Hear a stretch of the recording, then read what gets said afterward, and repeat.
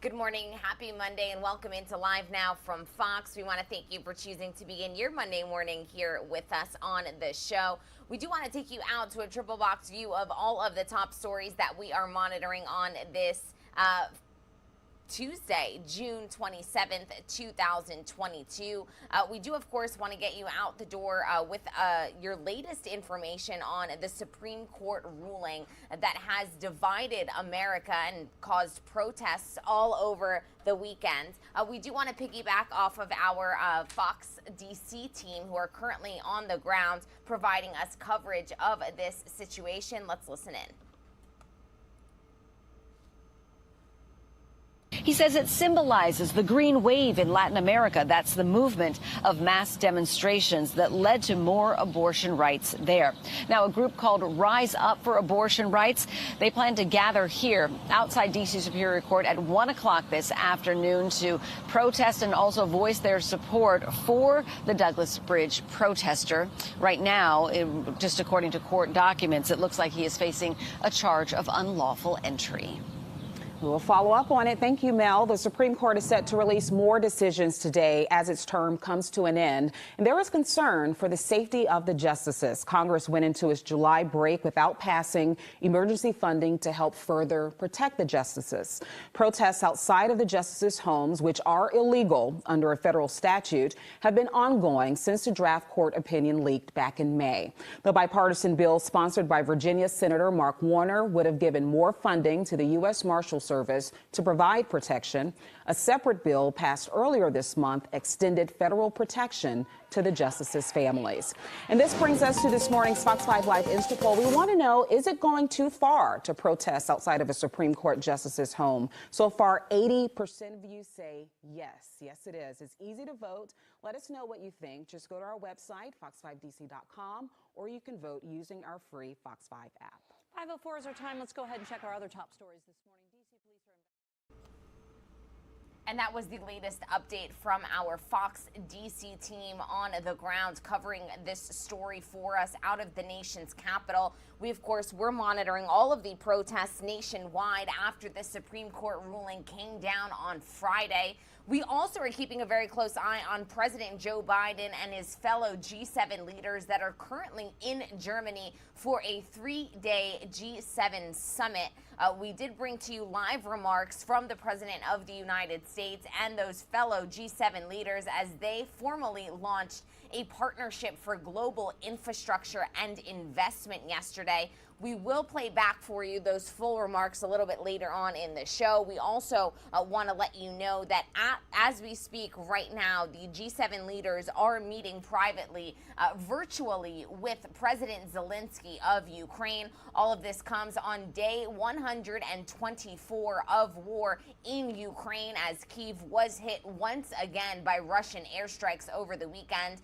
Here's a glimpse at some of the stories that we are covering, but we do want to get you up to speed on all of the details as we continue to cover all of these stories, not only stateside, but worldwide on this Monday, June 27th, 2022. And we will begin with the latest out of Germany. Biden and G7 leaders are in Germany for a G7 summit. This was actually video that came into our newsroom from earlier this morning. This was a family photo. That's what they like to call it when the G7 leaders all pose together for this photograph. We can report that the G7 leaders are reportedly working on a Russian cap to Russian oil, a price cap that is. The group of 7 economic powers are set to announce an agreement to pursue a price cap on Russian oil. All of this, of course, aiming to curb Moscow's energy revenues. This was all according to a U.S. official that spoke to the Associated Press. This move is part of a joint effort of support for Ukraine that includes raising tariffs on Russian goods and imposing new sanctions on hundreds of Russian officials and entities as this situation does enter its 4th month. We are also expecting later on this morning to hear from NATO Secretary General Jens Stoltenberg. That announcement will, of course, come just a day before the NATO summit is set to begin on Tuesday, tomorrow, in Madrid. So we are covering quite a few international stories and high-level meetings of leaders of the world. But we do want to get you up to speed on what precisely happened yesterday in this G7 summit. And for that, we'll turn to our Fox News White House correspondent, Peter Doocy, who is in Austria near the summit, with a recap of what happened yesterday. Let's take a listen. President Biden is here in Europe making the case that all the things Putin is doing that are out of the G7's control represent a great opportunity to go green. The entire world is feeling the impact of Russia's brutal war in Ukraine and on our energy markets. We need worldwide effort to invest in transformative clean energy projects to ensure that critical infrastructure is resilient to changing climate. This video shows world leaders looking in all different directions, but President Biden insists the whole point of this meeting in Germany is to show Putin that the G7 is together and he is on an island. Putin has been counting on from the beginning that somehow NATO would and the G7 would splinter, but we haven't, and we're not going to. So can't let this aggression take the form it has and get away with it. There's been some talk about appealing to the developing world so countries won't do business with China as they grow, but with the U.S. and G7 partners instead. However, the Putin and Ukraine talk is dominating the day, with two Western leaders even making a joke about mimicking Putin shirtless. Here's Canada's Justin Trudeau and the UK's Boris Johnson.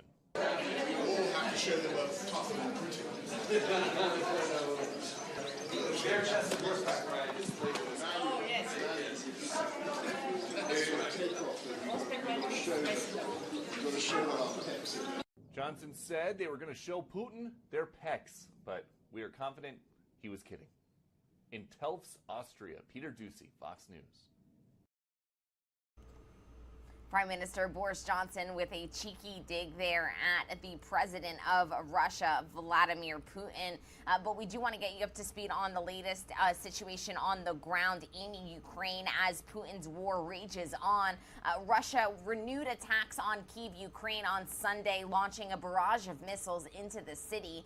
The missile strikes hit the western part of the Ukrainian capital in an area of universities, restaurants, and art galleries, at least striking two residential buildings, sending fire and rescue crews into the area to look for survivors trapped under collapsed structures.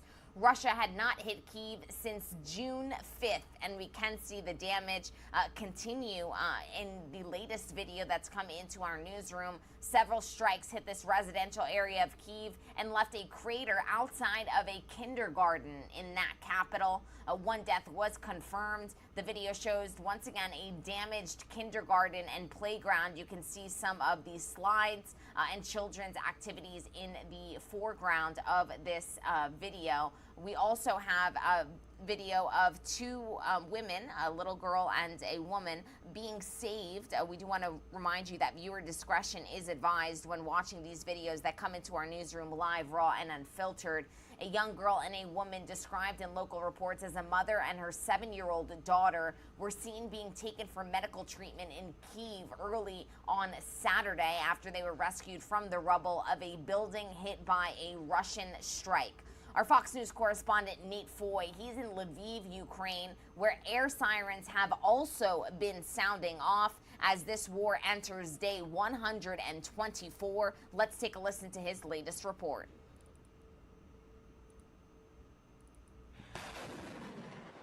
The battlefield momentum in Ukraine's east is tipping towards the Russians. 4 months into the war, Ukrainian troops have withdrawn from the key battleground city of Severodonetsk after months of intense fighting there. Ukrainian officials call it a tactical withdrawal and say forces accomplished their goal of occupying Russian resources while waiting for more weapons from the West. It makes no sense to stay at the positions that have been destroyed because the number of casualties in poorly fortified areas will grow every day. The U.S. sending another military aid package worth $450 million.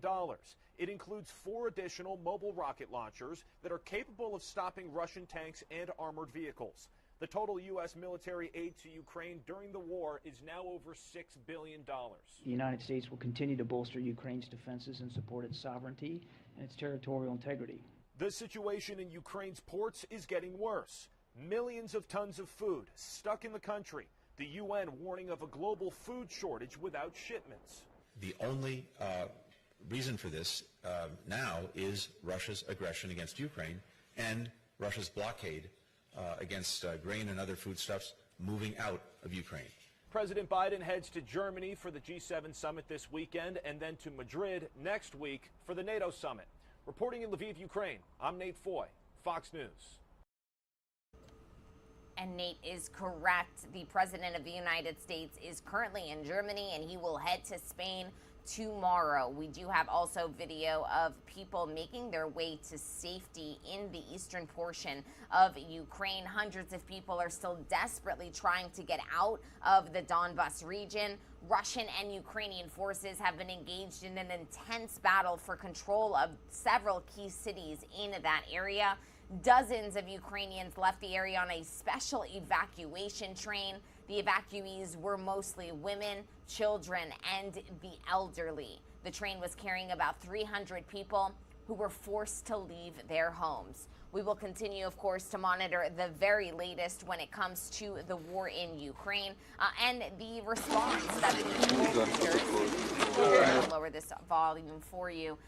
The response that these world leaders at this summit currently happening as we speak in Germany will respond. We are expecting G7 leaders to be working on a price cap on Russian oil today. So as soon as we have an update on that, we will be sure to bring that to you live, raw, and unfiltered here on the show. We also want to get you up to speed on the latest, of course, when it comes to the Supreme Court. Here's a live look at Capitol Hill this morning as the sun is rising on the East Coast, and protests continued nationwide after the Supreme Court ruling overturning Roe versus Wade.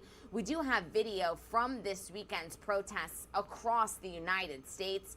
Here was video that came into our newsroom out of Washington, D.C., as thousands of people poured onto the streets to make their voices heard. On Saturday, dueling protests staged demonstrations in front of the Supreme Court building in Washington. A very large crowd gathered a day after the Supreme Court released its decision to reverse Roe versus Wade, overturning the constitutional right to abortion. The ruling is expected to lead to abortion bans in roughly half of the states in these United States. Some of the protesters chanted, "We will vote," and "My body, my choice," while others said, "Abortions kill children." So dueling protests in Washington, D.C. And out in St. Louis, it was much of the same. Hundreds of protesters marched through the streets of St. Louis on Friday, just moments after the Supreme Court's stunning decision to overturn Roe versus Wade. And from St. Louis out to Los Angeles we go, where people gathered outside of City Hall in downtown LA on Saturday. By the afternoon, of course, nationwide protests were underway, including New York, Indiana, and Washington, D.C. Also in San Jose, California, we saw people taking to the streets to make their voices heard. Here is a march happening in San Jose, California, very close to the city's City Hall as well.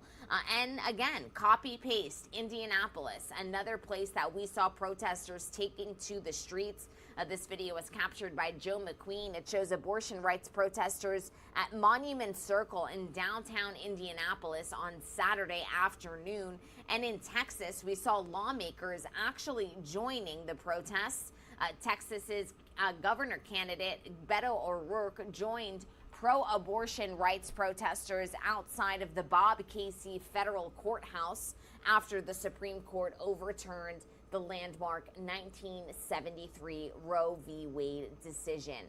Protests erupted across the nation, as you can see, in our Fox News correspondent Madeline Rivera. She has more on this story. One day after the Supreme Court overturned Roe v. Wade, people are back on the streets in protest.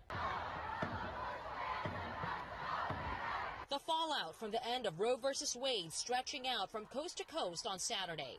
Governors from Minnesota and Washington unveiled new policies welcoming out-of-state patients to abortion clinics. In Jackson, Mississippi, pro-life advocates gathered at the state's only open abortion clinic just 9 days before a trigger law outlawing the procedure takes effect. We come here because I believe this is ground zero. While here in Washington, President Biden criticized the ruling and said his administration will continue to look for solutions. My administration is going to focus on how they administer it and whether or not they violate other laws. Meanwhile, more protests erupted across the country, most of them remaining peaceful. For a second day, people gathered outside of the Supreme Court, where protesters from both sides made their voices heard. Jesus saves! Abortion saves! Jesus saves! Abortion saves! Crowds also turning out in Dallas, Philadelphia, and Milwaukee. Wisconsin Governor Tony Evers said the upcoming midterm elections will be critical. I have 7 grandkids that are girls or young women. Yesterday, they were made second-class citizens. The demonstrations are expected to continue Sunday. President Biden urged the protesters to be peaceful.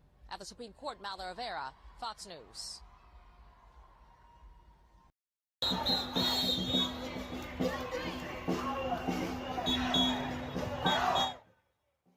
And those were some of the sounds of these protests. More demonstrations are being held across the country and will continue to be held this week. Most rallies have been peaceful, but some turned violent at night, especially on the West Coast, where one man is being charged with trying to kill a police officer. Our Fox News correspondent, Alexis McAdams, she's in New York City with more on this. Throughout the weekend, demonstrations erupted across the nation. In most of the cities that had the biggest turnouts, abortion will remain illegal in those states. Most protests were peaceful, but that wasn't the case in Colorado. This pregnancy care center you're looking at is in Longmont, Colorado. It was vandalized and actually set on fire. Police are investigating the arson that happened less than 24 hours after the U.S. Supreme Court reversed federal protections of abortion. Graffiti reads there, "If abortions are not safe, neither are you." That their lack of education too on what the resource center does. I think that just because they don't offer abortions doesn't mean that they're not helping women find the right choice for them. Out in Portland, Oregon, hundreds protesting the Roe v. Wade decision. But just hours later, police say things took a violent turn. According to Portland police, several banks and coffee shops were broken into. A van belonging to the school district was damaged, and also a pregnancy resource center was vandalized. In Los Angeles, the LAPD made some arrests during protests downtown on Friday. The New York Post is reporting that a man has now been charged with attempted murder of an LA cop after investigators say the man threw fireworks and a makeshift blowtorch at the officer. On Saturday, protests in New York and Chicago, people filling, and I mean filling those streets, voicing their opinions. Some say this is a big step in the right direction as pro-choice advocates pledge to fight back. On this map, you can see where each state stands now that the ruling has been overturned. It's important to note that most of the cities that had those large protests, like LA and New York, Portland and Chicago, will not have any changes to their abortion laws. There are pride events across the country that are continuing, though many of those conversations have been focused on this landmark decision. In New York, I'm Alexis McAdams, Fox News. And we do have a video of some of those pride events that will be playing a little bit later on in the show. But the impact of the Supreme Court's bombshell decision on abortions sending shockwaves across Washington and throughout the country. Conservatives are celebrating the decision as a victory for life. Progressives feel it could be the first of several dominoes to fall. Our Fox News correspondent Lucas Tomlinson has all of the reaction.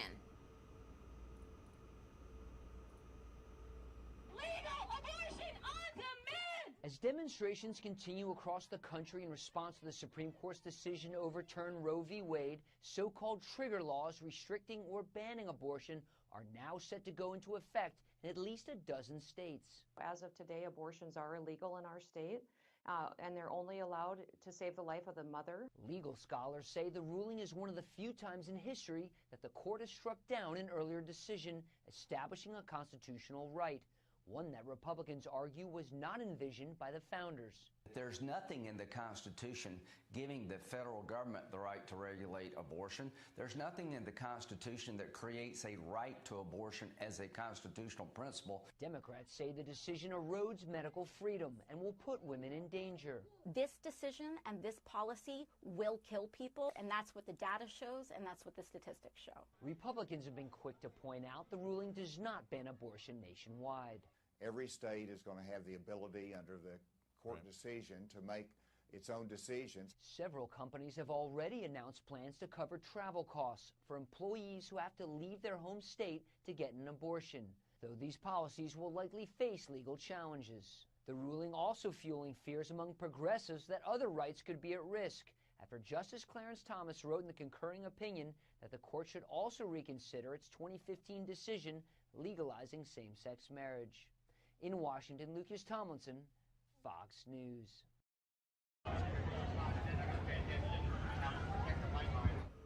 And thank you to Lucas for that report. You did hear some reaction there. Well, we did have more reaction in the moments after this ruling was released. Among those marching against the SCOTUS decision was Democratic Representative from Illinois Robin Kelly, Florida Congresswoman Val Demings, and New York Congresswoman Alexandria Ocasio-Cortez. I do want to read for you and play for you some of their reaction after this ruling was made public. And trying to tell women what to do with their bodies, that is absolutely ridiculous. Our choice. We're not going back. We're not going to be treated as second-class citizens, and we're dang on sure not going to be treated as property. Do you worry about same-sex marriage? There was a line. Absolutely. I absolutely do. I absolutely do worry about same-sex marriage. I worry about the policing of all sex acts in general. So happy! That's a blessing. It's a miracle.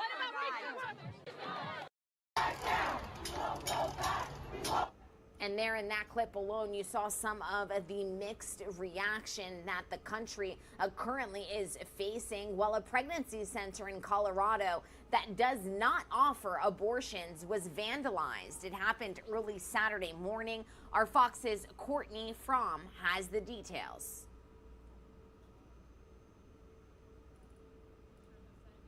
Have our abortions, we're coming after you. Those words now spray painted on the front of the Life Choices Pregnancy Resource Center in Longmont. So they do like ultrasounds and pregnancy tests and all that too.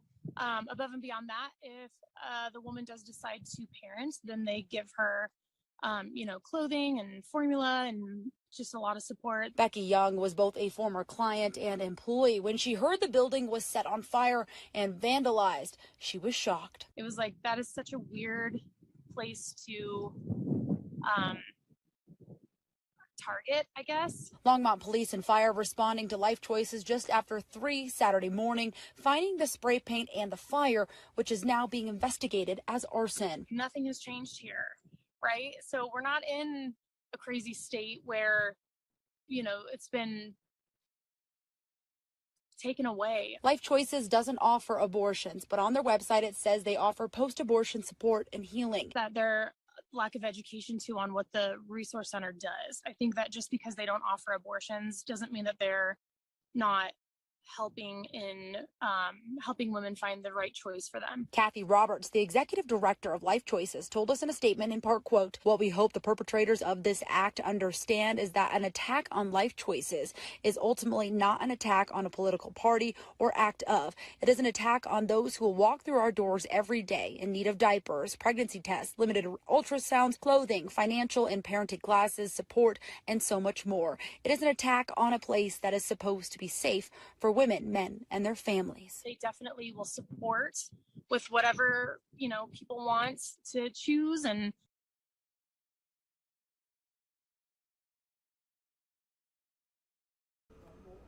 that was another story and another element to this story as some of these protests do turn violent. Well, both sides are looking at their next legislative steps after the Supreme Court's reversal of Roe v. Wade. But that's not the only thing to watch for this week. More key decisions are on the horizon, with the court's term coming to a close. Our very own Lucas Tomlinson is in Washington with more on some other rulings that we can expect to come down later on today. We're expecting more opinions from the Supreme Court Monday, beginning at 10 a.m. The court has indicated this will not be the final day for opinions before the justices' summer recess. We do not know when the court's last day will be. Typically, the High Court takes a summer break at the end of June or early July. There are 7 opinions remaining, including immigration, environmental regulation, and religious freedom. One of the biggest cases remaining is an immigration case, Biden versus Texas. The Biden administration opposes the Trump-era Remain in Mexico policy for migrants seeking asylum in the United States. Biden's DHS ended the program last year. But 2 GOP-led states, Missouri and Texas, sued, saying the Biden effort had no legal effect. This comes with a record number of migrants arriving at the southern border. Also remaining, Kennedy versus Bremerton, Washington school districts. This is the high school football coach who was fired in 2015 for praying by himself while at the school and was visible by students. One parent complained because her son is an atheist. GOP senators and former Vice President Mike Pence are supporting the coach.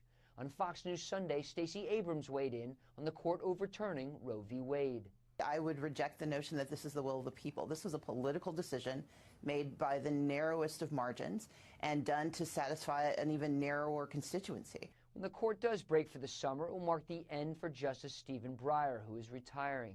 He will be replaced by his former law clerk, Ketanji Brown Jackson, the first black woman on the court in 233 years. In Washington, Lucas Tomlinson, Fox News. And thank you to Lucas for that report. We take a look at what is being done to maintain security for the Supreme Court justices. As we can report, as Lucas Tomlinson just shared with us, that today is yet another opinion day and more rulings are set to be released today. Our Fox News congressional correspondent Aisha Hasni has more on these security measures being taken to keep the justices safe. I call on everyone to keep all protests peaceful. Peaceful, peaceful, peaceful. Legal abortion on demand! Tonight, the president is calling on Americans to refrain from violence as calls for pro-choice protests spread nationwide. Some of those calls coming from members of Congress. We have to build treaties. Right now, elections are not enough. Protests outside the justices' homes, which are illegal under a federal statute, have been ongoing since the draft court opinion leaked in May. You don't care if people die. And just this month, police arrested an armed man outside the home of Justice Brett Kavanaugh for threatening to assassinate him. He has pleaded not guilty. And yet Congress is heading home soon for July break without passing emergency funding to help protect the justices. A bipartisan bill sponsored by Senators Bill Hagerty and Mark Warner passed unanimously in the Senate this week, but it has not been scheduled for a vote in the House yet. The bill would have delivered $10.3 million to the U.S. Marshals Service and $9.1 million to the Supreme Court to address unprecedented threats. If Congress doesn't immediately provide this funding, the court and Marshal Services may be forced to transfer funds from other critical functions. That's an unacceptable outcome. GOP aides tell Fox the court and the U.S. Marshals Service are currently spending money on security needs that were not planned, including overtime pay. Leader Mitch McConnell warned ahead of the Supreme Court ruling that time is running out, pointing to the pro-choice group Jane's Revenge and its upcoming plans. One activist group is promising that our cities will be submerged in, quote, listen to this, a night of rage.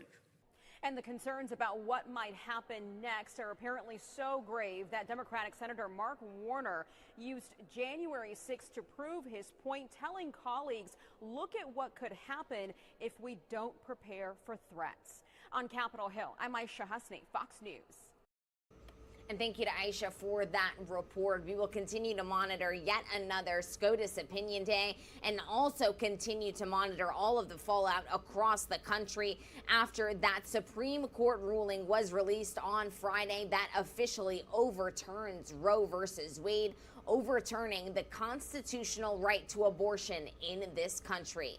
It's 5:30 here on the East Coast, and we're going to step away for a quick 2-minute commercial break. When we come back, we'll get you up to speed on the other bit of legislation that we kept a close eye on this weekend, as we can report that President Joe Biden signed into law the first real piece of gun legislation that this country has seen in nearly 3 decades. All of those details after this break.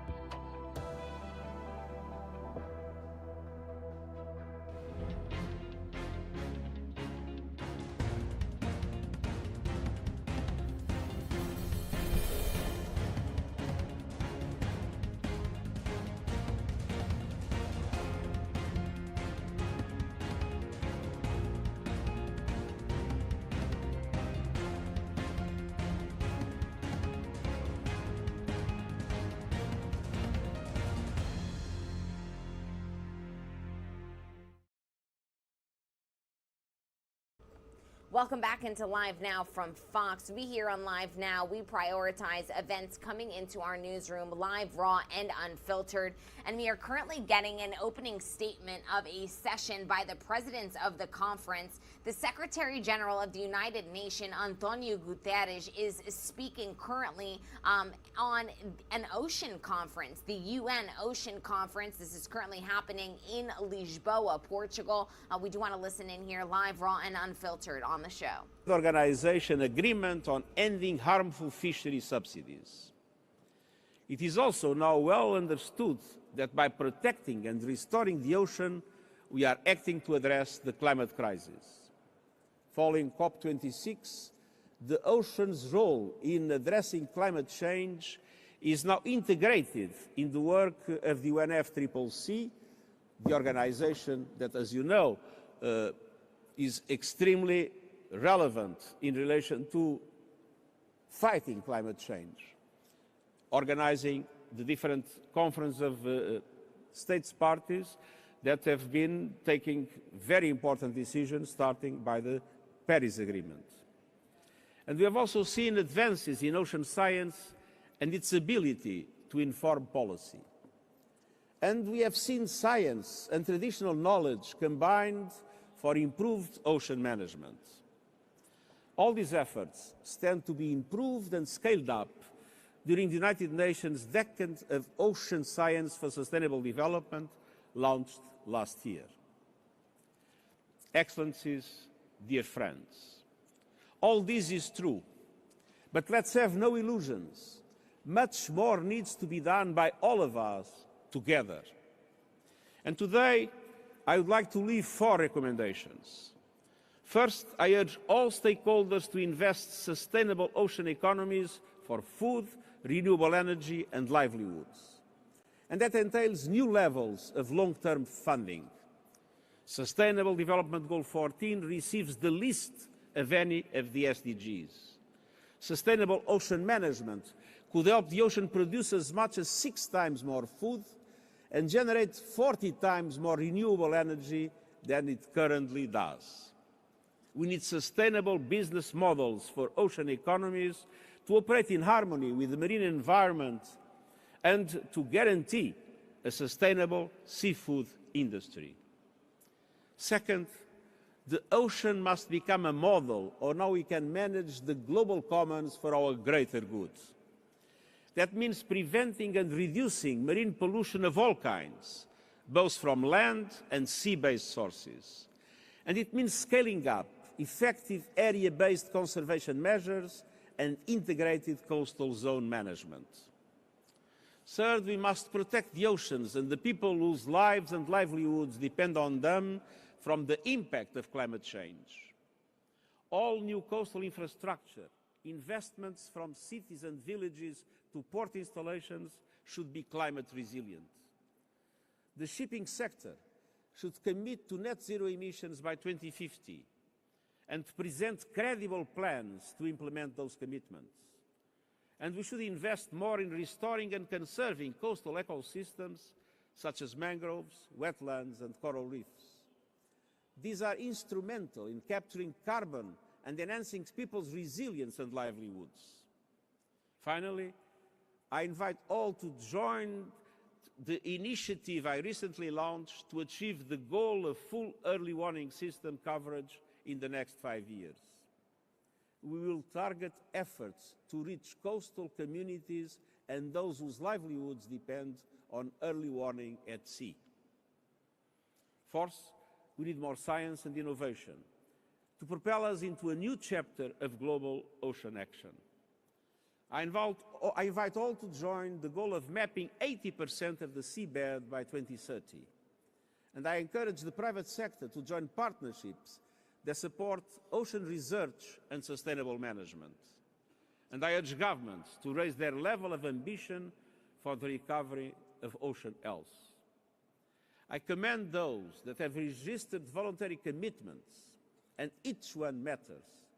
And I hope to see more pledges on ocean action this week and beyond. Excellencies, I began with a Portuguese quote. In honor of our other co-hosts, let me conclude trying to say what is a very wise Swahili proverb, which teaches us, bahari itatufikisha popote. The ocean leads us anywhere. It can help open new horizons and lead us to a more just and sustainable future for all.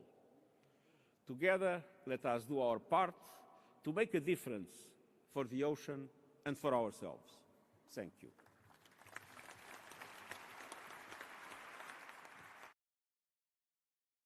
And that was the opening statement from UN Secretary General Antonio Guterres of this UN Ocean Conference happening in Lisbon, Portugal.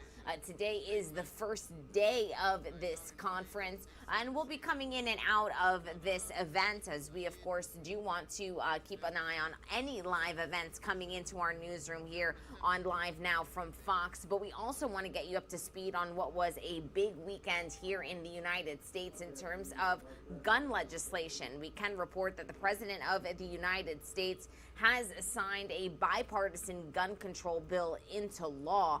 This is the latest after a slew of mass shootings in this country.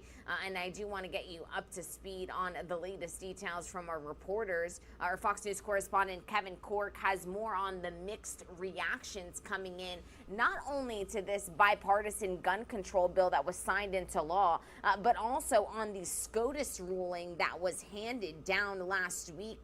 That does rule that Americans have the right to carry firearms in public. It actually went against a New York state ruling. And so we do want to get you all of these details here on Live Now from Fox. Let's take a listen.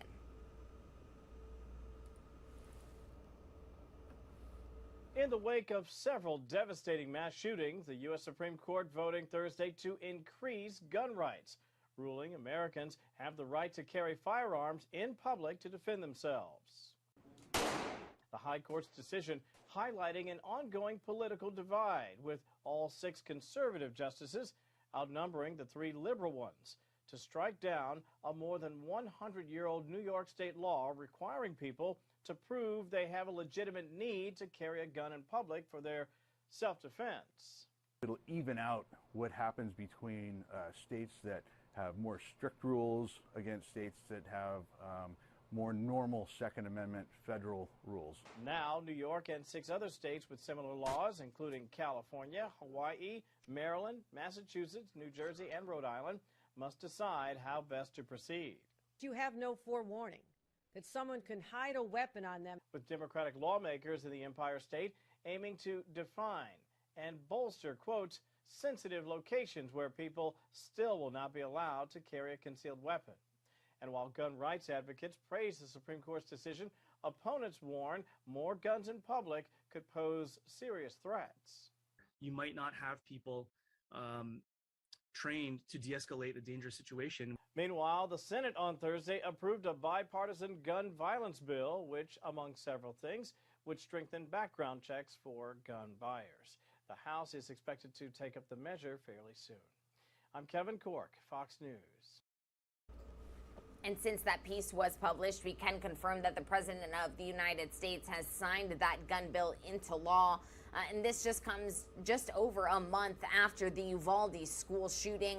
We're hearing from a heartbroken father in Uvalde, Texas, 1 month after a gunman killed his daughter and 18 other children, along with 2 teachers at the Robb Elementary School. Our Fox News multimedia reporter, Ashley Soriano, has more on this grieving father in Uvalde, Texas. When you drive down the road, you'll see banners and restaurant signs that read Uvalde Strong and Praying for Uvalde. And you can see this memorial behind me. It's growing every day with a consistent flow of people dropping off flowers, cards, and stuffed animals. A lot of different emotions here: anger, frustration, sadness, exhaustion. I spoke to the father of one of the victims. He says he goes into his daughter's room every day and talks to her. I talked to her like she was still there, and it helps, it really does. And I still go in there and say good morning, and I say good night. Like she's in my mind, she's still there. 9-year-old Jackie was a student at Robb Elementary. She was in class on May 24th, the day the gunman shot up the school. June 10th was supposed to be Jackie's 10th birthday. Smart little girl. She was feisty. She's a little go-getter. She loved to help other people out. She was the type of person that would give her a shirt off her back if she could to help somebody out. Jackie loved to sing and dance too, and she had big dreams for her future. She loved animals. She wanted to become a vet, and one of her dreams was to go to Paris. So that's something that unfortunately that we want to do, in her spirit, in her honor. It's a tough road ahead. We go back and look at pictures and videos, and then we have, and that makes us happy. Then we have those times that we get that little punch in the chest, that you can't help but cry. But Javier Cáceres says he and his family are fighting every day to heal. It'd be different if it was, if she had cancer or something, getting to know that, one day she might pass. But just the way she was brutally taken from us, that's a different story, and it hurts harder. But we're strong, and we're trying to get through it. It's going to be very hard too. I can't say we're going to stop breathing because we can't, and our baby's gone. The family liked to paint rocks together and hide them, kind of like a scavenger hunt. And Javier Cáceres says they'll keep the tradition going, but they'll leave the rocks at Jackie's gravesite. And he wants parents to hug your kids a little extra harder tonight. In Uvalde, Texas, Ashley Soriano, Fox News. And thank you to Ashley for that touching report. As we've been reporting to all of you tuning in on this Monday morning, President Biden over the weekend did sign that bipartisan gun control bill into law. We have some brief remarks from the President of the United States before he does officially put pen to paper on this law. Let's take a listen. Roe v. Wade. We've had a lot of discussion about that in our whole household. We think it's anyway. Jill and I know how painful and devastating the decision is for so many Americans, and I mean so many Americans. The decision is implemented by states. My administration is going to focus on how they administer it and whether or not they violate other laws, like deciding to not allow people to cross state lines to get public health services. And we're going to take actions to protect women's rights and reproductive health. This morning, though, we're here on a critical issue, gun violence. I'm about to sign into law bipartisan gun safety legislation, and time is of the essence. Lives will be saved. When we return from Europe, Jill and I will be hosting an event in the White House on July 11th to mark this historic achievement with members who voted for these families and the families who, in fact, were victimized by the gun shooting that we've seen. It's so incredible to see so much of it of late. And advocates have worked really hard to do something about it. I've been at this work for a long, long time, and I know how hard it is, and I know what it takes to get it done. I was there 30 years ago, the last time this nation passed meaningful gun safety laws, and I'm here today for the most significant law to be passed since then, since the last 30 years. I'd like to thank the leaders and members of the House and Senate for working together to get this done. I especially want to thank the families that Jill and I, many of whom we sat with for hours on end across the country. So many we've gotten to know who lost their souls to an epidemic of gun violence. They lost their child, their husband, their wife. Nothing is going to fill that void in their hearts. But they led the way, so other families will not have the experience and the pain and trauma that they had to live through. From Columbine to Sandy Hook to Charleston, Orlando, Las Vegas, Parkland, El Paso, Atlanta, Buffalo, Uvalde, and for the shootings that happen every day in the street that are mass shootings that we don't even hear about, the number of people killed every day in the streets. Their message to us was do something. How many times have you heard that? Just do something. For God's sake, just do something. Well, today, we did. While this bill doesn't do everything I want, it does include actions I've long called for that are going to save lives. It funds crisis intervention, including red flag laws. It keeps guns out of the hands of people who are a danger to themselves and to others. And it finally closes what is known as the boyfriend loophole. So if you assault your boyfriend or girlfriend, you can't buy a gun or own a gun. It requires young people aged 18 to 21 to undergo enhanced background checks. It includes the first ever federal law that makes gun trafficking and straw purchases distinct federal crimes for the first time. It clarifies who needs to register as a federally licensed gun dealer and run background checks before selling a single weapon. This also provides historic funding to address youth mental health crisis in this country, especially the trauma experienced by the survivors of this gun violence. Look, it invests in anti-violence programs that work directly with the people who are most likely to commit these crimes or become victims of gun crimes. Today, we say more than enough. We say more than enough. It's time when it seems impossible to get anything done in Washington, we are doing something consequential. If we can reach compromise on guns, we ought to be able to reach compromise on other critical issues, from veterans' health care to cutting-edge American innovation and so much more. I know there's much more work to do, and I'm never going to give up. But this is a monumental day. God bless us with the strength to continue to work, to get the work that's left undone done, and the lives lost that can't be saved, that are obviously gone, but will be an inspiration for us to do more. I'm not going to sign this bill into law.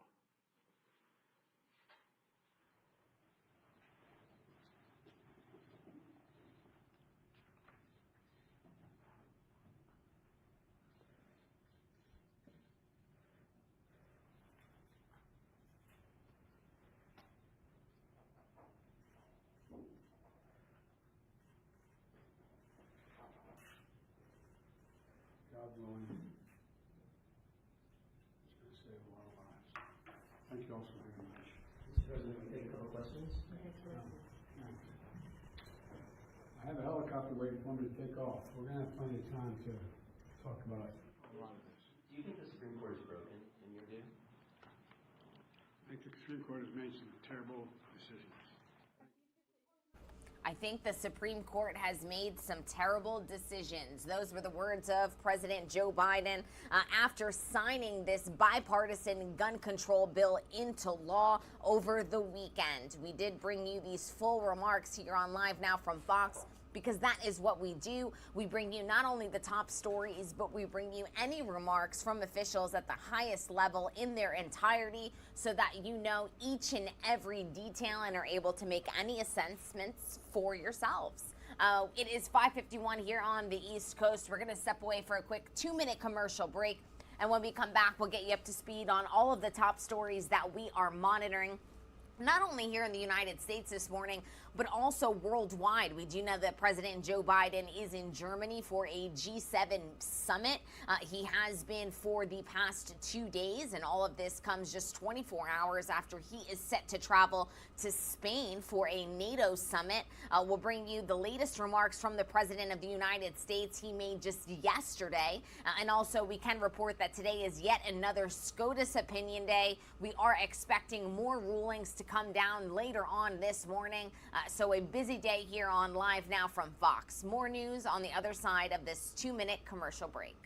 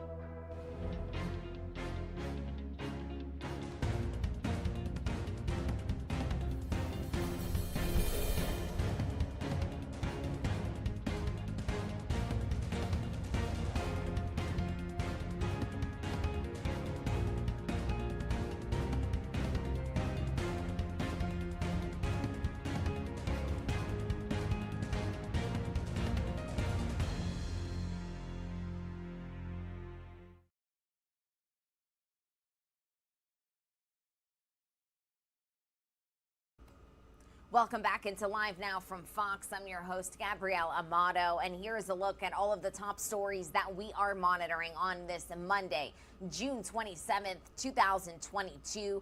Protests continued nationwide over the weekend and are set to continue nationwide this week as well, after that Supreme Court ruling was released on Friday, revealing the Supreme Court has officially overturned the constitutional right to abortion in this country. We saw protests in Washington, D.C., St. Louis, Indianapolis, Los Angeles, New York City, Houston, Texas, across the United States, as people not only pour onto the streets to protest this ruling, but also some Americans celebrating this ruling, as this is once again a situation that has left the country divided. We do want to let you know that today is yet another Supreme Court opinion day. The Supreme Court is set to release more rulings today. We'll walk you through some of the bigger ones that we are expecting, although none will be quite as as controversial as the overturning of Roe versus Wade. We also do want to let you know that President Joe Biden and world leaders are in Germany for a G7 summit. The Group of Seven, of course, an intergovernmental political forum consisting of Canada, France, Germany, Italy, Japan, the United Kingdom, and the United States. We also know that European Union President Ursula von der Leyen is also in attendance. We do have remarks from the President of the United States just yesterday, along with fellow G7 leaders, formally launching a partnership for global infrastructure and investment. We'll play those full remarks for you in full here on Live Now from Fox a little bit later on this morning. But we do first and foremost want to get you out the door this morning with a full recap of the protests that we saw nationwide this weekend after that Supreme Court ruling was released on Friday. We can report that this was video coming into our newsroom of protests in Washington, D.C. on Saturday. Dueling protests as a large crowd gathered a day after the Supreme Court released its decision to reverse Roe versus Wade, overturning a constitutional right to abortion. The ruling is expected to lead abortion bans in roughly half of the states in these United States, while some of the protesters chanting, "We will vote" and "My body, my choice."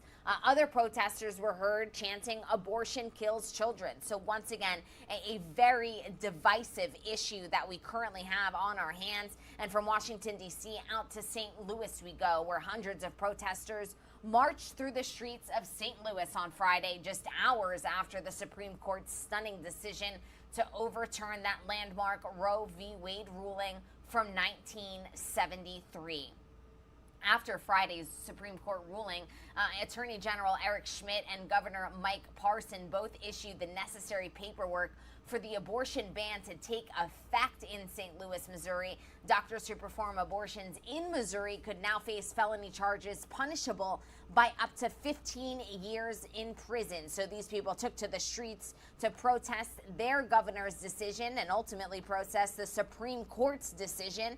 And we saw the same in other parts of the country as well. This is video coming into our newsroom from Los Angeles, California, outside of City Hall in downtown LA on Saturday as people took to the streets. Much of the same was also seen in San Jose, California. So from LA out to San Jose we go, where this video was captured by someone attending this protest. Michael Fernando Mello shows protesters near San Jose's City Hall on Saturday, once again voicing their concerns and opposition to the Supreme Court's rulings.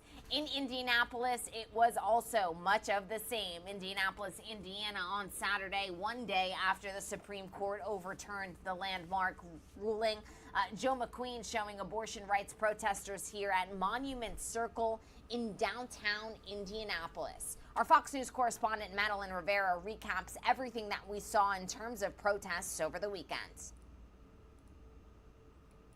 One day after the Supreme Court overturned Roe versus Wade, people are back on the streets in protest. The fallout from the end of Roe versus Wade stretching out from coast to coast on Saturday. Governors from Minnesota and Washington unveiled new policies welcoming out-of-state patients to abortion clinics. In Jackson, Mississippi, pro-life advocates gathered at the state's only open abortion clinic just 9 days before a trigger law outlawing the procedure takes effect. We come here because I believe this is ground zero. While here in Washington, President Biden criticized the ruling and said his administration will continue to look for solutions. My administration is going to focus on how they administer it and whether or not they violate other laws. Meanwhile, more protests erupted across the country, most of them remaining peaceful. For a second day, people gathered outside of the Supreme Court, where protesters from both sides made their voices heard. Jesus saves! Abortion saves! Jesus saves! Abortion saves! Crowds also turning out in Dallas, Philadelphia, and Milwaukee. Wisconsin Governor Tony Evers said the upcoming midterm elections will be critical. I have 7 grandkids that are girls or young women. Yesterday, they were made second-class citizens. The demonstrations are expected to continue Sunday. President Biden urged the protesters to be peaceful. At the Supreme Court, Mallory Rivera, Fox. Thank you to Madeline for that report. We want to continue to touch base with all of our reporters who are covering these demonstrations being held across the country after the Supreme Court's landmark decision to overturn Roe versus Wade. Our Fox News correspondent Alexis McAdams is in New York City with more on how, while most rallies have been peaceful, some have turned violent. Throughout the weekend, demonstrations erupted across the nation. In most of the cities that had the biggest turnouts, abortion will remain illegal in those states. Most protests were peaceful, but that wasn't the case in Colorado. This pregnancy care center you're looking at is in Longmont, Colorado. It was vandalized and actually set on fire. Police are investigating the arson that happened less than 24 hours after the U.S. Supreme Court reversed federal protections of abortion. Graffiti reads there, "If abortions are not safe, neither are you." That their lack of education too on what the resource center does. I think that just because they don't offer abortions doesn't mean that they're not helping women find the right choice for them. Out in Portland, Oregon, hundreds protesting the Roe v. Wade decision. But just hours later, police say things took a violent turn. According to Portland police, several banks and coffee shops were broken into. A van belonging to the school district was damaged, and also a pregnancy resource center was vandalized. In Los Angeles, the LAPD made some arrests during protests downtown on Friday. The New York Post is reporting that a man has now been charged with attempted murder of an LA cop after investigators say the man threw fireworks and a makeshift blowtorch at the officer. On Saturday, protests in New York and Chicago, people filling those streets, voicing their opinions. Some say this is a big step in the right direction as pro-choice advocates pledge to fight back. On this map, you can see where each state stands now that the ruling has been overturned. It's important to note that most of the cities that had those large protests, like LA and New York, Portland and Chicago, will not have any changes to their abortion laws. There are pride events across the country that are continuing, though many of those conversations have been focused on this landmark decision. In New York, I'm Alexis McAdams, Fox News.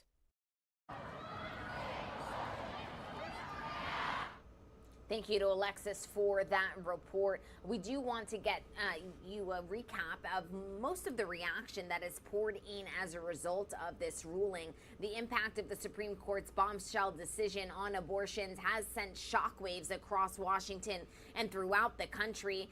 While some conservatives are celebrating the decision as a victory for life, progressives fear it could be the first of several dominoes to fall. Our Fox News correspondent Lucas Tomlinson gives us a recap of all of the reaction coming in from both sides of the aisle.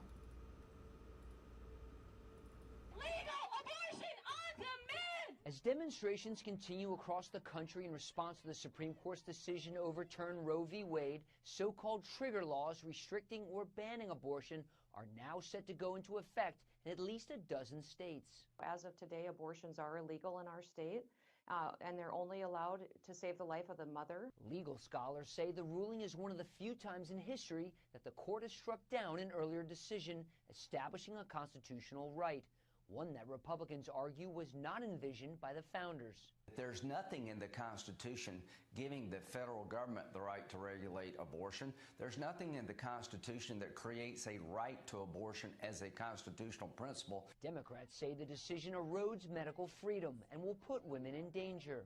This decision and this policy will kill people, and that's what the data shows, and that's what the statistics show. Republicans have been quick to point out the ruling does not ban abortion nationwide. Every state is going to have the ability under the court decision to make its own decisions. Several companies have already announced plans to cover travel costs for employees who have to leave their home state to get an abortion, though these policies will likely face legal challenges. The ruling also fueling fears among progressives that other rights could be at risk, after Justice Clarence Thomas wrote in the concurring opinion that the court should also reconsider its 2015 decision legalizing same-sex marriage. In Washington, Lucas Tomlinson, Fox News. We did get this video into our desk here on LiveNOW from Fox of Beto O'Rourke joining protests in Houston, Texas. But he wasn't the only lawmaker to join in the fight on the streets. Among those marching against the SCOTUS decision was Democratic Representative from Illinois Robin Kelly, Florida Congresswoman Val Demings, and New York Congresswoman Alexandria Ocasio-Cortez. We do want to continue to give you all of the feedback as a result of this landmark ruling and play for you their reaction here on Live Now from Fox. Trying to tell women what to do with their bodies, that is absolutely ridiculous. Our choice. We're not going back. We're not going to be treated as second-class citizens, and we're dang on sure not going to be treated as property. Do you worry about same-sex marriage? There was a line. Absolutely. I absolutely do. I absolutely do worry about same-sex marriage. I worry about the policing of all sex acts in general. So happy! That's a blessing. It's a miracle from God.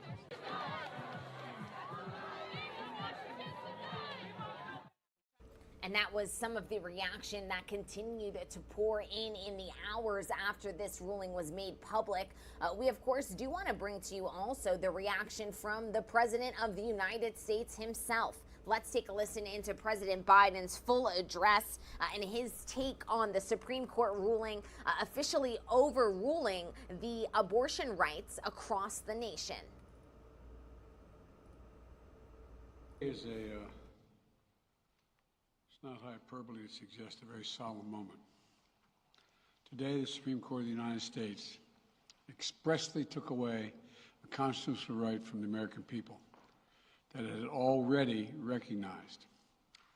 They didn't limit it, they simply took it away. That's never been done to a right so important to so many Americans. But they did it. It's a sad day for the court and for the country. 50 years ago, Roe v. Wade was decided and has been the law of the land since then. This landmark case protected a woman's right to choose, her right to make intensely personal decisions with her doctor, free from the interference of politics. It reaffirmed basic principles of equality, that women have the power to control their own destiny, and it reinforced a fundamental right of privacy, a right of each of us to choose how to live our lives. Now, with Roe gone, let's be very clear. The health and life of women in this nation are now at risk. As chairman and ranking member of the Senate Judiciary Committee, as vice president and now as president of the United States, I've studied this case carefully. I've overseen more Supreme Court confirmations than anyone today, where this case was always discussed. I believe Roe v. Wade was the correct decision as a matter of constitutional law and application of the fundamental right to privacy and liberty in matters of family and personal autonomy. It was a decision on a complex matter that drew a careful balance between a woman's right to choose earlier in her pregnancy and the state's ability to regulate later in her pregnancy. A decision with broad national consensus that most Americans of faith and backgrounds found acceptable, and that have been the law of the land for most of the lifetime of Americans today. And it was a constitutional principle upheld by justices appointed by Democrat and Republican presidents alike. Roe v. Wade was a 7-2 decision, written by a justice appointed by a Republican president, Richard Nixon. In the 5 decades that followed Roe v. Wade, justices appointed by Republican presidents from Eisenhower, Nixon, and Reagan, George W. Bush, were among the justices who voted to uphold the principles set forth in Roe v. Wade. It was 3 justices named by one president, Donald Trump, who were the core of today's decision to upend the scales of justice and eliminate a fundamental right for women in this country. Make no mistake, this decision is a culmination of a deliberate effort over decades to upset the balance of our law. It's a realization of an extreme ideology and a tragic error by the Supreme Court, in my view. The court has done what it has never done before, expressly take away a constitutional right that is so fundamental to so many Americans that had already been recognized. The court's decision to do so will have real and immediate consequences. State laws banning abortion are automatically taking effect today, jeopardizing the health of millions of women, some without exceptions. So extreme that women could be punished for protecting their health. So extreme that women and girls were forced to bear their rapist's child. With the child, a consequence. It just stuns me. So extreme that doctors will be criminalized for fulfilling their duty to care. Imagine having a young woman have to carry a child of incest as a consequence of incest. No option. Too often the case, the poor women are going to be hit the hardest. It's cruel. In fact, the court laid out state laws criminalizing abortion that go back to the 1800s as rationale.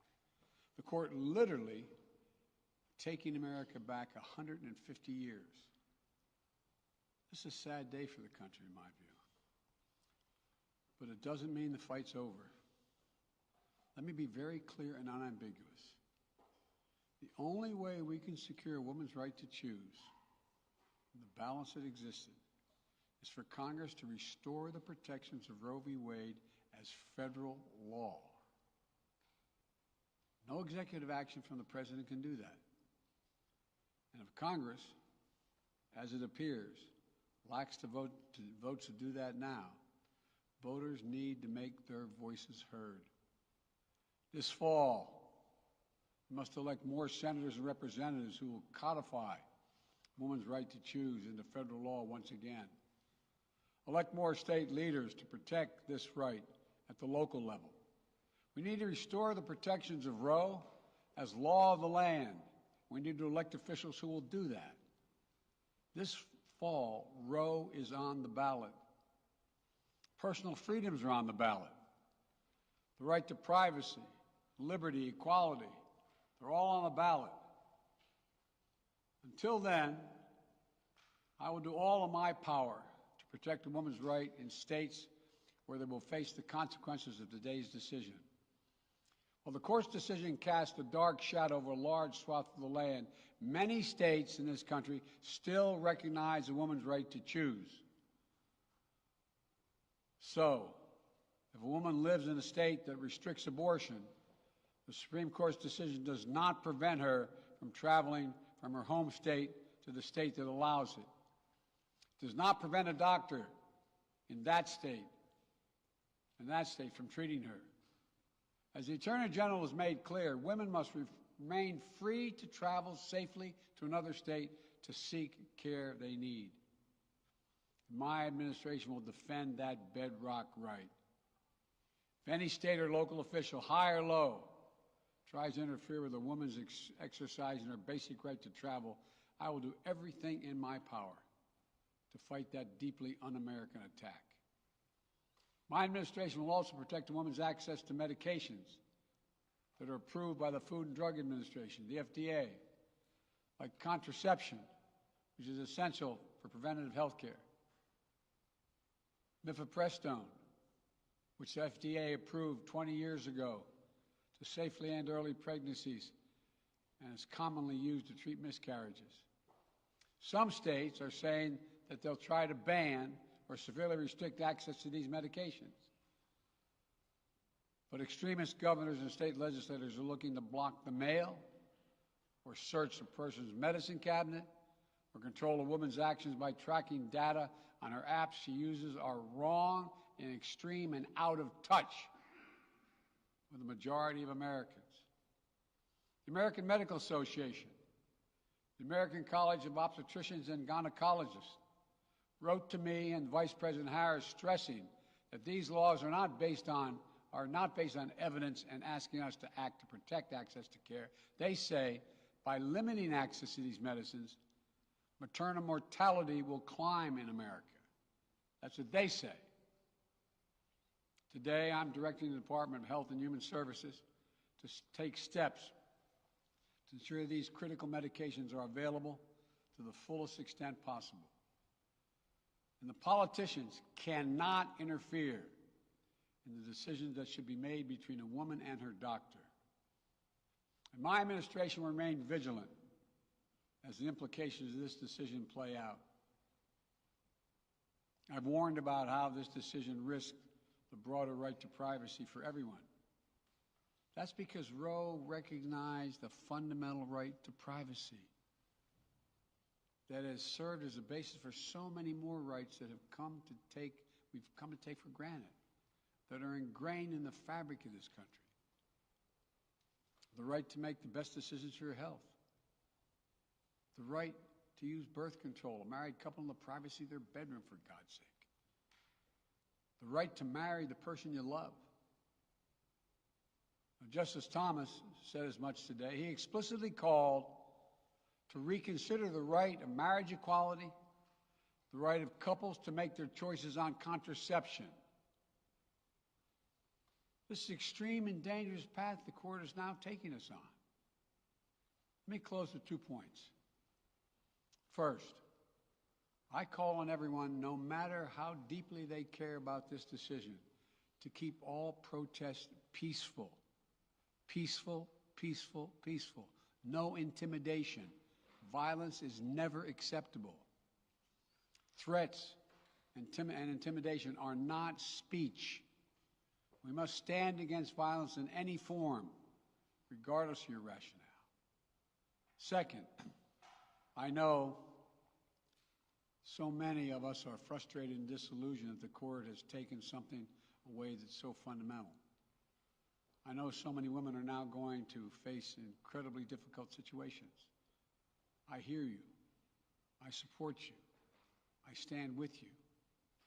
The consequences and the consensus of the American people, core principles of equality, liberty, dignity, and the stability of the rule of law demand that Roe should not have been overturned.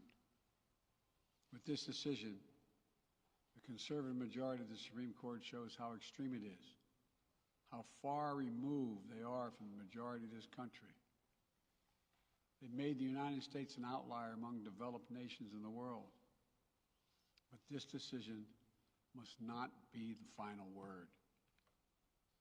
My administration will use all of its appropriate lawful powers, but Congress must act.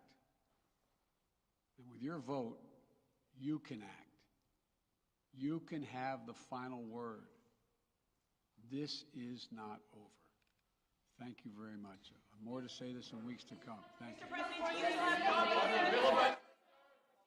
And those were the full remarks from the President of the United States after the Supreme Court ruled to overturn Roe versus Wade. We're going to step away for a quick 2-minute commercial break. When we come back, we'll get you up to speed on President Joe Biden, currently in Germany for a G7 meeting. He did make a full address yesterday alongside G7 leaders, formally announcing a partnership for global infrastructure and investment. We have the details of this new partnership, and we'll bring those to you next on Live Now from Fox.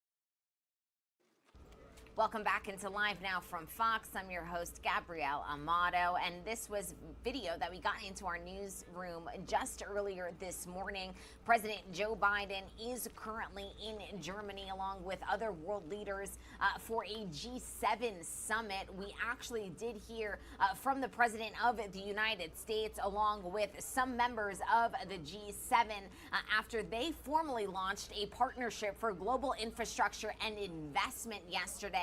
Before I play for you the full address by some of those leaders, I do want to play for you a piece by our very own Fox News White House correspondent Peter Doocy as he kind of walks us through the nuts and bolts of this deal before you hear the full address by some of these world leaders. Let's take a listen. President Biden is here in Europe making the case that all the things Putin is doing that are out of the G7's control represent a great opportunity to go green. The entire world is feeling the impact of Russia's brutal war in Ukraine and on our energy markets. We need worldwide effort to invest in transformative clean energy projects to ensure that critical infrastructure is resilient to changing climate. This video shows world leaders looking in all different directions, but President Biden insists the whole point of this meeting in Germany is to show Putin that the G7 is together and he is on an island.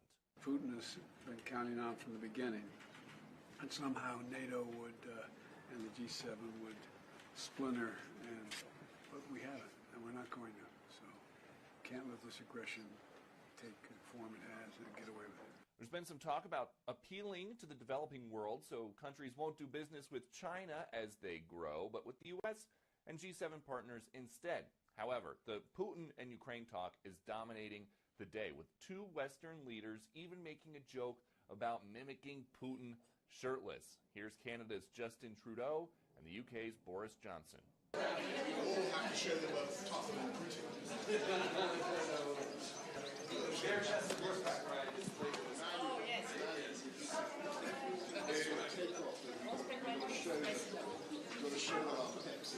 Johnson said they were going to show Putin their pecs, but we are confident he was kidding.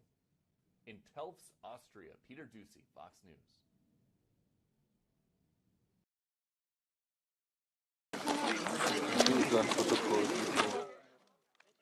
And thank you to Peter for that report. As I said earlier, before I sent you out to that piece by Peter Doocy, we did hear from these world leaders yesterday as they formally announced their plan and a partnership. It's called a Partnership for Global Infrastructure and Investment. The President of the United States announced that the United States aims to mobilize $200 billion for this project over the next 5 years through grants, federal financing, and leveraging private sector investments. Together, the G7 partners, they aim to mobilize $600 billion by the year 2027. And we did hear full remarks from not only the host of this year's summit, Olaf Scholz of Germany, but we did hear from President Joe Biden there. You can see him in his classic aviators out in Germany. We do want to let you listen into these live remarks that did come into our newsroom yesterday and are the latest remarks from the G7 leaders. So let's listen back in. We are relaunching our joint work as a partnership for global infrastructure and investment. With our joint G7 infrastructure initiative, we are building on strong national and regional initiatives, such as the EU Global Gateway Initiative and similar initiatives of other G7 members. Yet another example of our unity and close cooperation as G7. The decision to work together on this offer to the world was taken last year in Carbis Bay. Since then, we have worked hard and made great progress. We have built a G7 structure for our cooperation and launched concrete partnerships on climate and health. On the structure of our cooperation, we are bringing together our development finance institutions, coordinate with multilateral banks and private sector, and setting up partnerships and country platforms. This is steep change for our cooperation that we have committed to. We are boosting local vaccine production in Africa. Germany has contributed 530 million euro as part of a larger Team Europe and G7 initiative. We are building strong partnerships to support the global transition to net zero. With our Just Energy Transition partnerships, we support an accelerated, clean and just transition of developing and emerging countries towards climate neutrality. The first GETP was launched with South Africa at COP26. I'm happy to announce today that Germany, via its development bank, is ready to offer a promotional loan of 300 million euro for energy policy reforms as concrete support for this GETP. This is part of Germany's contribution to collective G7 support of $8.5 billion over the next 3 to 5 years. But we won't stop there. In a joint effort with G7 partners, we are currently working towards additional GETPs with Indonesia, India, Senegal and Vietnam. The public sector alone will not be able to close the huge investment gap we faced in many parts of the world. This is why we are promoting innovative instruments such as the Emerging Markets Climate Action Fund, in order to mobilize private investment for sustainable infrastructure. The G7 is committed to support the Emerging Markets Climate Action Fund, and Germany is contributing additional 30 million euro, adding to 25 million euro we have provided last year. The fund can mobilize up to 50 euro private capital for every single euro public money we provide. With our total contribution of 55 million euro, we can mobilize up to 2.75 billion euro. Just like our broader G7 agenda, our work on promoting infrastructure globally is also affected by the current geopolitical situation. We have therefore discussed how our investment globally in climate neutral and low carbon energy, including gas, can help us as a temporary response to Russia's use of energy as a weapon. Given the progress we have achieved, time is ripe to showcase our offer to the world under a common roof. I'm convinced the G7 makes a stronger, better and more convincing offer to partners globally. But beyond steps we have been taken, this is a long-term undertaking. Germany will move this work forward beyond the Elmhurst Summit to make progress towards an equitable world, and I will hand over an even stronger joint initiative to Fumio end of this year. And now I would like to hand over to the United States President. Thank you very much. Well, good afternoon, folks. Our nations and our world stand at a genuine inflection point in history. Technology has made our world smaller, more immediate, and more connected. It's opened up incredible opportunities, but also accelerated challenges that impact on all of us. Managing global energy needs, taking on the climate crisis, dealing with the spread of diseases. And the choices we make now, in my view, are going to set a direction of our world for several generations to come. These challenges are hard for all of us, even nations with resources of the G7. But developing countries often lack the essential infrastructure to help navigate global shocks like a pandemic. So they feel the impacts more acutely, and they have a harder time recovering. In our deeply connected world, that's not just a humanitarian concern, it's an economic and a security concern for all of us. That's why 1 year ago when this group of leaders met in Cornwall, we made a commitment. The democratic nations of the G7 would step up and provide financing for quality, high-standard, sustainable infrastructure in developing and middle-income countries. What we're doing is fundamentally different because it's grounded on our shared values of all those representing the countries and organizations behind me. It's built using the global best practices, transparency, partnership, protections for labor and the environment. We're offering better options for countries and for people around the world to invest in critical infrastructure that improves the lives, their lives, all of our lives, and delivers real gains for all of our people, not just the G7, all of our people. Today, we officially launched the Partnership for Global Infrastructure and Investment. We collectively have dozens of projects already underway around the globe. And I'm proud to announce the United States will mobilize $200 billion in public and private capital over the next 5 years for that partnership. We're here today because we're making this commitment together as a G7 in coordination with one another to maximize the impact of our work. Collectively, we aim to mobilize nearly $600 billion from the G7 by 2027. These strategic investments are areas of critical to sustainable development and to our shared global stability. Health and health security, digital connectivity, gender equality and equity, climate and energy security. Let me give you some examples of the kinds of projects that are underway in each of these areas. First, health. 2 years ago, COVID-19 didn't need any reminders about how critical investments in healthcare systems were and health security is, both to fight the pandemic and to prepare for the next one, because it will not be the last pandemic we have to deal with. That's why the United States, together with the G7 partners and the World Bank, are investing in a new industrial-scale vaccine manufacturing facility in Senegal. When complete, we'll have the potential to produce hundreds of millions of doses of vaccine annually for COVID-19 and other diseases. It's an investment that will enhance global vaccine supplies as well as improve access and equity for developing countries.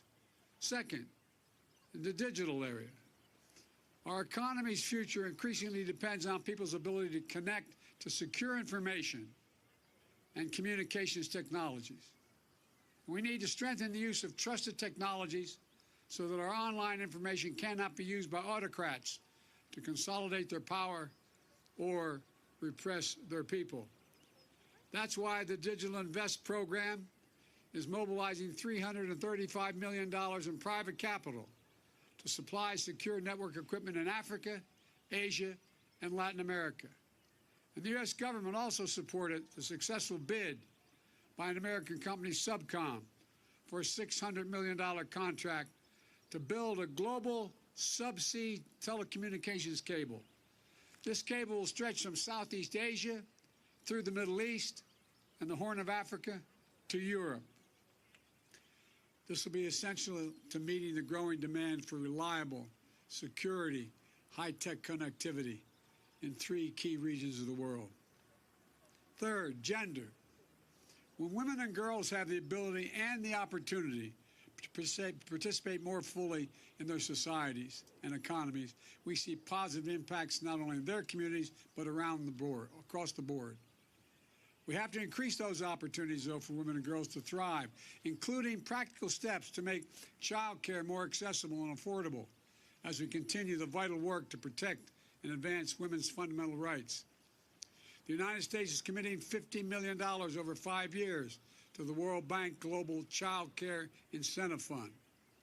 This public-private partnership, supported by several G7 partners, will help countries build infrastructure that makes it easier for women to participate equally in the labor force.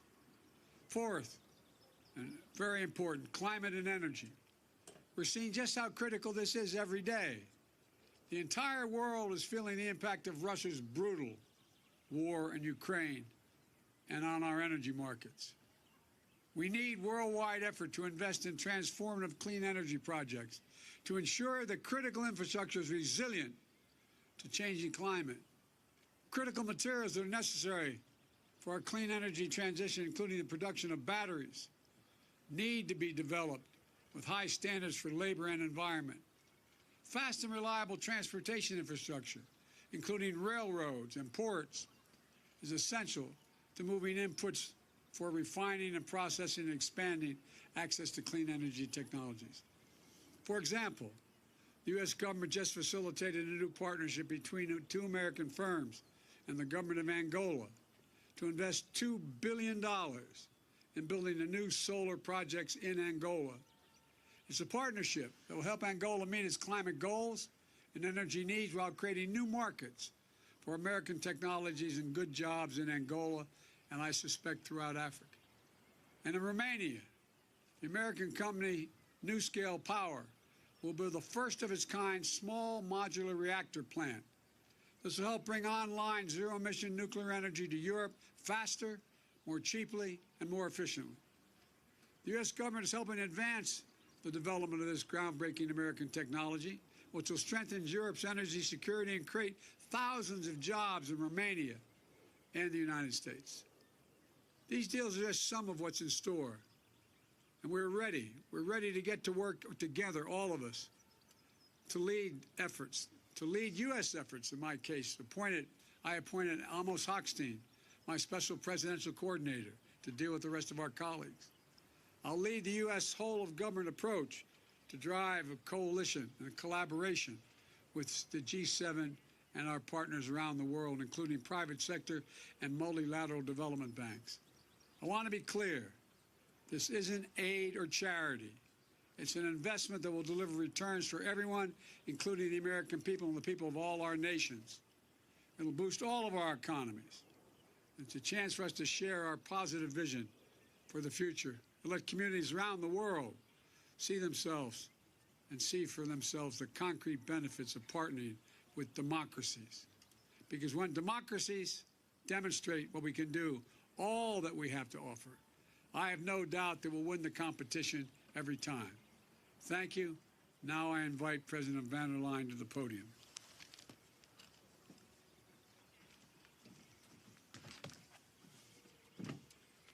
Thank you very much, Joe, Mr. President. Thank you, Olaf, Herr Bundeskanzler. We've just tried to overcome a global pandemic, and it shook the global economy. And then, as the global economy was just recovering, Russia's vicious attack on Ukraine happened, driving prices up everywhere from food to energy and casting deep uncertainty, especially in the most fragile countries. These are very severe challenges. We will tackle them head-on, and this is why G7 partners are gathered here. But this must not, and it will not, divert us away from our affirmative agenda. To show the world that democracies, when they work together, provide the single best path to deliver results for our people and people all over the world, on climate, on health security, and on digital innovation. And indeed, last November at COP26, thank you again, Boris, for the initiative, we announced our plans to step up globally investments in climate-positive infrastructure. This was our response to the commitment we made at Carbis Bay, and I will never forget the start of this initiative at Glasgow, together with you, Joe, and you, Boris. It was the beginning of a success story. Today, the world needs these investments more than ever. And that is what the Partnership for Global Infrastructure and Investment is all about. So now what should we do? We should work side by side. And this is the one and only way to maximize the potential of our investments and to demonstrate the power of development finance when it reflects democratic values. That is transparency, inclusivity, and sustainability. When it embraces high standards for the environment and for the workers. And when it mobilizes the private sector. That's what success looks like. On our side, Europe's response to the world's investment gap is Global Gateway. It's going to be under the roof of the Global Partnership for Infrastructure and Investment. It's the Team Europe approach. And to the $200 billion that have just been announced by the President of the United States, Team Europe is mobilizing 300 billion euros till 2027 over the next 7 years from both public and private sources. 300 billion euros for sustainable quality infrastructure and also for health infrastructure. Investments that are transparent and that improve everyday lives and bring real benefit for the communities on the ground. Global Gateway is fully at work, and we're listening closely to the recipient countries so that we can better understand their needs and deliver the biggest impact. We already have many great examples to share. Some of them have already been named. The mRNA vaccine manufacturing plants, for example. We just extended this successful program to Latin America too. But, for example, also the Great Green Wall, a project for food security and land restoration on the continent. Or take the submarine fiber optic cable, ELA, linking Europe to Latin America. The upcoming clean hydrogen project with Egypt, Namibia, and Chile. And, for example, constructing a port to connect Christmas Island in the South Pacific to the rest of the world. These are projects in the right direction to travel. They are designed and implemented in full consultation and partnership with the countries and population concerned, because that's our way to do business. So my point is, we need to see more of these projects get off the ground in every corner of the earth. And for this, we really need, as democracies, to pull our common weight. The European Union and Japan, for example, are already doing that, dear Fumio, as part of our connectivity partnership. Or South Africa has been named, where all G7 are supporting the just energy transition. And we will continue our work and do more projects together. We will optimize our collective power, because it is up to us to give a positive, powerful investment impulse to the world, to show our partners in the developing world that they have a choice and that we intend to step up in solidarity to meet their development needs. In doing so, we'll show once again that democracies are prepared and meet the moment. Therefore, my dear friends, let's continue the good work. Thank you.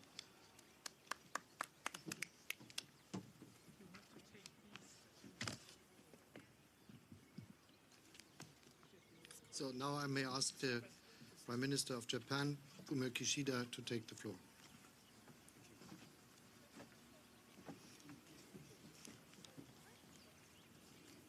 Okay. まず譲渡ホラフのイニシアティブを歓迎いたします。インフラ投資は世界の生産性と繁栄の促進のために不可欠です。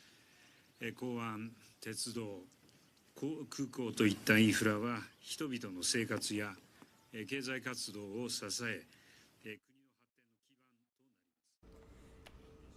す。So this portion of this address is in Japanese, as the G7, of course, does also encompass Japan. I do want to fast forward through this portion for you, because we do hear from Canadian Prime Minister Justin Trudeau, and he is about to step up to the podium here as well. But once again, just to recap what you have been hearing, these are G7 leaders formally announcing a launch of a partnership for global infrastructure and investment. You just heard from President Joe Biden, who committed $200 billion over the next 5 years to this program.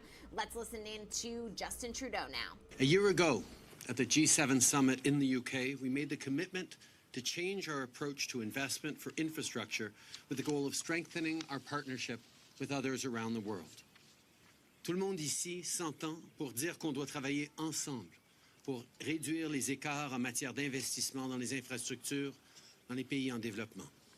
C'est important d'y arriver pour favoriser le développement durable, créer des emplois et augmenter les échanges commerciaux pendant qu'on protège l'environnement.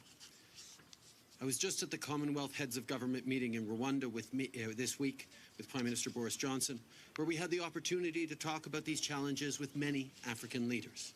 And earlier this month in Los Angeles, I met with my co-chair of the UN Secretary General's Sustainable Development Goals Advocates Group, Prime Minister Mia Mottley of Barbados. We focused on mobilizing all possible resources, government, the private sector, multilateral development banks, and philanthropic foundations.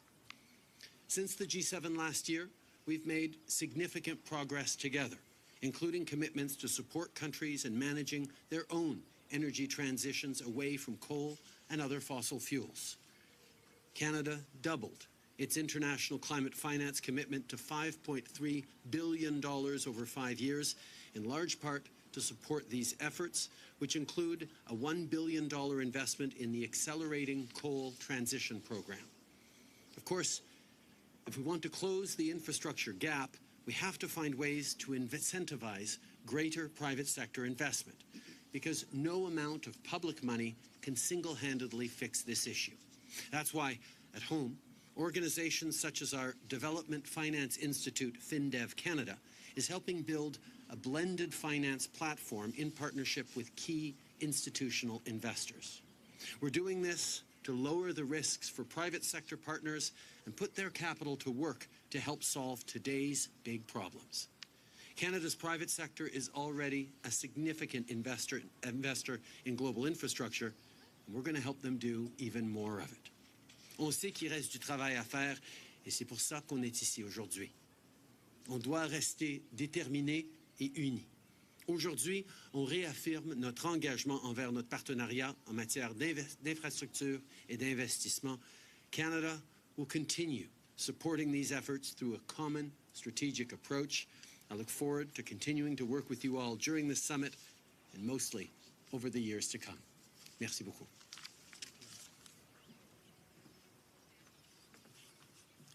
Now I ask the President of the European Council, Charles Michel, to speak to us.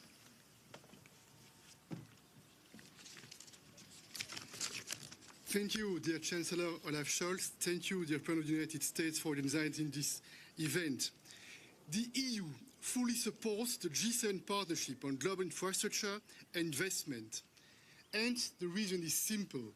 We have always been a leader in cooperating with developing countries.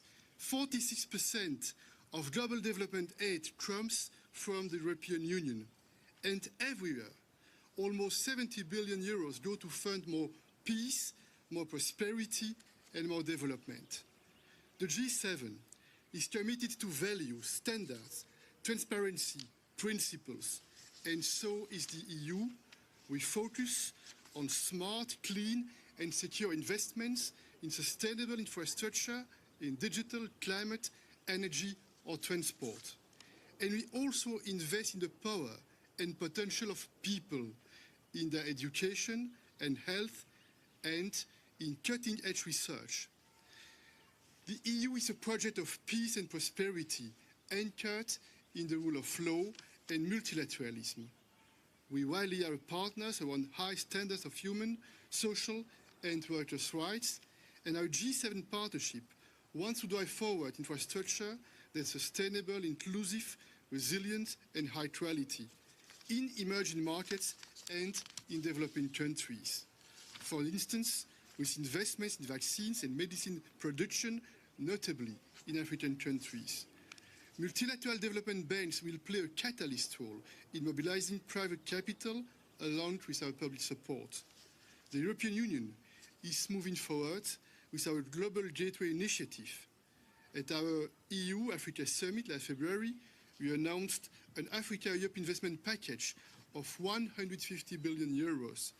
We are investing in many concrete projects in Africa and with Africa. The submarine Euro-Africa Gateway cable and the local pharmaceuticals cooperation are two good examples. In the Indo-Pacific, we are very engaged in the field of sustainable connectivity in transport, energy, and technology. In conclusion, we need values and standards, and that's why we are fully on board. I'm convinced that the G7 and the EU are taking the right direction for a more stable and forward-looking partnership. I thank you. The last that will speak here to us is the Prime Minister of Italy, Mario Draghi. Thank you, Olaf. Just 2 words after everything has been said. This group of countries is being the largest financier in assistance to investment projects in developing countries. We have to do more, and we also want to be this effort widely acknowledged in partnerships with developing countries. Multilateral development banks, and especially the World Bank, will be mobilized even further together with the private sector. Again, a wide effort of partnership with developing countries has to be undertaken. The areas, you've heard the many areas in which these investment projects are going to be undertaken, but on two areas I want to put more stress. One is energy, and the other one is healthcare. Energy. It's quite clear that in the present situation, we'll have short-term needs that will require large investments in gas infrastructure in developing countries and elsewhere. But we have to make sure that they can be retroverted to carry hydrogen. So that's a way to reconcile short-term needs with long-term climate needs. And also, many developing countries and one continent, Africa, is exceptionally suited for investments in renewables. And that's where I would expect all our countries to fund and design, identify and design many, many investment projects in this area. On vaccines, again, this group of countries being the European Union and the United States, has been by far the largest donor. This group of countries, including Canada and Japan, by far the largest donors of vaccines. And we'll continue many initiatives in this field. But now it's clear that more is needed, namely to enable African countries and other countries to produce the vaccines on their own land, so that the vaccine could be readily available to their people. Thank you.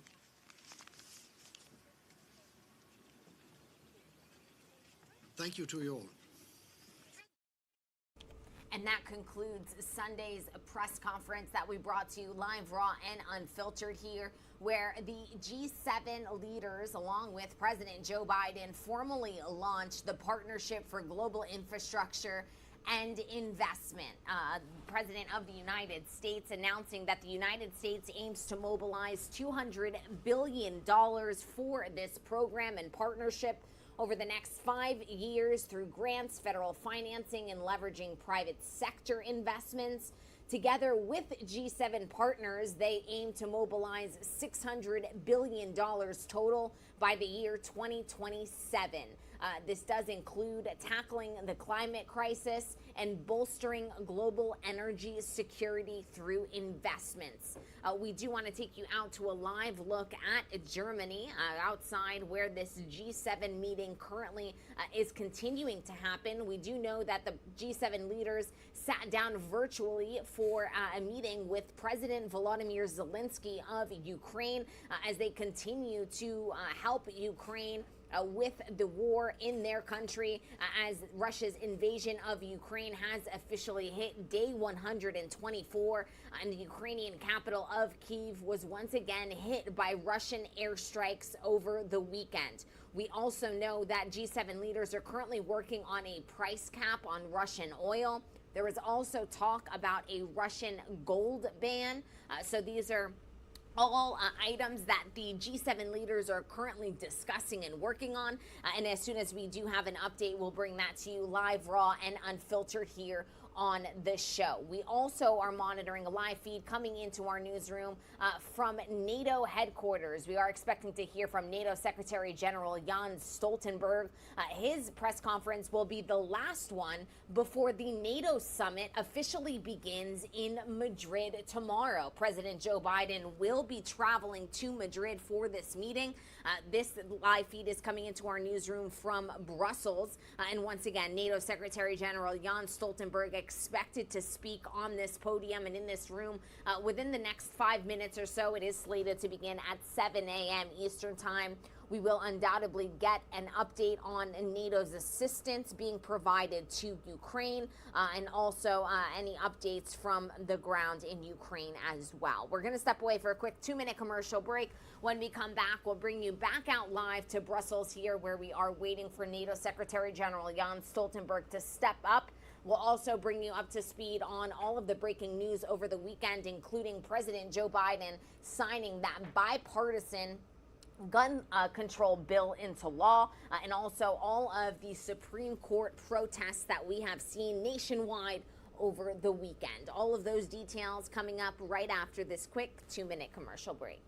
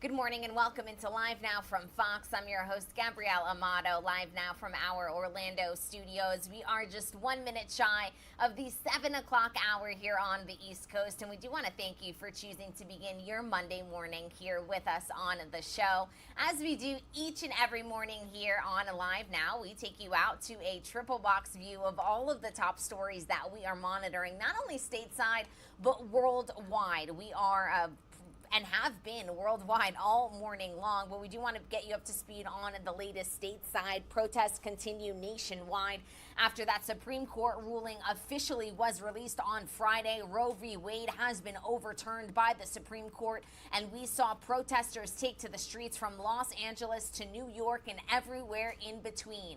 We will get you up to speed not only on those protests, but also on a new set of rulings that are expected later on today as the Supreme Court term does come to an end.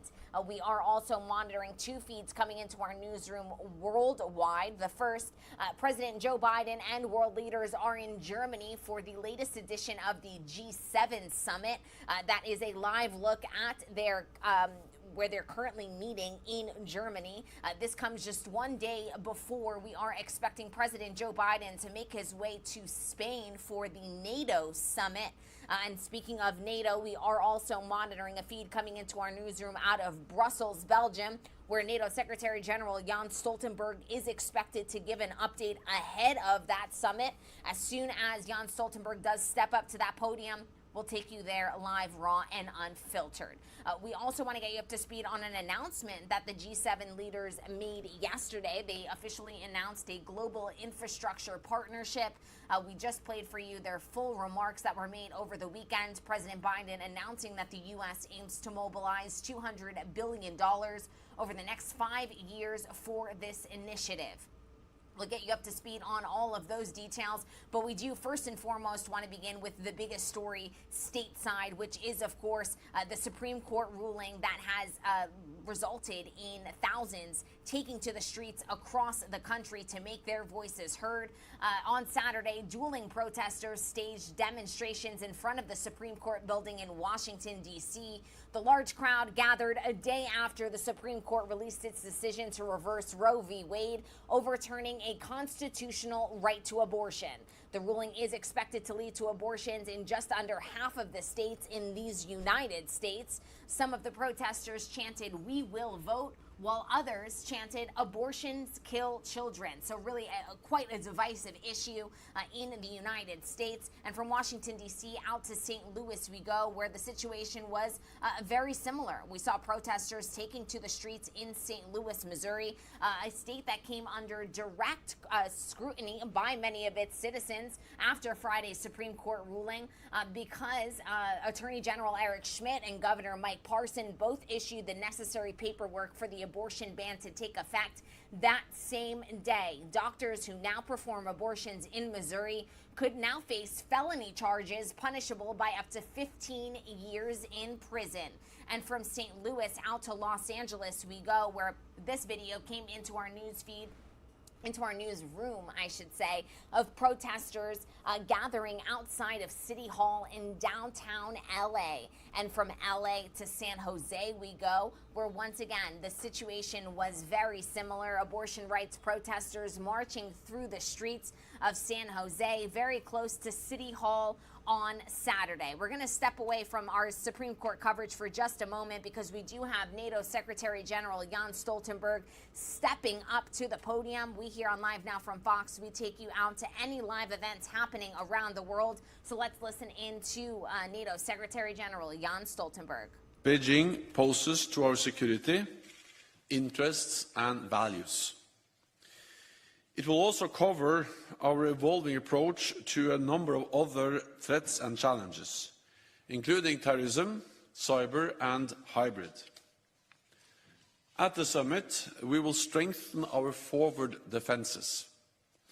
We will enhance our battle groups in the eastern part of the alliance up to brigade levels. We will transform the NATO response force and increase the number of our high readiness forces to well over 300,000.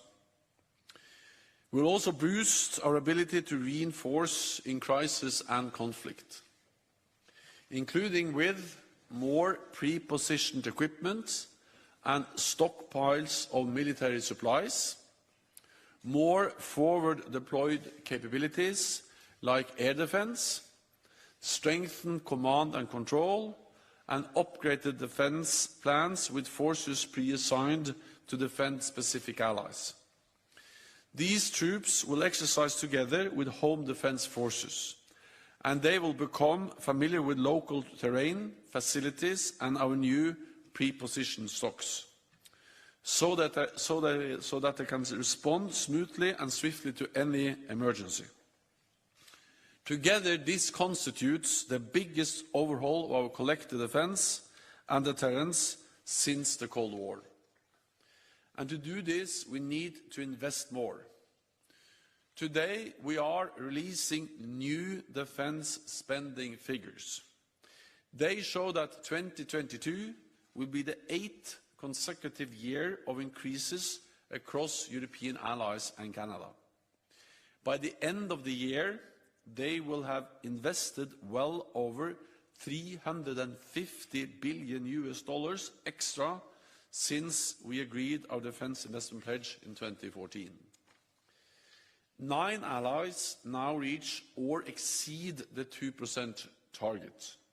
19 allies have clear plans to reach it by 2024, and an additional 5 have concrete commitments to meet it thereafter.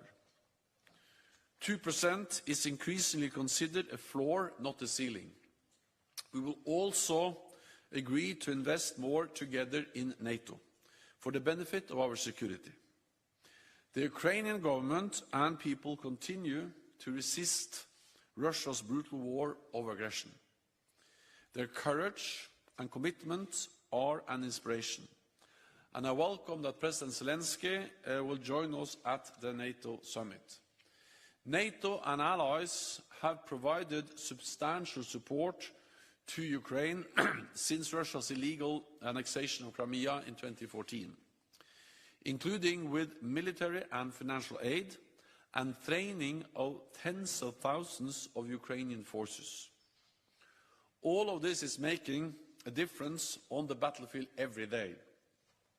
And since the invasion in February, allies have stepped up even more, with billions of euros worth of military, financial and humanitarian assistance. At the summit, we will agree a strengthened comprehensive assistance package for Ukraine. This will include substantial deliveries of support in areas like secure communications, anti-drone systems and fuel. Over the longer term, we will help Ukraine transition from Soviet-era military equipment to modern NATO equipment, and further strengthen its defense and security institutions. At the summit, we will also take decisions to continue adapting NATO, including with a new €1 billion NATO Innovation Fund to invest in dual-use emerging technologies. And on climate change, we will agree to cut greenhouse gas emissions for NATO as an organization. We will also deepen our cooperation with NATO's closest partners.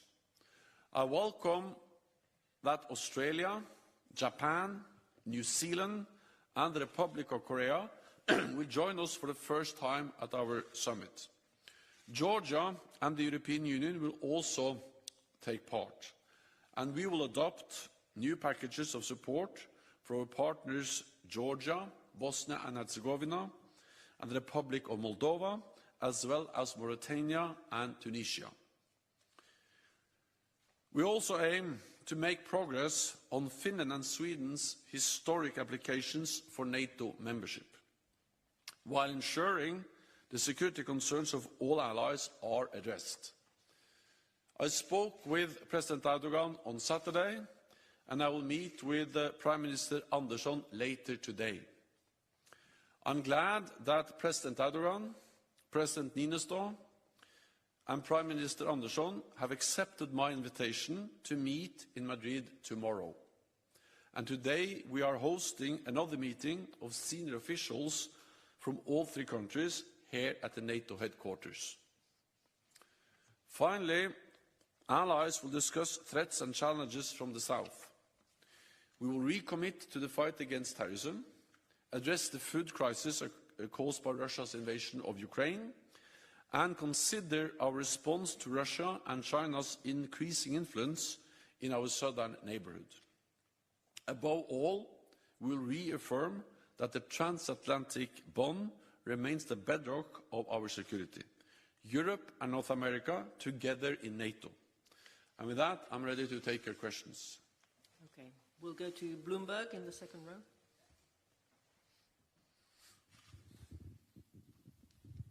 Thank you so much for the question. Natalia Drozdiak from Bloomberg. I just want to follow up on the meeting tomorrow between the leaders of Turkey, Sweden and Finland.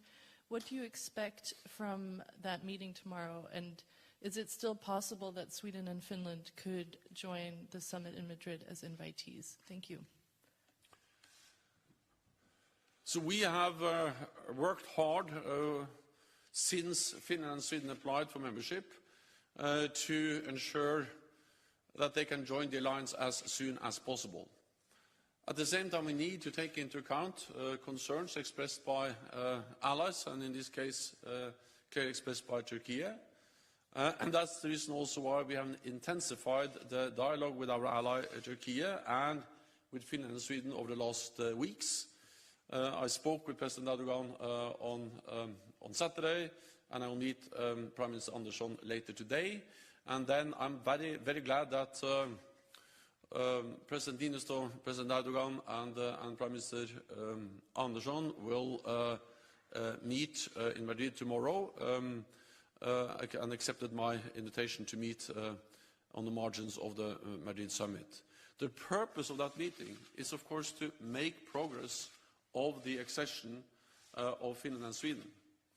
I will not make any promises, but I can just assure you that we are working actively to ensure progress, because the applications of Finland and Sweden to join NATO, they are historic.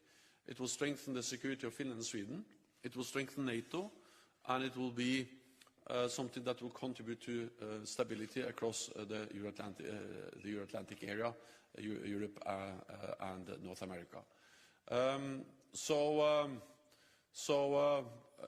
The aim is to make progress, and then it's too early to say what kind of progress you can make by the summit. Okay, we'll go to French television in the last row. Yeah.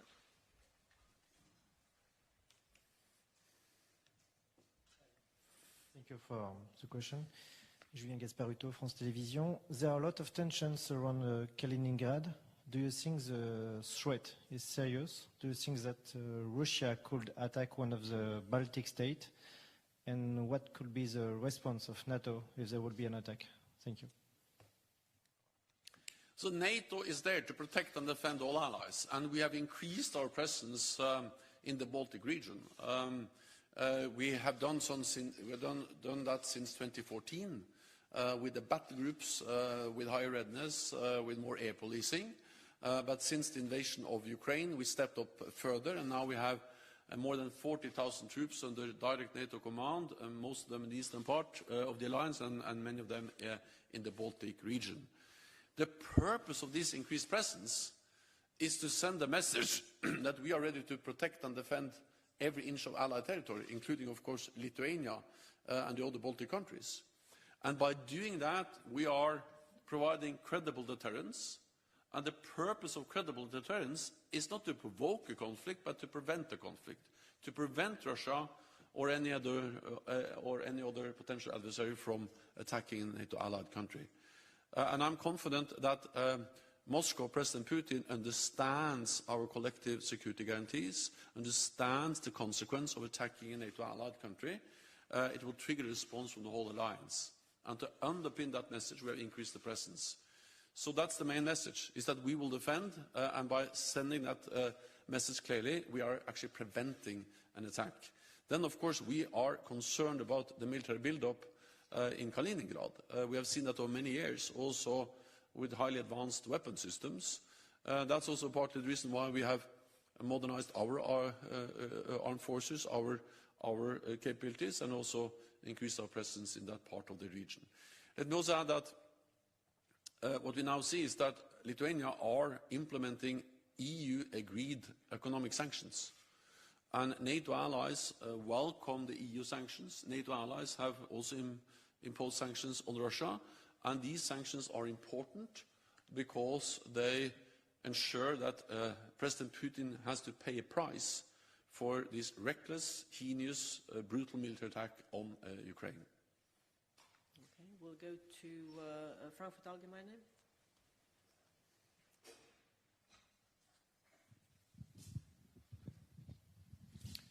Thanks a lot. Thomas Kutschka, Frankfurt Allgemeine Zeitung. Secretary General, I have two questions following your introductory remarks. The first one, you've said that we will, or NATO will, enhance battle groups in the eastern part up to brigade level. Does that apply to all the 8 battle groups or just to some of them? Question number one. And question number two, on common funding. You've made the case to double the common budget last year, and that was met by significant resistance from a few member states. Now it appears that you're almost there, so it won't be doubled, but almost the budget. Could you please explain why this has changed in the meantime, and how this is related to the war against Ukraine and the new posture at the eastern flank? Thanks. First, the increased presence of the brigade level will be something we will do in some of the 8 countries where we today have battle groups. We don't have one size fits all. There are different needs in different countries, and we also need to see the whole regions as one and assess the total need for increased forward presence. But of course this has to be understood in the light of what has already happened. Because since the invasion, we have doubled the size of the existing battle groups. For instance, Germany has increased their presence in Lithuania, UK increases presence in Estonia, and Canada and other countries increased presence in Latvia. So more or less doubled the size of the existing 4 battle groups we had before the invasion. Then we have doubled the number of battle groups from 4 to 8. And then we have added in more troops and forces, both on land but also sea and air forces. So this is a huge and significant increase of NATO's presence in the East. What we are doing now is that at the summit we will take decisions that will be transformative for our deterrence and defense, that will lead to the fundamental shift in the way we organize collective defense in NATO. And that will be built on many elements on sea, naval, cyber power. But when it comes to the land element, the main message is partly to have up to brigade level forward presence. Germany in Lithuania is one example. I expect other allies to make similar announcements. Then it will be based on more forward deployed equipment, stocks, fuels, weapons, ammunition. And then it will be made up by pre-assigned forces in their home country, but these forces will train, exercise regularly in those countries where they are pre-designed to be deployed in times of crisis.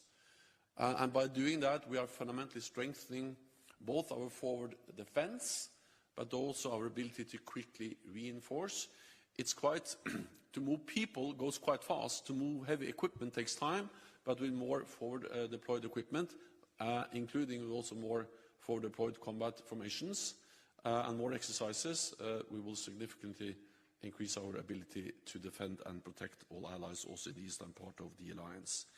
Then on common funding, well, first of all, I think we have to understand common funding as part of the broader efforts to increase defense spending.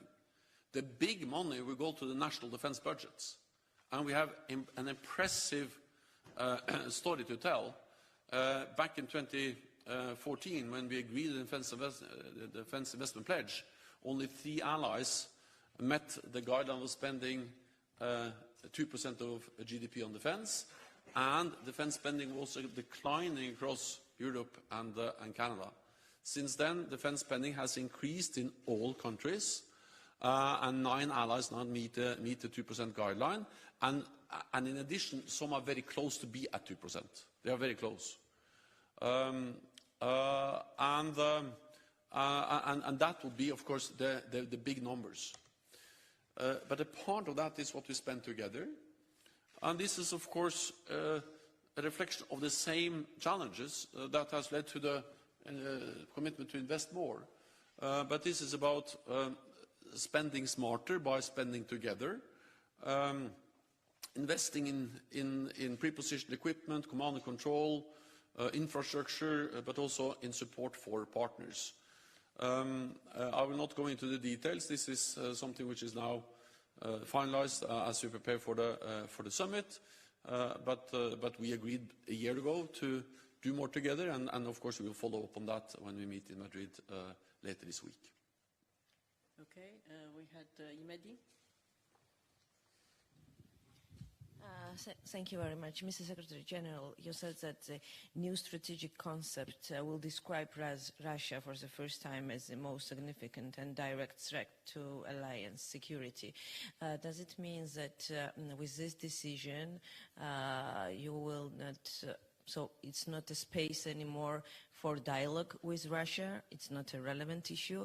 And the question about Georgia, how NATO is going to enhance support for Georgia in this very difficult moment. You will meet our Prime Minister in Madrid, and what should we expect in the context of open door policy in summit? Thank you very much.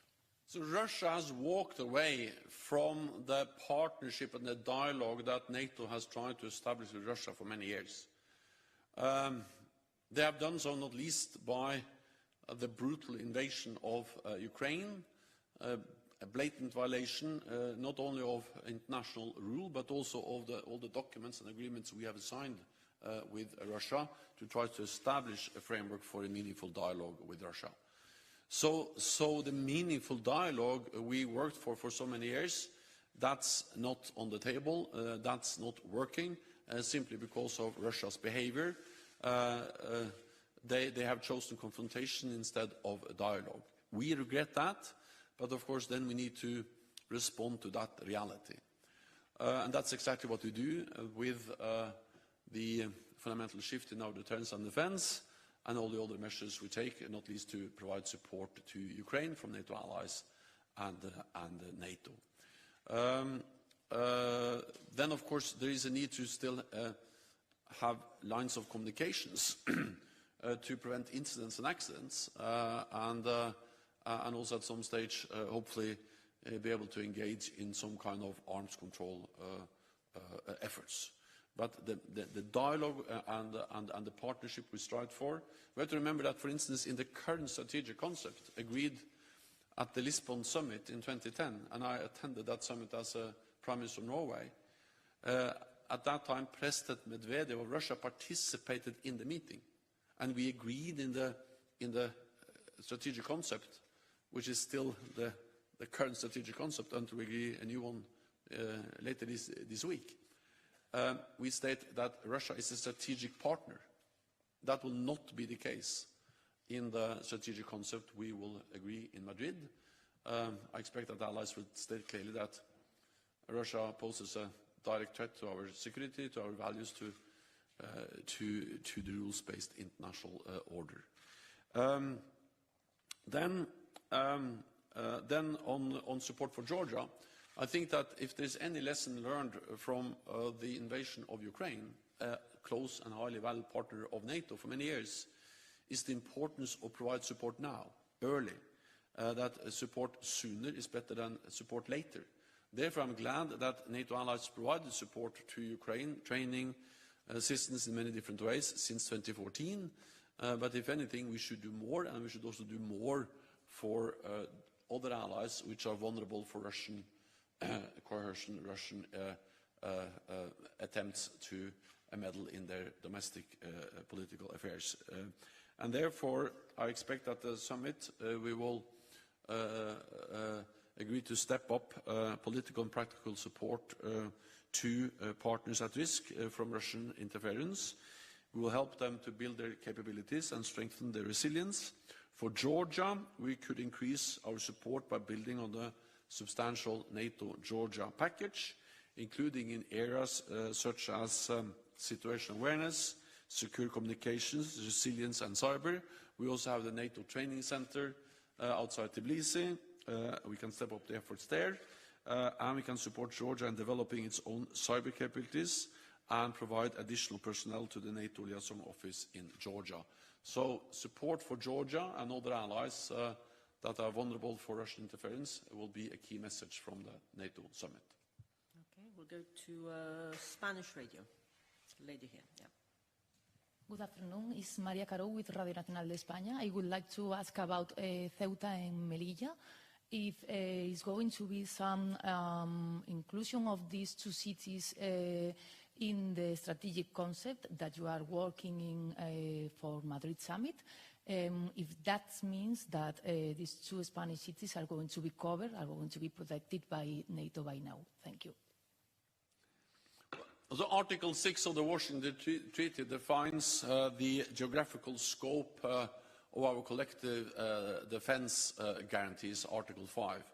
and it defines it as the territory of any of the parties in Europe or North America or islands under the jurisdiction of any of the parties in the North Atlantic area, north of the Tropic of Cancer.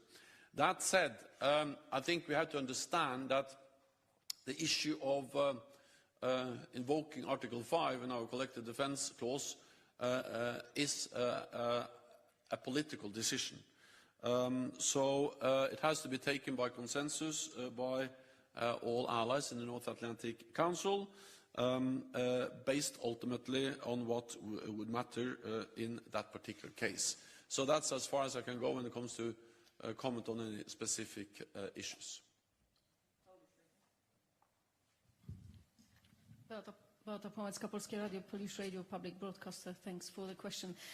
Secretary General, you've just answered the question to my colleague from Frankfurter Allgemeine Zeitung that in some member states these battle groups will be enhanced and the security situation will be taken into consideration. So I assume as the real threat is from Russia, so these battle groups will be enhanced in Poland and Baltic states.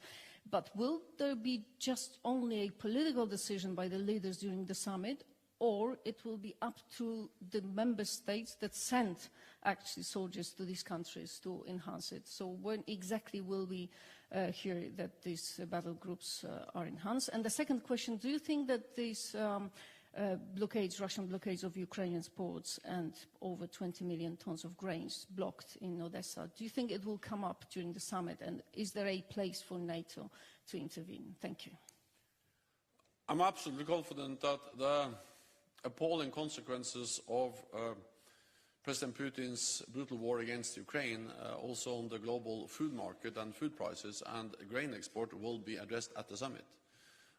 Partly because this matters for NATO and also because many allies, or several allies, are engaged in different efforts to try to find a solution, both to increase the capability of supporting or getting grain over land out of Ukraine, but of course there are some logistical challenges, so the big capacity will be if we're able to open sea lanes and sea transport of grain.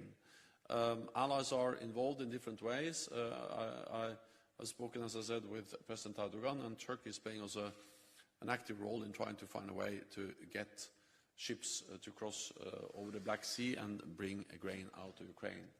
The easiest way to end this is, of course, for President Putin to end the war, because this spike in food prices is not the result of the sanctions, it's the result of the war. It's the war and the Russian blockade against Ukrainian ports that has led to the drop in the export of food, grain, and the extreme consequences for food prices all around the world, and that's also the reason why this will be discussed and addressed both in the meetings but also in the margins of the meetings when NATO allies meet to try to support the efforts to find a solution to get grain out of Ukraine.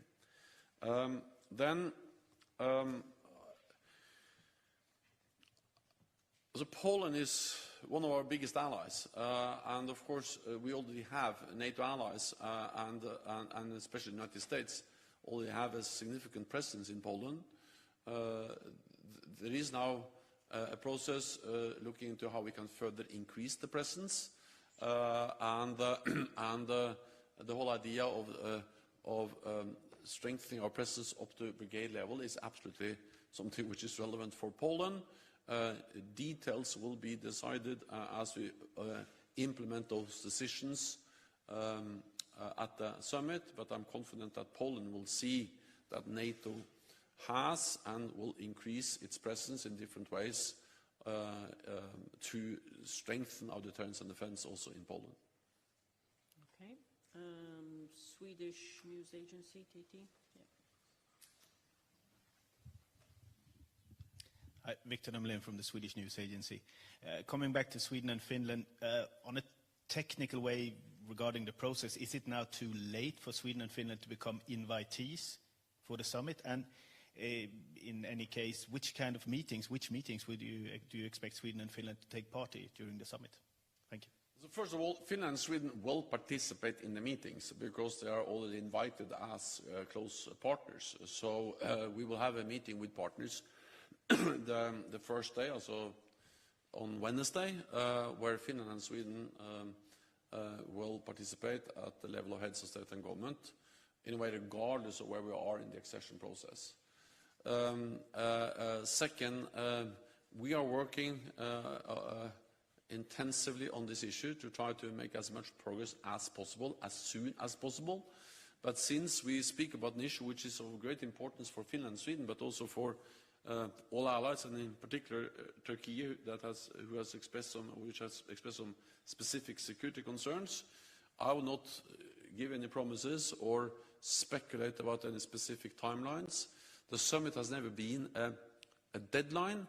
But of course, the summit takes place. We have all the leaders there. We have the Swedish and the Finnish leaders there too. So that provides us with an opportunity that we should seize to see how much progress we can make. And that's the reason why we have been working so actively on this issue over the last weeks and days. And also why I welcome that Finland, Sweden, and Turkey have accepted the invitation to participate in the meeting in Madrid, and also that we have the meeting today at the NATO headquarters. But when different countries are involved in the process, no one can promise on behalf of the others if and when we reach an agreement. The only thing I can promise is that we are working as hard as we can and as intense as we are able to find a solution as soon as possible. Thank you very much. This concludes this press conference. See you in Madrid. Thank you. And that was the latest update from NATO Secretary General Jens Stoltenberg. You did hear that ending. See you in Madrid. NATO Secretary General Jens Stoltenberg will now travel to Madrid along with President Joe Biden, who's currently in Germany. He's also going to make his way to Madrid as we have been highly anticipating this NATO summit in Spain. And we did just get a major update from the NATO Secretary General. Unfortunately, we did lose this feed, so I do want to bring you out to a live look at Germany instead, as we are getting in this live feed into our newsroom of the G7 meeting that is currently happening inside of this building in Germany. I do want to bring up our side panel, so if you are just joining us, you're fully aware of the top stories that we are monitoring today. But we can report, and we just heard from NATO Secretary General Jens Stoltenberg, that NATO is expected to boost its forces to well over the current 300,000 troops that it has positioned and ready to go. We have been bringing you this information since the beginning of the war. NATO has always maintained that it will not put troops on the ground unless Article 5 of the NATO agreement is inflicted, which does state that a NATO country has come under attack. For those of you just joining us and perhaps haven't been following this situation since the beginning, the reason NATO troops are not on the ground in Ukraine is simply because Ukraine is not a NATO nation. But at the second that a NATO nation is attacked, NATO, of course, will retaliate. It has put 300,000 troops on standby, essentially. And we just heard from NATO Secretary General Jens Stoltenberg confirm that they are expecting that number to rise. They will put even more troops on standby, and that will be the biggest overhaul of NATO's defense since the Cold War. So this just once again amplifies the importance of this NATO summit that is expected to begin tomorrow. We, of course, will be providing live, raw, and unfiltered coverage of that summit as soon as it begins. We'll bring you any live feeds that happen live, raw, and unfiltered here on the show. We are going to step away for a quick 2-minute commercial break. We'll get you up to speed on all of the top stories stateside after this quick 2-minute commercial.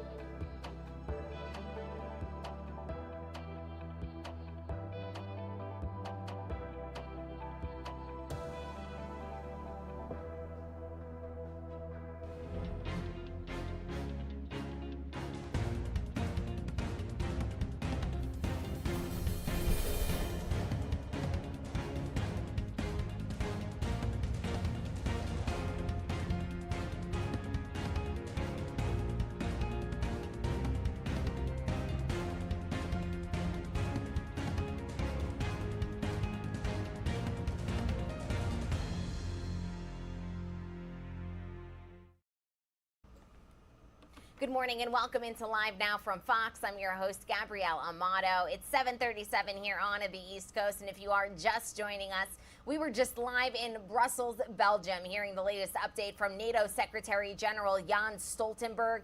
Just one day ahead of the NATO summit in Madrid, Spain. We're going to be covering that live, raw, and unfiltered here on the show. But as promised, we do want to get you out the door this morning with a look at your top stories stateside.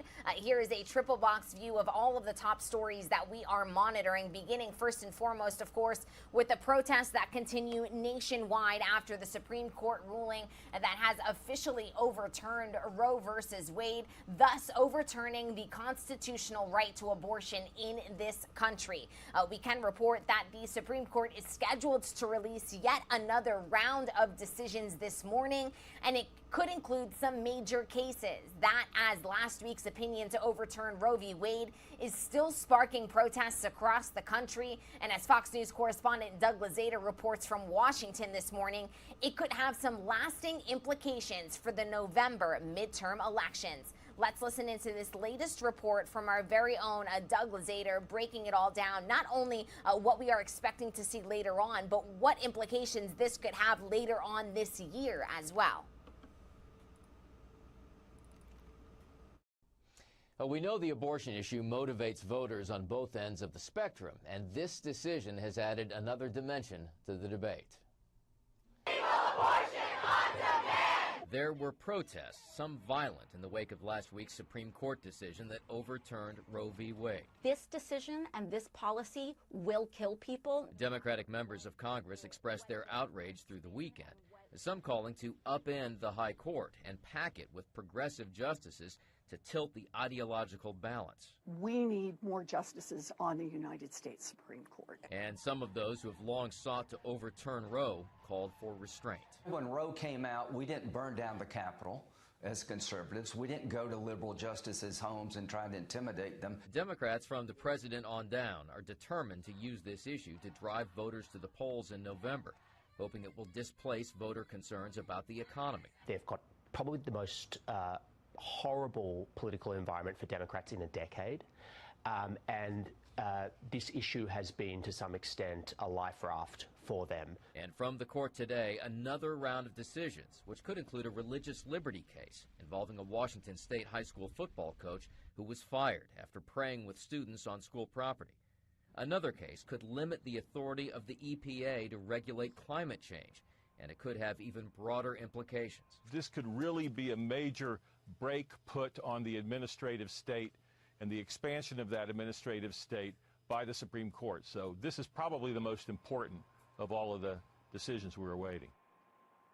And that is among the 7 remaining cases for the court this term. We don't know yet when the final day of opinions will be. In Washington, Doug Lazater, Fox News. And thank you to Doug for that report. As we have been showing you all weekend long, protests erupted across the nation after the Roe versus Wade decision dropped down on Friday. Thousands on both sides of the aisle took to the streets for yet another day of protests on Saturday. Our Fox News correspondent Madeline Rivera, she has more on these protests. One day after the Supreme Court overturned Roe versus Wade, people are back on the streets in protest. The fallout from the end of Roe versus Wade stretching out from coast to coast on Saturday. Governors from Minnesota and Washington unveiled new policies welcoming out-of-state patients to abortion clinics. In Jackson, Mississippi, pro-life advocates gathered at the state's only open abortion clinic just 9 days before a trigger law outlawing the procedure takes effect. We come here because I believe this is ground zero. While here in Washington, President Biden criticized the ruling and said his administration will continue to look for solutions. My administration is going to focus on how they administer and whether or not they violate other laws. Meanwhile, more protests erupted across the country, most of them remaining peaceful. For a second day, people gathered outside of the Supreme Court, where protesters from both sides made their voices heard. Jesus saves! Abortion saves! Jesus saves! Abortion saves! Crowds also turning out in Dallas, Philadelphia, and Milwaukee. Wisconsin Governor Tony Evers said the upcoming midterm elections will be critical. I have 7 grandkids that are girls or young women. Yesterday, they were made second-class citizens. The demonstrations are expected to continue Sunday. President Biden urged the protesters to be peaceful. At the Supreme Court, Mallory Rivera, Fox News.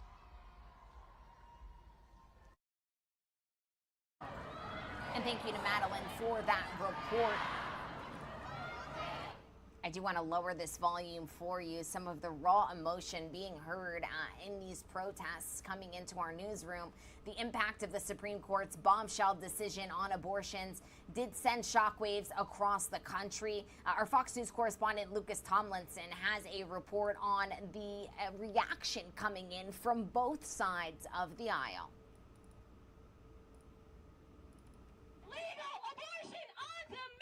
As demonstrations continue across the country in response to the Supreme Court's decision to overturn Roe v. Wade, so-called trigger laws restricting or banning abortion are now set to go into effect in at least a dozen states. As of today, abortions are illegal in our state, and they're only allowed to save the life of the mother. Legal scholars say the ruling is one of the few times in history that the court has struck down an earlier decision establishing a constitutional right, one that Republicans argue was not envisioned by the founders. There's nothing in the Constitution giving the federal government the right to regulate abortion. There's nothing in the Constitution that creates a right to abortion as a constitutional principle. Democrats say the decision erodes medical freedom and will put women in danger. This decision and this policy will kill people, and that's what the data shows, and that's what the statistics show. Republicans have been quick to point out the ruling does not ban abortion nationwide. Every state is going to have the ability under the court decision to make its own decisions. Several companies have already announced plans to cover travel costs for employees who have to leave their home state to get an abortion, though these policies will likely face legal challenges. The ruling also fueling fears among progressives that other rights could be at risk, after Justice Clarence Thomas wrote in the concurring opinion that the court should also reconsider its 2015 decision legalizing same-sex marriage. In Washington, Lucas Tomlinson, Fox News.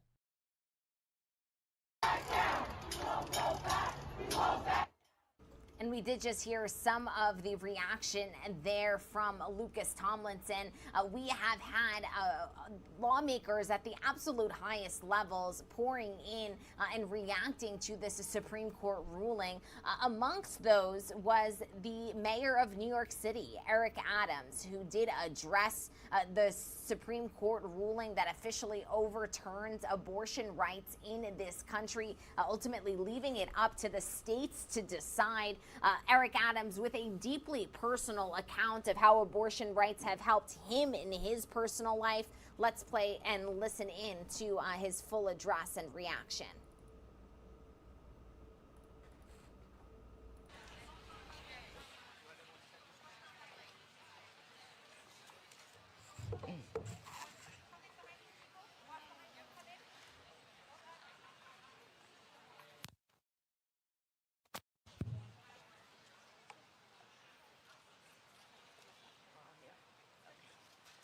Good afternoon, everyone. I'm Lorraine Grillo, First Deputy Mayor. Today is a sad day and an emotional one for me. It's sad for the second time in a matter of hours, our country has experienced a life-changing bill. Today, the Supreme Court decided to overturn Roe v. Wade. The law that in the land that was established 50 years ago that said women had the right to an abortion, to have a say over what happens to their bodies. And it's emotional for me because this is a law I personally fought for 50 years ago with millions of others. It's an outrage, and this is decades of progress erased. This is an attack on women's rights. And I continue to stand in solidarity with everyone who believes they should have the right to make their own decisions about their own lives. And it's extremely sad and extremely emotional for me because my 3 daughters and my granddaughter have less freedom than I did. But we and they are blessed. They're blessed to live here in New York City, where we are and will be free to choose. Thank you, and I want to now introduce Deputy Mayor Ann Williams-Isom.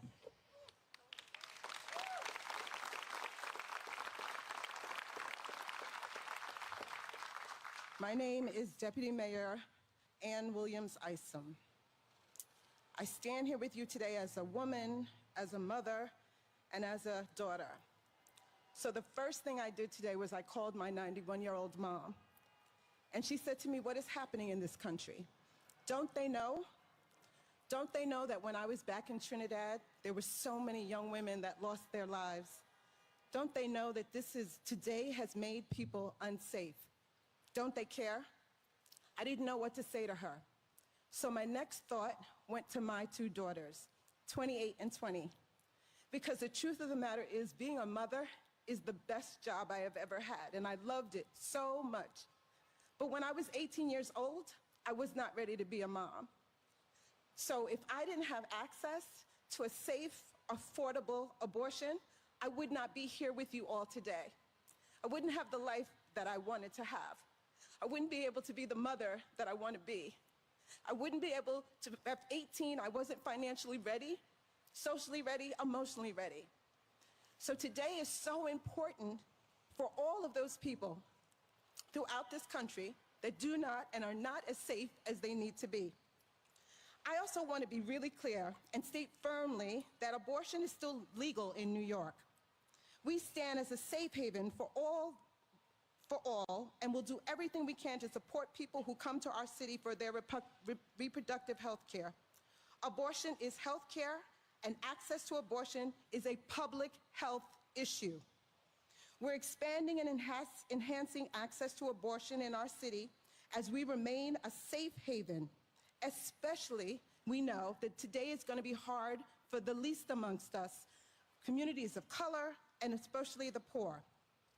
We will be providing accurate information for the public on how to access and pay for services. We've updated and enhanced our public websites and 311 to provide clear information. We are also improving patient access for everyone in our city. We are standing up a citywide abortion call line and navigation hub so there's a single place to find all information. We will ensure our public hospital system has every resource it needs to meet the needs of patients regardless of where they are from or their ability to pay. We are increasing provider capacity in our city and adding medication abortion at our sexual health clinics, which will provide more access in communities that need it the most. Lastly, we will ensure safety and security for all patients and providers. While we're doing as much as we can as a city to provide care to all who seek it, I want to reiterate that we completely and wholeheartedly disavow this decision. This ruling will harm all women. I also want to encourage everyone to take the time that they need today to recognize what you're feeling. My head is spinning. My hands are shaking. My heart is broken today. So I need you. If you want to protest, then you protest. But if you want to rest, you rest today. Because we have a lot of work that we need to do. And for me, rage and hope live side by side. As a black woman in America, they have to, right, y'all? And so I want you to rest because we have a lot of work to do today for my children and for all of our children. I now will hand it over to my sister Deputy Mayor, Maria Torres Springer.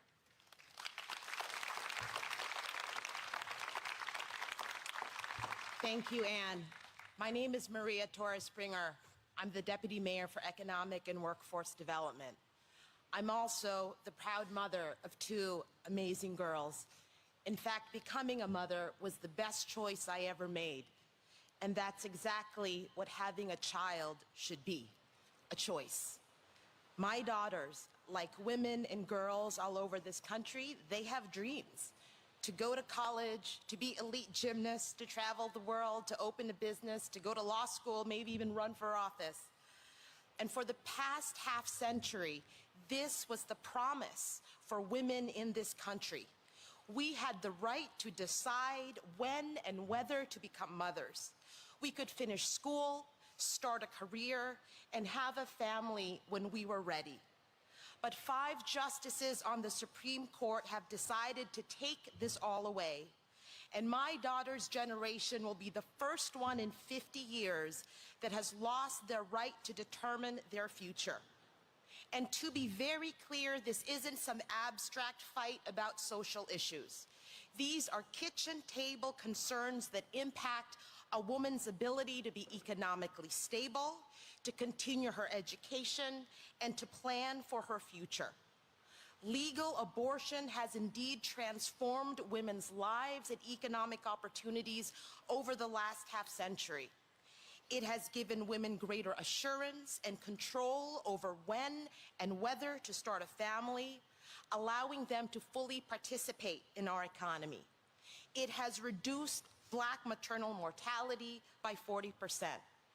And for the 1 in 4 women in the United States who have made the decision at some point in their lives to end a pregnancy, it has meant respect of their fundamental rights to bodily autonomy and access to care. Today's outrageous and heart-wrenching ruling claws back the hard-won agency women have secured over their bodies and their lives. The freedom of women to control their bodies should not hinge on a state line. Women in Alabama, Texas, Oklahoma deserve the same rights as women in New York. But today, 36 million Americans, nearly half of the women of reproductive age in this country, stand to lose safe and legal abortion access. Now, pregnancy and abortion are deeply personal matters. It is because these issues are so important that we must have the right to make our own choices. No one can really know what the circumstances are of others. And that is especially true for judges and for politicians, many of whom will never be pregnant. I know this firsthand. I had an abortion. It was the right decision for me and my husband. And so today, I share your anger, I share your disappointment, I share your frustration, and I share your outrage. But also today, we in the Adams administration want to send a very clear message that we will take the necessary steps to fully protect both women in this city and those who come to our city to access the freedom which may no longer exist in their hometowns. Today and always in this city, women will have full autonomy over their bodies and the right to make their own medical decisions. But then tomorrow, and every day until reproductive health access in this country is fully restored, we in the Adams administration will be right here with you, hand in hand. It will not be an easy fight, but it is a fight that we can win. So let's get to work.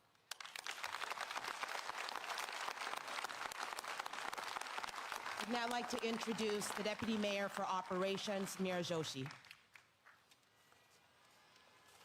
Hello, I'm Meera Joshi, Deputy Mayor for Operations. Women have children. Women overwhelmingly are responsible for raising those children. This reality, without a doubt, frames the quality of women's lives. Whether we work, where we work, what times we can work, and our ability to engage in and contribute to society. For women, safe, I'll be louder than him. Legal abortion is the tool.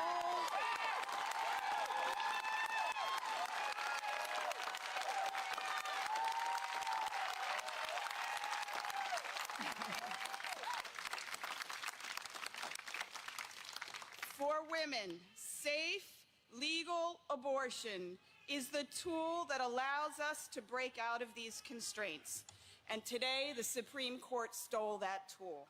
They stole our freedom. They stole the wide open future of our sisters and our daughters. They stole the boundless dreams and aspirations of young women across the nation. Our female role models often say, young girl, this can someday be you. But today, the foundational premise of that statement has been shattered. And with this theft in broad daylight, the court sent a deeply disturbing, spine-chilling message. Women in America, you're not worthy.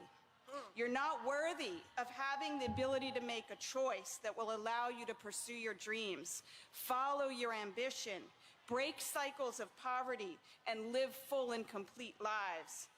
This event is packed with women, many of whose presence here today is a direct result of having choice, and it's a stunning example of the power of that choice. This is a room symbolic of powerful, colorful gatherings across the country. Now imagine a world where many of these valuable creative figures are absent. The strong women to the left and right of you, all because they can't make a choice over their body, and because they can't make a choice, they can't participate. That's a dark world. That's a world in which we all lose. So let's not get confused. Today, the nation was robbed of the hard-fought right for women to participate in all parts of our society. It's a right that allows our nation to be a more complete and a more just one. So let that ugly and simple truth be what burns in our souls and feeds our fight forward.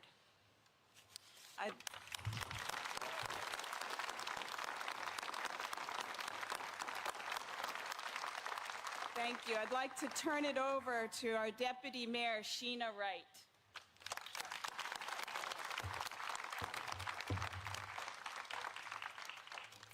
I so deeply appreciate the sisterhood that we have here in the city. I am not as eloquent today as my sister deputy mayors, and I don't have prepared remarks. Quite frankly, I was stunned. Like the wind was knocked out of me today. We knew it was coming, but it's like, I was like, no, they won't do that. They won't take away this fundamental right that women enjoy in this country. And when it happened, I was just on my heels. I couldn't function the rest of the day. And the shock and outrage that I know we all feel, as has been said, has to be met with a fight back. I am grateful that we live in the city of New York, in the state of New York, but I weep for all of our sisters who live in all of those states who are going to be shamed, trying to shame them. They're going to be persecuted.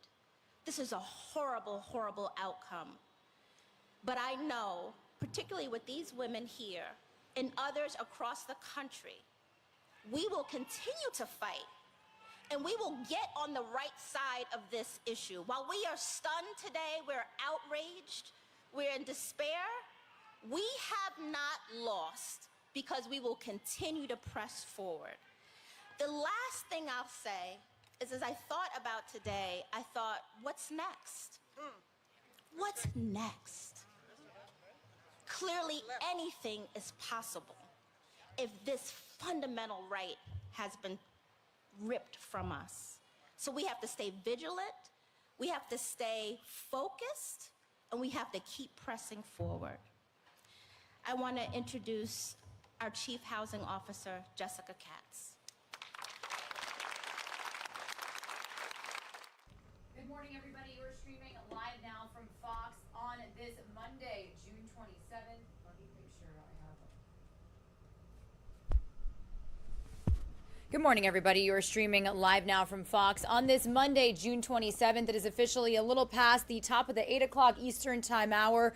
We are continuing to air full reaction to the decision made on Friday by the nation's highest court, them overturning the landmark 1973 Roe v. Wade case that legalized abortion nationwide, now letting the states have the final say. The ruling set off a cascade of anti-abortion legislation that will affect roughly half of the country. So you've got people saying that Friday was a horrible day for the future of our nation. And then on the other side of the aisle, you've got pro-life activists celebrating in the streets, saying that this was a great day for America. So as you can see, we are listening to the very latest reaction from New York City officials, all expressing their emotions. And we are about a little less than 15 minutes away from a live report out of Florida, because today a Florida judge is set to weigh whether to block the state of Florida's ban on abortion after 15 weeks. So we're going to be touching base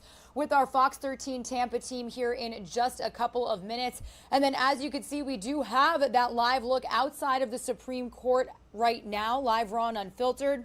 More opinions from them are expected to come down today. There are 7 opinions remaining, including decisions on immigration, environmental regulation, and religious freedom. And when the court breaks for summer, it'll mark the end for Justice Stephen Breyer, who's retiring. He's going to be replaced by his former law clerk, Ketanji Brown Jackson. Jackson will be the first African-American woman to serve on the high court. But as you saw over the weekend, protests erupting over in cities and states across the entire country. And they're also erupting around the world. We did get word that in just a couple of hours, women in Argentina are going to protest in retaliation to this decision by the United States' highest court. So as we continue to air for you some of the reaction from state and city lawmakers, I do want to play for you a little bit longer of this message from New York City Mayor Eric Adams, who actually made a very personal anecdote to this situation, saying that he and his partner, when they were teenagers, had an abortion, and it paved the way for him to focus on his career, on their career, their future, and it was a decision that shaped his life. So let's continue to listen in here on Live Now from Fox. As you can see to the right-hand side of your screen, we also have President Biden in Germany right now as we speak, attending the G7 summit. We'll get into some coverage on that as well in just a little bit.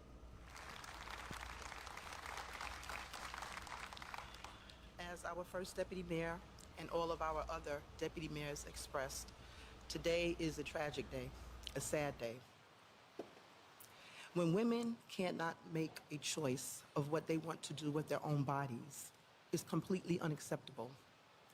For a woman who is raped, who didn't want to engage in having sex, and becomes pregnant, to have to give birth to a baby that she may be ill-equipped to nurture is unacceptable.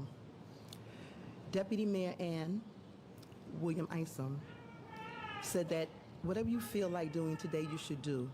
If you want to protest, protest. I say to you this: there will come a time when the opportunity will present itself for this tragic ruling to be reversed. Everyone who is outraged, you must exercise your right to vote for the proper president who will appoint Supreme Court justices who will see and understand the magnitude and the scale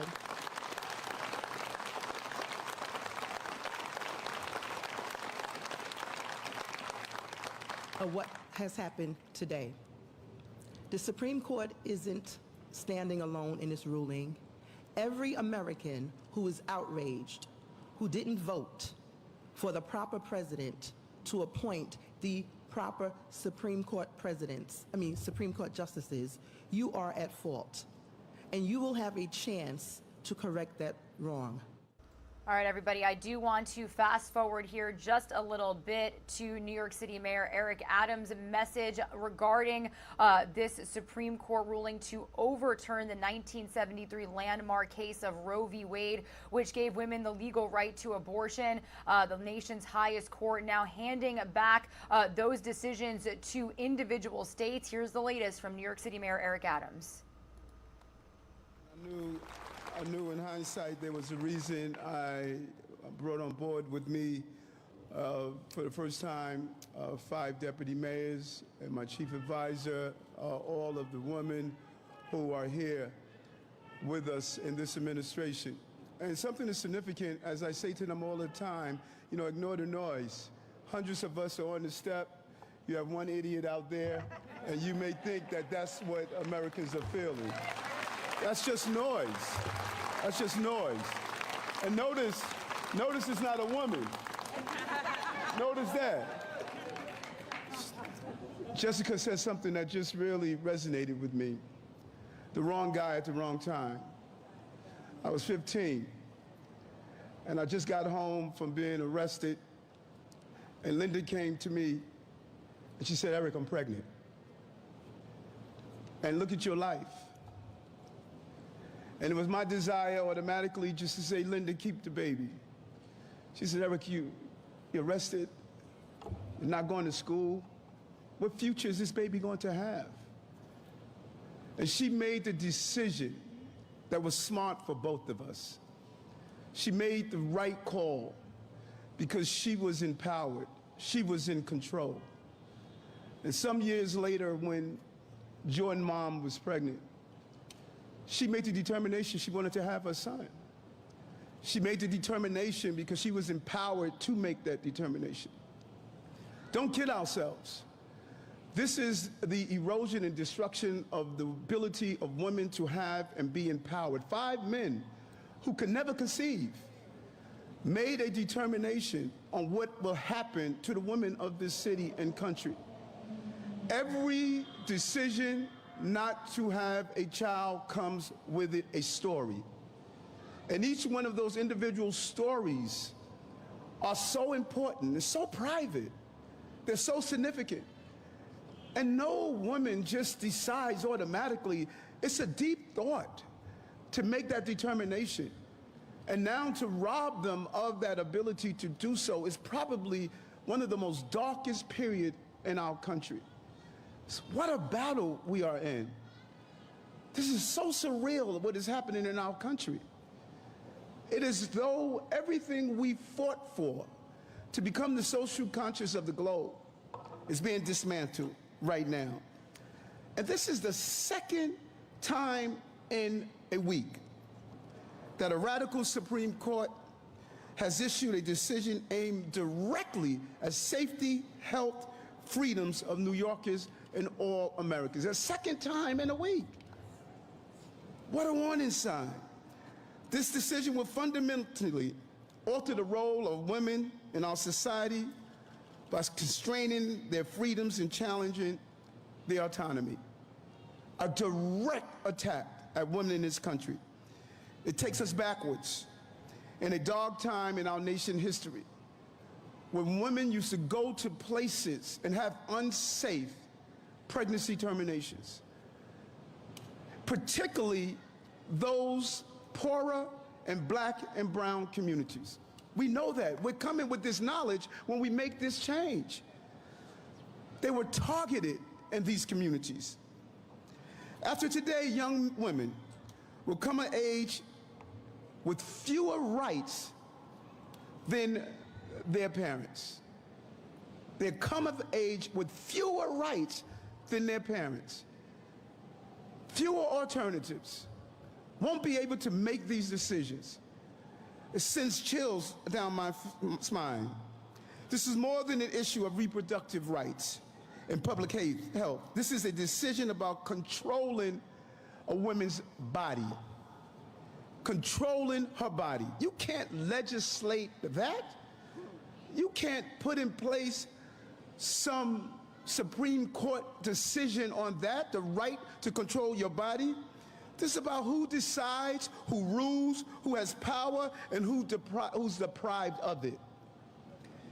And right now, the American people are being deprived of that fundamental power to choose one's destiny. Whether they are allowing dangerous people to buy and carry deadly weapons or banning women from making their own health decisions, the far right, enabled by this court, has declared war on the American people. War on public safety, and our pursuit of happiness. They want to talk about constitutions. Somewhere I read that you have the right to pursue happiness. You just robbed that right away. The decision in these two consecutive cases, Roe versus Wade and Bruin and Dobbs, also highlight a fundamental hypocrisy on the issues of personal rights and states' rights. When it comes to our bodies, we have no rights. But when it comes to their guns, they have every right. This is not wise jurisprudence or reasonable argument. This is a power grab. The de-legitimatizing the court even as it undermines our freedoms. While there is talk of history in this decision, there's little acknowledgement of the reality. That is what we are facing in this court, including the reality of how this decision would play out for those already struggling with poverty and inequality, with racism and other crises. The reality that most Americans face, especially in poorer parts of this country. The court's dissenting opinion highlights that this court is now voting politically and not judicially.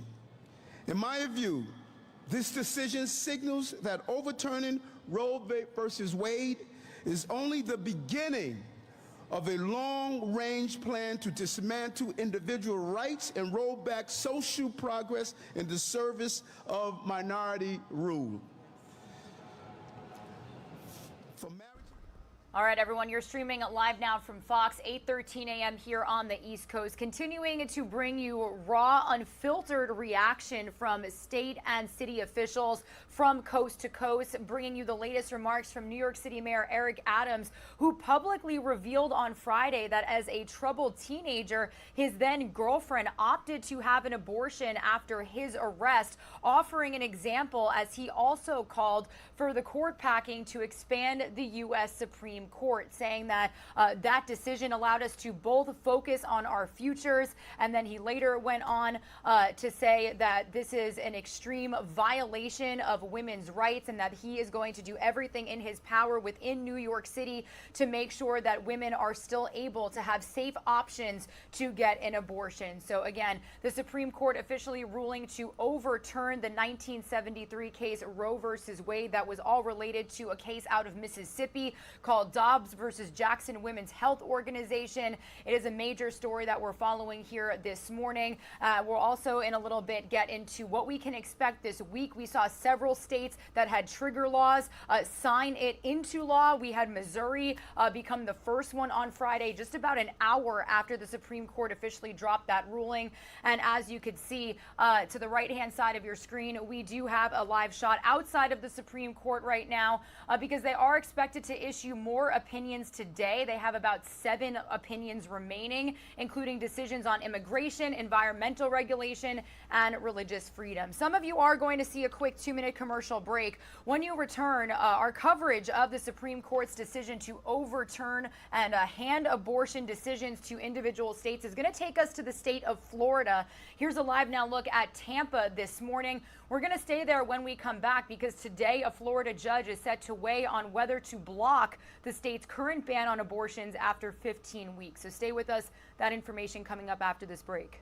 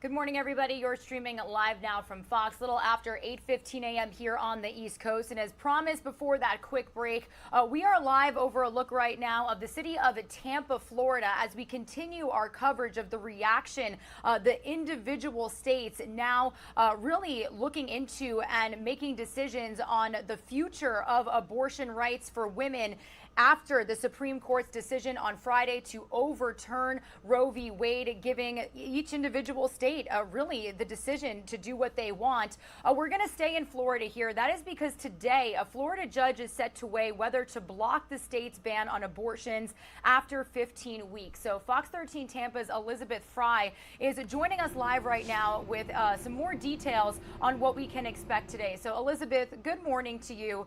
Before we get into what's happening today, can you tell us, for viewers who may not be watching from the state, what is Florida's current abortion policies and laws right now? Well, good morning to you, Regina. You know, when the Supreme Court dropped their decision last week, a lot of states immediately implemented their new laws, new bans, new procedures. I think before the break, you mentioned Missouri. Well, Florida does have a law that is scheduled to go into place starting on Friday, but currently their current law still stands. That's that abortions can take place. They are legal up until the 24th week of pregnancy. That is what the current law is. It stayed the same even after the Supreme Court dropped their ruling last week, but because the Supreme Court ruled to overturn Roe v. Wade, that then paved the way for Florida to enact their new ban, which will go into effect on Friday. Now, that ban is changing the law from 24 weeks to 15 weeks. So after that 15-week of pregnancy, any abortions here in Florida would then be illegal. But the issue is there is a group that doesn't believe this should be happening. They say it violates the Florida Constitution. And today, a Leon County judge here in Florida will be hearing their argument as to whether or not this ban should stay in place. Now, currently, starting on July 1st, this Friday, all abortions after 15 weeks here in Florida would be illegal. The only exceptions being if the mother's life is at risk or for a fatal fetal abnormality. But the ACLU, along with Planned Parenthoods across the state, they're now trying to block that ban, saying it violates the state's privacy laws. The groups argue that it goes against the Florida Constitution, which provides broad protection for individual privacy, including abortion, adding that in 2012, voters rejected an amendment that would have taken those protections away. They believe that regardless of federal abortion changes, these protections are still in place, thus invalidating the new ban. But with the 15-week ban that Florida is set to impose being very similar to the Mississippi ban that was just upheld as constitutional by the Supreme Court, some law experts now feel any challenge to Florida's ban might be difficult to prove. So this is going to foreclose certain constitutional challenges that you could have raised to the Florida ban. And so I think the upshot of all of that is that the Florida 15-week ban is likely to be upheld by any court that reviews it at this point.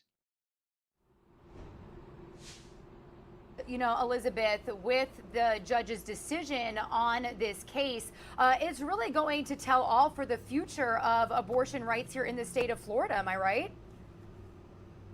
Yeah, that's right. I mean, whatever he decides is going to be very telling, because for those that are in support of this ban, they actually want to see abortion regulations increased further. They say that right now, they believe that Florida's regulations, even after this 15-week ban is put in place, is maybe too lax. And a lot of pro-life groups here in the state want to see those restrictions increased because they are afraid that a lot of people are going to be traveling from other states to Florida in order to have their abortions, because even if this ban is upheld and the new law becomes no abortions after that 15-week point, Florida's laws would still be more lax than most of the southeastern states here in the country. So there would still be a lot of people traveling to Florida. Abortion experts say that there actually was a huge increase of people coming into the state after Texas passed their laws over the past year. So they already saw that increase, and pro-life groups are fearful that even more people would then be traveling to Florida. So if this judge does uphold this ban today,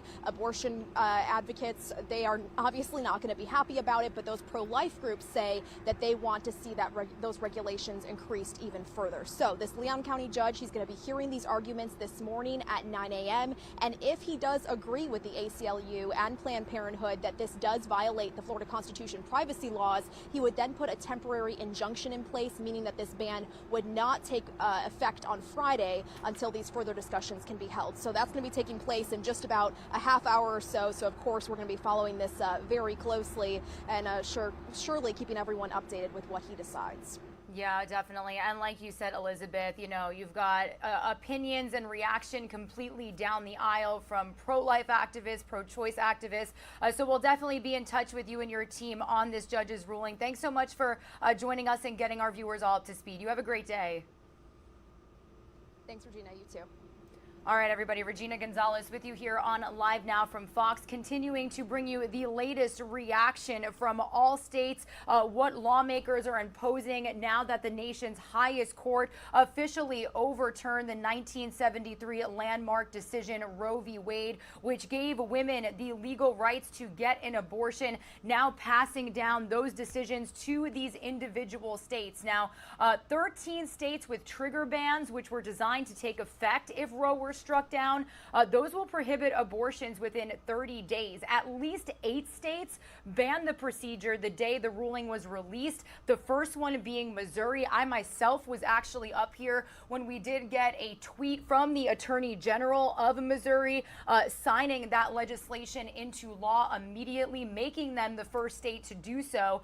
Several other states with anti-abortion laws blocked by the courts are expected to act, with lawmakers now moving quickly to put their legislation in place. Now, a handful of states also have pre-Roe abortion bans that could be reactivated, and others moved immediately to introduce new legislation. In 20 states and the District of Columbia, abortion has been legal and is likely to be protected. So like Elizabeth just mentioned, a lot of these states that are now being dubbed some sort of safe haven for women are likely to see an influx of patients and women trying to cross state lines to get an abortion because it is not going to be an option, or it could face legal action if they do get it in their own state. Now, the decision also sets up the potential for legal fights between the states over whether providers and those who help women obtain abortions can be sued or prosecuted. So we're going to continue to have live guests on, live reporters, to really bring you an overview of abortion legislation and the expected impacts of the court's decision in every single state. You just heard Elizabeth say here in the state of Florida, in just a little more than a half hour, a judge is going to weigh on whether or not Florida should switch their procedures and, law in place to now ban abortions past 15 weeks. It was 24 weeks. So meantime, we are outside live of the Supreme Court right now. Like I've mentioned, we are expecting more rulings today. There are 7 opinions remaining from the Supreme Court, including decisions on immigration, environmental regulation, and religious freedom. And when the court breaks for summer, it's going to mark the end for Justice Stephen Breyer, who's retiring. He's going to be replaced by his former law clerk, Ketanji Brown Jackson. She's going to be the first African-American woman to serve on the high court. So again, these drop in 10-minute increments at 10 o'clock Eastern time. So we're going to keep a very close look on what is going to be ruled on today.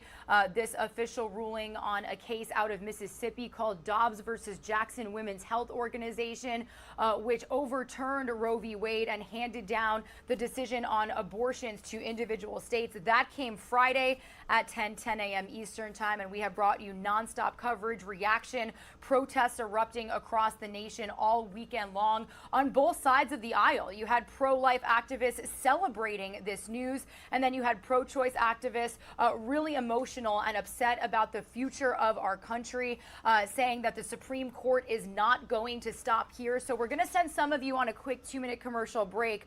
When you return, we are going to bring you full coverage from our Fox News correspondents in Washington, D.C., in New York, and around the country on the protests that were seen over the weekend. Some violence even erupting in California. This is a look at some of the protests that happened in St. Louis, Missouri. All across the country, people reacting to this landmark decision by the nation's highest court. We'll have more after you come back with this quick 2-minute commercial break.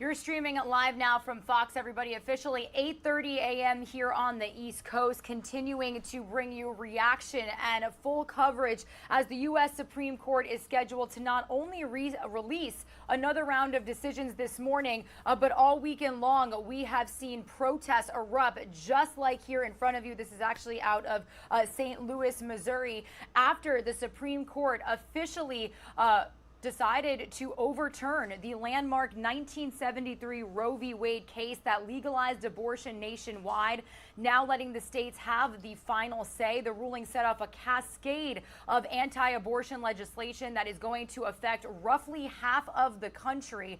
And we have, the latest from Fox News correspondent Doug Lazater on more of these protests and reaction that we're seeing not only around the country but around the world. We actually did get word that in a couple of hours there's going to be a protest in Argentina. Women headed out to the streets to protest this decision by the United States' highest court. So again, here's this latest report from Fox's Doug Lazater. He's also talking about how this decision by the Supreme Court is going to have lasting implications for the November midterm elections.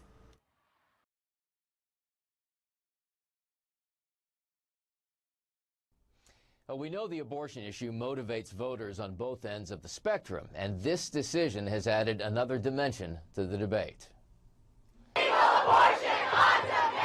There were protests, some violent, in the wake of last week's Supreme Court decision that overturned Roe v. Wade. This decision and this policy will kill people. Democratic members of Congress expressed their outrage through the weekend, some calling to upend the high court and pack it with progressive justices to tilt the ideological balance. We need more justices on the United States Supreme Court. And some of those who have long sought to overturn Roe called for restraint. When Roe came out, we didn't burn down the Capitol as conservatives. We didn't go to liberal justices' homes and try to intimidate them. Democrats from the president on down are determined to use this issue to drive voters to the polls in November.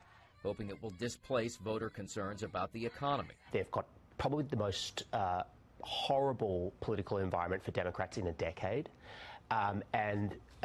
This issue has been, to some extent, a life raft for them. And from the court today, another round of decisions, which could include a religious liberty case involving a Washington State high school football coach who was fired after praying with students on school property. Another case could limit the authority of the EPA to regulate climate change, and it could have even broader implications. This could really be a major brake put on the administrative state and the expansion of that administrative state by the Supreme Court. So this is probably the most important of all of the decisions we're awaiting. And that is among the 7 remaining cases for the court this term. We don't know yet when the final day of opinions will be. In Washington, Doug Luzader, Fox News. All right, and from Washington, D.C., out to a live look we have of New York City right now. The Statue of Liberty standing tall out there. For more than 50 years, June has marked Pride Month, but advocates say that this year's celebrations are striking a different tone, citing how behind the cheers and flag waving that we saw in cities and states across the country lies fear and uncertainty. Fox News' Ted Linder has a look at how the Supreme Court Justice's recent comments on same-sex marriage is generating panic instead of pride. This is going to take us out specifically to the Pride Parade, a very exciting weekend out there in New York City each year, which actually returned full force for the first time since the pandemic. This happened over the weekend, and reaction was coming out of there from several people. Across the country, some of the nation's largest pride celebrations are reigniting calls for acceptance, as thousands gathered this weekend in New York City, Chicago, San Francisco, and beyond for the festivities.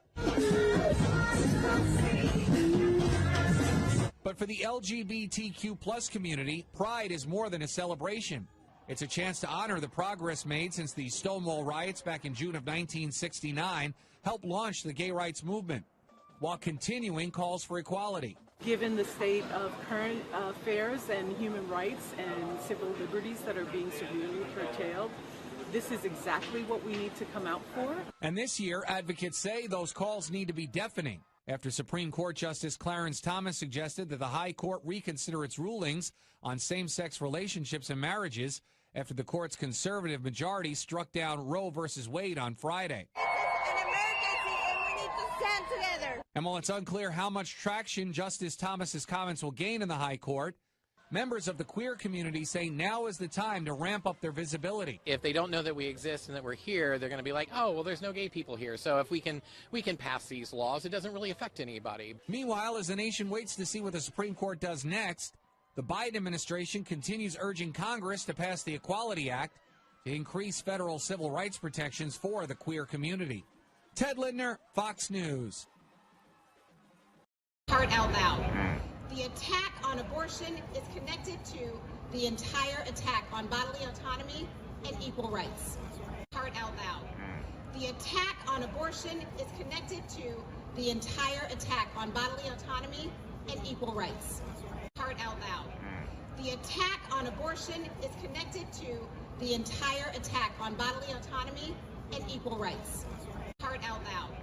The attack on abortion is connected to All right, so those were some remarks from one of the Pride marches over the weekend in New York City. Planned Parenthood was actually chosen by organizers to be the first group to step off at the New York City Pride March just yesterday. March organizers said the court's decision was dangerous and set a disturbing precedent that puts many other constitutional rights and freedoms in jeopardy. Footage posted by New York City Comptroller Brad Lander shows Alexis McGill Johnson, the president of Planned Parenthood, speaking ahead of the march, saying, as you just heard, the attack on abortion is connected to the entire attack on bodily autonomy and equal rights. Now, this was just some of the remarks at protests and rallies that were taking place across the nation, and it was on both sides of the aisle. You had pro-life activists celebrating and pro-choice activists saying that this is a horrible time for America and signifying that this will not be the end of the Supreme Court justices trying to control intimate decisions of Americans. I actually do want to play for you some of the video that we got from right outside of the Supreme Court on Friday. The large crowd gathering after they released that decision to reverse Roe v. Wade, overturning that constitutional right to abortion. This ruling is expected to lead to abortion bans in roughly half the states. Some of the protesters chanting, "We will vote," and "My body, my choice," while others said, "Not your body, not your choice," and "Abortion kills children." Now, rallies and protests, like I've been mentioning for several times here on the show, happening all over the nation. This is a look at Los Angeles, San Jose, California. We also had protests erupting in Indianapolis. Also, Beto O'Rourke speaking at a protest in Houston. So more demonstrations expected to be held this week after they were already seen across the country. Most rallies have been peaceful, but some did turn violent at night, especially on the West Coast, where one man is actually being charged with trying to kill a police officer. So Fox News correspondent Alexis McAdams is in New York City with more on the reaction that we have seen from Americans out in the streets voicing their concerns here on Live Now from Fox. Throughout the weekend, demonstrations erupted across the nation. In most of the cities that had the biggest turnouts, abortion will remain illegal in those states. Most protests were peaceful, but that wasn't the case in Colorado. This pregnancy care center you're looking at is in Longmont, Colorado. It was vandalized and actually set on fire. Police are investigating the arson that happened less than 24 hours after the U.S. Supreme Court reversed federal protections of abortion. Graffiti reads there, "If abortions are not safe, neither are you." That their lack of education too on what the resource center does. I think that just because they don't offer abortions doesn't mean that they're not helping in helping women find the right choice for them. Out in Portland, Oregon, hundreds protesting the Roe v. Wade decision. But just hours later, police say things took a violent turn. According to Portland police, several banks and coffee shops were broken into. A van belonging to the school district was damaged, and also a pregnancy resource center was vandalized. In Los Angeles, the LAPD made some arrests during protests downtown on Friday. The New York Post is reporting that a man has now been charged with attempted murder of an LA cop, after investigators say the man threw fireworks and a makeshift blowtorch at the officer. On Saturday, protests in New York and Chicago, people filling, and I mean filling those streets, voicing their opinions. Some say this is a big step in the right direction, as pro-choice advocates pledge to fight back. On this map, you can see where each state stands now that the ruling has been overturned. It's important to note that most of the cities that had those large protests, like LA and New York, Portland and Chicago, will not have any changes to their abortion laws. There are pride events across the country that are continuing, though many of those conversations have been focused on this landmark decision. In New York, I'm Alexis McAdams, Fox News. And here is a live look outside of the Supreme Court right now. You could see that fencing up. Another question and another concern that we are going to get to here in just a moment is the protection of Supreme Court justices, especially conservative justices. Now that this decision, this overruling of Roe v. Wade has happened, you saw conservative Justice Brett Kavanaugh face an assassination attempt a couple of weeks ago after that bombshell draft opinion was leaked. And, you know, again, a big question now for people in really every state is what happens to abortion, procedures, abortion decisions where I live. So both sides are looking at their next legislative steps after this decision by the nation's highest court. But that's not the only thing to watch for this week. More key decisions are on the horizon with the court's term coming to a close. We did get word that we're going to see more opinions at 10 a.m. Eastern time. So I do want to bring you two different reports from Fox News correspondent Lucas Tomlinson. One talking about the progressive fear of a domino effect following this decision after one justice hinted that some other rights could soon come under scrutiny, and then really what we could expect today from those more opinions that are going to be released. So here's the latest from Fox News correspondent Lucas Tomlinson. Legal abortion on demand! As demonstrations continue across the country in response to the Supreme Court's decision to overturn Roe v. Wade, so-called trigger laws restricting or banning abortion are now set to go into effect in at least a dozen states. As of today, abortions are illegal in our state, and they're only allowed to save the life of the mother. Legal scholars say the ruling is one of the few times in history that the court has struck down an earlier decision establishing a constitutional right, one that Republicans argue was not envisioned by the founders. There's nothing in the Constitution giving the federal government the right to regulate abortion. There's nothing in the Constitution that creates a right to abortion as a constitutional principle. Democrats say the decision erodes medical freedom and will put women in danger. This decision and this policy will kill people, and that's what the data shows, and that's what the statistics show. Republicans have been quick to point out the ruling does not ban abortion nationwide. Every state is going to have the ability under the court decision to make its own decisions. Several companies have already announced plans to cover travel costs for employees who have to leave their home state to get an abortion, though these policies will likely face legal challenges. The ruling also fueling fears among progressives that other rights could be at risk after Justice Clarence Thomas wrote in the concurring opinion that the court should also reconsider its 2015 decision legalizing same-sex marriage. In Washington, Lucas Tomlinson, Fox News.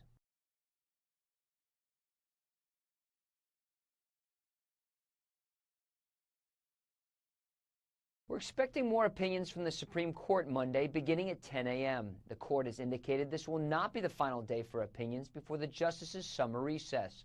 We do not know when the court's last day will be. Typically, the High Court takes a summer break at the end of June or early July.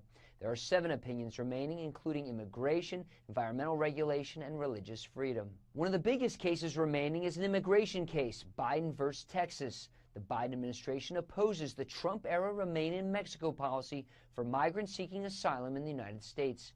Biden's DHS ended the program last year. But 2 GOP-led states, Missouri and Texas, sued, saying the Biden effort had no legal effect. This comes with a record number of migrants arriving at the southern border. Also remaining, Kennedy versus Bremerton, Washington school districts. This is the high school football coach who was fired in 2015 for praying by himself while at the school and was visible by students. One parent complained because her son is an atheist. GOP senators and former Vice President Mike Pence are supporting the coach. On Fox News Sunday, Stacey Abrams weighed in on the court overturning Roe v. Wade. I would reject the notion that this is the will of the people. This was a political decision made by the narrowest of margins and done to satisfy an even narrower constituency. When the court does break for the summer, it will mark the end for Justice Stephen Breyer, who is retiring. He will be replaced by his former law clerk, Ketanji Brown Jackson, the first black woman on the court in 233 years. In Washington, Lucas Tomlinson, Fox News.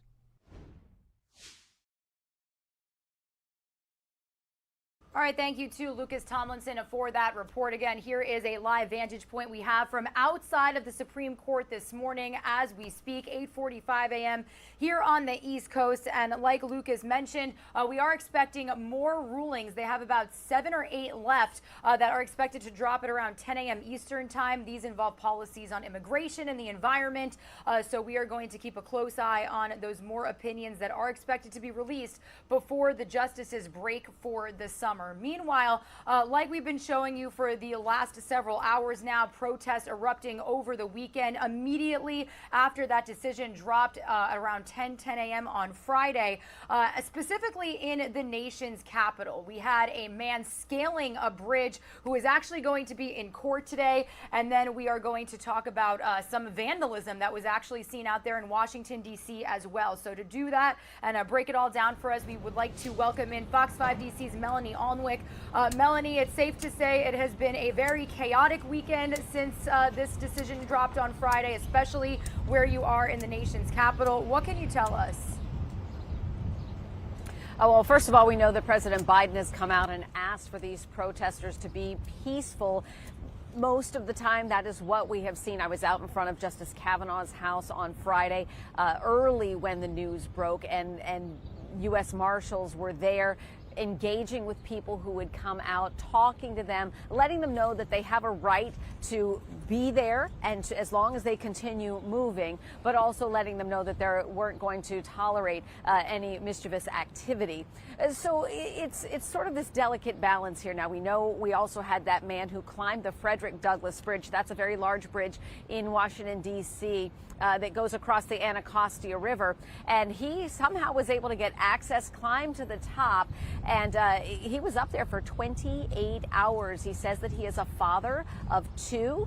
And this is something that is deeply personal to him, and he wanted to make a statement he did, shutting down that bridge again for quite a period of time, causing huge traffic backups here in D.C. He was taken into custody without incident. He came down on his own after posting a lot of information on social media. So yes, he is going to be in front of a D.C. Superior Court judge today. He was up there waving a large green flag, a large green banner, and that is the color that a lot of the pro-choice movement has taken on. And we do expect to see some of that color out here today in front of D.C. Superior Court as other protesters who are in support of this man. His name is Guido, and his last name, sorry, let me just find it here, Reichstatter. And they're coming out here in support of him today. The name of the group is called Rise Up for Abortion Rights. So they're going to come out here in front of D.C. Superior Court and rally in support of him. And we expect that to be peaceful. Now, over the weekend at a Catholic church in Reston, Virginia, not far from here, that is in the Fairfax County suburbs of Washington, D.C., we did see some vandalism there. This happened early in the morning on Sunday. And Fairfax County Police even said that it was an attempted arson. They found some smoking mulch and apparently detected some accelerants in that. So fortunately, that did not become a large blaze, but there was also a pretty big amount of vandalism there. And some of the things that people had written on that, Regina, they said separation of church and state, also adding "this won't stop." There were other vulgar words spray painted on this church, on the sign and on the back of the building that we can't show on TV, and also some obscene drawings as well done there in spray paint. So we know local police are certainly working to try to identify who's responsible for this. Governor Glenn Youngkin also responding to some vandalism at a church at a pro-life crisis pregnancy center in Lynchburg, Virginia, saying that this can't happen. He's saying that there's no room for this in Virginia. Breaking the law is unacceptable, adding that Virginia State Police are standing by, ready to support local law enforcement in their investigations. So a couple of things, Regina, popping up here and there. Certainly these people say that they're motivated and they're not going to stop making their voices heard. And that's the situation from here in D.C. Yeah, and Melanie, I feel like a lot, this vandalism, a lot of this pushback, obviously from pro-choice activists, but in Washington, D.C., even on Friday, I mean, we've seen rallies on both sides of the aisle. I understand there were also pro-life activists celebrating in the streets and saying that this was a great day for America. That's right. Yeah, we definitely have seen people coming out on both sides. And really, that's what's so great here in Washington, D.C., is we have these public spaces where people are allowed to come and assemble and gather, regardless of what side of the opinion that they are on. It has actually become somewhat routine here in Washington, D.C. Every year with these Supreme Court decisions. You see people in anticipation of the decision and then after the decision on both sides, either coming out in joyful celebration and congregation, and other people dismayed by those decisions. Well, Melanie, we really appreciate you getting our viewers all up to speed on everything that's been going out there in our nation's capital. Plus, we will be in touch with your team on what will happen to that gentleman that scaled that bridge. It definitely looked like a very dangerous venture. You have a great day. Thank you so much. All right. See you, Regina. All right, everybody, Regina Gonzalez with you here on Live Now from Fox. We are powered by our owned and operated stations across the nation. So since this decision by the nation's highest court, we're going to continue to touch base with all of our reporters and correspondents, continuing to follow what is happening in their local areas as far as protests, as far as decisions now being evaluated and, looked over by lawmakers who are either going to make their states a safe space, really, that other other women from across these states where abortion will be banned or has already been banned could come. And then you've also got lawmakers like here in Florida trying to see if they should really bring that abortion ban to less weeks than already is seen right now. You've got an abortion ban after 24 weeks here currently, but in the state of Florida today, a judge is going to review on whether or not they should change that to banning abortion here in the Sunshine State after 15 weeks. So throughout the day, be sure to stick with us as we touch base with all of our owned and operated stations across the nation. But as you heard Melanie mention, you know, we've seen some not so peaceful protests, not so peaceful reaction. I actually do want to take our coverage here before we send you to another break to Colorado. That is where a pregnancy center that does not offer abortions was vandalized. Our Fox's Courtney Fromm has the latest details. Let's listen in. That said, you know, if we can't have our abortions, we're coming after you. Those words now spray painted on the front of the Life Choices Pregnancy Resource Center in Longmont. So they do like ultrasounds and pregnancy tests and all that too. Above and beyond that, if the woman does decide to parent, then they give her, you know, clothing and formula and just a lot of support. Becky Young was both a former client and employee. When she heard the building was set on fire and vandalized, she was shocked. It was like, that is such a weird place to target, I guess. Longmont police and fire responding to Life Choices just after 3 Saturday morning, finding the spray paint and the fire, which is now being investigated as arson. Nothing has changed here, right? So we're not in a crazy state where, you know, it's been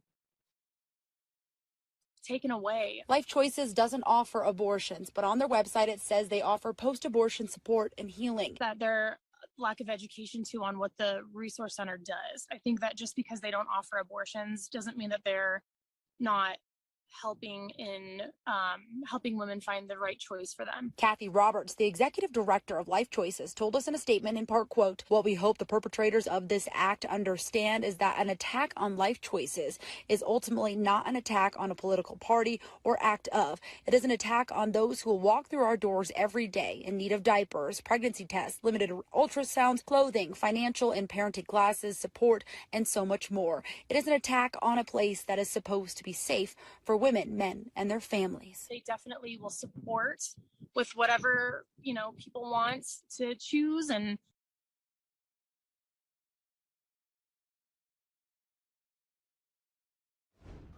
all right, everybody, some of you are going to see a quick 2-minute commercial break. When you return, we are going to entirely switch gears here to another major story that we are following on Live Now from Fox and brought you some raw, unfiltered coverage over the weekend as well on. We've got President Biden and other world leaders in Germany as we speak, meeting for the G7 summit. We're going to bring you the latest as they did meet virtually with Ukrainian President Volodymyr Zelensky, saying that they have, or Ukraine has, the G7's continuous support, also issuing more sanctions on Russian President Vladimir Putin. President Biden is here today, and he will then travel to Madrid, Spain, to attend a NATO summit as they officially announced. Secretary General Jens Stoltenberg saying earlier today that the military alliance is going to increase the size of its rapid reaction forces nearly 8-fold to 300,000 troops as part of its response to an era of strategic competition. So when we come back from that quick break, we are going to get you all up to speed on the top stories that you want and need to know about internationally here as well.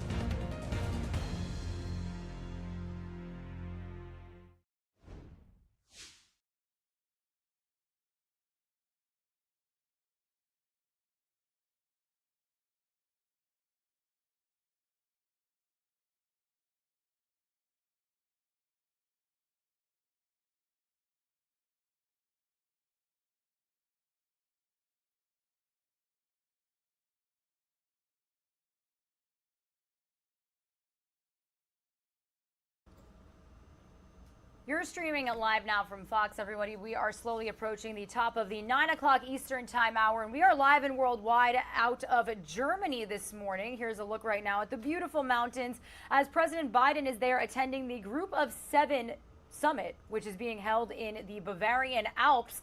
On Saturday, he did receive a traditional Bavarian welcome in Munich, which I actually can show you some of this really cool video of that welcoming ceremony. He was greeted by the Bavarian state governor and a welcoming party dressed in Bavarian outfits. After this summit wraps up today, President Biden is going to travel to Madrid, Spain for a NATO summit. The visit comes as global support for Ukraine has shown signs of slipping amid skyrocketing inflation caused by the Russian invasion. The world leaders are facing the threat of a global recession and growing anger at home over surging inflation. This is actually a look at what for you just a little bit. Basically, their big family photo. Now, G7 leaders met virtually with Ukrainian President Volodymyr Zelensky earlier today as they reassured their commitment to Ukraine with plans to pursue a price cap on Russian oil, raise tariffs on Russian goods, and impose other new sanctions. In addition, the U.S. was preparing to announce the purchase of an advanced surface-to-air missile system for Kyiv to help Ukraine fight back against Vladimir Putin's aggression. Over the weekend, it was something that we followed here too. Missile strikes being seen and felt in the capital of Ukraine as Russian forces have really just indicated no sign of letting up their attacks in really all portions of the country. So this is something that we are following very closely here on Live Now from Fox. And as we are officially at the top of the 9 o'clock hour here on the East Coast, I do want to bring you a little look at all of the major stories that we are working for you here. It does look like we did just get a feed coming into our desk, first of all, really quickly, of a potential meeting out there in the G7 summit. And it looks like that shot just switched. Sorry, I'm monitoring all this for you here, live, raw, and unfiltered. Good morning, everybody. My name is Regina Gonzalez with you here from our Orlando, Florida studios, continuing to bring you all of the top stories, breaking news, and even live events that we have gone into our desk pretty early here, all to kick off your Monday. It is the last week of June, which is so hard to believe. We're officially going to be in July later this week. It's just flying by here, and obviously monumental news over the weekend. The Supreme Court, the nation's highest court, officially overturning Roe v. Wade, letting individual states decide on abortion rights for women in their vicinity. So I do want to take you out live right now to a look at the Supreme Court and everything that we are monitoring for you here on Live Now from Fox. This is a live look we have outside of the Supreme Court right now on this Monday morning. We are actually expecting more opinions to drop at around 10 a.m. Eastern time, and they drop in individual increments. So all this following that landmark decision on abortion rights Friday. But today we do know that there are 7 opinions remaining, including decisions on immigration, environmental regulation, and religious freedom. And when the court breaks for summer, it'll actually mark the end for Justice Stephen Breyer, who is retiring. He's going to be replaced by his former law clerk, Ketanji Brown Jackson, who will become the first African-American woman to serve on the court. So we're going to keep a close eye on those opinions that drop at around 10 a.m. Eastern time, a little less than an hour here on Live Now from Fox. We can also show you some feeds that we are getting out of Germany, and it does look like we may have just lost that, especially as these world leaders meet. The feeds are very quick, very in and out, so when we do get them here, we will bring them to you on Live Now from Fox. I can show you this little slate that we have gotten, the G7 summit happening out there in Germany right now. President Biden there today, and as he finishes up, he will then head to Madrid, Spain for a NATO summit. So he is overseas right now, continuing to meet with world leaders on world issues that have been a root caused by the Russian invasion of Ukraine. So we'll get to that here in just a moment. They did meet with Ukrainian President Volodymyr Zelensky virtually just a little bit earlier this morning. So we can bring you some full coverage of that here in just a moment. I also do want to let you know that we are monitoring the latest on President Biden administration officially signing a gun bill into law over the weekend. It's the first gun reform bill in nearly 30 years. We do have his full remarks from Saturday before he did head on Air Force One and then head overseas to this G7 summit. So why don't we start overseas here? We will bring you the latest from Fox News correspondent Peter Doocy on the president's trip, because we've seen a lot happen just within the last couple of days when it comes to world leaders reacting to the Russian invasion of Ukraine. The U.S. and its allies leveling another blow at Russia's economy, specifically by banning imports of gold. President Biden unveiling these new actions and new sanctions just yesterday during that G7 summit. So here's the latest from Fox News correspondent Peter Doocy.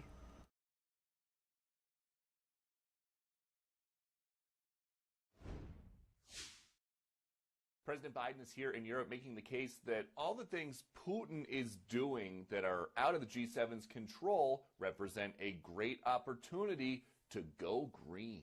The entire world is feeling the impact of Russia's brutal war in Ukraine and on our energy markets.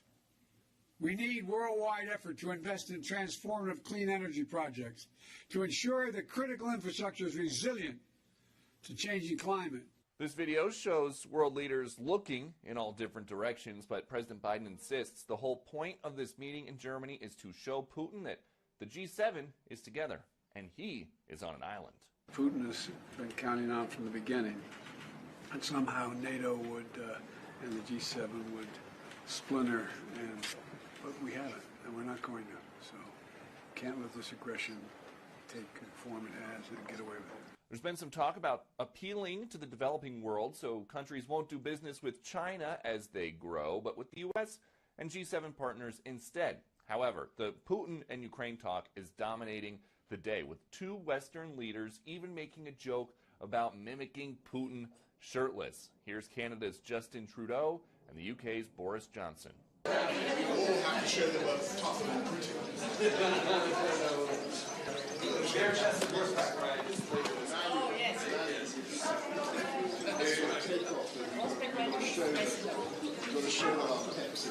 Johnson said they were going to show Putin their pecs, but we are confident he was kidding.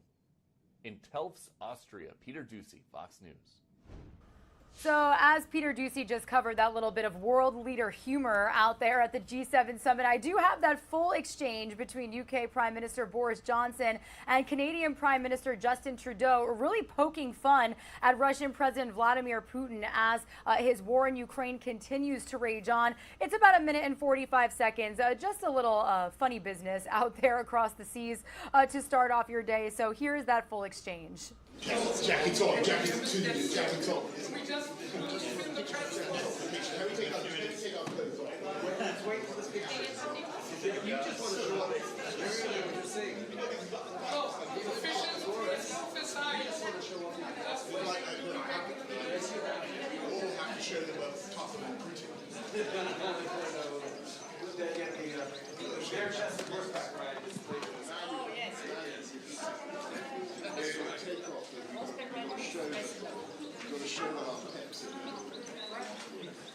Mr. President, was the rocket strike on Kyiv a deliberate provocation to the G7? Nope, we were just down a bit.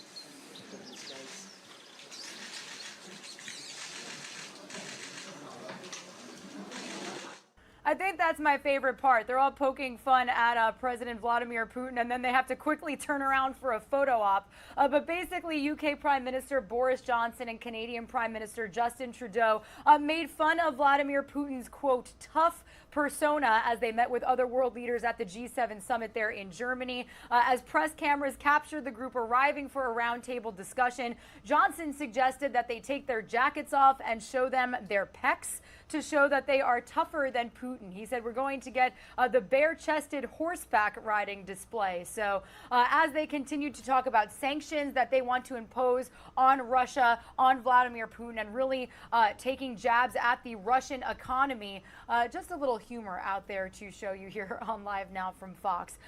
Definitely not a humorous shift of gears here, but we do want to take you out to the latest video from the war in Ukraine as it continues to rage on. It's hard to believe that it is is day 124, and it's something that we followed for you here over the weekend. Russia renewing attacks on Kyiv, which is the capital of Ukraine, launching a barrage of missiles into the city. The missile strikes hit the western part of the Ukrainian capital in an area of universities, restaurants, and art galleries, at least also striking 2 residential buildings and sending fire and rescue crews into the area to look for survivors trapped under collapsed structures.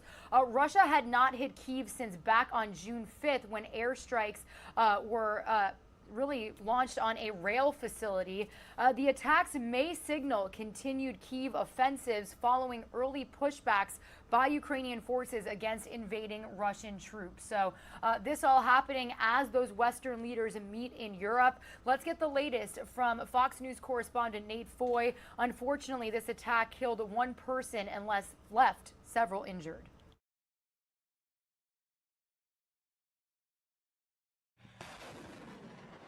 The battlefield momentum in Ukraine's east is tipping towards the Russians. 4 months into the war, Ukrainian troops have withdrawn from the key battleground city of Severodonetsk after months of intense fighting there. Ukrainian officials call it a tactical withdrawal and say forces accomplished their goal of occupying Russian resources while waiting for more weapons from the West. It makes no sense to stay at the positions that have been destroyed because the number of casualties in poorly fortified areas will grow every day. The U.S. sending another military aid package worth $450 million. It includes 4 additional mobile rocket launchers that are capable of stopping Russian tanks and armored vehicles. The total U.S. military aid to Ukraine during the war is now over $6 billion. The United States will continue to bolster Ukraine's defenses and support its sovereignty and its territorial integrity. The situation in Ukraine's ports is getting worse. Millions of tons of food stuck in the country. The UN warning of a global food shortage without shipments. The only reason for this now is Russia's aggression against Ukraine and Russia's blockade against grain and other foodstuffs moving out of Ukraine. President Biden heads to Germany for the G7 summit this weekend and then to Madrid next week for the NATO summit. Reporting in Lviv, Ukraine, I'm Nate Foy, Fox News.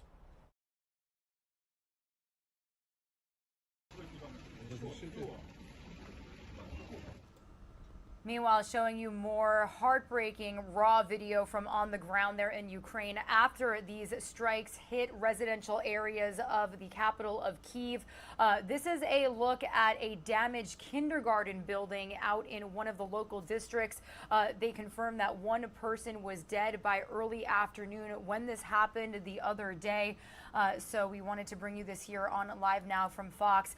Viewer discretion is also advised as we bring you this video as well. A young girl and a woman described in local reports as a mother and her 7-year-old daughter were seen being taken for medical treatment in Kyiv the other day after they were rescued from the rubble of a building hit by those Russian airstrikes. According to Ukraine's State Emergency Service, shellings struck buildings in one of the local districts outside of the city, and Mayor Vitaly Klitschko said the number of casualties had yet to be confirmed. That was at that time the other day on June 26th, just yesterday really, and now we learned that 1 person was killed and several other were injured. So each and every day we have brought you raw, unfiltered, nonstop coverage internationally of what is happening on the ground there in Ukraine.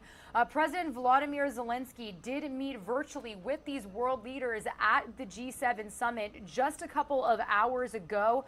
And, you know, the G7 basically said that they wanted to reassure their commitment to Ukraine with their plans to pursue a price cap on Russian oil, raise tariffs on Russian goods, and impose other new sanctions. So if and when we do get more feeds coming from overseas in Germany or on the ground in Ukraine, we will certainly bring it to you here on Live Now from Fox.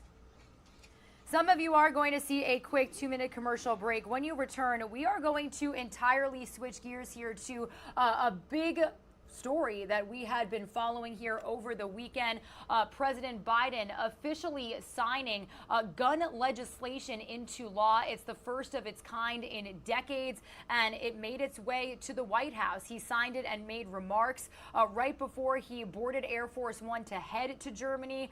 This all happening as the Uvalde, Texas community marked 1 month since a gunman killed 19 children and 2 teachers inside of a classroom at Robb Elementary School. We're going to hear from grieving parents as they try to somehow go on without their young children who were supposed to be on summer break. Stay with us. All that coming up after this quick commercial break.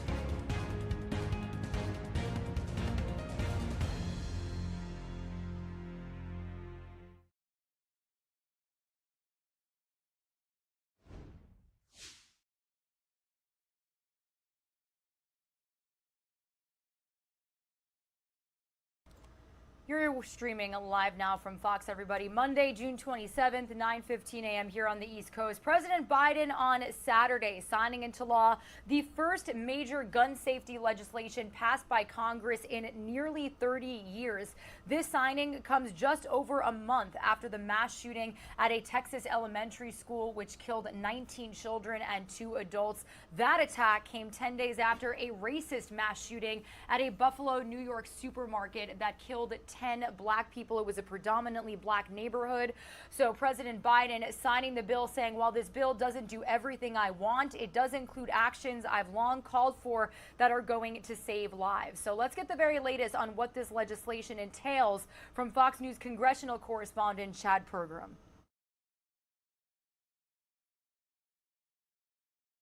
The motion is adopted. Congress passing a bipartisan bill to curb the scourge of gun violence. The $13 billion plan garnered overwhelming Democratic support along with a contingent of Republicans. The House vote followed the Senate's approval late Thursday night. It marks the first time in nearly 30 years that Congress okayed major firearms legislation. This was a team effort. Everybody worked extremely hard for one purpose and one purpose only, and that's to save lives. The bill responds to recent mass shootings, including one at a grocery in Buffalo and another at an elementary school in Texas, which killed 19 children and 2 teachers. The bill expands background checks to include juvenile records, red flag laws to seize guns from those deemed dangerous, and it seals the so-called boyfriend loophole, barring domestic abusers from purchasing weapons. While there is bipartisan support, there are still critics of the bill from both sides. Democrats say it doesn't go far enough, while others fear it will infringe on Second Amendment rights. This is a compromise, but it's the first opportunity we've had in decades to do something worthwhile to prevent gun violence. This is a common sense package. Its provisions are very, very popular. It contains zero new restrictions, 0 new waiting periods, 0 mandates, and 0 bans of any kind for law-abiding gun owners. The bill now heads to President Biden to sign into law. On Capitol Hill, Chad Pergram, Fox News. All right, thank you, Chad Pergram, for that report. Here is actually a live look right now in the city of Uvalde, Texas, as the memorial still sits in downtown 1 month after 19 children and their 2 teachers were gunned down and murdered inside of a classroom at Robb Elementary School. That happened exactly 1 month ago on Friday, actually. So to mark that 1 month, Fox News multimedia reporter Ashley Soriano has more after speaking with a grieving father. Let's listen in. When you drive down the road, you'll see banners and restaurant signs that read Uvalde Strong and Praying for Uvalde. And you can see this memorial behind me. It's growing every day with a consistent flow of people dropping off flowers, cards, and stuffed animals. A lot of different emotions here: anger, frustration, sadness, exhaustion. I spoke to the father of one of the victims. He says he goes into his daughter's room every day and talks to her. I talked to her like she was still there, and it helps, it really does. And I still say go in there and say good morning, and I say good night. Like she's in my mind, she's still there. 9-year-old Jackie was a student at Robb Elementary. She was in class on May 24th, the day the gunman shot up the school. June 10th was supposed to be Jackie's 10th birthday. Smart little girl. She was feisty. She's a little go-getter. She loved to help other people out. She was the type of person that would give her a shirt off her back if she could to help somebody out. Jackie loved to sing and dance too, and she had big dreams for her future. She loved animals. She wanted to become a vet, and one of her dreams was to go to Paris. So that's something that unfortunately that we want to do, in her spirit, in her honor. It's a tough road ahead. We go back and look at pictures and videos, and then we have, and that makes us happy. Then we have those times that we get that little punch in the chest, that you can't help but cry. But Javier Cáceres says he and his family are fighting every day to heal. It'd be different if it was, she had cancer or something, getting to know that, one day she might pass. But just the way she was brutally taken from us, that's a different story, and it hurts harder. But we're strong, and we're trying to get through it. It's going to be very hard to. And I can't say we're going to stop breathing because we can't, and our baby's gone. The family liked to paint rocks together and hide them, kind of like a scavenger hunt. And Javier Cáceres says they'll keep the tradition going, but they'll leave the rocks at Jackie's gravesite. And he wants parents to hug your kids a little extra harder tonight. In Uvalde, Texas, Ashley Soriano, Fox News. A heartbreaking story from Ashley Soriano, speaking with a father who lost his daughter. She was one of the 19 students killed alongside her 2 teachers in that classroom inside of Robb Elementary School. Here's another live look at that memorial that still sits in downtown, a very tight-knit community, only about 16,000 residents over the last month as this investigation into what happened that day has gone on.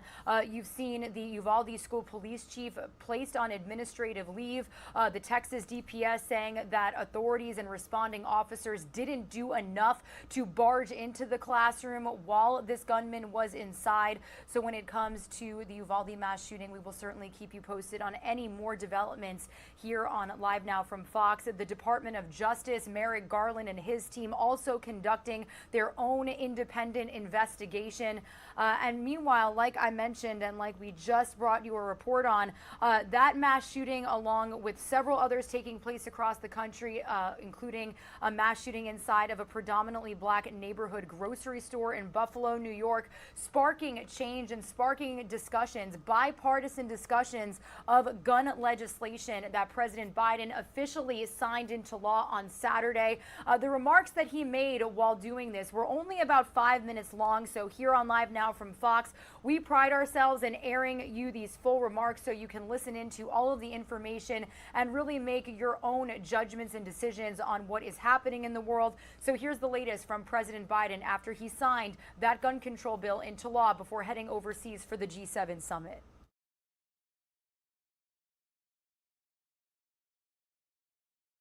Wade.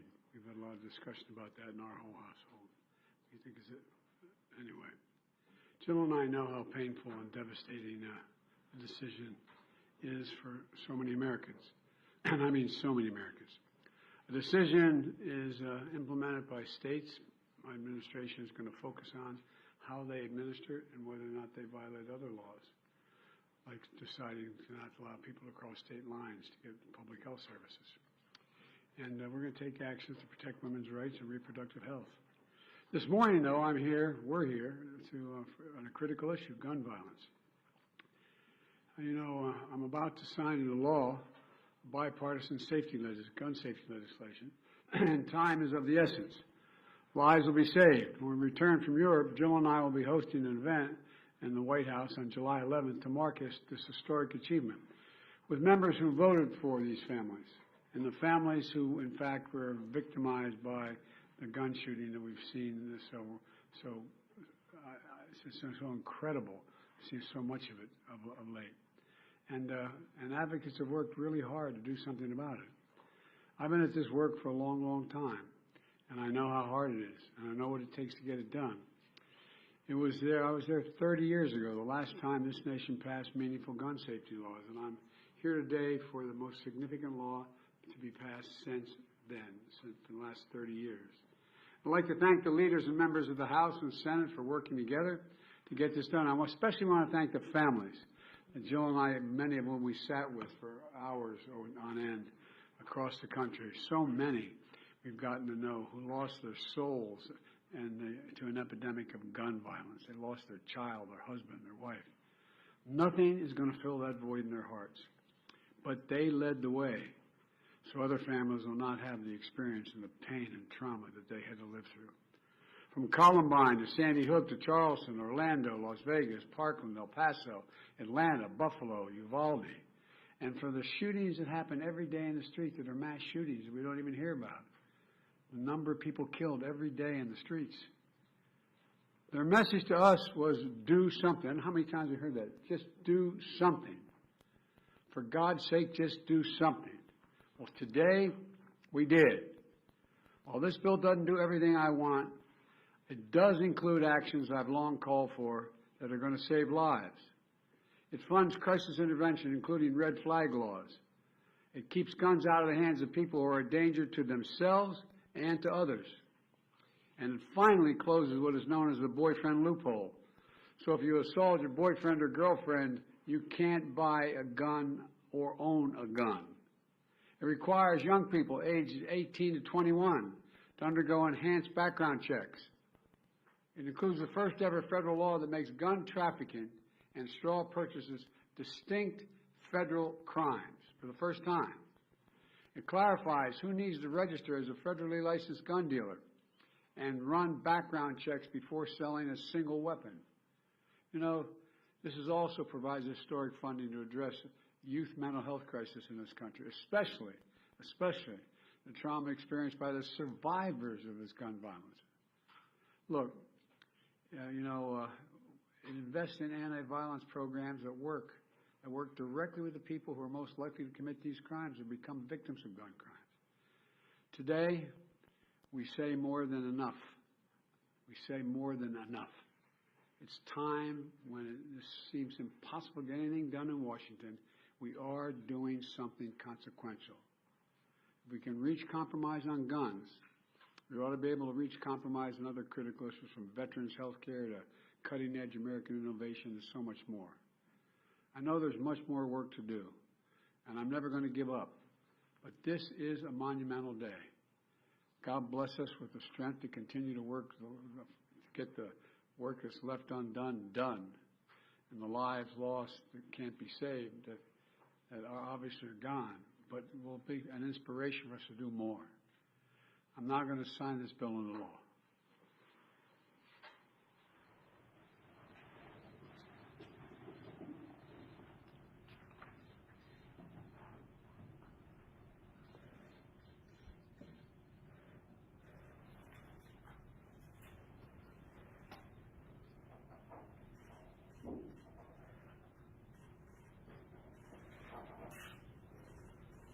God willing,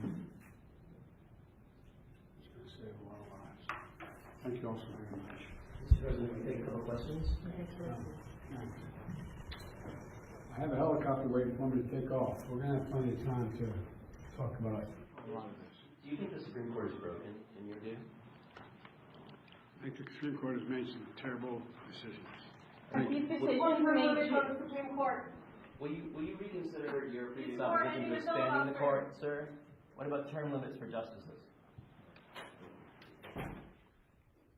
All right, everybody, those were some brief remarks from President Biden at the White House, literally right before he boarded Air Force One to head overseas for the G7 summit, signing that gun legislation into law. It was passed by Congress, and it's really the first bipartisan major gun safety legislation passed in nearly 30 years. Now, it just came over a month after that mass shooting at Robb Elementary School in Uvalde, Texas, where I actually can take you live right now to that growing memorial. President Biden saying that this bill doesn't do everything that I want, but it does include actions I've long called for that are going to save lives. Today, we say more than enough. We say more than enough. So wanted to bring you those brief remarks from the president from the White House as he signed that legislation, which passed the House 234 to 193 on Friday into law. It includes incentives for states to pass so-called red flag laws that allow groups to petition courts to remove weapons from people deemed a threat to themselves or others.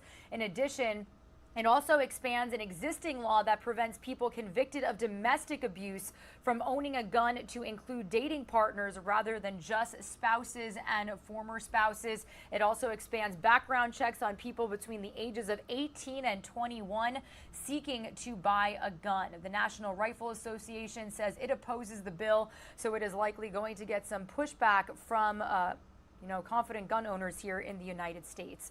Some of you are going to see a quick 2-minute commercial break. When you return, we are going to get into other top stories that we are following here to start off your Monday. And this is something that we have followed for quite some time. A new development, an exclusive development, I should say, when it comes to the murder of Gabby Petito, her fiance, Brian Laundrie's notebook that was found at the site of that preserve where his remains were found shortly after, or I should say a couple of weeks after her body was found in Grand Teton National Park. That notebook basically revealing a murder confession. We're going to get the very latest from our Fox 13 Tampa team. We're also going to stay in Florida for some more news that actually brings us back to Colorado. The reigning Stanley Cup champions, Tampa Bay Lightning, actually losing their spot to the Avalanche. Stanley Cup win, bringing celebrations, emotions pouring down in the Denver streets last night after they officially beat the Lightning here in the state of Florida. That game was at Amalie Arena in Tampa. So we're going to bring you the latest on other stories that we are following here to start off your Monday. Also can give you a look. It is officially 9:31 here on the East Coast. Stocks have started trading. Here's a look at the big board.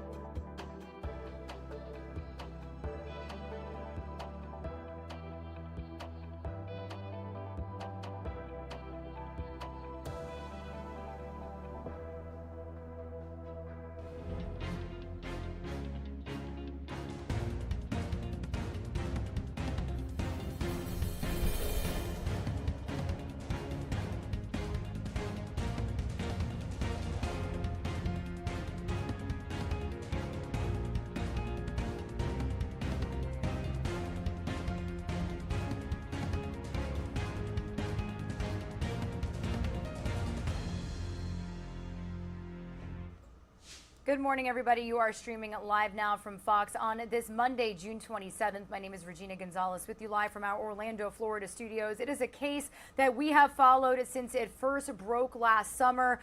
We're getting the first public glimpse of the notebook that was found next to the remains of Brian Laundrie in that Florida swamp, where it was later revealed that he killed himself. This is actually a Fox News Digital exclusive. These pictures of that notebook, in it, his confession in his own writing, where legal experts are now saying could become evidence in a current lawsuit against the Laundrie family. This is everything that he wrote about the death of his fiancee, Gabby Petito. Let's get the very latest from our Fox 13 Tampa team. I ended her life. I thought it was merciful, that it was what she wanted, but I see now all the mistakes I made. These are Brian Laundrie's own words. The FBI recovered this notebook last year near Laundrie's remains in the Carlson Reserve in Sarasota County. Inside, FBI agents say he confessed to the murder of Gabby Petito.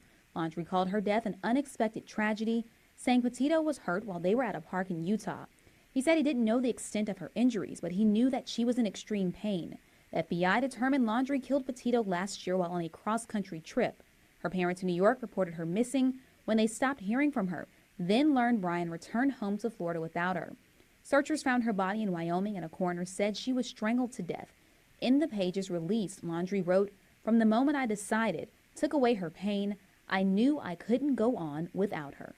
Janae Lewis, Fox 13 News. Meanwhile, I do want to stay in Florida for more news that we have followed from over the weekend. Friday marked 1 year since 98 people were killed when the Champlain Tower South building in Surfside, Florida collapsed. First Lady Dr. Jill Biden did travel to the area to attend a memorial service where the community was remembering those victims. So I do want to play for you this latest report out of Surfside, Florida. A whole year of pain, confusion, unanswered questions. Friday marking 1 year since tragedy struck Surfside, Florida. The Champlain Tower South building collapsing in the middle of the night, claiming the lives of 98 people. First Lady Jill Biden on site to join the community as they commemorate the lives lost. The things we carry are heavier now. And 1 year later, or many years later, our knees sometimes buckle beneath the weight of our grief. Rescue crews from around the globe traveling to Florida in the days after the collapse, helping local teams dig through the rubble and search for the victims. The emotional impact still weighing very heavy here. To see family members literally just screaming into the pile of rubble here. That was pretty emotional and still is to this day. The cause of the collapse remains under investigation, a process that could take years. But the building had a history of maintenance problems, and there are questions surrounding the quality of its construction. It's clear that the building failed massively. Many families still struggling with their loss a year out, while looking to hold those responsible accountable. Meanwhile, just yesterday, a Florida judge approved a $1 billion settlement for the survivors and the families of those whose lives were lost. In Surfside, Florida, Phil Keating, Fox News.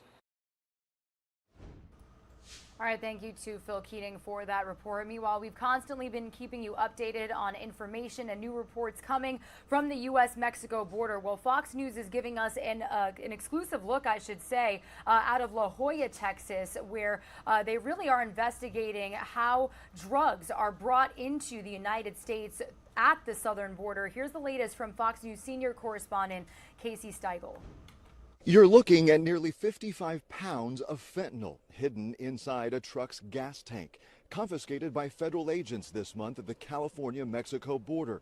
By DEA standards, it's at least 12 million lethal doses. Border officials, however, say this one bust is only a fraction of what they're now seeing. Our seizure rates continue to climb, especially when it comes to fentanyl, methamphetamines. We saw drastic increases in that. CBP numbers show nearly 8,000 pounds of fentanyl has already been seized since October.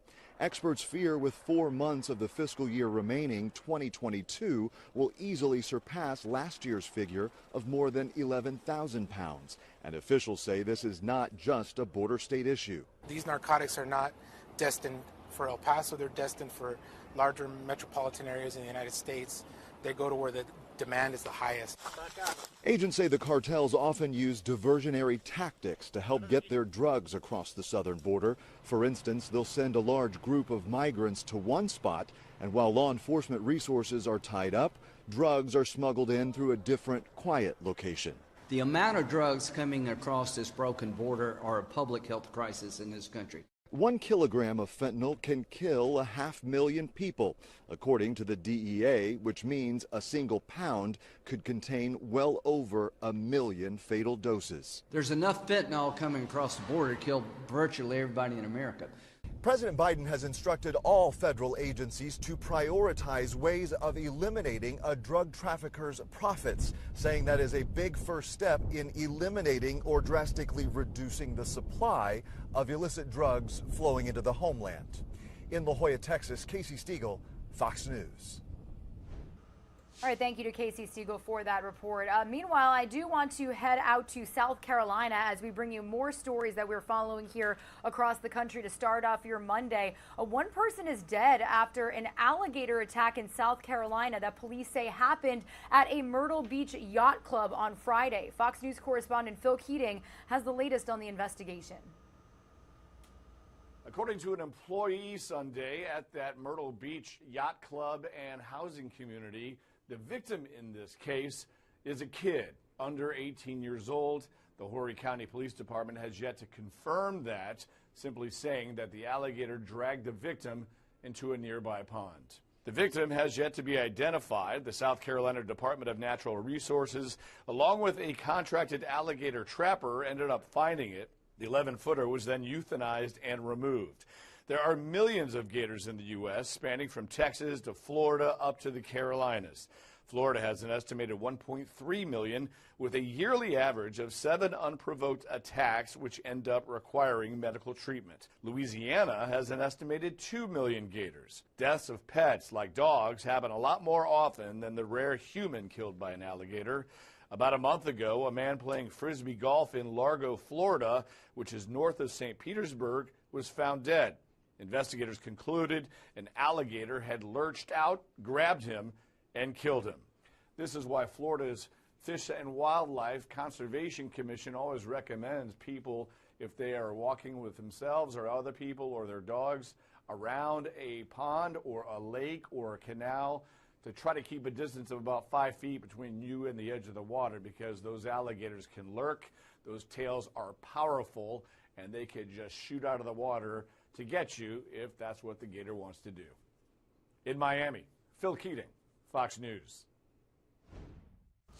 All right, thank you to Phil Keating for that report. Here's actually a live look right now at Myrtle Beach, South Carolina. If we do get any more details on that story, we'll certainly bring it to you here on Live Now from Fox. But before we send you to that quick 2-minute commercial break that I'm about to send you on, we are going to bring you some big news out of the sports world. And I must say, as somebody who went to college in Tampa and somebody who is a huge Lightning fan, this is not so good news for Lightning fans this morning. A Stanley Cup win, bringing an avalanche, literally, of emotions pouring down into Denver streets last night. The Colorado Avalanche fans letting loose after beating the defending Cup champs Tampa Bay Lightning 2-1 in Game 6 of the Stanley Cup Championship Series. It didn't matter to fans that Game 6 was actually in Tampa. As you could see, happiness flowing in the crowded streets, people jumping on top of cars, fireworks going off,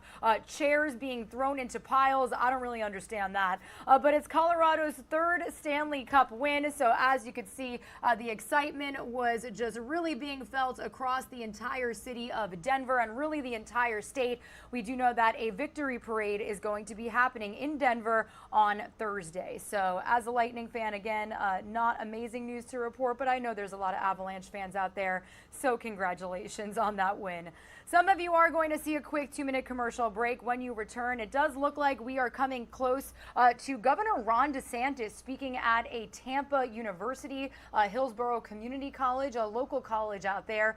If we see him stepping up to the podium, we will bring it to you live, Ron, unfiltered. We don't have an exact word on what he's speaking on, but we're going to work to get you some more information.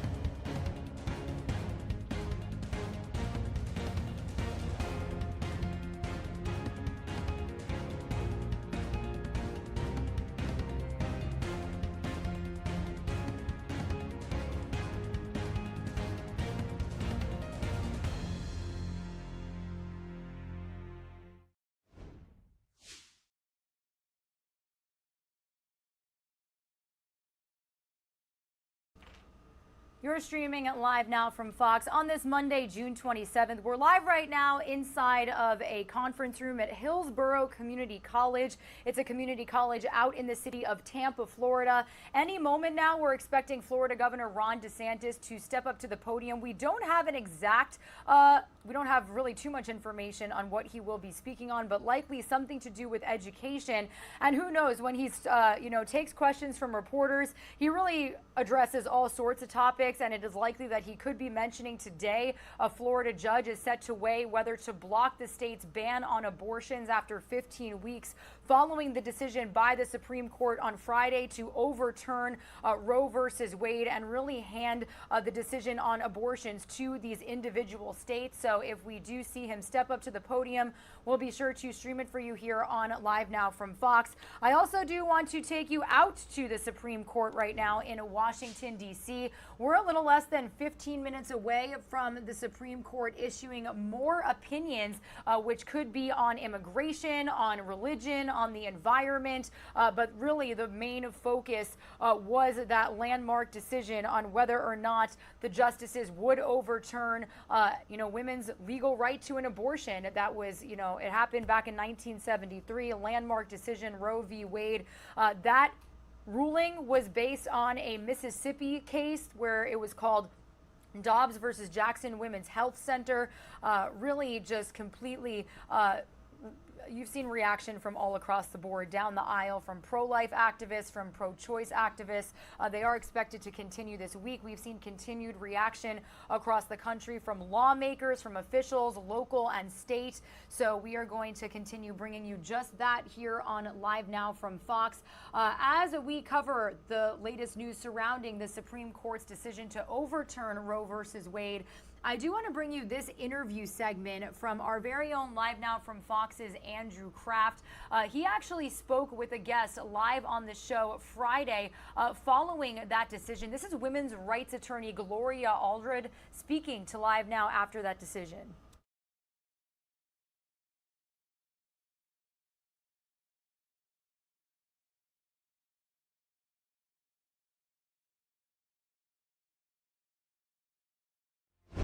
And joining me now for more reaction on Roe v. Wade getting overturned today by the Supreme Court, prominent attorney Gloria Allred joins us now. Ms. Allred, this is a different America than when we woke up this morning. Is America back in 1973? Great question. The answer is way back before 1973. Back, for example, before Roe v. Wade, which was decided in 1973 by the U.S. Supreme Court, and wherein the court decided that a woman has a constitutional right to choose abortion. It's way back, for example, in the 60s in California, where I am right now. In 1966, it was a crime for anyone to assist a woman having an abortion. And as a result, a woman like me, who was pregnant as a result of a rape, had to get someone who was not a nurse, not a doctor, and someone who would just do it for the money to perform an abortion, which he did, and then left me in a pool of blood, hemorrhaging in a bathtub. And fortunately, at some point, an ambulance was called, not by him, because he said, I just do the abortion, I don't take care of anybody afterwards. And I was taken to the hospital with 106-degree fever, packed in ice, and my life was saved. But having said that, that's the way it was before Roe v. Wade. That's the way it's going to be again now that the Supreme Court has shown that it has no regard for the life, the health, the safety of women by this terrible decision overturning Roe v. Wade, which was the law of the land for almost 50 years. Before Roe v. Wade, the period that I was talking about, states did have the right to criminalize abortion. Many did. States did have the right to restrict abortion, as many are now about to do through their trigger laws. And it's really life-changing for many women. Many women will die from infections from illegal abortions because it's not going to stop abortion. It's just going to stop safe abortion. So this is a dangerous decision. It's cruel for women and children. And it's an attempt by extreme right-wing Republican legislators, that's the truth, and extremist justices on the Supreme Court to control women and their lives. We're not going to be controlled. So you're saying essentially that there will be created a black market in which women will have to come to an abortion in some way. And then, of course, if you're in a neighboring state that allows it, women will have to travel there. If their state doesn't allow it, is that what you're kind of foreseeing as we get into the future here? Well, 100%, except that, for example, Texas outlawed abortion, and then the haven state for women to go to get a safe and legal abortion was Oklahoma. Now they're trying to outdo Texas, and now they have essentially been in a competition to see who could hurt women's lives the most, and to really go to the extreme in not even making exceptions for rape or incest in many states, or for if a life of the woman is endangered.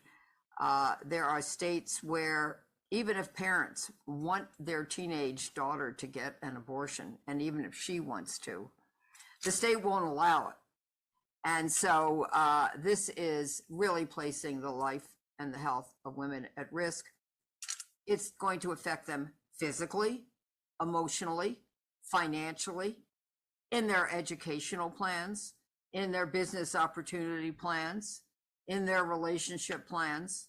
It has a devastating impact on women's lives. And the elected politicians who want to control women and are racing to do it are only doing it for crass political motives, Andrew, because they are appealing to their base because they want to get reelected. They don't give a damn about the life of women and young girls in this country. Ms. Allred, you said, like you said, you're in California right now. Women in California, they will still be legally allowed, of course, to get an abortion. Like you said, though, this goes now to the states, where we're going to see a patchwork of legislation piecemeal, with some states outright banning it today, abortion clinics closing today, abortion appointments getting canceled today. And then some states are hanging in limbo. Is it your view that possibly at the federal level, some type of codification will be in place in the future to set some type of standard? 15 weeks, maybe. We know it was 24 weeks that the federal constitutional precedent was set, but something like that. Is that, for an optimistic point of view, what you were thinking? Well, of course, one of the goals would be to pass a national law, which means codify Roe v. Wade as a national law. But to do that, we need to have pro-choice Democrats in the House. We have a majority in the House of Representatives, but we need more, and we have to maintain the majority. They have already passed the Women's Health Protection Act, but it's stuck in the United States Senate because there are not enough pro-choice Democrats who are willing to pass it. And actually, we're going to need 60 U.S. senators in order to break a filibuster. We don't have 60 Democratic pro-choice senators, and any pro-choice Republican senators are not enough that would pass it. And I think that Mitch McConnell is just going to stand in the way and block it because that's his agenda. Yeah. So yes, that would be what we need. And there are some Republican elected officials who proposed just the opposite, Andrew. Instead of passing a national law to codify or make Roe v. Wade the law of the land by way of a statute, which is a law, they want to do just the opposite. They want to have a national law which would outlaw abortion all over the country, in every state in the United States. That's how cruel they are. That's how little they care about endangering the life of women. This is no small thing. And it's outrageous, and it's barbaric. And yes, as you said originally, when you said, is this going to turn back the clock? Absolutely. It's devastating to women's lives. Ms. Allred, just lastly, in a sense, though, we knew this was coming, that majority opinion written by Justice Alito. It was leaked to Politico at the beginning of May. And, you know, there was a conservative majority. There is a conservative majority. So for so many who are apoplectic today about this decision, didn't that soften the blow of this? Didn't so many know this was coming already? Not at all. And I would have to respectfully differ with you, Andrew, when you say there are conservative justices. I believe the ones who signed onto this opinion today, Dobbs v. Jackson, are extremist justices. And as a matter of fact, the president said something very similar to that today, President Biden. So did it soften the shock? Not really. I thought maybe when we saw the draft opinion and there were hundreds of thousands, if not millions, of women and men who took to the streets to protest what was the content of that draft opinion, that perhaps maybe some of the justices might rethink their decision or soften their language, not reverse Roe v. Wade. That didn't happen. So for those who hope for it, you know, I always say hope is not a strategy. It's just a wish. Yeah. So from now on, we have to fight. We're going to take our fight to the streets. I'm headed out for a rally shortly. We are going to speak out in the court of public opinion. There are going to be many legal battles in the courts over this. We are going to go anywhere and everywhere, do everything that's legal and peaceful, and sometimes maybe not so peaceful, because we are not going to take this. This has to be challenged. And you say I'm in California, which is very true. We now have a pro-choice state in California, a blue state. But I still think we need a constitutional amendment in our state constitution to guarantee the right to choose legal and safe abortion in California. Yes, we are going to be a sanctuary state. Financially, we're going to help a lot of women from anti-choice states, the mandatory motherhood states that are compelling them to keep on with their pregnancy. We're going to help some of those women to come to California to get an abortion at no cost to them. But there's still a lot of poor women and rural women and young women and women of color who are going to be hurt by all this. Some of them, even if we provide free travel, won't be able to get here. They won't be able to leave their jobs, working 2 or 3 jobs. They won't be able to leave their children that they have, and they don't want another one because they won't be able to support another one, to come to California. So that is why this is just so devastating and so dangerous and cruel. Just last point I want to follow up on, because we're seeing protests in cities all across the country. You said some maybe not so peaceful. You're not advocating for any type of violence in the wake of all this. We've seen threats against Supreme Court justices' lives just last week. What is your message to keep the rhetoric down, to keep threats of violence down?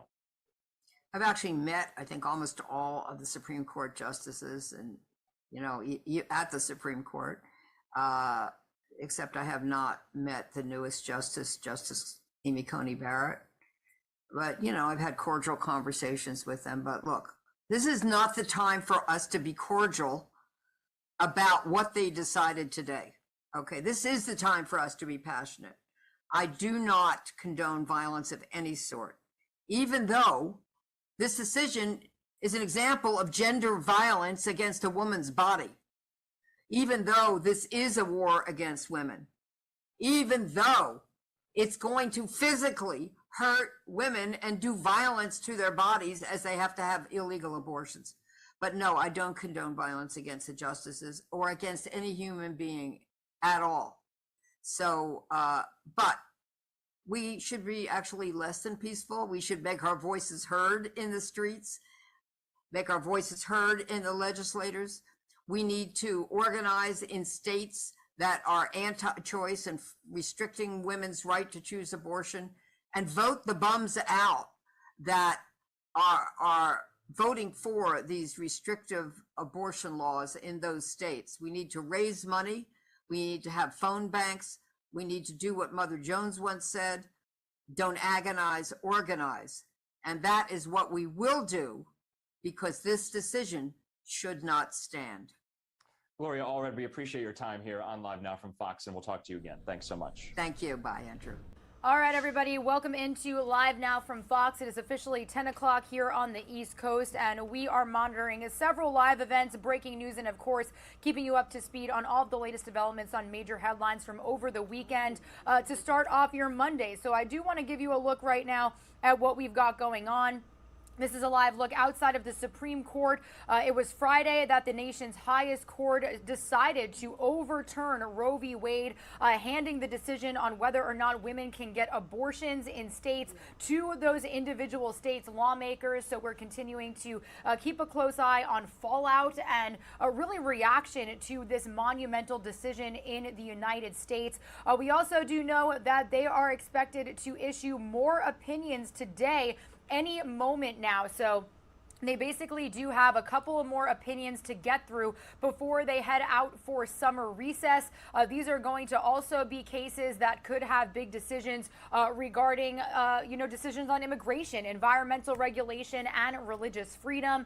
They are dropping as we speak, and they will drop in 10-minute increments. So we will keep a close eye on what is released by the Supreme Court here on Live Now from Fox. I also do want to let you know that we are monitoring this feed out of a courtroom in Michigan. So it's been a story that we have been following here since the very beginning when it first happened last fall. Any moment now, a judge could decide to move James and Jennifer Crumbley's cases related to the Oxford High School shooting out of Oakland County. The parents of accused shooter Ethan Crumbley will be in court. We are going to be streaming it for you here, as you can see, live, raw, and unfiltered. Defense for the pair have argued that they cannot get a fair trial in the county. The attorneys have also requested that the prosecutors be limited about what they can talk about related to the cases. The judge is going to be hearing both motions. So when we do see things getting started here, we'll cut right to it on Live Now from Fox. James and Jennifer Crumbley are both charged with involuntary manslaughter. They will be going to trial later this year.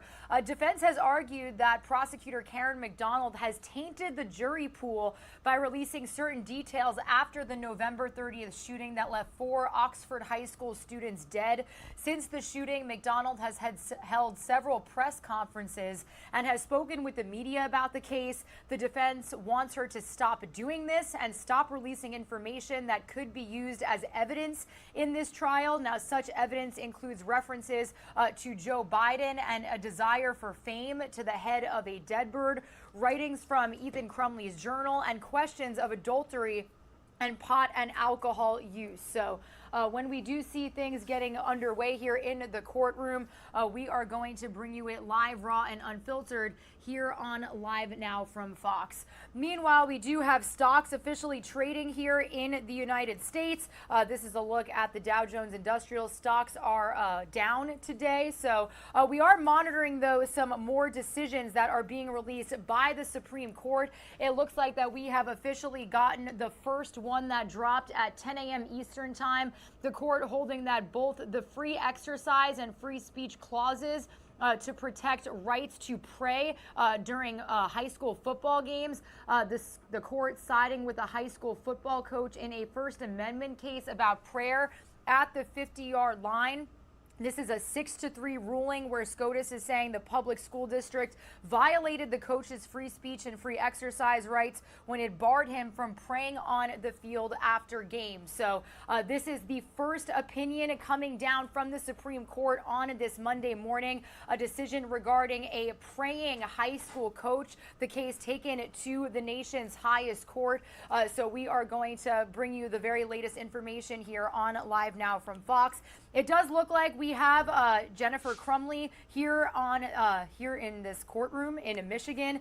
Any moment now, we are going to learn the fate of the trial for the parents of the alleged Oxford High School shooter in Michigan. That was that shooting that happened back on November 30th, left 4 Oxford High School students dead. So I do want to raise the volume here and let us listen in. Things are expected to get underway here. And in a moment, we're going to get you more information on the Supreme Court's decision to side with a high school football coach who prayed on the field.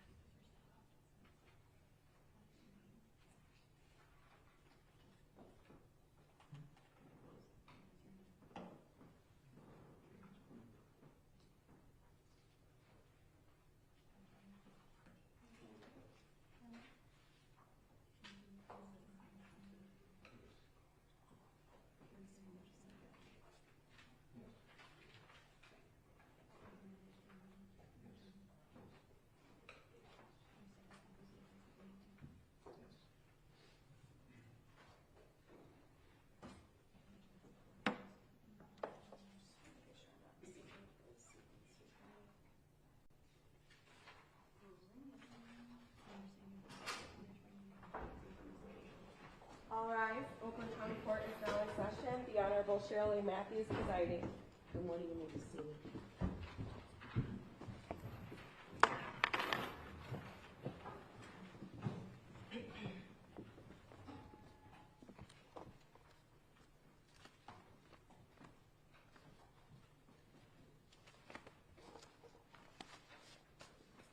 Your Honor, calling People v. James Crumbley, case number 22279-989FH. Calling People v. Jennifer Crumbley, case number 22279-990FH.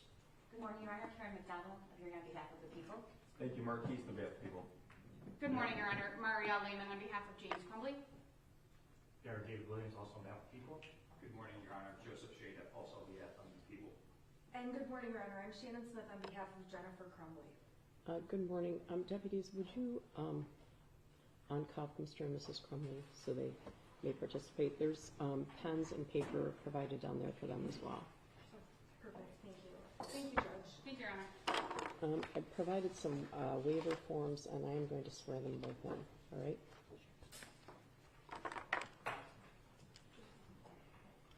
He has the hearing device. Is that working? He does, Your Honor. Okay. I did turn it up so we could hear you.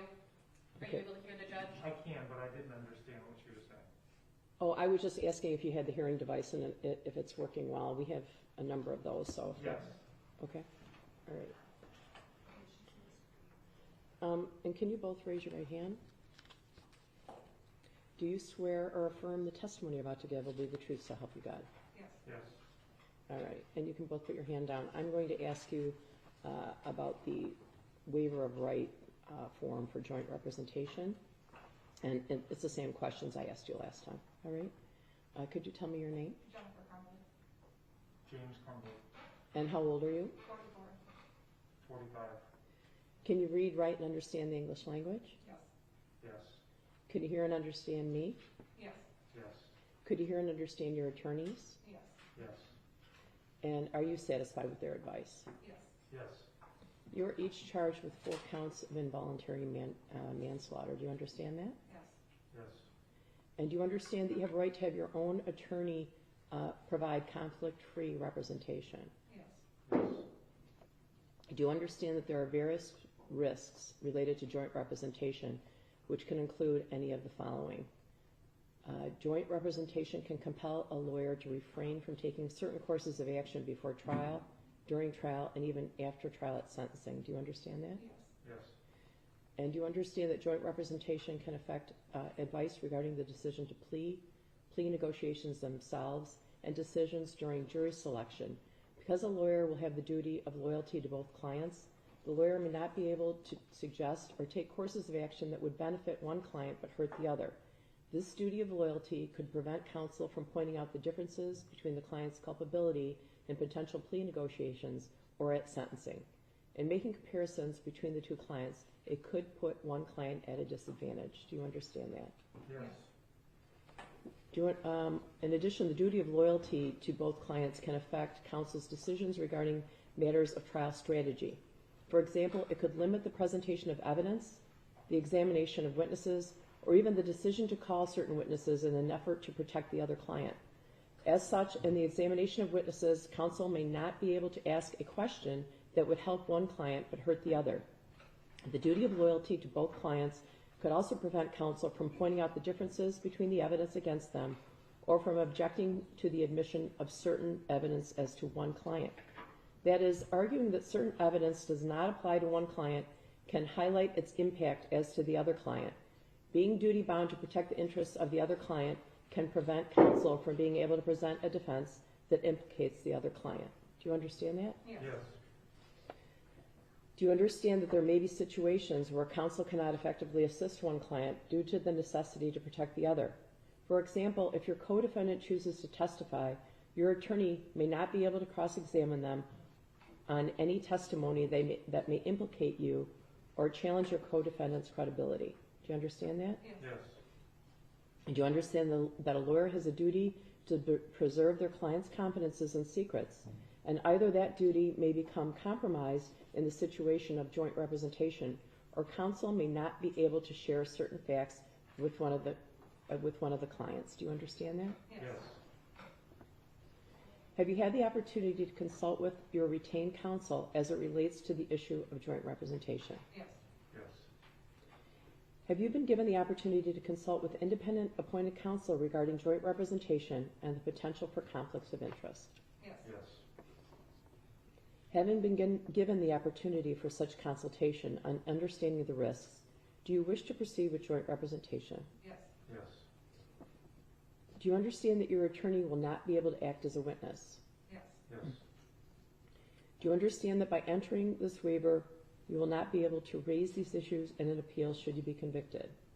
Yes. Yes. All right, I'm satisfied with the waiver. Are you satisfied with the waiver? Judge, thank you. I just wanted to bring up one additional point I think we should place on the record. It's come to our knowledge that defense counsel has dissolved their law partnership, so they're now two separate law firms. So, and please correct me if I'm wrong, but I believe that Mariel Lehman is representing James Crumbley in her law firm. Shannon Smith is representing Jennifer Crumbley in her law firm. So I think the defendants each need to be made aware that the separate law firms now have confidences regarding the clients in the other law firms. So that's another factor we should address. Yes, both counsel made me aware of this, so would you agree with the statements of the prosecution? Yes, absolutely. And Your Honor, just for the record, I did go over this with my client in a jail visit, and I believe Ms. Lehman went over it with Mr. Crumbley. I did, Your Honor, and I do agree with the statements by the prosecution. I did discuss this with Mr. Crumbley as well. Okay, May good. I approach, Your Honor, to just give you the Sure, waivers? sure. I'm sorry, did you say something? No, Judge, I think this might be an issue we have to address in the future, but we'll consult internally with our team to decide if we believe we should add additional language in the joint representation form or not. Just want to make sure the record's protected. I guess I got the impression that solved problems, not made problems. Not accurate? I think that there's some implicit problems that weren't addressed at the front that we may have to address in the future. Okay, well, If I let just me... may add, prior to this, the privilege extended, my understanding, from both attorneys to both clients, because they were essentially one attorney. I'm just wondering now where the privilege extends, and to the extent that one lawyer has information related to the other client that was procured when their law firm was intact. And again, the only reason it's relevant for our purposes is we're just concerned about the appellate record. Well, you all know where to find me if you need to raise any additional issues, and I'm also available to meet in chambers, as you're aware. So, Your Honor, just in response to what Ms. McDonald said, although we have separate firms right now, we are still handling this case together in the same way we did when we were together. And so if there are any confusions or questions, we're happy to address those. Okay. And everyone should just know that we plan to continue to work together with both clients together. Nothing has really changed other than our, names of our firms and our bank accounts. So. Okay. All right. Well, you know where to find me if you need a ruling or some assistance. All right. Thank you. All right. So I'm going to handle each motion separately. First is defendant's motion to change venue. The court has thoroughly reviewed the defendant's motion and the prosecutor's response. Pursuant to MCR 2.119E3, the court dispenses with oral argument. It's a general rule that if a defendant must be tried in the county where the crime is committed. That's MCL 600.8312 and People v. Jędrzejewski, 455 Michigan 495, and that's a 1997 case. However, under MCL 762.7, a court may change venue upon good cause shown by either party. Whether to grant or deny a motion to change venue is discretionary. It may be appropriate to change venue of a criminal trial when widespread media coverage and community interest have led to actual prejudice against the defendant. That's People v. Unger, 278 Mishap 210, a 2008 case. Pretrial publicity alone is not sufficient. To establish actual prejudice, a defendant must show that the extensive, highly inflammatory pretrial publicity saturated the community to such an extent that the entire pool was tainted, or that community bias can be implied from a high percentage of the veneer who admit to disqualifying prejudice, and that's also Jędrzejewski. This would require a defendant to show that media coverage was a barrage of unrelenting, inflammatory, prejudicial coverage versus factual coverage, such that the entire community would be presumed to be exposed to and prejudiced by it. And that's People v. Delisle, 202 Mishap 658, that's a 1993 case. A change of venue might be required where there's been extensive media coverage that is so inflammatory that it leads to a pattern of deep and bitter prejudice against the defendant. or involves highly inflammatory attention to sensational details. This might include pretrial publicity that is vicious, excessive, or officially sponsored, where jurors are unable to set aside preformed notions of guilt. However, it is appropriate, even preferable, for a trial court to elect to defer determination on a request for change of venue until jury selection has been attempted in the original county. And that's People versus Porter, which is an unpublished per curiam opinion by the Court of Appeals issued in February of 1998, and People versus Muhammad, 170 Mich. Ave. 747, a 1988 matter. As a general rule, if a juror is able to set aside pre-existing knowledge and opinions about a case, that is sufficient to support denial of a motion to change venue. The mere existence of a preconceived notion as to guilt or innocence of the accused alone is insufficient to rebut a juror's presumed impartiality. To hold otherwise would establish an impossible standard. Some factors considered by the U.S. Supreme Court and lower federal courts to determine whether a change of venue is warranted include size and characteristics of the community, extent to which the government is responsible for generating the publicity, the extent to which the publicity focuses on the crime versus the defendant, whether the publicity is factual rather than inflammatory, and other factors reflecting on the public's likely effect on the impartiality of potential jurors. And that's Sarniev, 157 F sub 3rd, 57, a 2016 case, and United States versus Salim, 151 F sub 2nd, 281, a 2001 case, and also Jen Wojcicki. A crime that occurred in a large, diverse metropolitan community and publicity that is largely factual, even if voluminous, weighs against a finding of presumed prejudice. Courts have found prejudice warning change of venue in very few circumstances, which generally involves some sort of confession and a small community. In United States versus Solomon, which is an unpublished opinion of the District Court for the Middle District of Florida, issued December 6, 2017, the defendant was indicted on one count of aiding and abetting a foreign terrorist organization and one count of obstruction of justice for allegedly aiding and abetting her husband in an attempt to provide support to this Islamic State of Iraq, which culminated in the mass murder of 49 and injury of 43 people at a nightclub in Orlando, Florida. The defendant moved for a change of venue due to the alleged inherent prejudice caused by the continued and constant media coverage, along with statements by the police chief, which the defendant alleged prejudiced a significant portion of the community against the defendant. Specifically, the defendant alleged that the police chief made repeated disparaging comments about her guilt, which resulted in intense and extensive prejudicial media coverage that made it impossible to impanel an impartial jury in Orlando. Factors considered by the court in determining whether pretrial publicity was so prejudicial and inflammatory as to warrant a change of venue included 1, whether the publicity contains a confession or admission by the defendant, 2, whether there was official misconduct in influencing the publicity in the case, and 3. All right, everybody, if you're just tuning into Live Now from Fox, we wanted to kind of cut in here and let you know what you are listening into.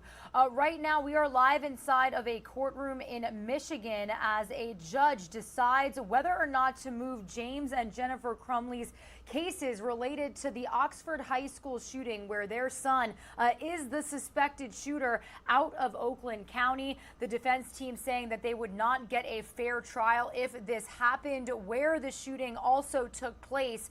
So we're listening in as the judge weighs in on this decision. And I also do want to let you know, to the right-hand side of your screen, one of the major opinions that we just got from the Supreme Court, them ruling in favor of a former high school football coach whose prayers at the 50-yard line drew crowds and controversy, declaring his public prayers were protected as free speech. This was a 6-3 decision and a pretty symbolic victory for those who seek a larger role for prayers and religion in the public school system, and especially in sports. So this began with the coach kneeling by himself on the 50-yard line, becoming a highly publicized event back in 2015 that drew a crowd of players and spectators on the field at the end of the game. game. This man, Coach Joe Kennedy, his prayers actually began as private and personal expressions and were not official acts of promoting religion at school. He was an assistant coach on a yearly contract at the Bremerton High School in Washington, where he began to pray at the end of the game. So again, the Supreme Court siding with that football coach in one of the rulings that they have just issued here within the last 20 minutes. Let's continue to listen in to this judge here in Michigan as she decides the fate of the Crumbley parents' trial. You're watching Live Now from Fox. That jurors cannot be believed when they assert they cannot be impartial. Therefore, the motion for change of venue or veneer is denied. Our court administration has already begun making arrangements for this trial. If all counsels are amenable, I'd be interested in an in-chambers meeting with the parties and our court administration to discuss the details of jury selection. There's more than one way to do this, and I am certainly interested in your ideas and your preferences about that.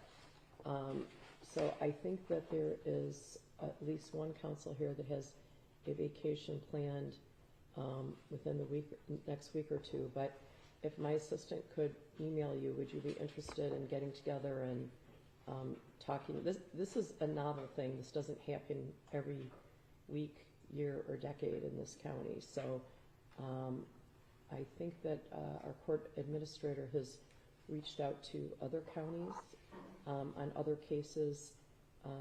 So I'd be interested in sharing with you what they discovered, as well as asking you how you would like to proceed. Your Honor. Yes, we're available. Okay. We are too, thank you. Yes, Your Honor. Okay. All right. We will do that probably within the next 3 days. I'm very interested in moving things along. Okay. The next motion is the defendant's motion to restrict pretrial publicity. The court has thoroughly reviewed both the defendant's motion and subsequent emergency motion and the prosecutor's response to both. Pursuant to MCR 2.119E3, the court dispenses with oral argument. Defendant's motion includes complaints about statements and alleged misstatements by the prosecution in press conferences and releases. Similarly, the prosecution alleges that defense counsel themselves have circulated information about this case. Many of the alleged offending statements and evidence were made in conjunction with and at a court proceeding and are therefore permissible. Any alleged violations of the Michigan rules of professional conduct are not within the jurisdiction of this court. Going forward, this court has an affirmative constitutional duty to protect the rights of the accused as well as the people. The prosecutor's brief cites Supreme Court authority for the proposition that trial publicity, even pervasive, adverse publicity, does not inevitably lead to an unfair trial, and that there is a range of curative devices available to this court to prevent publicity from infecting a jury. This matter and its various derivations have been kept in the press on a regular basis.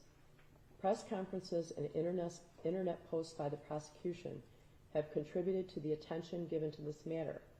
However, post-charge, pre-arrest conduct by the defendants and statements by the defense attorneys have also contributed to the intense interest by the press. The prosecution points out the staggering volume of social media related to this case, both accurate and fabricated. The prosecutor's pleadings express a duty to monitor the internet so as to correct perceived inaccuracies about this case. The prosecution also expresses a duty to prevent future gun violence in what they describe as an epidemic. Although admirable goals, prevention of gun violence and correcting untruths is a desire of the prosecution, not a duty. It is not a duty of the prosecution to police the internet. An overriding duty of the prosecution, the defense, and the court is to maintain the integrity of these proceedings. Considering that a fair and impartial jury is the goal, why is it necessary for either the plaintiff or the defendant to make public statements about the case other than in open court or in court filings? The court has no intention of censuring the media. The prosecution has agreed with defendants that all parties end contact with the media and focus on resolving this case. To that end, the court grants defendants' motion to restrict pretrial publicity. Going forward, the defense is obviously able to confer with their clients and the prosecution is permitted to confer with potential witnesses, the victim, and notify them about the progression of the case. However, any and all statements made about this case by the prosecution and its agents and the defendants and their agents will be made solely to the court, either on the record or in chambers, with all parties present, or in the form of properly filed pleadings with service on all parties. Otherwise, no statements will be made by the parties or their agents. This includes all forms of media and public domains, which includes the internet. All right. Judge, may I briefly address the court on that matter? Okay, briefly. Judge, there's a reason why I think that order doesn't serve the public interest. I want to give the court one example, just one concrete example. Judge, in December, I was on vacation with my family, and someone posted on Facebook postings that, quote, exclusive, Ethan Crumbley has been deemed incompetent to stand trial for the murder of 4 I'm students. aware of that. That was in the prosecutor's brief. I've considered that. And Judge, that posting would have gone unresponded to for who knows how long, and victims' families saw that, and they believed that their case had been changed or compromised. In an ordinary case, the prosecutor could call their victim and say, ignore it, it's not true. We don't have that ability without the media. You have a victims unit, right, who is in direct contact, right? Yes. And that is the purpose of the victims crime unit and the prosecutor's office, right? There are so many things on the internet, right? So many things. I can't allow that. I can't allow that, because then what's going to happen is then I am going to change venue. If there's internet posts and things in the media, then the prosecutor is going to be with me driving to Lord knows where, Bell Creek, St. Ignace, you name it. Judge, I do understand that, but Yeah. who other than the prosecution could have corrected that statement? It's not your job to correct the statement. It's your job to give the defense a fair trial, and that's my job too, and that's what we're going to do. I understand, but the Yeah. public is misled, and we can't do a phone tree with 1,000 victims, and so we're having people who are now experiencing. So what we did in that case, I called one media outlet and said that's 100% false. They published it and it ended the rumor. It actually got it taken down. And what I want to make sure is the clear's telling me the court's telling me I can't do that. If I see a false posting, I can't say that's false. Correct. You cannot do that. If anyone would agree, I am sure that there's going to be lots of disagreement with what I do today, and either side can go to the Court of Appeals. I'm not all-knowing. I'm just a circuit court judge trying to do her best, read the rules of evidence. If anyone doesn't agree with what I do, I'm sure you can go to the Court of Appeals. I'm trying to do my best, but the overriding need here is to give a fair trial to both sides and to frankly end the suffering and end some of the suffering. And the way to end some of the suffering on both sides is to try this case in the most expeditious way possible. So that's what I want to do. I understand why you feel that way, but this is the ruling of the court. All right. Next is defendant's motion to bar or limit certain questioning. The court has thoroughly reviewed the defendant's motion and the prosecutor's response. The court dispenses with oral argument pursuant to MCR 2.119E3. The defendants have asked the court to direct the prosecution to ask appropriate questions and to cite Michigan Rule of Evidence 602. Michigan Rule of Evidence 602 states that a witness may not testify to a matter unless evidence is introduced to support a finding that the witness has personal knowledge of the matter. Evidence to prove personal knowledge may but need not consist of the witness's own testimony. In other words, a witness may testify about what they have personally seen, heard, felt, etc. There must be a foundation for the witness's personal knowledge apart from the question itself. Questioning of a witness may not assume facts not in evidence. I certainly plan on enforcing this rule of evidence. I'm going to require that a witness only testify about what they know firsthand and will only allow leading questions where permissible under the rules. But the prosecutor points out in their response that it's impossible to speculate about the questions or form of the questions that might be asked by either side. It's the obligation of the court to listen to the questions and rule on potential objections to each question as the question is asked. The next motion is defendant's motion in limine to exclude evidence that would violate hearsay and confrontation rules. The court has again thoroughly reviewed the defendant's motion and the prosecutor's response. The court waives our oral argument pursuant to MCR 2.119E3. The Defendants seek to exclude the following from being presented as evidence at trial. First, the shooter's journal seized from his backpack at the scene. Second, text messages from the shooter to a friend. Third, the shooter's internet searches. In response, the prosecution seeks to admit specific statements from the shooter's journal, including the following, quote, I have access to the gun and the ammo. I want to help, but my parents don't listen to me, so I can't get any help. I have zero help for my mental problems, and it's causing me to shoot up the fucking school. My parents won't listen to me about help or a therapist, unquote. In addition, the prosecution seeks to admit statements from the shooter's journal evidencing his intent to commit the school shooting, such as, quote, the shooting is tomorrow. I'm about to shoot up the school and spend the rest of my life in prison, unquote. With regard to text messages, the prosecution seeks to admit the following from the shooter to his friend on April 5th, 2021 at 12:38 a.m. Quote, I'm going to ask my parents to go to the doctors tomorrow or Tuesday again, but this time I'm going to tell them about the voices, unquote. And these messages authored by the shooter between 11:59 p.m. and 12:39 a.m. on April 4th and April 5th, 2021, quote, like I hear people talking to me and see someone in the distance. I actually asked my dad to take me to the doctor yesterday, but he just gave me some pills and told me to suck it up. Like it's at the point that I'm asking to go to the doctor. My mom laughed when I told her, but I'm having bad insomnia right now and paranoia. I need help. I was thinking I calling 911 too so I could get the hospital. But then my parents would be really pissed.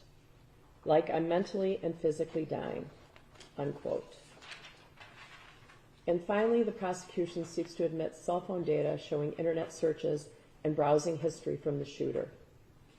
The Sixth Amendment dictates that in all criminal prosecutions, the accused shall enjoy the right to confront the witnesses against them.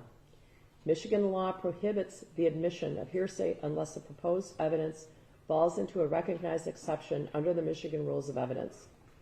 In addition, Michigan Rule of Evidence 402 indicates that relevant evidence, except what is excluded by the United States and Michigan constitutions, is admissible, and irrelevant evidence is inadmissible. Evidence is relevant if it's material, that is related to any fact that is of consequence to an action, and probative, meaning has any tendency to make the existence of a fact of consequence more or less probable than it would be without the evidence. Relevant evidence may be excluded if its probative value is substantially outweighed by the danger of unfair prejudice. The court is not currently aware of any evidence that the defendants in this matter were made aware of the content of the shooter's journal, his text messages, or his internet searches. The defense argues that if the shooter does not testify in this matter and this evidence is admitted, the defense will be unable to conduct cross-examination pursuant to the Confrontation Clause and holding in Crawford v. Washington. That's 541 U.S. 36, a 2004 matter. Crawford notes that the goal of the Confrontation Clause is to ensure the reliability of evidence. To this end, Crawford prohibits testimonial evidence. The prosecution argues that the evidence they seek to admit does not violate the Confrontation Clause because it falls within several exceptions to the hearsay rule contained within the Michigan Rules of Evidence. Michigan Rule of Evidence 803 indicates that the following are not excluded by the hearsay rule, even though the declarant, in this case the shooter, is available as a witness. 803.1, present sense impression. 803.3, then existing mental, emotional, or physical condition. 803.24, other exceptions.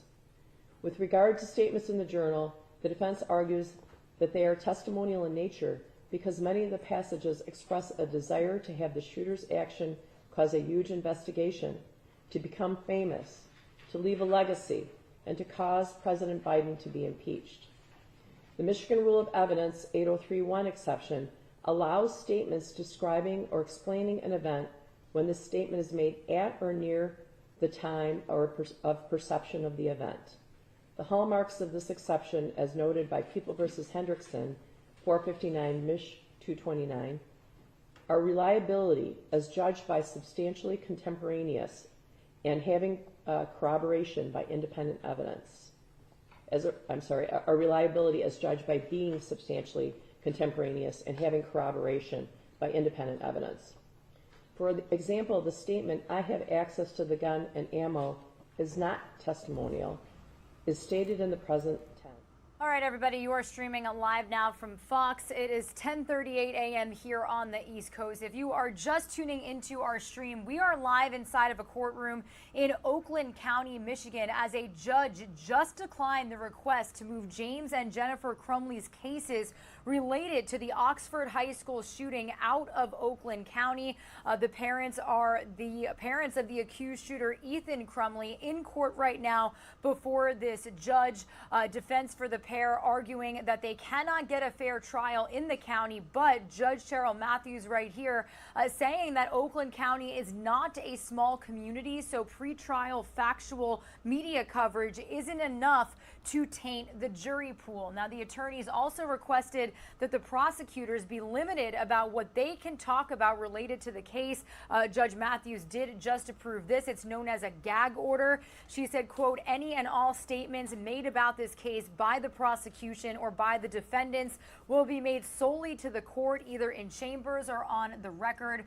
James and Jennifer Crumbley are both charged with involuntary manslaughter. They will be going to trial later this year. Now, this is all stemming from the defense arguing that prosecutor Karen McDonald tainted the jury pool by releasing certain details about the November 30th shooting that left 4 Oxford High School students dead.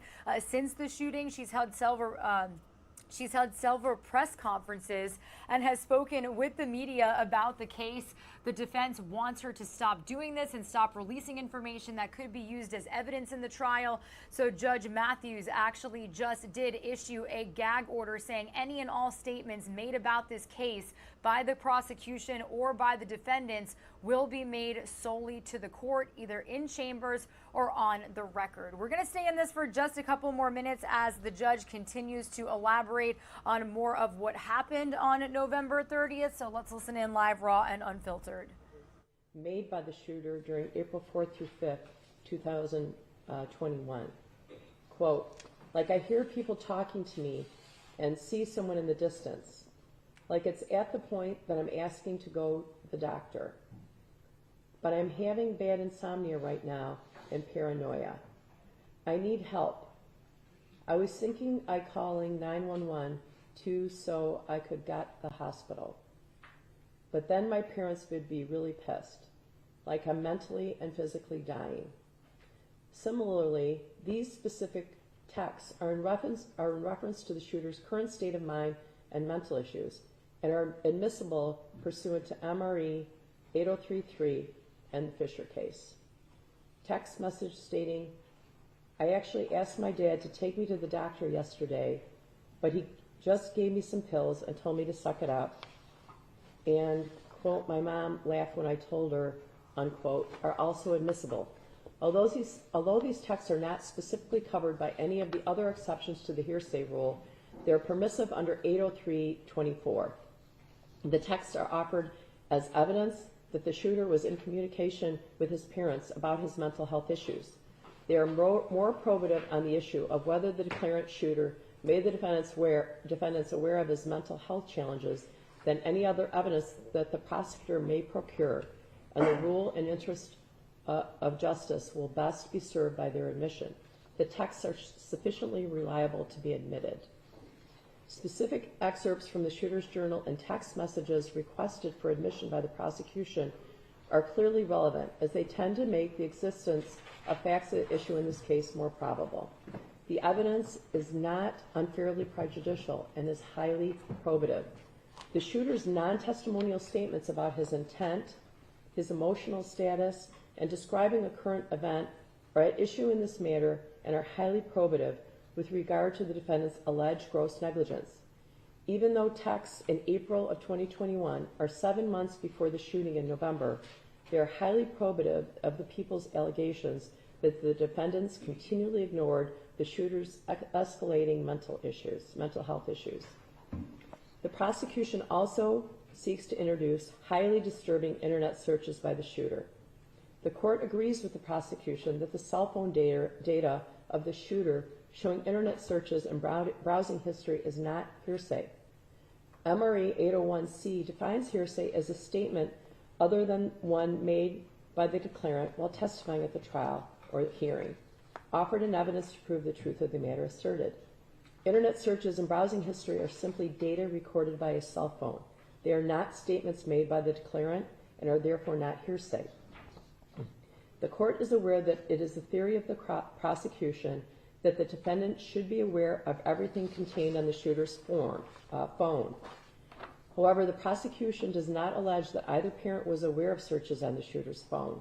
Without some evidence that the defendants had knowledge of what was contained on the shooter's phone, the cell phone records are irrelevant and inadmissible pursuant to MRE 401.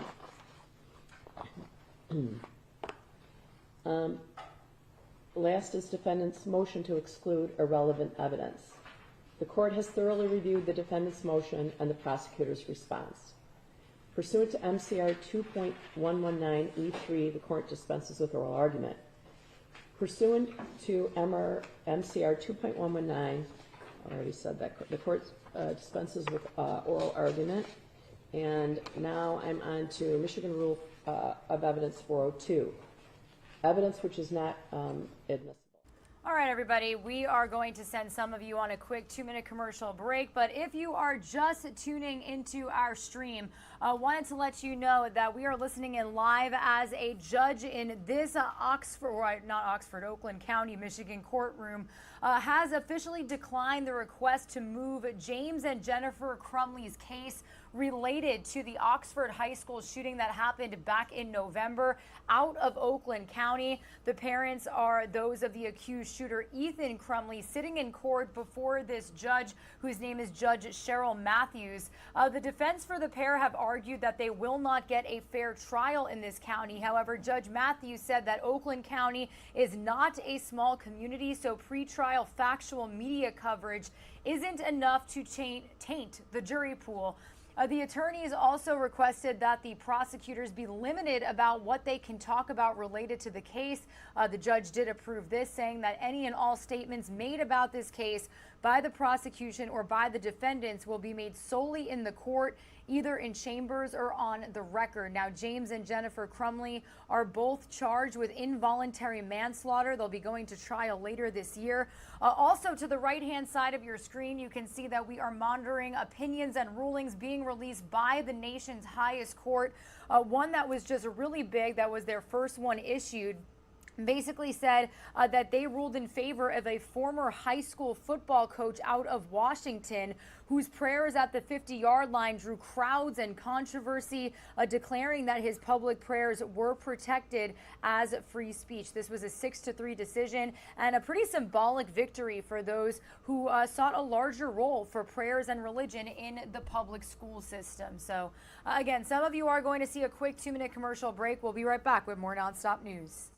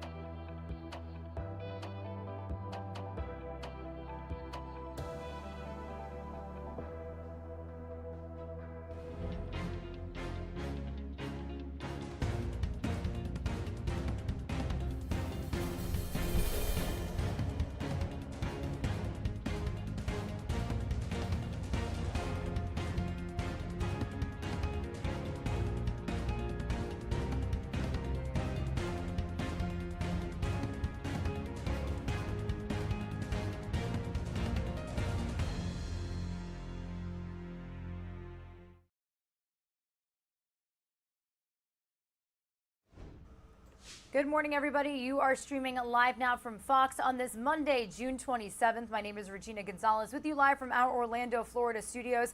I'll be with you for another couple of minutes before we pass our far coverage to our colleagues in Phoenix, Arizona. Quite a couple of live feeds and live events that we've gotten into our desk here. So I do want to walk you through on what we are monitoring. So here is a look outside of the Supreme Court of the United States.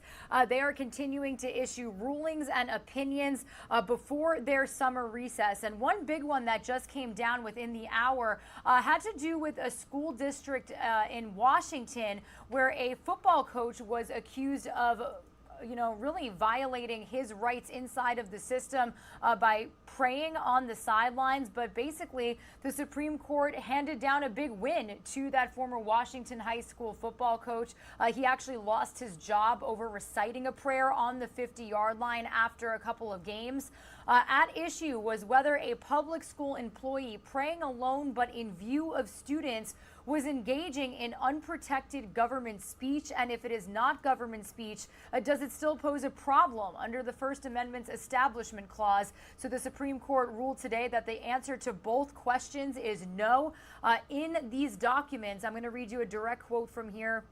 The documents on this ruling said here, a government entity sought to punish an individual for engaging in a brief, quiet, personal religious observance doubly protected by the free exercise and free speech clauses of the First Amendment. And the only meaningful justification to the government offered for its reprisal rested on a mistaken view that it had a duty to ferret out and suppress religious observances, even as it allows comparable secular speech. The Constitution neither mandates nor tolerates that kind of discrimination. So Joe Kennedy, which is that coach's name, was a junior varsity head coach and varsity assistant coach with the Bremerton School District in the state of Washington from 2008 to 2015. He began the practice of reciting a post-game prayer by himself, but eventually students started to join him. Now, according to court documents, this evolved into motivational speeches that included religious themes. And after an opposing coach brought it to the principal's attention, the school district told Kennedy to stop. He did temporarily, and then notified the school that he would resume the practice. So the situation actually garnered a lot of media attention, and when Kennedy announced that he would go back to praying on the field, it raised security concerns. When he did pray after the game, a number of people would storm the field and support him. The school district then offered to let Kennedy pray in other locations before and after games, or for him to pray on the 50-yard line after everyone else had left the premises. But he refused, insisting that he is going to continue his regular practice. Well, after he continued prayers at 2 more games, the school district placed Kennedy on leave. Now, during oral arguments, Justice Clarence Thomas questioned how the prayer could be viewed as a government speech, given that the school district's vehement and public opposition to the prayer. So again, the Supreme Court siding with this football coach who ended up losing his job because he was praying on the field. We also have more opinions being released, so we're going to keep a close eye on them here for you on Live Now from Fox. We've also got stocks trading out in New York City. This is a look at the Dow Jones Industrial, up a little bit to start the week. Something that we've continued to talk about is inflation, the economy, how the economy is reacting, how our government is reacting. We saw interest rates hike up after that announcement from Federal Reserve Chairman Jerome Powell. And this is something that world leaders are talking about in Germany. So here's actually a look right now at one of the buildings in Germany where the G7 is holding a summit. President Biden is attending right now. And earlier today, they actually did speak virtually with Ukrainian President Volodymyr Zelensky, really just, securing their support to the Ukrainian president. Apparently, President Biden is set to issue some more support, possibly later on today. We did have him speak after he attended a couple of summits and roundtable discussions yesterday over the weekend. But they did speak virtually with Zelensky, reassuring their commitment. They're talking about plans to pursue a price cap on Russian oil, raise tariffs on Russian goods, and then impose other new sanctions. Now, the U.S. preparing to announce the purchase of an advanced surface-to-air missile system. So if we do get that news coming from President Biden overseas, we'll be sure to bring it to you here on Live Now from Fox. And then, what else are we monitoring here? We're going to head out to Michigan. We were just here right before that quick 2-minute commercial break. Some news related to a case that we have been following since November 30th when a teenage gunman opened fire inside of Oxford High School out in Michigan, killing several of his classmates. So this is a hearing for the alleged shooter, whose name is Ethan Crumbley. This is a hearing for his parents, and a judge just declined a request to move James and Jennifer Crumbley's cases related to that school shooting out of Oakland County. These are the parents, again, of accused shooter Ethan Crumbley. The defense basically said that the pair, would not get a fair trial in the county, but this judge right in front of you, Judge Cheryl Matthews, said that Oakland County isn't a small community, so pretrial factual media coverage isn't enough to taint this jury pool. She also said and issued a gag order basically saying that attorneys cannot speak about this case in public, that prosecutors are going to be limited about what they can talk about related to the case, aside from making those cases solely to the court, either in chambers or on the record.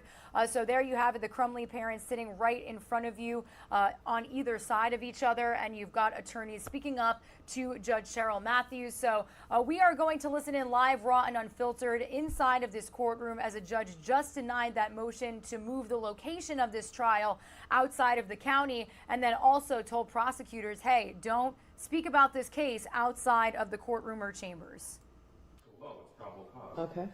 So there's, on every aspect that's been challenged, there is additional evidence not before this court yet. Okay. On the Birdhead specifically, there is evidence on the defendant's phone in a video. There's evidence of a text message to the friend. There's evidence in the journal and in the text message showing that the Birdhead was kept in a jar in his room for a period of 5 months. He then took it to the school in November of 2021. Okay. And one other point too as well. Okay, let me ask you about that for a second, because the journal does not say there was ever a bird head kept in his room or in his closet. The journal does not. Believe me, I've read it more times than I would like to. It didn't say that. That's in the. I'm sorry. Yeah, go ahead. That's in the 8,000 text message thread between Okay. the shooter and his. Okay. And what else did you say that I had a comment on? It might be somewhere else and would support its admission because of a time frame, but are there any records from the school that someone found a bird head in the bathroom? I don't know. So, I mean, those things would help me. At the moment, I don't have any evidence on this record that there was a bird head in a jar on the day of the shooting, a day before, a week ago, a month, so. Yes, there is, Judge. And again, we didn't admit all the evidence we had because we didn't need to. Okay. So a lot of different aspects of this case will be presented at trial. And again, we only responded to what the defense was contesting at this point in time. Okay. As we've begun consulting with an expert in the area of pathway to violence. We've learned of concepts such as crisis point, leakage. We've learned about incapable bystanders and social proof. So that's going to be a subject of a whole nother motion. I expect a Dauber challenge. But a lot of this evidence will be brought up again in those motions. Okay. Do you want to comment at all? Do you understand my point, right? Yes, Your Honor. And we have reviewed the discovery that's been provided thus far, and we don't have any evidence of corroboration of the statement beyond what Mr. Keese has indicated. So that there was a bird head in his room for any period of time, him being the shooter, we don't have any evidence of that. Did you have all of the internet searches and texts and all that, right? I don't have any of that. I'm not asking for it at the moment, but so I'm going to reserve on that because if there was a bird head in a jar sitting on his desk in his room for 5 months, that could be relevant. But I don't. From what I don't really know. Thank you, Judge. We would be asking for the court to reserve ultimate opinion on the rest of it as well because. When you said what's the rest? The bird head? Regarding the entire motion to exclude evidence based upon relevance, because we have, like I said before, we're confined to what was in a limited record before this court. Why are you confined? You're going to bring your own motions, eliminate. Correct. I just don't want to be in a position where we're in a time frame for a motion for reconsideration. You know where to find me. Thank you, Judge. I've been sitting here a long time. So I appreciate it. That's all I wanted to hear, Judge. Thank you. I am asking, as we discussed previously in a meeting with everyone involved, I do need some consideration for the fact that, for the turnaround, because we have a lot of other cases, and I'm happy to accommodate you and roll on any motions you might have. So Ms. Williams is going to send out an email to you asking, I want your thoughts about jury selection, because this doesn't happen every week, and we have some ideas too about questionnaires, when they would go out, what we would do. We want to do our best. So I guess also either side's going to be in a position to appeal any ruling I make. So if you're going to ask me to stay the case, I'm not going to. I brought orders to deny. See, you put on a black robe and you can read lawyers' minds. Yes, right? you read me. Mm-hmm. Your Honor, we have 2 motions that we plan to file an interlocutory appeal on. Okay. I wrote the order up that it is ordered and then granted or denied, so you could just check a box. Okay. I'm going to show the proposed orders to the prosecution, Okay. to the prosecution, and see if the court would sign those today, denying the stay. Thank you, Judge. The court's already indicated the Do ruling. you have your own? I don't. No. These are, Not yet. for the record, Judge, people would oppose the stay. I'm not staying the case. Thank you. Trying the case. Well, we have to ask for the stay, obviously, in I order, understand. in No, order for I the Court of understand. Appeals to.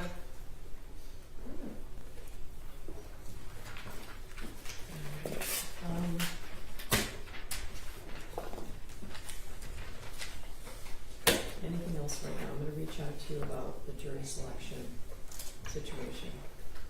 Anything else I can help you with right now? Anything else? Nothing from Ms. Crumbley. Nothing on behalf of Mr. Crumbley, Your Honor. Not from people, Judge. Thank you. All right, I did spend, whether you're happy or unhappy, I did spend a lot of time, and appreciate you in briefing these issues, and if you intend to file additional motions, you can make arrangements with us. Your Honor, when we meet, maybe we could talk about another set of scheduling dates, because I do know we have additional motions we need to file, and we want to keep the case moving, so. I think, Your Honor, in fairness to the thousands of victims, we should at least address whether or not the trial date is reasonable, because we get that question many times a day. I'm committed to it, but do you think the trial date isn't reasonable? Do you think we won't be ready by then?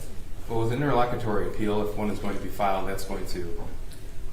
I guess. We also have to file another motion that includes all of the mountains of evidence we have that is not before the court due to the relevancy orders. So I think that's going to take some time and a Daubert hearing. We're going to have a Daubert hearing? On how time? You're expert? You're anticipating? I can't predict counsel's position. However, You're covering an expert in what area? Do you know what? I think we stated in our briefs regarding the pathway to violence. So we'll further brief it and put it before the court. Okay. Do you think it will go to trial October 24th? There's a number of concerns. This is going to take a great deal of manpower by everyone here.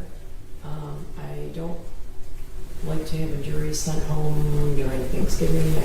We also don't wish to try this case on the year anniversary of this horrible event. I was about to say that, and I don't want a Christmas jury, and so I'll do all within my power to try it on October 24th. So. Your Honor, if I may, the concern we have is we just found out, 2 or 3 days ago that Ethan Crumbley's trial was moved to January, and Why do I care? Because we need him as a witness in this trial, even if he gets up there and has to plead the Fifth. He has the Fifth Amendment right. He can't take the Fifth in front of the jury. Well, he can answer questions that are not covered by the Fifth Amendment. So we can call him as a witness, and I'm just thinking that if his trial is scheduled after, I suppose he'll still plead the Fifth, so. I cannot conceive of the possibility how the defendant's son would be able to testify in this case. I don't know. I guess I've been wondering about that all week, whether he's going to testify. Is he going to testify? We're going to call him. We need him to testify to information not related to his actual shootings, but related to extraneous matters that are important in the case. So I guess I'm just, as an offer of proof, they want to call their son to somehow highlight his role instead of his parents. I'm just not sure how that's relevant. No, Your Honor, that's they have not. a right to call. They have a right to call him, right? But he can't take the Fifth Amendment in front of the jury, right? So. Right, so there's certain questions we would just not be able to ask. We do understand that. We have other questions we need to ask, and this is not about the defendants wanting to throw their son under the bus or make him look bad. This is about our clients defending the case. I understand. Okay. I do. And when the prosecution criticizes the defense for being selfish in wanting to defend the case, we are going to be selfish all day. Okay. We agree, because selfishly we have to protect their rights. I understand. I mean, that's... Okay, so are you suggesting to me there's no way this is coming in October? Is that what you're telling me? Your Honor, I don't know that it can go in October. And I think that if we're all being honest with ourselves... asking for an adjournment? I mean, maybe you should put that in writing. I'm very cognizant that both of your clients are sitting in jail, and I'm very concerned about that, and I want to give them a speedy trial. I don't know that I can end the suffering of the victims in this case, but the longer it goes out, on and on. Your Honor, I don't mean to interrupt the court, but I think we have to at least acknowledge, and there are lawyers on our team that have personally appeared in the shooter's case. And by the way, this court has agreed to, and there was a stipulation not to use his name. Mm-hmm. However, the court, in that case, I believe his attorney and the court have expressed an interest to have his case tried after this one. And so I think I just wanted to make sure the court's aware of that, and defense counsel, because if their position is they want this tried after, we have a problem. So we're ready to go whenever you set the trial. But okay, well, I'm ready to go on October 24th. I have been in contact with Judge Rowe because there are obviously concerns. I did wonder when reading these motions if it was off or not, because you might be calling the shooter. But you can bring any motion you need to on behalf of your clients, and I expect you to do exactly as you said, to represent your clients to the fullest. Thank you, Judge. Thank you, Your Honor. So there we are tonight. We're going to send you an email. We'll have a meeting that works. Yes, I think it will. Yeah, absolutely. We appreciate that. And then, Your Honor, we will draft an order with regard to communication to the press so that we have a separate order delineating that. Your Honor, the opinions you gave on the record today, are those opinions and orders that we'll be receiving copies of? We'll receive an order, not opinion. Okay, so the court is doing the opinion on each of the motions? The order. I'll do an order. Okay, and then we just did the order on the stay issue, so... And there was a written opinion on the motion to quash. We did get that, thank you. you. All right, yeah, this was very time intensive, so we'll just be doing orders. Right. Thank you. Thank you, Your Honor. Thank you, Your Honor. All right. All right, a lengthy status hearing there for the Crumbley Crumbley parents there, as the judge denied the motion to move the location. That was just one of the many things discussed here, and then at the end, we heard there that the defense for the Crumbleys do not want an October trial. They want it after Ethan Crumbley's, and that is set for January of next year. And we also learned that the defense wants Ethan Crumbley as a witness to their parents' trial there, even if he is going to be pleading the fifth in some instances. You're watching Live Now from Fox, everybody. We played that for you from gavel to gavel coverage there, just under an hour. You're watching Live Now from Fox. We appreciate you joining us here. As always, here's what we have coming up on tap this hour. We are awaiting in Philadelphia an update on gun violence in the city. They do this every Monday, so we'll be featuring that. We're also monitoring out in New York here, where the governor has an event going on called Keeping Our Subways Safe. This comes after violence continues to plague the subway system. We all remember that mass shooting that happened not too long as well there. So we'll be taking that a little bit later here on Live Now from Fox. Also happening in Pennsylvania right now is opioid overdose epidemic there, a rally to end fentanyl. And what we will do is take a quick 2-minute break and get you some other top stories here of the day. Stay right here with us on Live Now from Fox.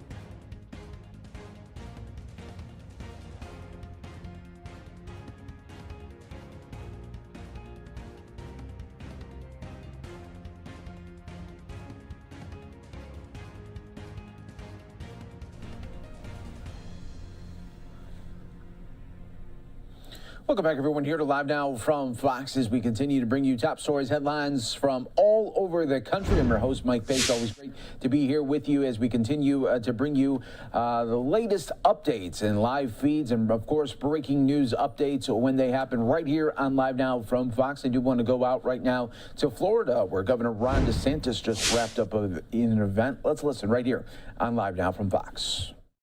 This is, I think, our second to last bill that we will be signing to wrap up this most recent legislative session. So we're going to do this. I have one more I'm going to do, and then that'll be that. We've gotten through hundreds. I mean, I think you guys did way more bills this time. I mean, like, because it was a lot. I mean, we went through a lot. We had to crunch a lot of information and data. So we're doing, and this is a really, really great announcement. So we look forward to being able to talk more about that. First, I just want to recognize some of the folks that we have with us here. We do have our Lieutenant Governor, Jeanette Nunez, with us today.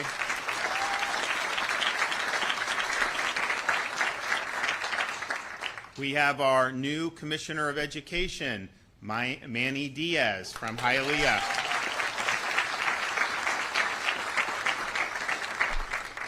Dr. Ken Atwater is hosting us, the president of HCC. Thank you so much.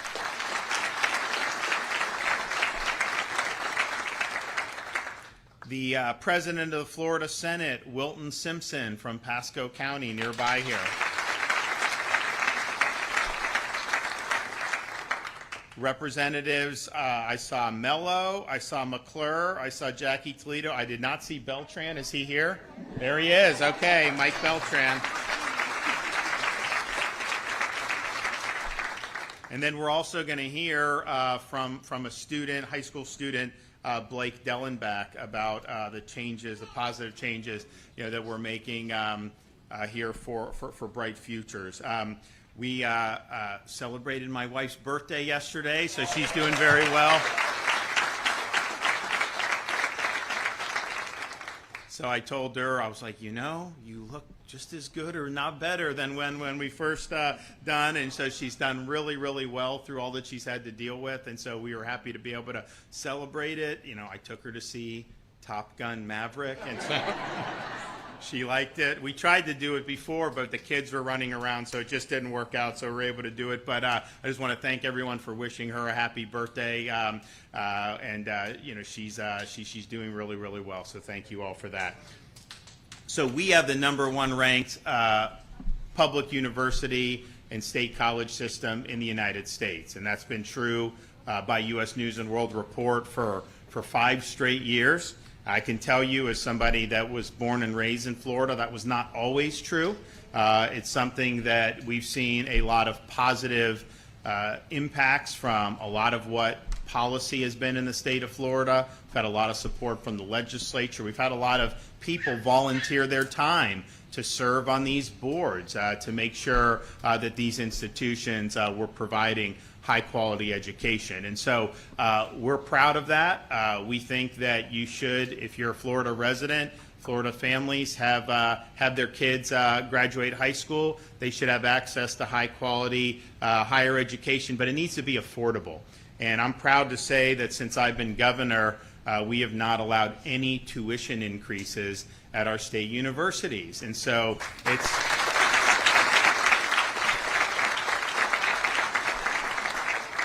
There aren't very many places that you can go and get a credible 4-year degree and pay $6,000, $6,500, $6,800 for tuition. That's just not even in the realm of possibility in almost any other place throughout the country. But certainly it's not the case if you have a high quality institution. And so we think it's very important that this remain affordable. I'm a big believer in higher education, but I'm not a big believer in plunging people $150,000 in debt with a degree in zombie studies. That is not a pathway to success. And so the idea that do whatever you need to do, mortgage your entire future just to get a piece of paper, that's bad advice. That's not advice that we provide in the state of Florida. And so it is important that this is something that's attainable for people and that is not going to have a massive millstone of debt around the neck of everybody that graduates from these institutions. That is definitely true in other parts of the country. Here for our state institutions, it's not true. And as proud as we are of that, we've also said from the very beginning that I became governor, you know, a 4-year brick and ivy university is not the only way that you can be successful. There are pathways, very high demand pathways, where maybe you come to place like here in Hillsborough. Maybe you get certification in high school even and are able to go and do apprenticeships. And so our view is not that you need to do that, but our view is, you know, all of those pathways have opportunities where you can be very successful. And there are a lot.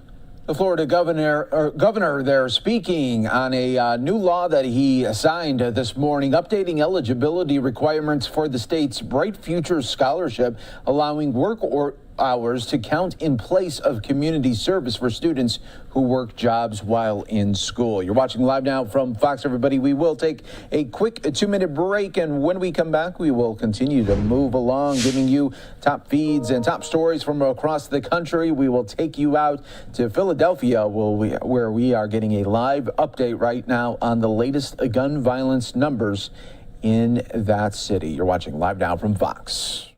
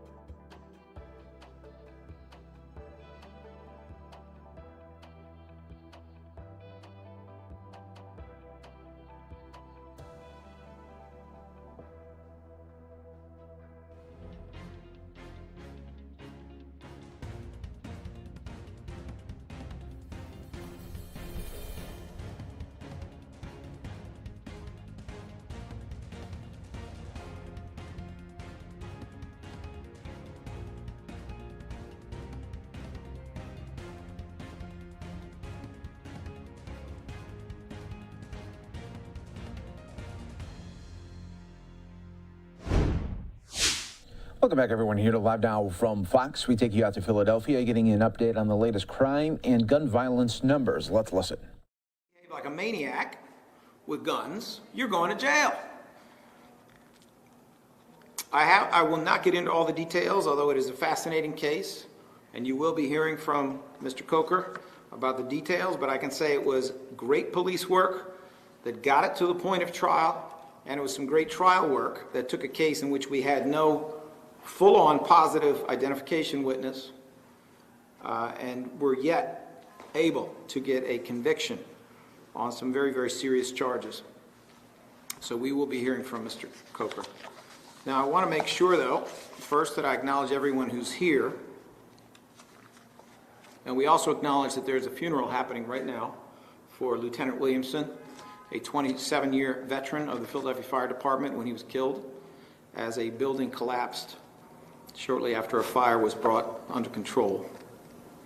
I will be calling up Deb Watson-Stokes, who's a supervisor for special projects and professional development here and has been working very hard in this office for a long time, to say a couple words about that at the end of my introductions.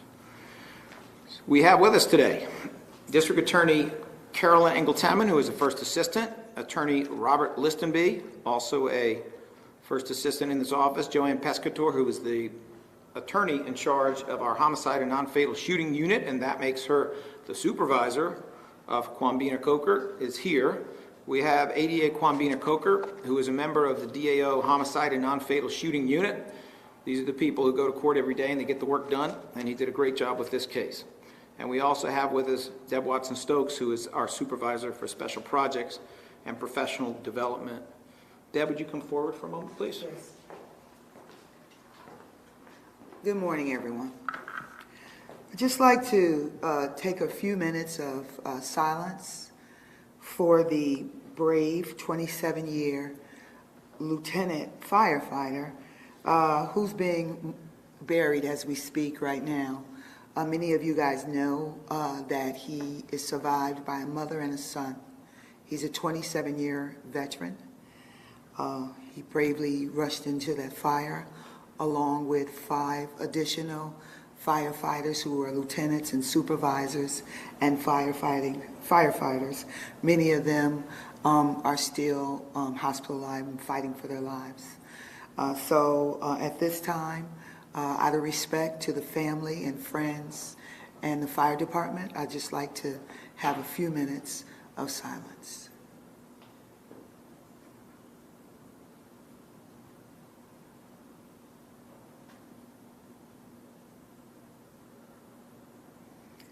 Thank you. Thank you. So here is our gun crimes update. And I should tell you that there has been something of an adjustment in the time periods covered because the Philadelphia Police Department, which supplies much of this data, has changed the timing and the way of their uploading data. Therefore, what we're looking at here is a period of Friday, June the 17th through Thursday, June the 23rd.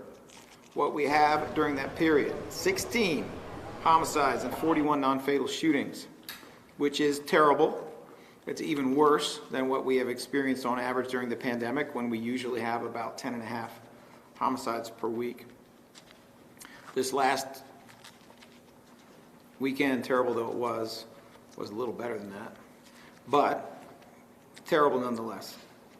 There were 169 gun-related incidents reported over a 1-week period, so that you understand that's a combination of gun possession cases, and frankly, a lot of those gun possession cases are now a little up in the air, thanks to the United States Supreme Court's mad love of guns and pretty questionable attitude towards women. That's where we find ourselves, but 169 gun-related incidents are both gun possession cases and gun violence cases. Among those 169 incidents, police solved or were able to make arrests in 75. And among those 75, there were 74 cases opened and charged by the DA's office. That's what we see. We continue to see, frankly, low levels of bail that are much lower than what we request. We see it both for gun possession cases and for gun violence cases. And I don't know why. I frankly don't understand.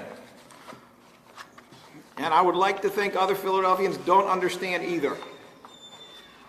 But I guess as long as we have cash bail, we're going to have problems. And that's just how it is. I want to make sure that we keep track of this as well. We are at 251 homicides to date as of yesterday at 11:59 p.m. There were 266 last year at the same time. That is 15 fewer, a decrease of 6%. Not nearly the kind of improvement we would like to see, but a little bit of improvement nonetheless. I want to highlight a few incidents. The first is a gun violence incident, a double homicide that was also a quadruple shooting. This occurred on Thursday, June 23rd, in the 1200 block of South Bucknell, 17th Police District at 8:45 p.m.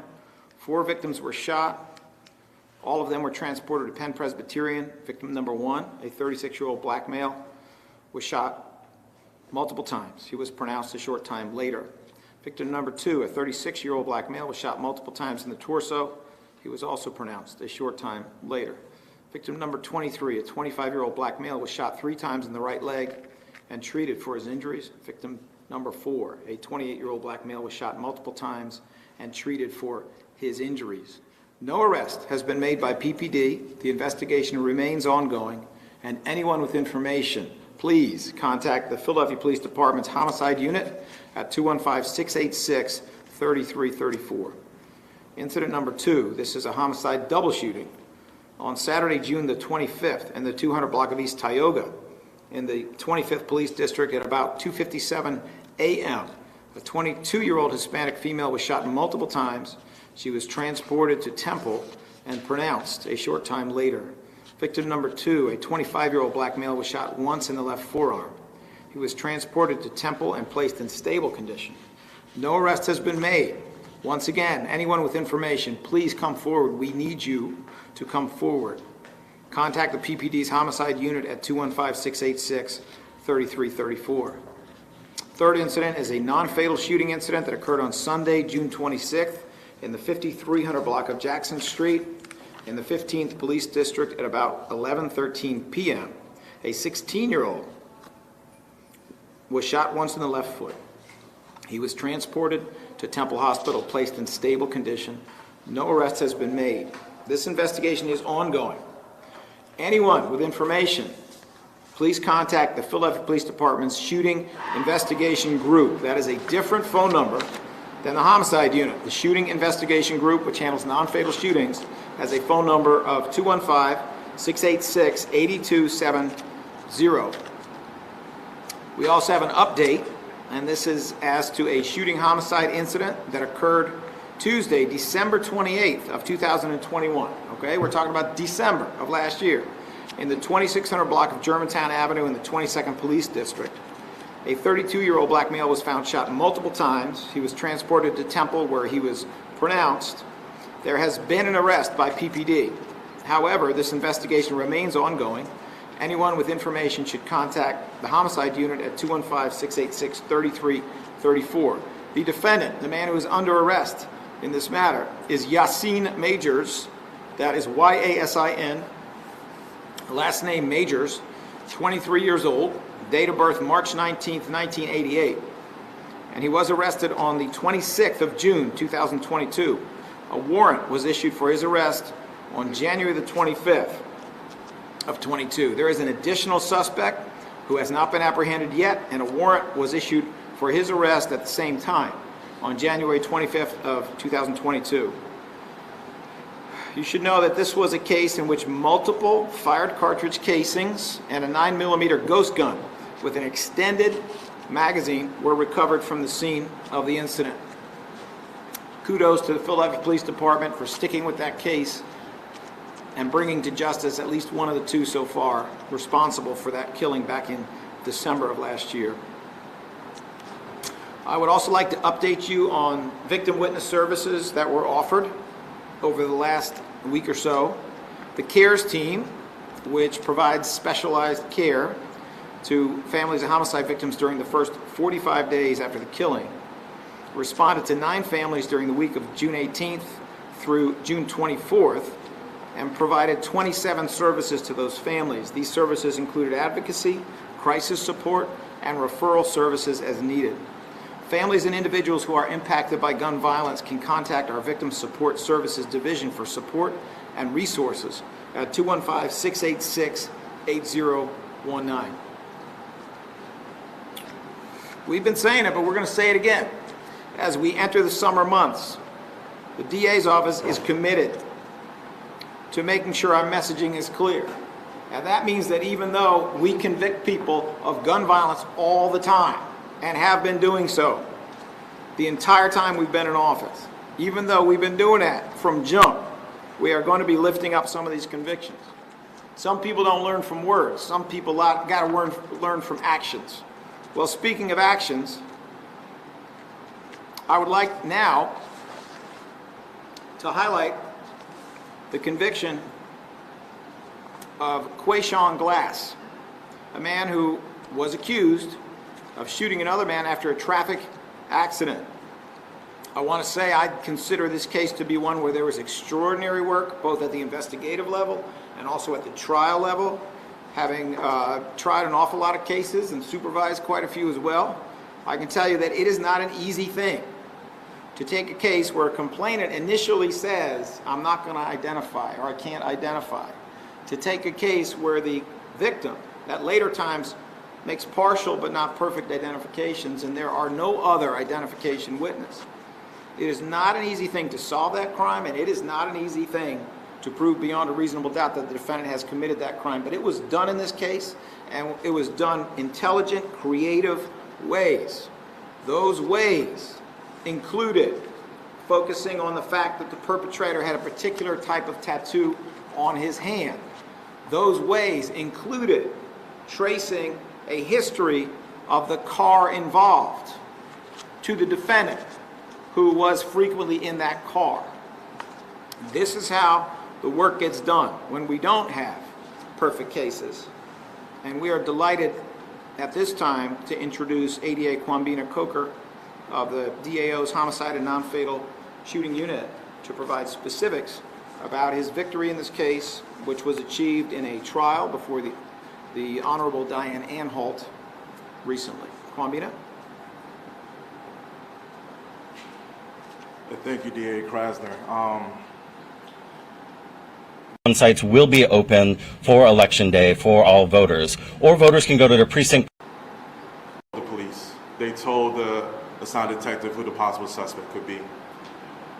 The assigned detective ran the police tag, the license plate of that car, the VIN number, and it came up to Quayshawn Glass being stopped in that car 2 times 2 months before this incident.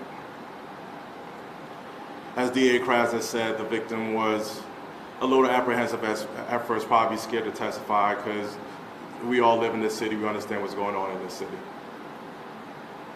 And it was a partial ID, it was a tough ID because his brother, the defendant's brother, was also shown in a photo array, which was actually tough because they kind of look alike. At trial, the victim was able to make the strongest identification I've ever seen as a trial attorney. The defendant has a spiderweb tattoo on his right hand right here. And he told the judge, as he's staring down the barrel of a firearm of somebody who just shot him, and as he's trying to clear out that firearm to make sure he's not shot again, as he's trying to wrestle that firearm again, the only thing he could really see is that spiderweb tattoo. And that was the strongest identification we had on this case. A very unique tattoo, something that only Quayshawn Glass had and not his brother. And that's what led to this conviction. It was great police work, great detective work, and a victim who became brave and testified and did the bravest thing I could ask anybody in this city to do, come to court and testify against somebody who shot him. So I want to thank the victim, I want to thank the police officers, and I want to thank the assigned detectives for putting this case together. And my supervisors, Joanne Pescator, Dave Osborne, and Erica Repstock, for trusting me with such a hard case. Thank you. Thank you, ADA Coker. Couple points. This came very, very close to being a homicide. If it hadn't been for scooping the victim with a bullet in his chest after he crashed a car, if it hadn't been for the officer who did that and rushed him to the hospital immediately, it likely would have been. I will leave, if there are any questions for Mr. Coker, I'll leave it to him to fill in the details. But my recollection is the name of that officer is Lotanzo.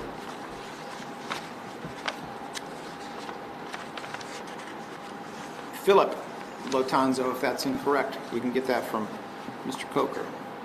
It is everyone's good fortune that the victim survived, and frankly, Mr. Glass, who is looking at a very long time in jail that he richly deserves, is lucky as well that he wasn't facing the rest of his life in jail or something very close to it, given how this shook out. I'm going to say it one more time. 60K is going away. You guys want to keep this up, you're going to jail, and not in Philly, and for a very, very long time. That's how it's going to be. And for those of you who may be in that life or around that life or know someone in that life, there are pathways away from it that lead you to a good job, a family, a house, a nice car. There are pathways away from that. This office and the city of Philadelphia are there to provide it for you. And if that's not what you want, if you want to turn a car accident into a killing or a near killing, $60K, then you're going away. Are there any questions for any of the people who are gathered here?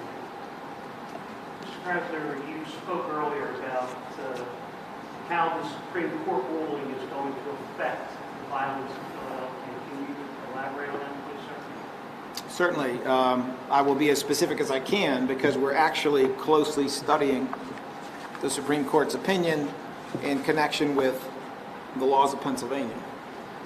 We anticipate, as I think will be true in every state, that there will be efforts by the defense to try to negate or undo some aspects of the gun laws that exist, weak though they are. We anticipate that. How does it affect it? Well, simply put, it makes everything and everybody less safe. What has happened in the short run is that 6 members of the Supreme Court have frankly made up and invented rights that don't exist, and I'll be happy to give you the long-term analysis of that, but they have made up and invented rights that don't exist.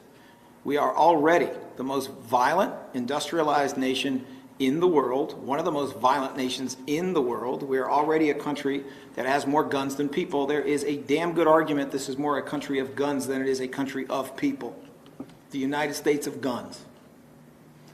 And 6 people on the United States Supreme Court, all of them less familiar with prosecution than Sonia Sotomayor, a justice on the Supreme Court who voted against the rest of them. 6 of them decided to bury their heads in conservative talking points that make everybody less safe, simply put. It is bad, and it is now essentially open hunting season on every kind of reasonable gun regulation. When we look at other countries that have engaged in reasonable gun regulation, and I'll just point one out, you look at modern Germany, a place where you can't get guns everywhere all the time. They have 1/9 the level of homicide of the United States, and they have 1/9 the level of incarceration, which means they got an awful lot of safety and an awful lot of money for things like education, community development. They got an awful lot of that. And what do we have in the United States? Well, we have a cult built around the Second Amendment, which is based on a fundamentally untrue and false version of what the Second Amendment actually meant and what it actually means. The very short version of that, the very, very short version of that, is that the Second Amendment came into being because at the Constitutional Convention, the southern states were afraid of slave rebellions. So they wanted to make sure there wasn't just a unitary national army. They wanted to make sure they could raise their own militias, meaning their own local armies, to put down a slave rebellion. That is why it exists. And a combination of people who loved slavery and people who didn't like slavery, all of them white, all of them men, almost all of them rich, that other group compromised with the people who loved slavery. This is how we got the Second Amendment in the first place. But it never, ever, ever, ever, ever, ever, ever stood for the notion that there was a right of self-defense outside your home built into the Constitution that meant you could carry a gun anywhere. Self-defense, those words never appear in the U.S. Constitution. They do not appear in the Second Amendment. The Second Amendment specifically uses the word regulated. It says a well-regulated militia being necessary, etc. The amendment itself includes the word regulated, and yet we find that the position in the United States on this issue is there should be no regulation whatsoever. And so Justice Scalia in 2008 made up and invented a whitewashed history of the Second Amendment that said it was all about self-defense and having your gun in the home. And now we're at step 2 apparently having invented this notion that it's all about self-defense, having invented that, we're now at the point where your home is everywhere. And you can take a gun a whole heck of a lot of places. And they're being real coy about what are the places where you cannot take it. This is an absolute disaster. This is a failure of government at every level. And it is going to make it harder and harder. And frankly, one of the heartbreaking aspects of this is that there have been two decisions of the Pennsylvania Supreme Court in the last few years that have made it harder for police to do a legal. That was a Philadelphia district attorney there talking about the latest gun crime statistics and court cases that are in the system there in Philadelphia. And you heard from them there, 251 murders, unfortunately, already this year. We'll continue to track it for you right here on Live Now from Fox. We will take a quick 2-minute break. When we come back, we'll keep you in Pennsylvania, but this is an event featuring Pennsylvania Democrats on abortion rights. We will listen on the other side of the break right here on Live Now from Fox.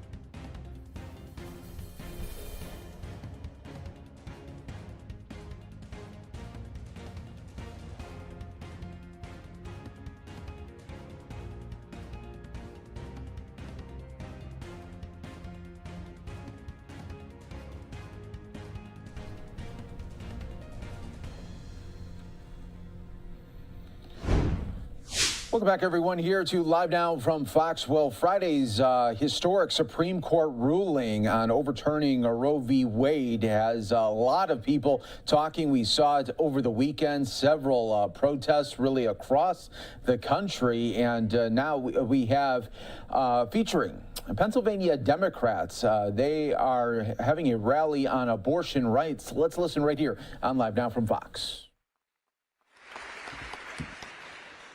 Good afternoon. I'm Senator Amanda Capoletti. I represent the 17th Senatorial District, Montgomery and Delaware counties. I'm also the former Director of Policy for Planned Parenthood Pennsylvania Advocates. And I want to start this off by saying that abortion is health care.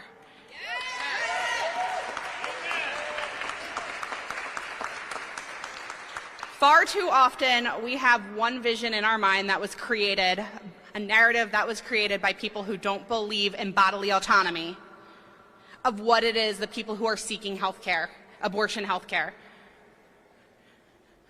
1 in 4 women will seek this procedure, will have an abortion in their lifetime. It's a lot of us here today, 1 in 4 of us, for whatever reason. And every reason that you seek that care is valid. Let me say that again.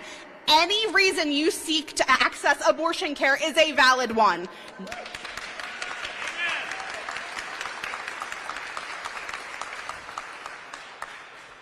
But let me make it clear that it is a death sentence to take away access to abortion care.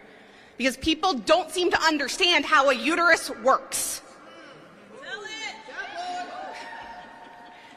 An ectopic pregnancy, the implantation happens outside of the uterus. The care for that, an abortion. Without it, you die. Septic uterus, the care for that, an abortion. Without it, you die. A miscarriage that your body won't release, and this one's real personal for me because many of you here know that I suffered 2 miscarriages in 4 months last year and had to take medication to help with that procedure. That's an abortion, you guys, because my body wouldn't release it. Somebody's body who wouldn't release it, and without that, you could die. But it's about more than that. Go on your social media pages and you will see people retweeting, reposting information from doctors all across this country.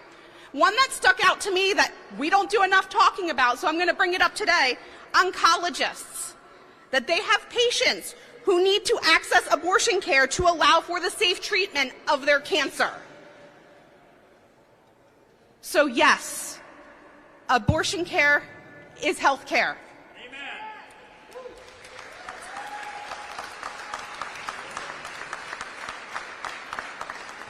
And we are in a moment that we need to be expanding access to health care, not just in Pennsylvania, but throughout the entire country, not stripping it away.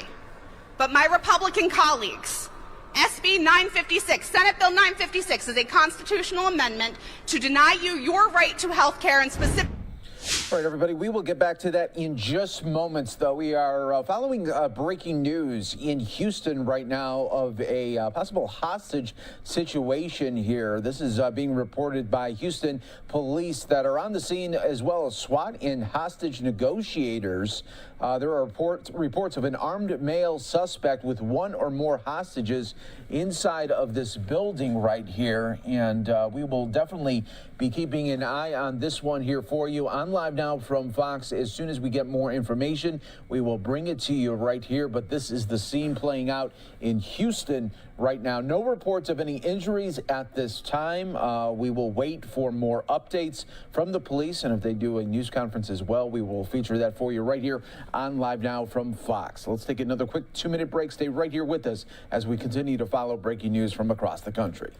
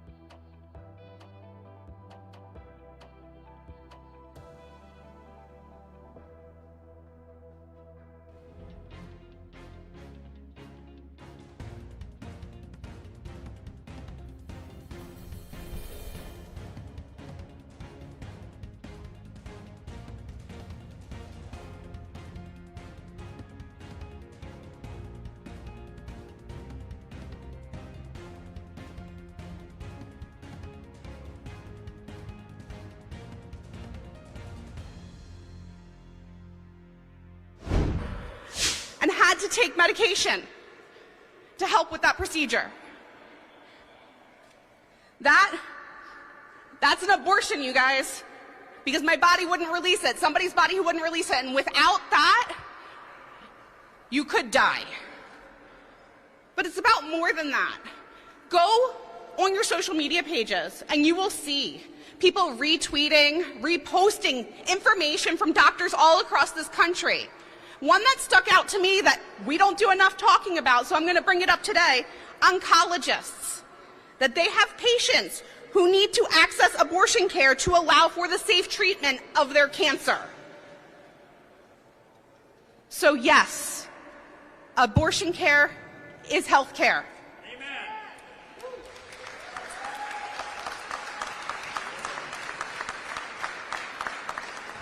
And we are in a moment that we need to be expanding access to health care, not just in Pennsylvania, but throughout the entire country, not stripping it away.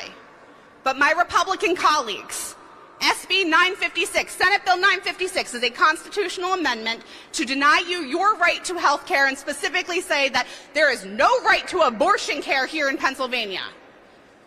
And you heard Representative Cephas say that we don't need the governor's veto pen there. You can't veto it. That's not how constitutional amendments work.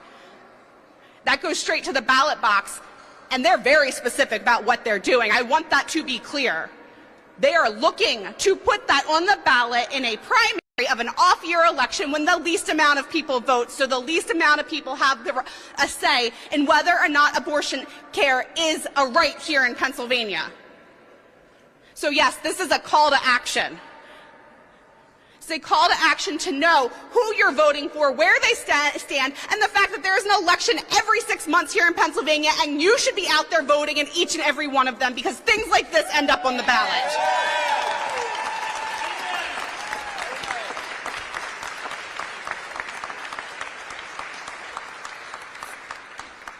And with that, I would love to call up my colleague and co-chair of the Women's Health Caucus, Representative Mary Jo Daley.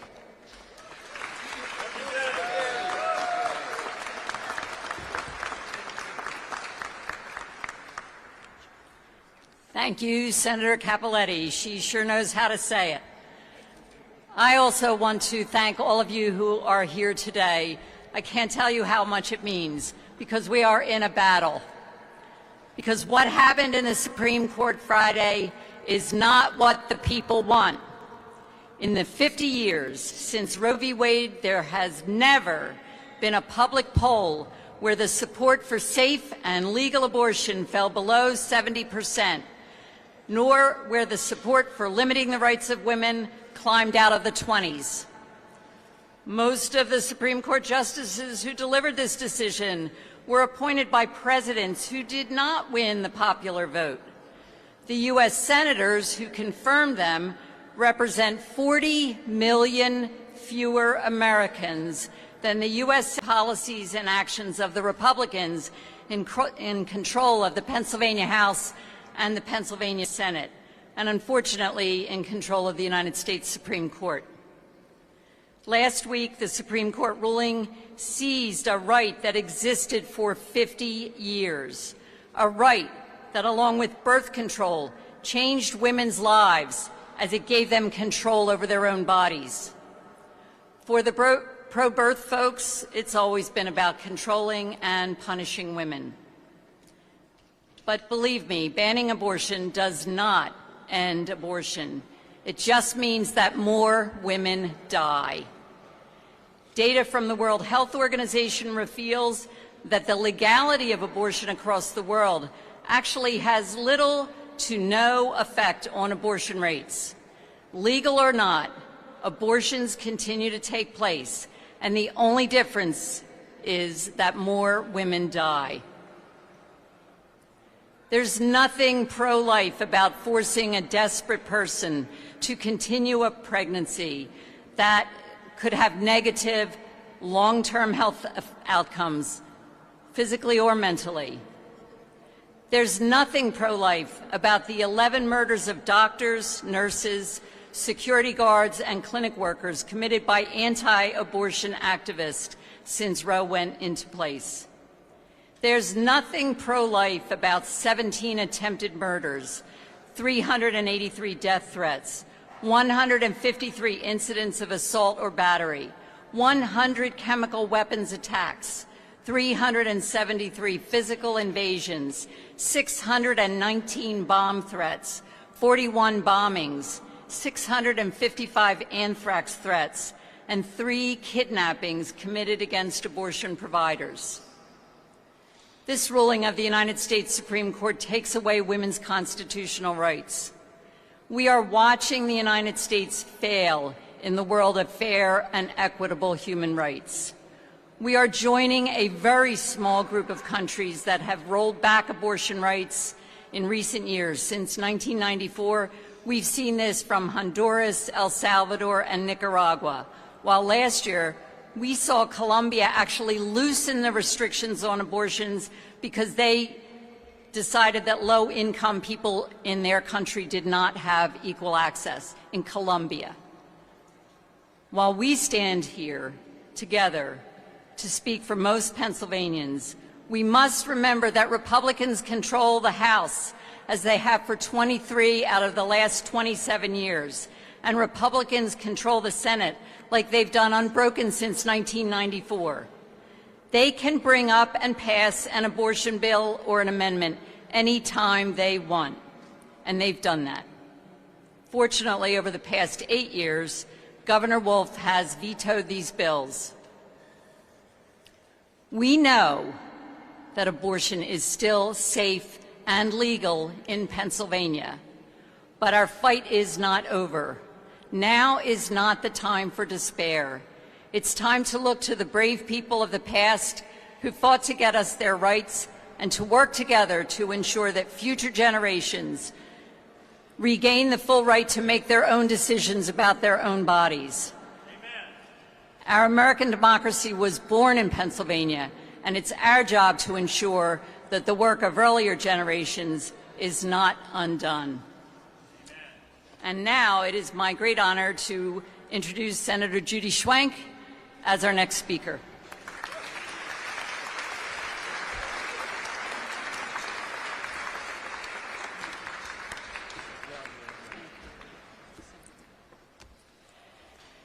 Hello. I'm State Senator Judy Schwenk, and I represent the 11th District, as I call it, the heart of Berks County. If you all take away one message from this event, I want it to be this one. We, and I mean all of the folks behind me and most of you out there, I'm sure, are going to fight like hell to keep abortion access in the Commonwealth of Pennsylvania.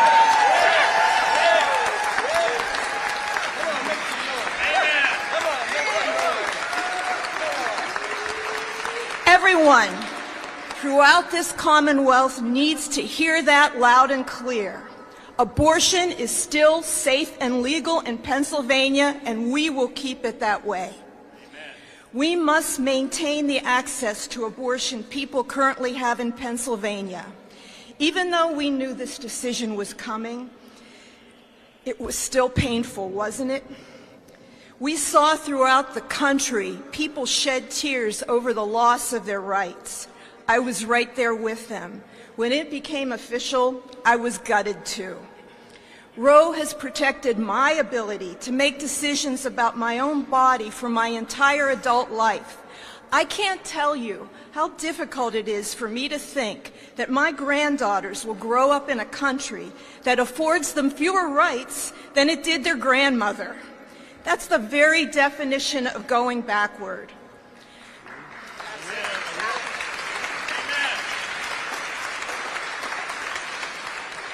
But as my colleagues on the Women's Health Caucus have said, the time for despair is over. Our anger, our pain, and our sorrow need to be channeled into action. That is the only way forward.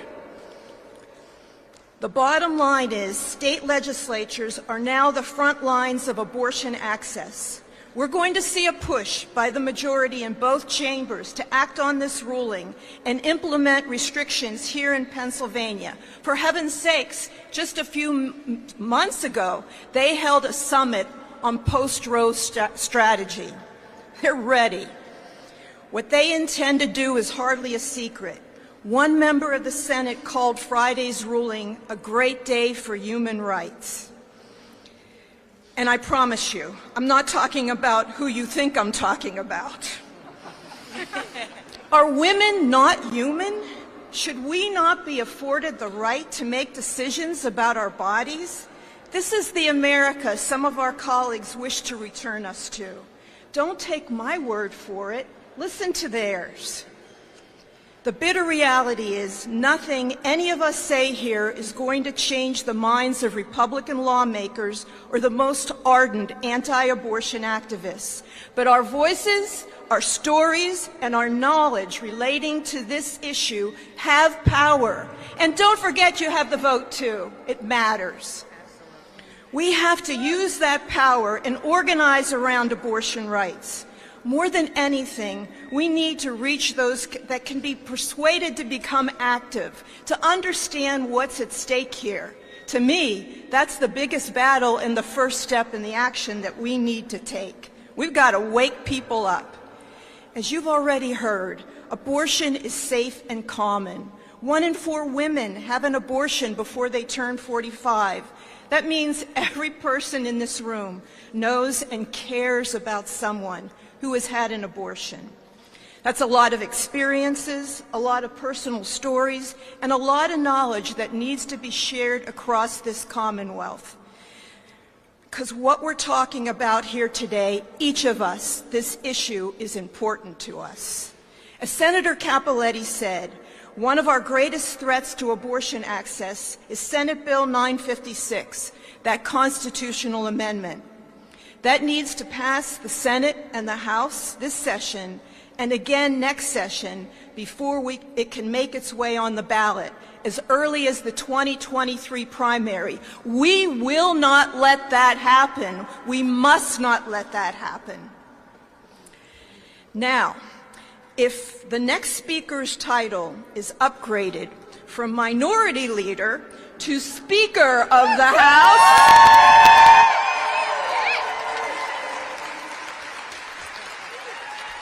that's a good start, isn't it?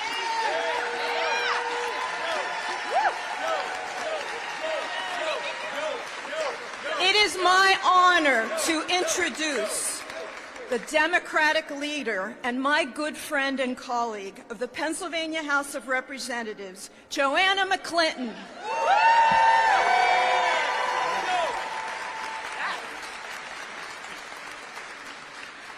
Thank you, Senator. Good morning. We're here on Monday morning. The Senate is not in, but so many of them are here with us today. The House is in, and we should be talking about this budget. We should be talking about the priorities that we all agree upon. We should be talking about making sure that this right that has been taken away from our neighbors in West Virginia, in Ohio, is protected here in Pennsylvania. But sadly, all of those folks behind me, the advocates, the members of the House Democratic Caucus and the Senate Democratic Caucus, know that the Republicans in Harrisburg have shown us who they are. They've shown us they don't believe in women's rights. They've shown us they don't believe it should be up to each and every birthing person to decide what happens with their own body. They have shown us that time and time and time and time and time again. But we're not here crying with tears. We're here ready to rumble.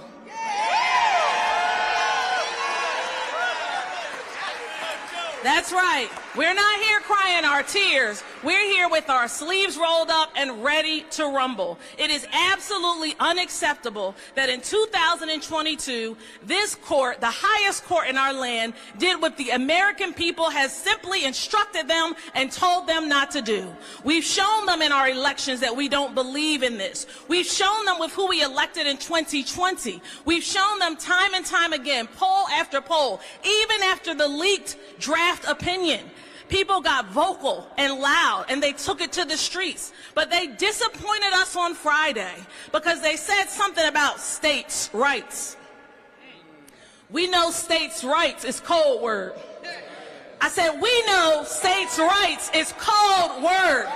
We know the last time they were talking about states' rights, my grandmother was in chains. I said the last time they were talking about states' rights, people that look like me couldn't vote.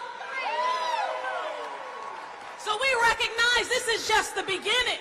This is just the beginning of them trying to chip away at democracy, at humanity, at equity, at women. We know it's just the beginning, but like I said, we're not here with tears. We're ready to rumble. That's right. We're ready to rumble, and I'm so glad that we're not fighting by ourselves. So I'm thrilled to welcome my colleague in the Senate, Senator Jay Costa. Come on and welcome him. He's fighting with us.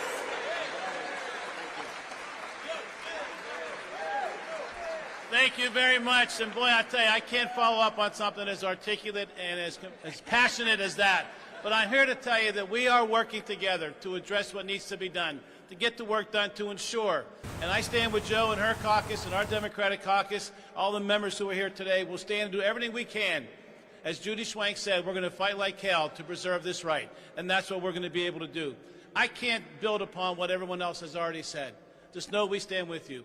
But this was stated as a call to action, and it is. And what we have to do together is take that dark day, take that nightmare of Friday, and we got to convert it. We got to convert it into solidarity and working together to be able to go advocate what needs to be done. We have to take our frustration and turn it into advocacy and make certain that we do what we have to do in our communities and reminding folks how important this issue is and what we have available to us here in Pennsylvania and what's coming down the road, as Senator Cappelletti spoke about earlier, about the constitutional amendment. We need to be cognizant of that. And finally, we have to take this anger.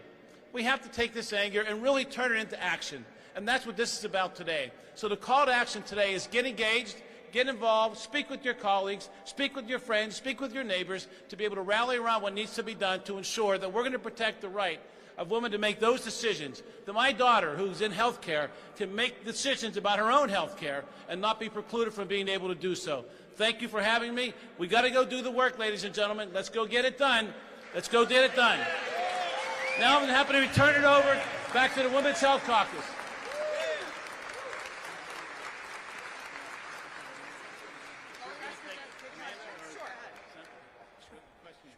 Are there any questions?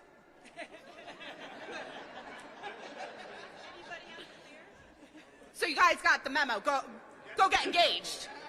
All right. Thank you, everyone, for being here today, and thank my colleagues for standing in solidarity.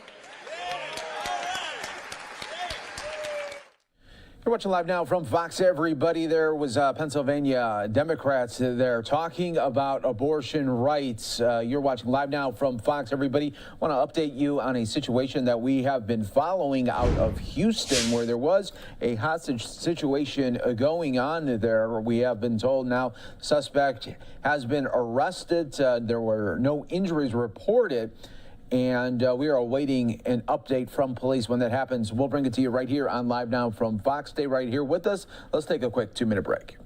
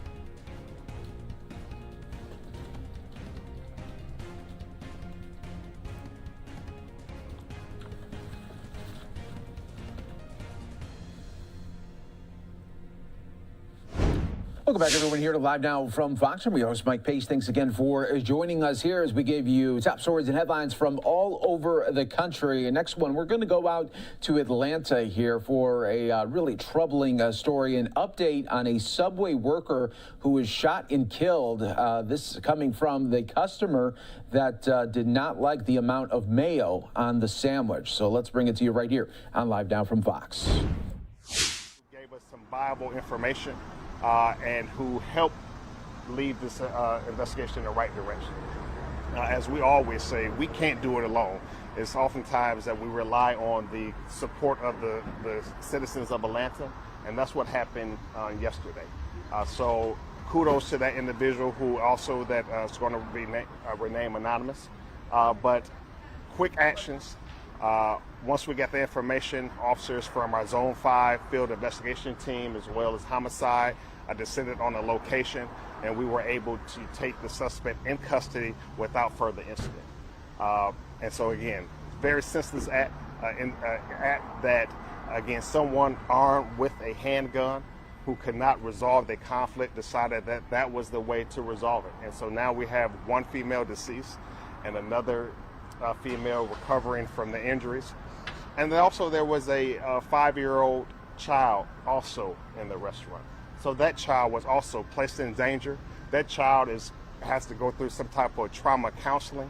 So again, this is incidents that we always talk about that did not have to happen, but there's still some residual effects that families are going to have to deal with, not only the homicide, but this child that's going to have a traumatic incident that they have to deal with. So I'll answer a few questions at this time.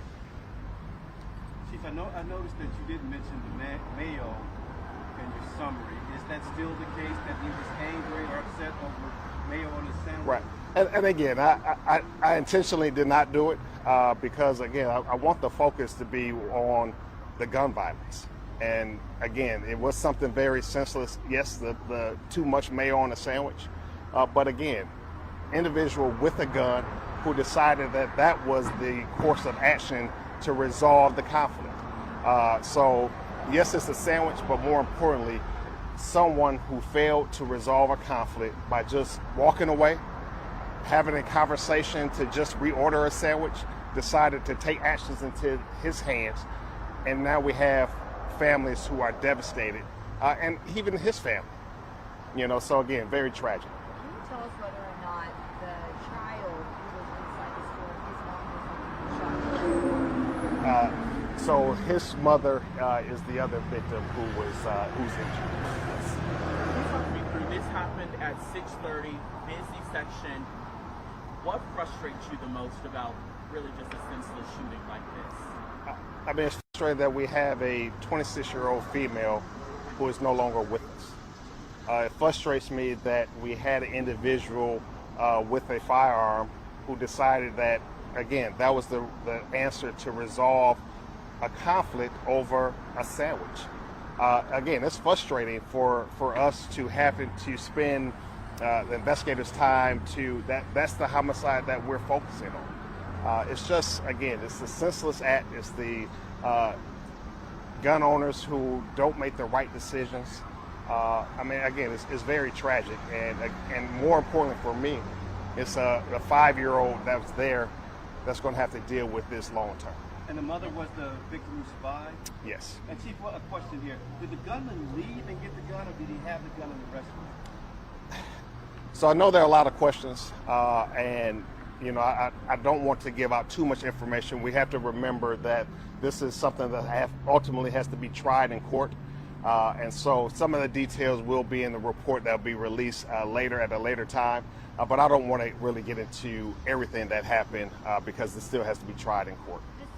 That helped you lead information to get an arrest? Was that a witness inside the restaurant? Again, I'm not going to go into detail. Can you tell us where All right, so the suspect has been arrested here in this horrible incident where in this argument, police say the customer shot 2 subway employees, leaving a 26-year-old woman dead and another 24-year-old woman rushed to surgery in critical condition where she remains right now. Suspect has been arrested. You're watching Live Now from Fox, and Atlanta police says this all has to do with the customer was mad that there was too much mayo on the sandwich. And we will continue to bring you top stories and headlines from across the country. Looks like we are awaiting in Kentucky for Senator Mitch McConnell to be making some remarks. We're also keeping an eye on breaking news situation out in Houston, where there was a hostage situation going on in the building that you see there in the background. But the suspect has been arrested. No injuries were reported, and we are going to listen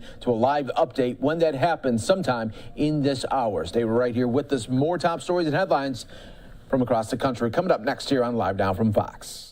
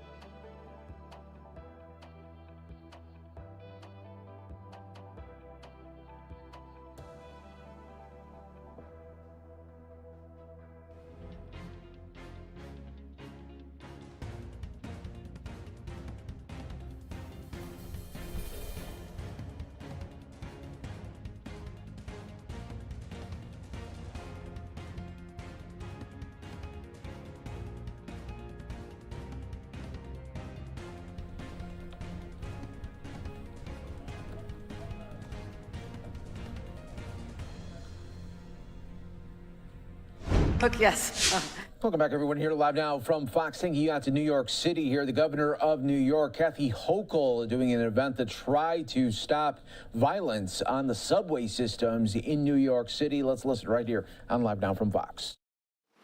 Weathering all the storms, and I mean hurricanes, and I really mean storms. And so you've been an amazing partner. So glad to have you leading the lifeblood of our city, our MTA. So, Janel Leader, let's give him a round of applause. Also, you have amazing leaders here, my partners in state government, and Senator Leroy Comrie, I want to thank you for all you've done fighting for the working men and women to protect them, and I want to thank you for your leadership across the state. Senator Leroy Comrie. Vivian Cook and I go way back. She has been out there, the voice of this community, and when she speaks up in Albany, people pay attention, because you don't want to get on the wrong side of Vivian Cook. She's tough, she's caring, and she's a great partner of mine. Let's give it up for Assembly Member Vivian Cook. And our leaders of our various unions that we're stepping up here today to protect. Mark Henry, who we'll be hearing from in a few moments, the president of ATU 1056. Mark Henry. I know Tony Utano could not be here today. Tony, it better be a darn good excuse, man. Someone get that back to Tony, tell him I said that. TW Local 100. Anthony Simon, I stand up, Anthony, a great leader of SMART, General Chairman. Ed Valenti, the Association of Commuter Rail Employees. Thank you, Ed, for being here and all you do. Thank you, Ed. Mike Karube, Subway Surface Supervisors Association as well. And we have a number of other unions represented, DC 37 and TWI. And Lots more, lots more. We're all here today for one purpose. And I first of all want to say it is so great to be at this depot, the Jamaica bus depot. Does anybody think this is a shining example of what a bus depot should look like? No, stop clapping. My setup is like, no, this is not what a bus depot should look like, okay? Does anybody think we can do a lot better than this? Yeah. All right, we'll get back to that event in a little bit here. I want to take you out live to Houston, getting an update on that hostage situation there where the suspect has been arrested. Let's listen here from officials.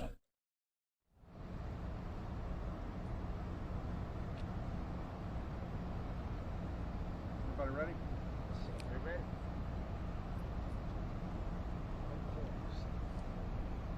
I'm sorry. Turn my mic on, sir.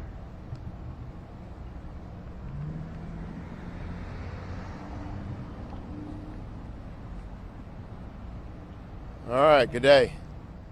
I'm Executive Assistant Chief Larry Satterwhite. With me is Executive Assistant Chief Jim Jones and Commander Hassick over our Southwest Division.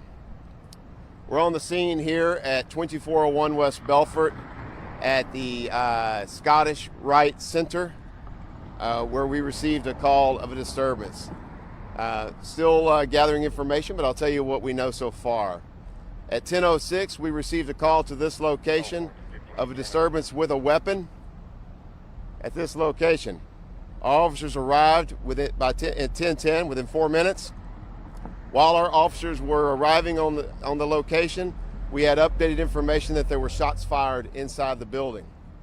All officers immediately went in, and right as they went in, they engaged a male who would turn out to be our suspect from a distance on an upstairs landing, and once determined very quickly that he was our suspect, went into initial conversation with him. That male was not armed with a firearm that we could tell at this time, but then again, from the distance, we did not know what he had in his possession. The male seemed erratic as the officers began negotiations that we were not sure of if we had hostages in the building or not. We very quickly confirmed that we did have 2 male hostages with the suspect behind them in a room. During the course of that conversation, that negotiation with the suspect, he released one of the males. He is a 91-year-old male that works here. He was injured in the hand. He was released and came out. Not knowing the condition of the other hostage in the room, our officers pressed on the location and on the suspect. And once he saw that we were pressing, he surrendered, and we took him into custody. Our other hostage, thankfully, was not injured at all. So with that, our suspect that we have in custody right now is a male, approximately 30 years of age. He appears to be of Middle Eastern descent, but we don't have that confirmed, and we're going to have to do additional information to figure out, more about him and why he was here. We don't even know why he came to this location. We do know.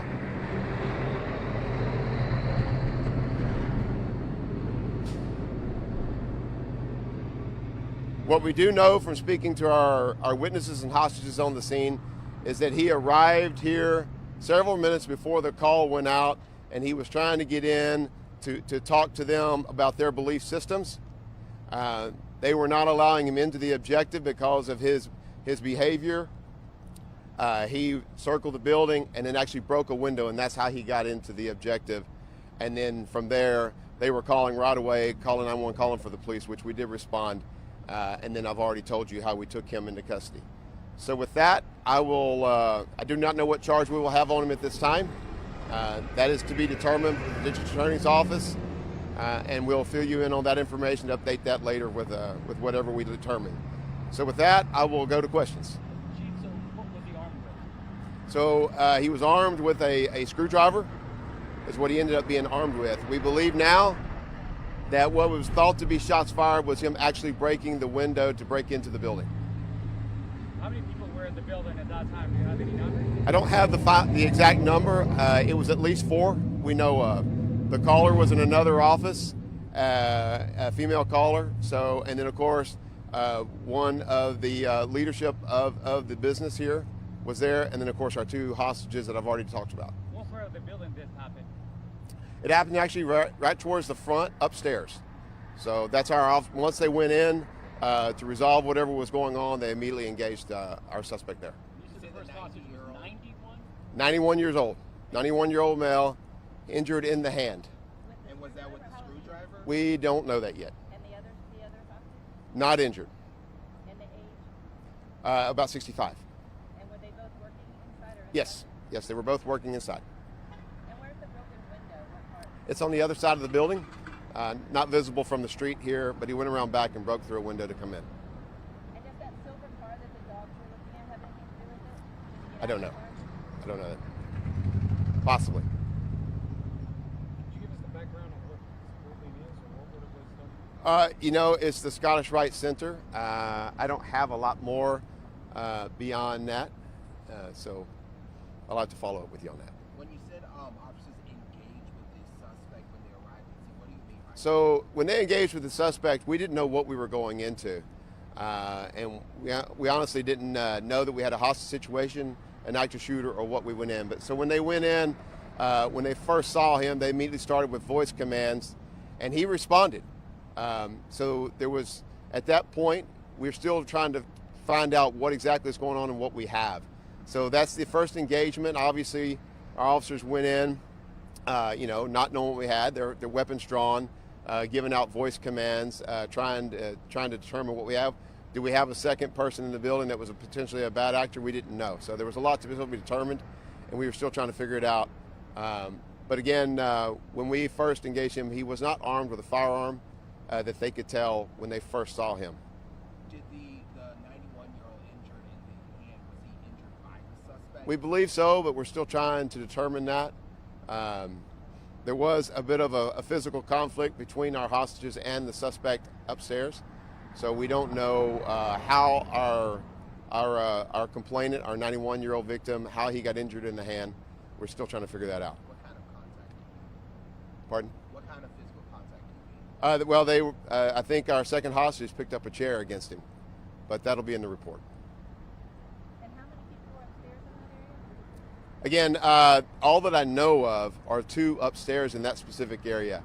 I do know that one of the executors of the facility was here, not in that location, and I do know that we have a caller, a female, that was not in that specific area.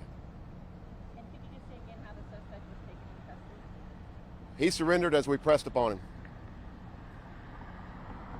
Any weapons inside of the screwdrivers found? No, nothing yet. But the investigation is still early. We're doing a full search of the building, so that may change, you know. But for now, we have nothing other than the screwdriver that was in his hand, and the tool, which was a tire tool that he used to break the window in the first place to get into the building. Suspect still here on scene? You know, I don't know. Probably so, yes. Any other questions? Okay, thank you.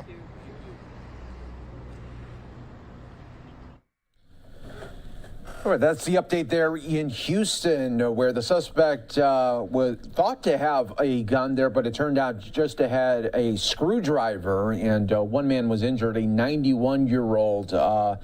As they don't know why the suspect walked into this building, but that investigation is ongoing. Suspect arrested. They first thought shots were fired because they heard noise, but then it turned out that it was the screwdriver being against a window that was shattering the glass so that suspect could gain entry into this building. You're watching Live Now from Fox, everybody. Let's take a quick 2-minute break. Stay right here with us. More top stories and breaking news updates from across the country.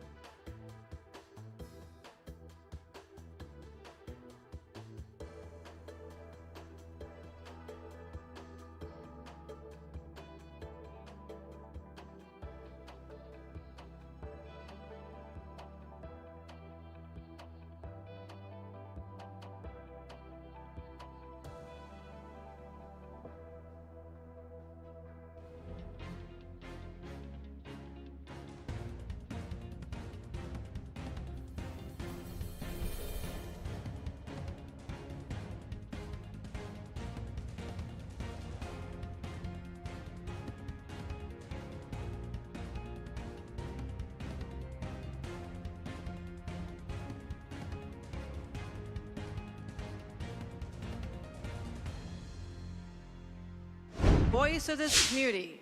And when she speaks up in Albany, people pay attention because you don't want to get on the wrong side of Vivian Cook. She's tough, she's caring, and she's a great partner of mine. Let's give it up for Assembly Member Vivian Cook.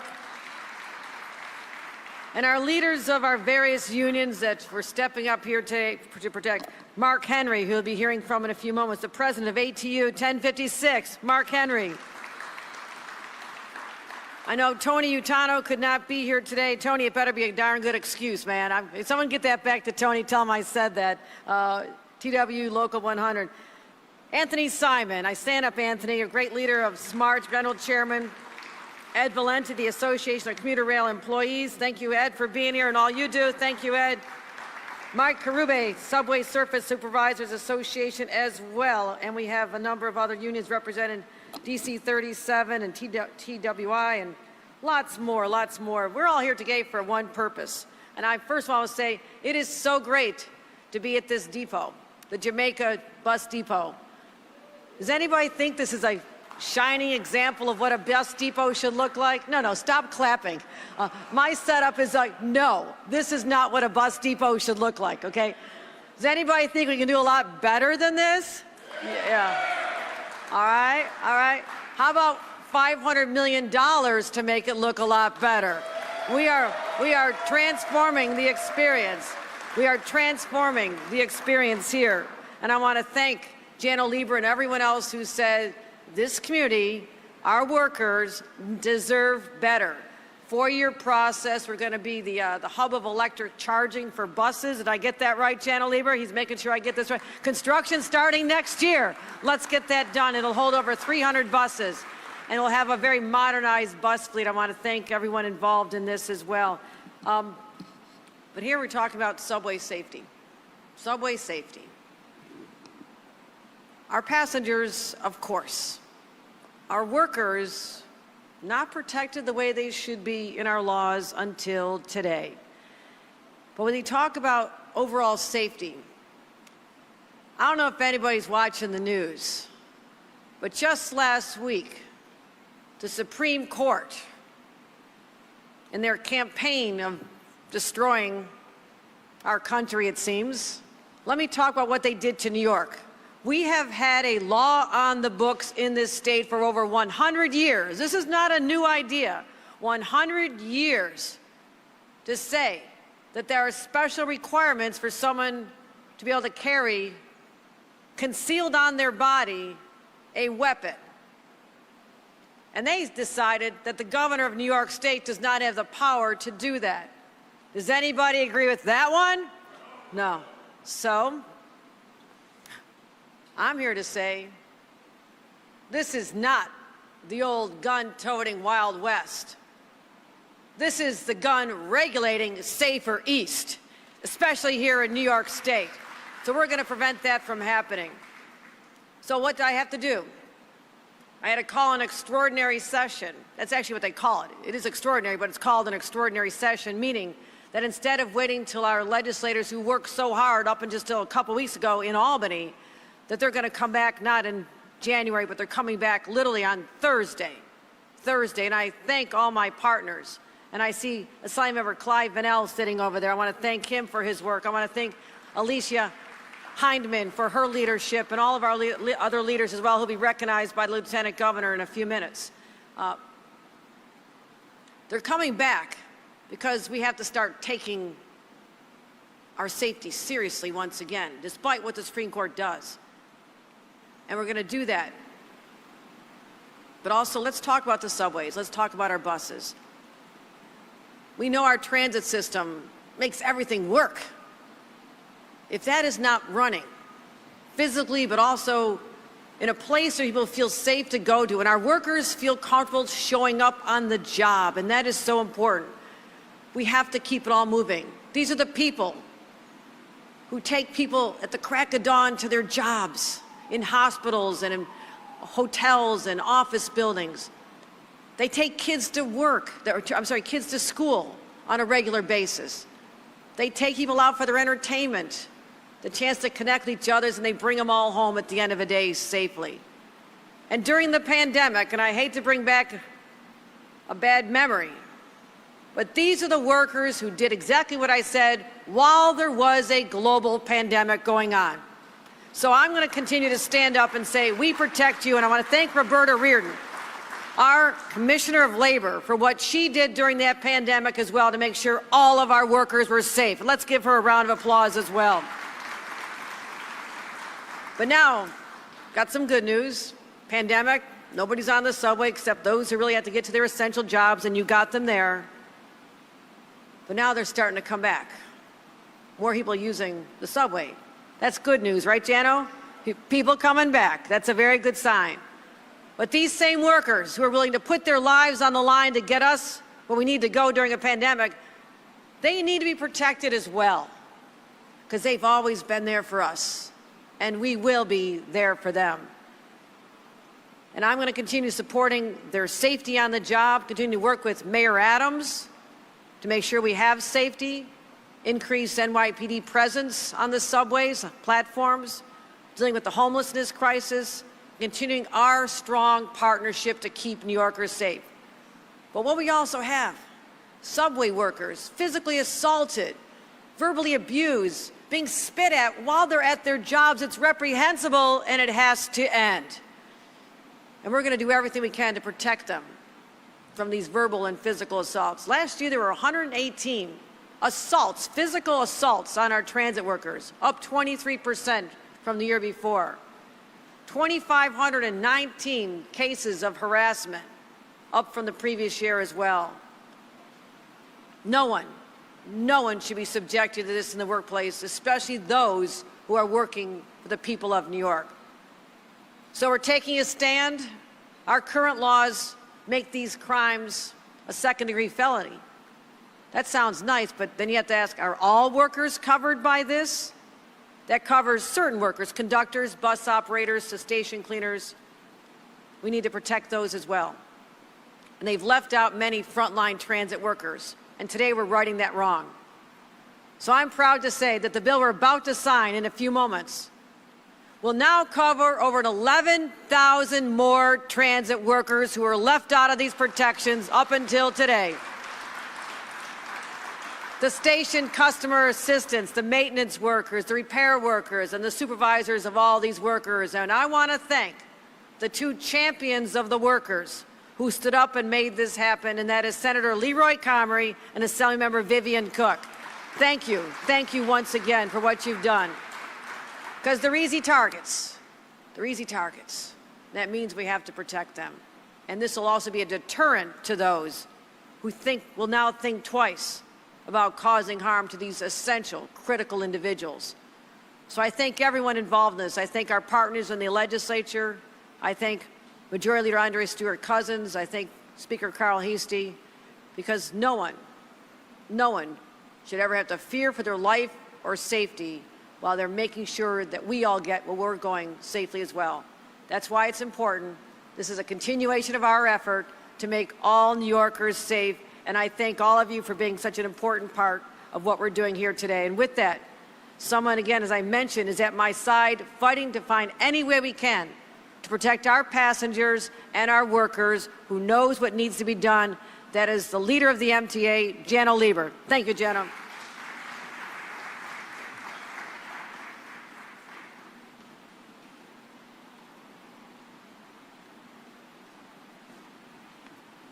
Wow, Governor. Governor, I want to thank you for being here. You keep coming to Southeast Queens, and you keep coming to facilities that are the heart of our MTA system, not just the Jamaica Bus Depot, but Jamaica Station, and again showing that you get it. You get how New York is how transit is at the heart of New York, and you understand that it's not all in Manhattan. It's all around the boroughs, and you're showing it every day. I want to thank you again for your amazing and consistent support for issues affecting the MTA. From the day you started office, when you and I got to know each other because there was a huge operational emergency at the Rail Control Center. And then after that, the way you dealt with the impacts of Hurricane Ida, both coming out to comfort people who had had their lives impacted, some of whom were in harm's way, but also looking at the way that our physical system had been impacted. and the way you've honored the heroism of our workforce again and again as we continue our road back from COVID. You talked about the investment that's being made in this Jamaica bus depot. It's only possible because of Governor Hochul's incredible support for the MTA Capital Program. And we are so grateful that you stepped up and said we're not going to cannibalize the MTA Capital Program and the vision of a new Jamaica bus depot just to keep, to deal with the operational and financial impacts of COVID, that you have fought again and again for making sure that the MTA is funded in your budget. In your budget, you made it unnecessary for us to raise fares. You made sure that the MTA could pay its workers and continue to operate service at a very high level as we support our road back from COVID. You supported major new transit projects like the Interborough Express and the reconstruction of Penn Station. What could be more important to folks in Jamaica, making sure that when you get off the other end in Manhattan, there's a humane place that is part of the experience of going to work or to school, and you supported that so strongly. So we are deeply grateful. We at the MTA and all of our customers are deeply grateful for your amazing support. And I've got a shout out again to Senator Comrie and to Assemblymember Cook, but also to Danique Miller and other leaders of this community, Mark Henry and others, because the Jamaica Bus Depot project was a vision long delayed until under Governor Hochul's leadership. We've been able to get it going finally, and it will be built, and it will be a model of tomorrow's zero emissions bus operations with full electric charging infrastructure. The safety of our customers, what we're here to celebrate today, is our top priority, and that's why on this issue, it's so important to me that we're able to team up with our partners in labor. And I just want to acknowledge not just Mark Henry and the folks from the TWU, but General Chairman of SMART, Anthony Simon, and Ed Valente of ACRE. We are, that's the railroads. This is an all MTA issue of our workforce being attacked and subjected to verbal and other abuse. So the fact that we all got in this together and under the leadership of Senator Comrie and Assemblymember Cook were able to get it done really is a testament to the partnership. We need more deterrence. We cannot, we can't mislead folks because we have real problems with the safety of our workers and our passengers.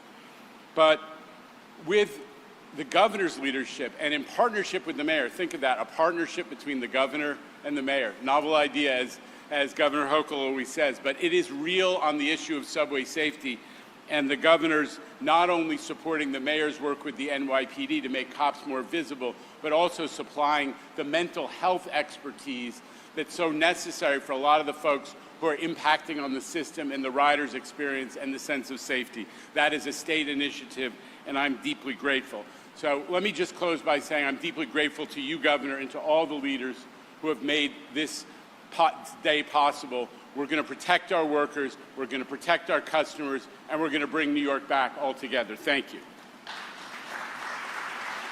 Please welcome to the podium Senator Leroy Comrie.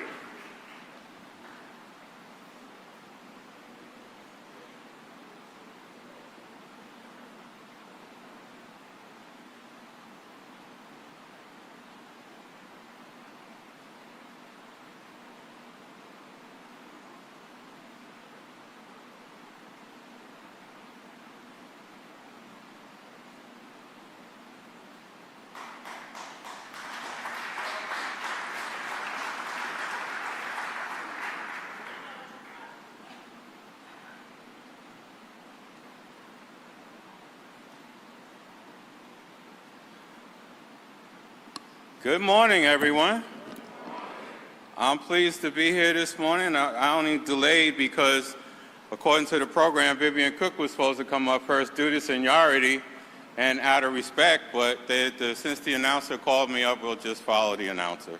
Go from there. But I'm happy to be here this morning. I want to acknowledge everyone that is here. I wanted to thank the governor. In fact, I was just thanking her for everything that she's been doing. She has been a governor that has been listening to the requests from members, making sure that she understands them, and then acting in a positive way. So I can say that it's been a wonderful relationship between myself and the governor and her staff as we move forward and to try to get things done on behalf of our community. But let me stick to the text because I'll get in trouble. Welcome to the 14th Senate District in Southeast Queens, everyone. And it's also the 27th Council District. Councilmember Natasha Williams is here. The 29th Assembly District, Assemblymember Hyman is here. This is the 32nd Assembly District, because the depot board is Assemblymember Cook, who you'll hear from in a minute, is here as well. And I just want to acknowledge my other partner in government, Assemblymember Clyde Bunnell is here, and my longtime colleague, Assemblymember David Weprin is here as well.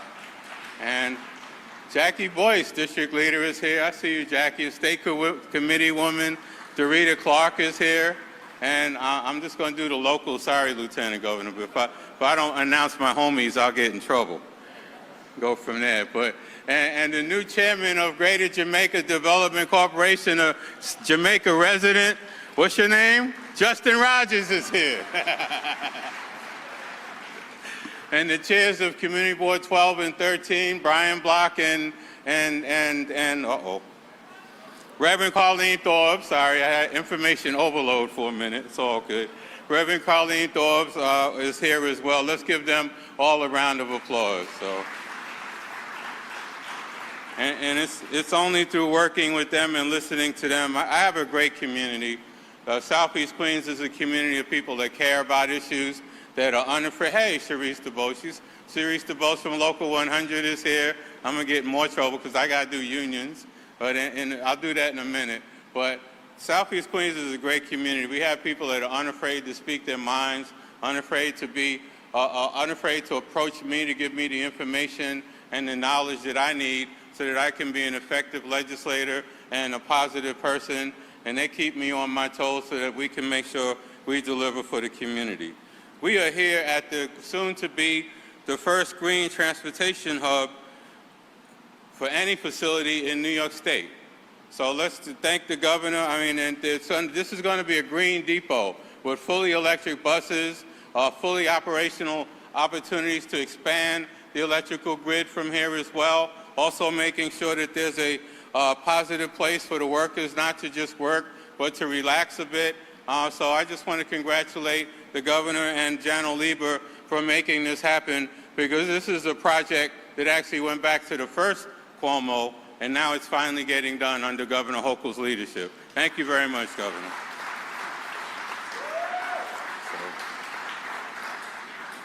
We're here today and about making sure that we help transit workers.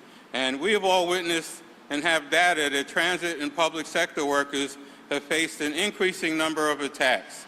At least 7 workers have been assaulted in the past month. As of May this year, there are over 542 incidents of harassment and 15 assaults on the MTA buses alone. We have all seen the horrors invoked by the gunman who donned a gas mask and opened fire on New Yorkers on a crowded N-train platform in Brooklyn back in April. These incidents have to stop. And I am thankful to my Assembly member, Vivian Cook, because when I need a bill done, I take it to Vivian Cook. Now, I've been blessed to have over 30 bills passed this year, but my heavy bills, the ones that are tough, I give to Vivian Cook to work on the Assembly side, and it gets done. So let's give Vivian a round of applause. So, as we know, station customer assistants and maintainers employed by a transit agency or authority work with and among the public to ensure that our trains and buses run on schedule, that their terminals and stations are free of debris and are sanitized at the height of the pandemic, and that's vital to our mass transit being restored to where it is today. Unfortunately, these employees are easy targets for those who seek to intentionally harm others.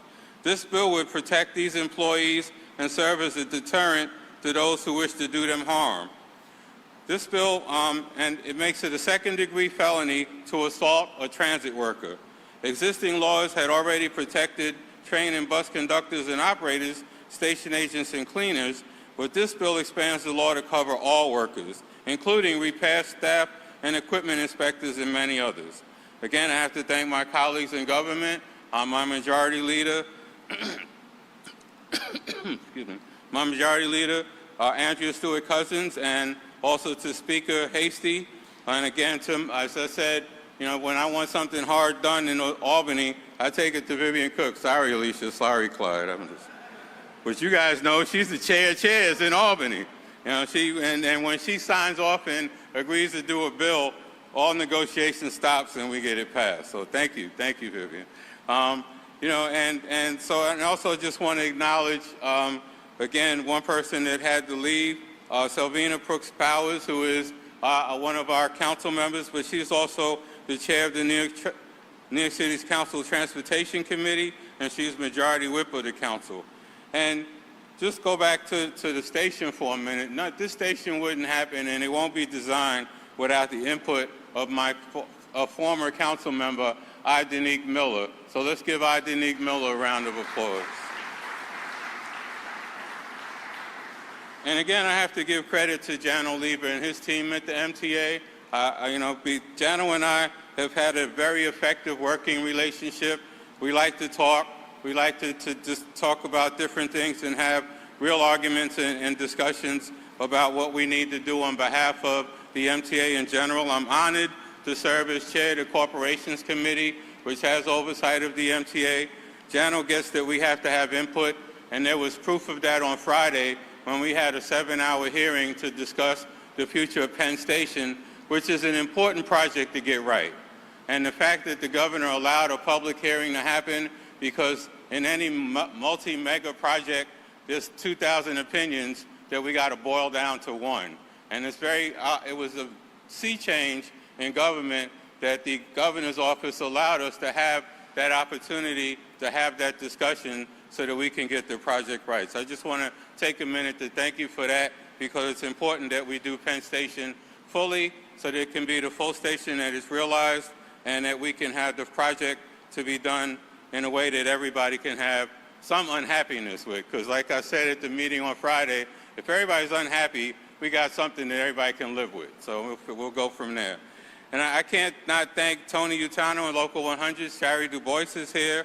I got to thank Mark Henry, the president of Local 1056, which is the ATU chapter for this bus depot. Give Mark Henry a round of applause. Danielle Casella, the president of ATU Local 726. Daniel, I didn't see Daniel. Yeah, okay, all right, cool.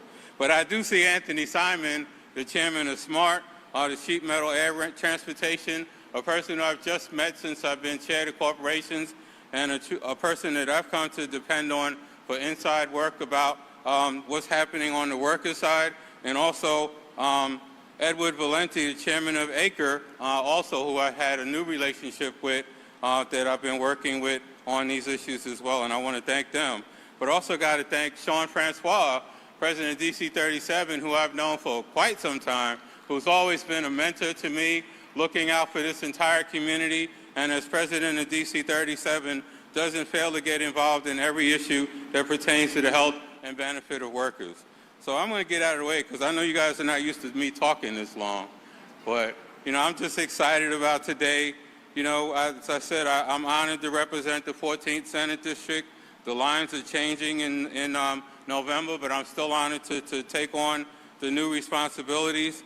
This is an important opportunity to protect workers. I'm proud to have worked on this bill, but I could not have done it without my staff. Oh, let's give my staff a round of applause. Derek Davis, my chief of staff, hiding somewhere. My legislative director, Matthew Garcia, my communications person, Ian Fullerton, and everybody, my other legislative staff that's on board now for making this happen as well. This is a great day to protect transit workers, the people that have really given themselves and were on the front lines during the toughest time in our city's future, in our city's history, dealing with the pandemic. And I'm just proud to say that this is the first of other opportunities where we'll be working to enhance the quality of life for transit workers that give so much to our city. Thank you all very much. Please welcome to the podium Assemblymember Vivian Cook.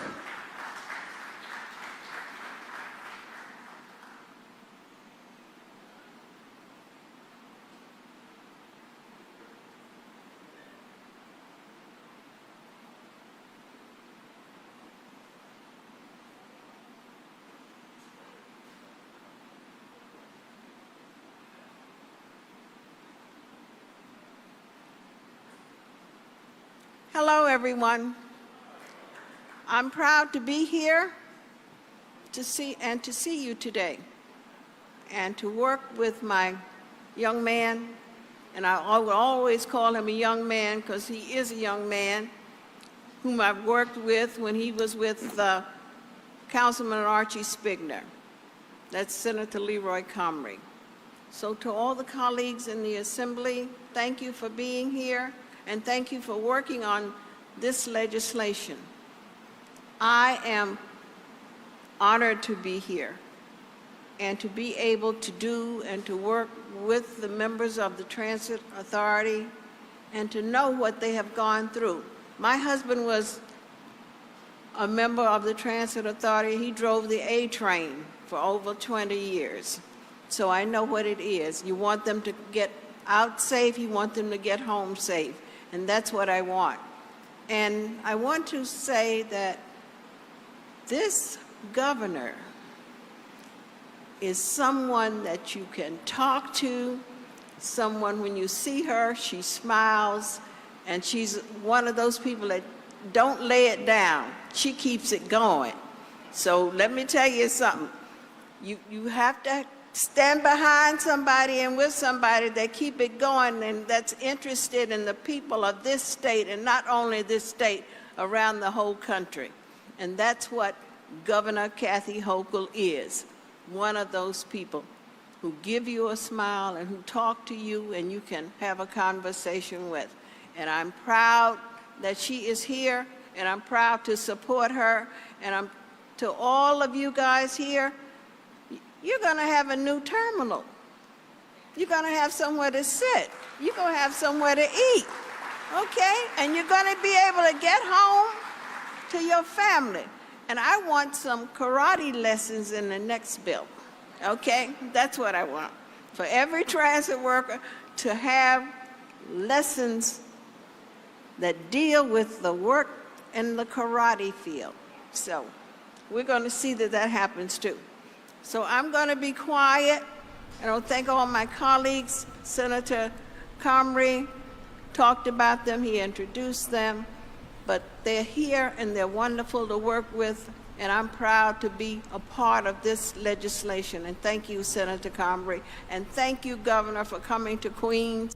You're watching Live Now from Fox, everybody. We appreciate you joining us here as we go into a new hour. I'm your host, Mike Page. Always great to be here with you as we continue to bring you top stories and headlines from across the country. Well, coming up here now, we're going to go out to Austin, Texas, getting an update there this is a rally going on right here for abortion rights there following, of course, Friday's historic Roe v. Wade bringing the decision now back to the state level there. So let's listen right here on Live Now from Fox. Free to decide for themselves whether or not to have a child and if or when they wanted to start a family.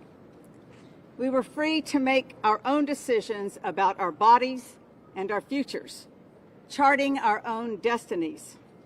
A freedom that sperm donors have always had and will continue to have, though they are 50% responsible for a pregnancy and often 100% unaccountable for the outcome. Roe versus Wade has been able to transcend the ideological and religious battles over abortion by constructing a logical and biological demarcation that successfully struck the delicate balance of protecting the rights of the woman as well as the rights of a viable fetus. In reversing Roe versus Wade, the court has propelled our country into chaos and has put millions of people in harm's way. They have returned our country to a time in which the hopes, dreams, and plans that women have for their lives are not equal to those of men. Texans have lived with a near total ban on abortion since September with the implementation of Senate Bill 8. For nearly a decade, our Republican-controlled legislature has waged a war on women's rights in our state. We have seen firsthand the devastating impact of their anti-woman agenda. We know the consequences of forced birth and the harm anti-abortion laws have had on the health and well-being of Texas families. And so once the trigger law takes effect, making abortions completely illegal in our state, we must push forward and find ways to work together to ensure every person that's forced to give birth has access to the resources that they need to thrive. We must come together to make meaningful changes and investments in our state's health and human services system, ensuring every person has the resources they need to thrive before, during, and after pregnancy. This means expanding access to women's health programs, services, and providers by increasing our investment and updating existing law. Since abortion will no longer be allowed in Texas, the legislature must reverse the affiliate ban and allow all willing and eligible Medicaid providers to provide care. The affiliate ban was a petty, ideologically based law that negatively impacted the ability of thousands of Texas women to access health services. At the same time that Texas has one of the highest rates of maternal morbidity and mortality in the country and the world. However, only a small percentage of eligible women are included in the state's women's health care program. We must commit to fully funding our women's health programs and ensure every eligible person has access to the health care services they need before, during, and after pregnancy. Our failure to do so will mean our maternal mortality rate will increase, leaving Texas families and communities to suffer the consequences of poor maternal health outcomes. We also must focus on improving access to the full range of FDA-approved contraceptives so that we can actually reduce the number of unintended pregnancies in the first place. Texas continues to lead the nation in the number of repeat teen births. We must take rational and responsible actions to allow those who are already teen parents to consent to their own health care, as well as arm our youth with the knowledge they need to make informed decisions. Time and time again in this fight, the Texas legislature has allowed politics to take precedence over evidence-based policies that are supported by the majority of Texans. That has to end. I and the rest of the Women's Health Caucus will be laser-focused on ensuring Texans have access to the resources they need to survive forced parenthood. On Friday, I found myself heartbroken because Roe versus Wade symbolized so much more than access to abortion care. The right to choose has been critical to women's equal participation in society. Possessing the freedom of self-determination, having autonomy over one's own body, is foundational to democracy and self-governance itself. So though many of us are grieving this assault on our autonomy and equality, we cannot and will not allow this to be the end. We will continue our pursuit of reproductive justice, and we will persist. I'm turning it over now to my colleague, Representative Celia Israel. Thank you, Rep. Howard.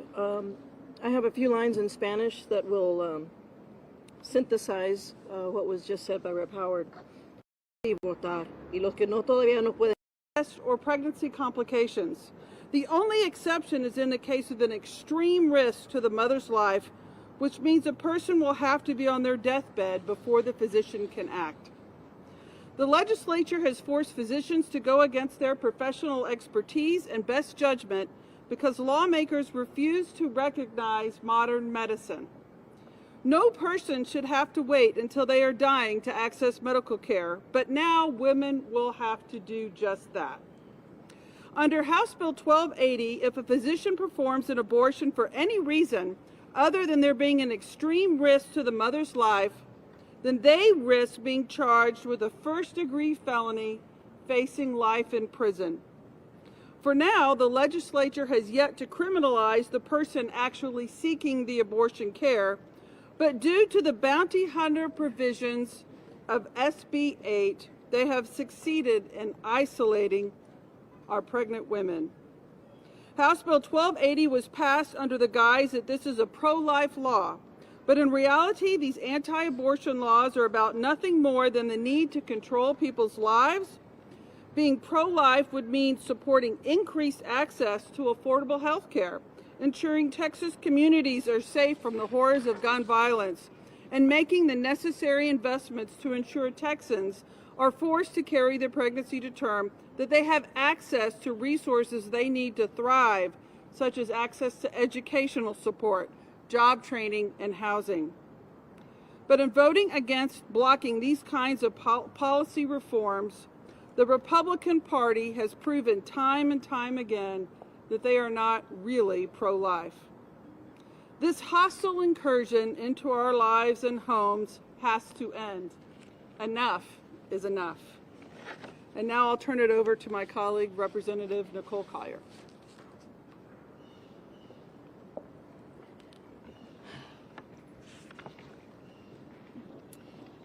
As we continue to brace ourselves for the full impact of Friday's decision, I find myself once again disappointed in the judicial system because we know this ruling will disproportionately impact the reproductive health of people of color for generations to come. Texas's healthcare system is not prepared to support more forced pregnancies like the gestation mandate that will soon be our law. People of color make up more than half of the population in Texas, with having the largest, and Texas has the largest black population in the nation. Communities of color in Texas have always had to find ways to overcome the systemic impacts of racism in our state. Our communities are less likely to have access to fresh produce, well-funded public schools, and healthcare facilities. And on top of that, employers have no obligation to provide paid time off of any kind. Too often, we are the last ones to receive assistance during times of crisis, and we have to fight harder to make the challenges facing our communities a priority in this state. So, it's not surprising when I read headline after headline about how anti-abortion laws will disproportionately impact my community. Texas ranks in the top 10 worst states for maternal mortality and morbidity compared to other states, but it is worse for black mothers. In our country, black women are 3 times more likely to die from a pregnancy-related cause. That's more than their white counterparts.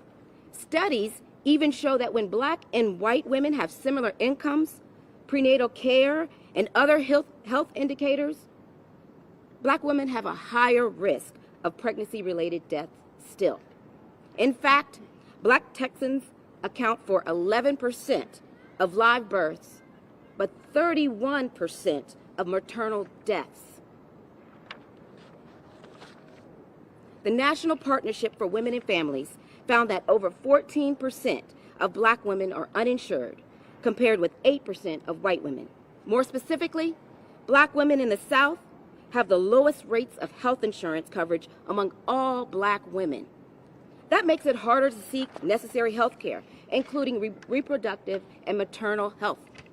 According to the Federal Reserve, the net worth of a typical white family is $171,000, which is 10 times more than that of a black family. Our white counterparts are more likely to have quality health insurance, child care, contraceptives, and disposable income that would allow them to travel out of state to seek the health care services they need for an abortion. This is unacceptable. Because our state has failed to invest in black communities, thousands of black Texans live without access to a health care facility or primary care doctor. Because we have failed to expand access to affordable health care, thousands of Texans live without the financial resources needed to go to the doctor in the first place. Those who support this gestation mandate have made their positions clear. They have had countless opportunities to support legislation that would truly protect and support life, but each time they reject. A gestation mandate is a human rights violation that causes harm because it requires one to remain pregnant against their will. A gestation mandate could even make a pregnant person's life worse off, especially those who are in an abusive relationship during the pregnancy, or those who have suffered a rape or incest. This is just not an attack on abortion. It is an attack on communities of color, young people, and the vulnerable people who are already hanging on by a thread. I have no doubt that the abortion ban that we are about to see will only exacerbate racial inequalities in this state. And so we can no longer afford to keep them in office. We can't keep the people who keep voting for these things in office. We must do everything in our power to vote them out and elect leaders who will do what is necessary, what is right for every Texan to ensure that they have access to the services, resources, and legal protections they need to. You're watching Live Now from Fox, everybody. We are going to take a quick 2-minute break. Stay right here with us. More to come on the other side of the break. Howard, it is great to stand with my colleagues, and as we stand here in Texas, we talk with our medical community. I am proud to represent House District 134, which encompasses the medical center in Houston, Texas, one of the greatest medical centers in the world. Texas, an area that has been known for our medical community as one in which they could thrive, but today one of which that has turned to hostility for our OB-GYNs. We are already facing from SB 8 complications for women that are leading to permanent disability and death. What are the OB-GYNs across our state facing? Talk to them about what's happening and who they've treated. Talk to them about the history of 12-year-old children in wheelchairs, disabled, who are brought to them pregnant. Talk to them about the mothers now, women unexpectedly pregnant at 8 weeks with metastatic breast cancer. Metastatic breast cancer, something 1 in 8 women will face. Is that your daughter? Is that your granddaughter? Because when she unexpectedly is pregnant at 8 weeks now in Texas, she no longer is able to get the cancer treatment that she deserves because of Republican law. Glioblastoma at 7 weeks. Unable to receive the medical care and treatment that she needs because of Republicans' law on SB 8, the 6-week ban. So where will we be in 30 days? We will be right here where Texas women, because we rank at the bottom of health care coverage for them, pre-existing conditions of which a pregnancy can be a life-threatening condition. And OB-GYNs who literally describe trying to practice with their hands tied behind their back and now facing life in prison for trying to provide medically appropriate treatment. And so tell me if this is about life. Because if this is about life, Governor Abbott, call us back. We are here. We are ready for you to call a special session to pass health care coverage for every woman and every child in Texas. We are here for you to pass a revision to these barbaric and medieval laws to say the risk of the life of the mother will be determined by physicians and not politicians. I'm afraid he's not going to do that, because this is not about life. This is about politics. And so it is up to the people of Texas to decide if these people in this chamber who have passed these laws do not have the courage to stand up for all women and children in Texas, then the voters of Texas have the courage to change the people that you send to Austin. Thank you. At this time, I'm going to call up my friend and colleague, Representative Busey. Thank you, Ann. We are pissed. We are pissed. We're heartbroken. But I think we need to make it very clear to everyone that has worked to oppress the rights of equality for women that we all will never back down from this fight as long as it takes to restore those rights. I want to talk about the role that men must play as allies as we continue this fight. As a father, I know the decision about whether and when to become a parent is one of the most important decisions we will ever make. For men, we have always had that choice and will continue to have that choice. Though, as men, our fundamental right to self-determination and autonomy is not directly under attack, we are not free from this fight. Our country cannot be the beacon of freedom, hope, and equality that we yearn for it to be if we do not all have the freedom to make our own healthcare decisions. How many of us owe our personal success or status in life to Roe versus Wade? How many of us would be in a much different place in life if they had an unexpected pregnancy and now we're fathers? Now more than ever before, it is imperative that we show up to support the pregnant people in our lives. We must do more than just say we are pro-choice. We must do more than just vote. It is time for us to stand alongside our sisters, wives, mothers, daughters, and friends in the fight for reproductive justice. You all are propagating prostitution. This means we have to start having conversations with other men about the importance of reproductive freedom. Let me make it clear. Everyone has a right to their opinion. Not to prostitution. We have to show up and vote for the future we believe in. It's always going to be a crime. And as long as you keep supporting it, you are in a We cannot afford to remain on the sidelines. Our collective future is at stake. The Dobbs decision will have a ripple effect in every community across America. Millions of women will have their lives altered as a result of an unintended pregnancy. Any one of you who continues to do that, Let's make this clear. in the name of Jesus, As we have opposition, we've always had opposition as Texas Democrats. But we believe in equal rights for all people, and men, we must play our part to fight for equal rights of all people. That means men, women, and everyone else should have body autonomy, and we are not going to back down to that fight, and I'm going to continue to be a part of that fight with my colleagues. Thank you all for being here. Next we are up, furious with you my good friend, Representative that you want Gonzalez. to disrespect our children. You're going to act like I'm not here. Good afternoon. Again, my name is Jessica Gonzalez, and I also serve as Vice Chair of the Texas House LGBTQ what Caucus. Americans are tired of. We are here today in Our unprecedented leaders times. and everyone we are counting on to An institution represent us meant to protect and is advance ignoring human rights us.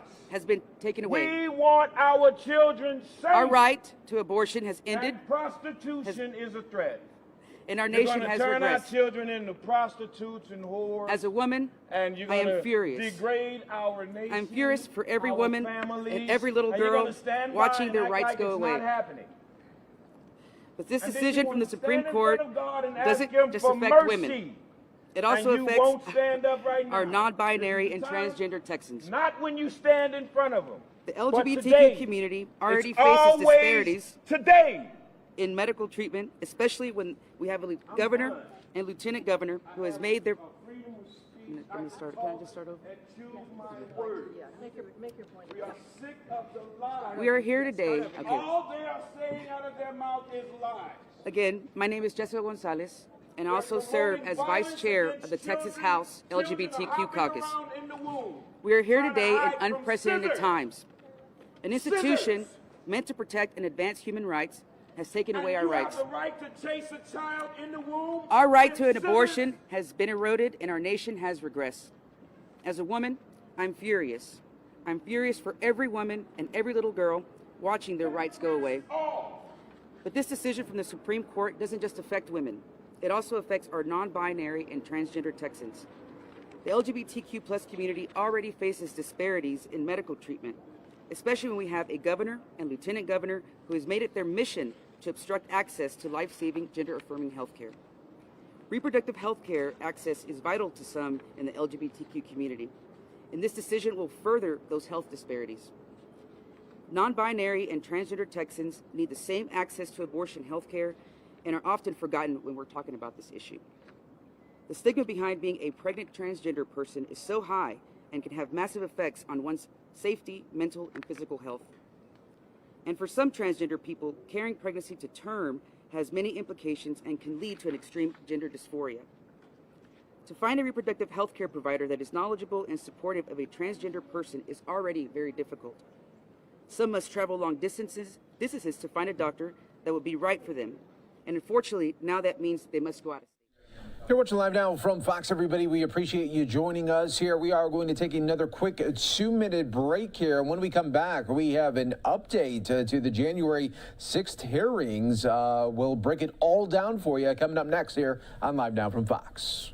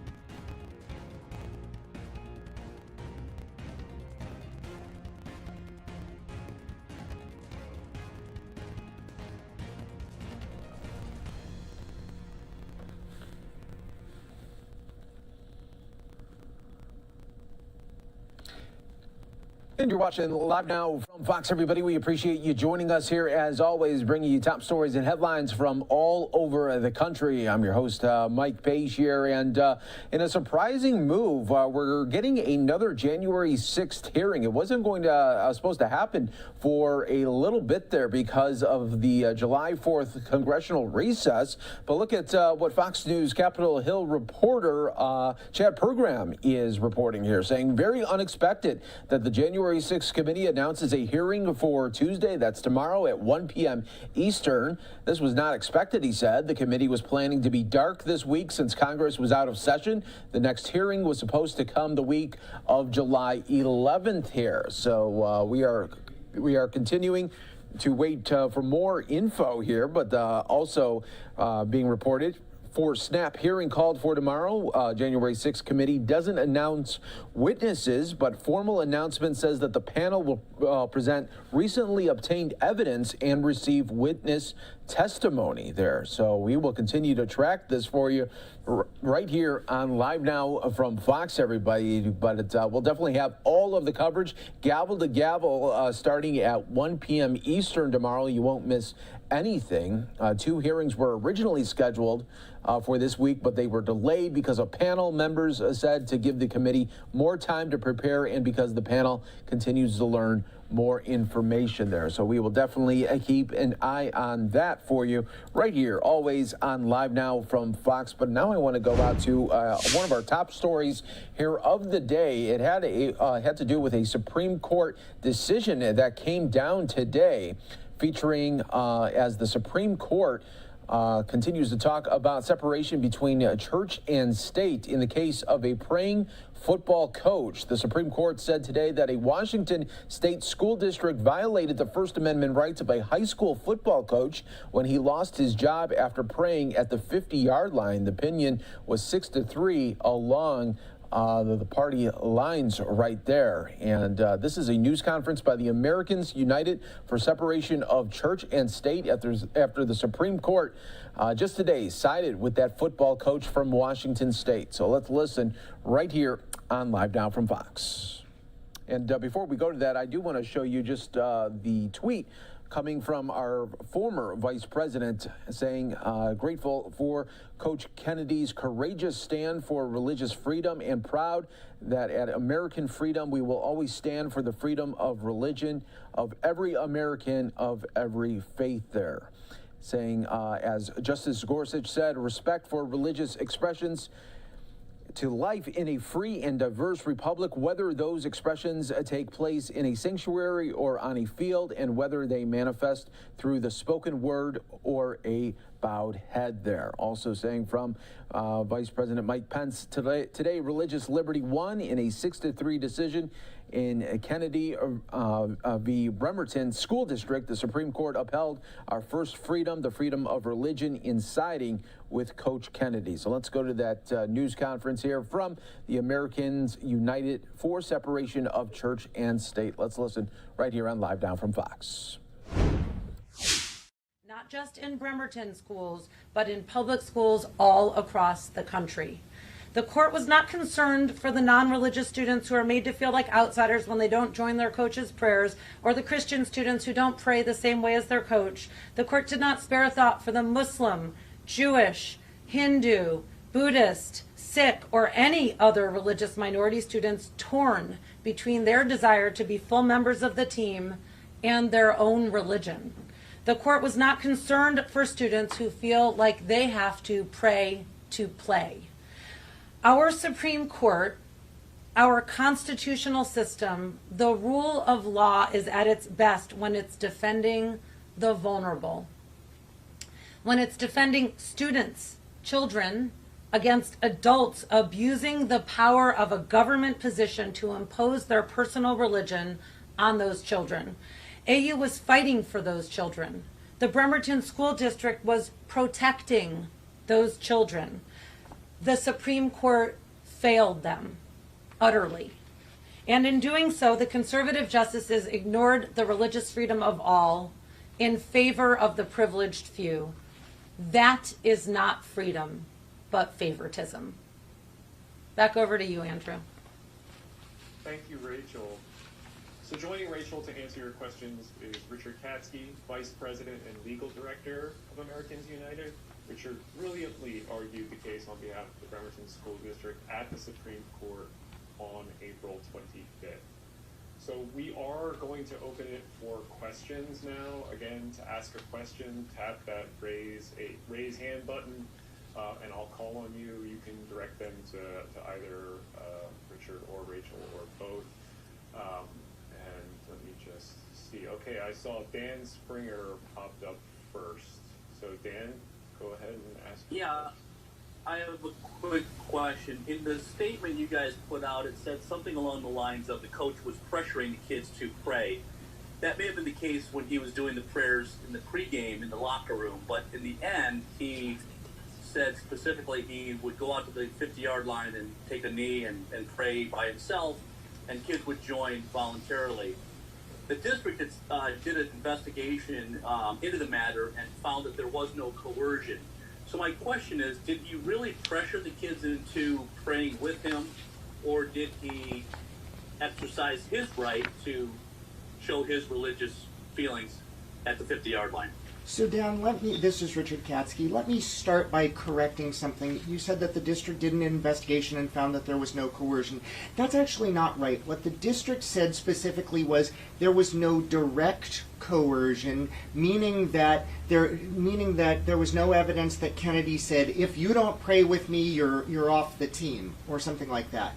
But the district did worry about, pay attention to, and get specific reports from parents and students about indirect coercion, as the kids knew what they were supposed to do. They knew that you have to go along to get along, and that was the problem. That was true at the beginning, and it was true at the end. So given that that's the case, look, the school district is supposed to make a decision, is supposed to act to protect the religious freedom of the students and their families. So is every employee of the district. That's what Mr. Kennedy wasn't interested in doing, and the school district worked so hard to try to protect. Are you advising the district on what they should do next? Because he has said he wants to go back on the football field this fall. So, look, the district is assessing the decision and exactly what it means. It just came down a couple of hours ago. I will say a couple of things. First, we have serious doubts about whether Kennedy really wants to coach again, no matter what he might be saying now, because he lives in Florida. He and his wife moved there 2 years ago. They sold their house in Washington. They bought a house in Florida. They are registered to vote in Florida.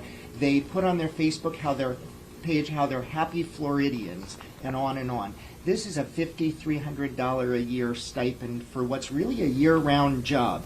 How plausible is that? But okay, so let's set that aside for the moment. The school district will certainly comply with the court's ruling. I want to note a couple of things, though. Look, the court specifically pointed out 3 times that Kennedy they said, is willing to pray without students after the students head to the locker room or the bus, and that was central to the court's ruling. Now, it isn't what Kennedy actually demanded at the time. Not at all. That was a post hoc rationalization done in court that the lower courts called his lawyers on because it's false. But because he made clear that he was demanding to continue his practice of having prayer with students on the 50-yard line. The rewriting that the court is doing, the rewriting of history of what actually happened, is important, though, because it underscores what school districts can and must still do. They have to ensure that their employees don't coerce or pressure students to pray or take part in religious exercises contrary to the students and their families' faith. Okay, Drew, you are up. Thank you also for letting us see you on camera. Much appreciated. Thank you all for joining us today. The attorney for Coach Kennedy thinks that this will have repercussions for decades to come for other coaches, other teachers as well. What are your concerns about what the impact of this will have long term? Can we expect to see prayer in the classroom under this ruling today? We think it opens the door to coercive prayer in K through 12 classrooms across the country. Because if the court buys into the myth that when a public official working for a public school who's praying in a demonstrative manner that pressures kids to join is praying, quote, privately, it opens the door to much more coercive prayer in our public schools. But that's not it.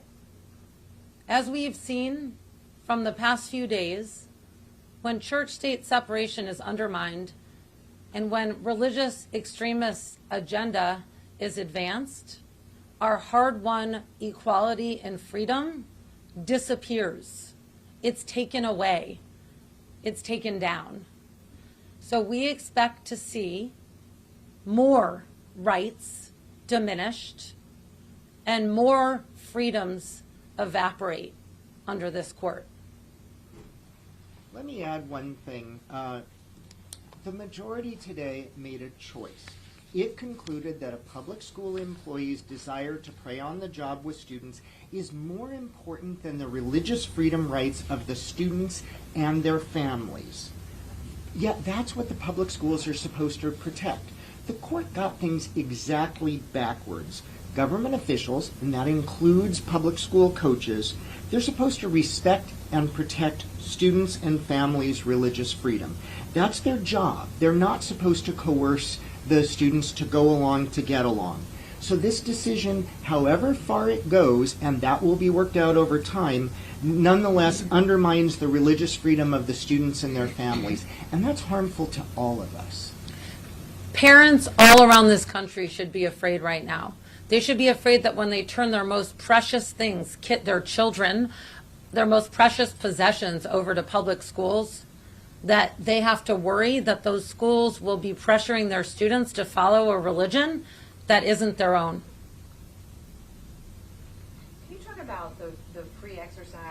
Establishment Clause clash that continues to happen here. This is two decisions in a week where, the Establishment Clause is really falling by the wayside, and this court seems to be setting up a trend here and sending a message. And there's a case next term about a graphic designer who doesn't want to make a website for gay people, another free exercise case that's coming up. So can you talk a little bit about what the message is? I know you've said some things about, more rights are set to be taken away, but specifically about that Yes, clash. great.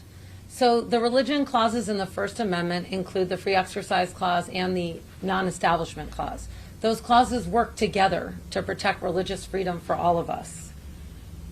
The court in the dissent today said that the free exercise clause is a promise and the non-establishment clause is a backstop. And what the court has done today and in the Carson v. Macon case is weakened that backstop. It's made that backstop toothless. It's taken away that protection, and in so doing, it takes away the full religious freedom rights for all of us. And I'll just conclude by saying, as Ruth Bader Ginsburg, may she rest in peace, and boy do we need her today, said so often in her dissents in the context of religious freedom, your right to swing your fist ends at the tip of the other guy's nose. That's how the Establishment Clause works with the Free Exercise Clause to make sure that we all have religious freedom, and that's what this court is undercutting. Richard, do you have anything to add? Yeah. So what Rachel said is enormously important. The two clauses are supposed to work hand in hand. That's what the two religion clauses of the First Amendment, the Free Exercise Clause and the Establishment Clause, are together supposed to protect religious freedom. What the majority has been doing little by little and sometimes a lot is to treat the two as necessarily clashing rather than working hand in hand. That's a mistake. But when the court does that, then it feels free to say, well, if we want to elevate free exercise, then we have to diminish to nothing the Establishment Clause. The problem is that we can't protect the religious freedom of everyone without both pieces there. When the court erases one in favor of the other, it harms us all. And just one follow-up, less about the law and more about the practical effects of today's decision. You've talked about what it means for students in the classroom, but this is also administrators and teachers trying to figure out how to implement this. And you guys are advising Bremerton. Bremerton did what they thought they were supposed to do. They got it wrong, according to a majority of the court today. So what do school districts right now need to do over the summer as they prepare to prepare and respond to this decision, just practically? So, look, that is going to be an enormously difficult question for the public schools. Up until this point, things were clear. Now they're not so clear. Now the schools will have to figure out, they have always had to figure out how to balance and respect the religious freedom rights of the students and the rights and interests of the faculty and staff.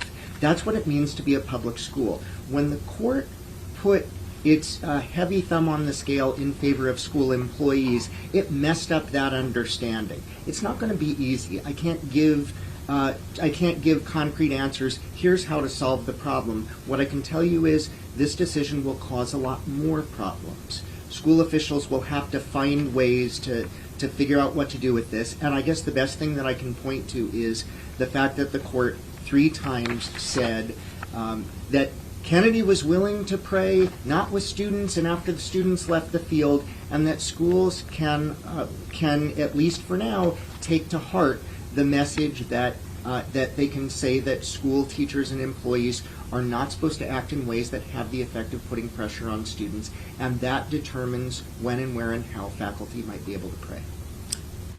Obviously, your work is dedicated to the separation of church and state. I mean, how are you feeling about that separation right now and the possibility, for, in your view, a more sort of optimistic future that they could once again become more separate? I'll start. That's a sad question. I don't feel like answering it because right now, church-state separation is in serious jeopardy. I mean, it's like the justices are taking a huge axe to the wall and just you know, just trying to obliterate it with every muscle that they have. And that is a shocking thing to happen and to have come from one of the three branches of the American government that is founded upon this principle.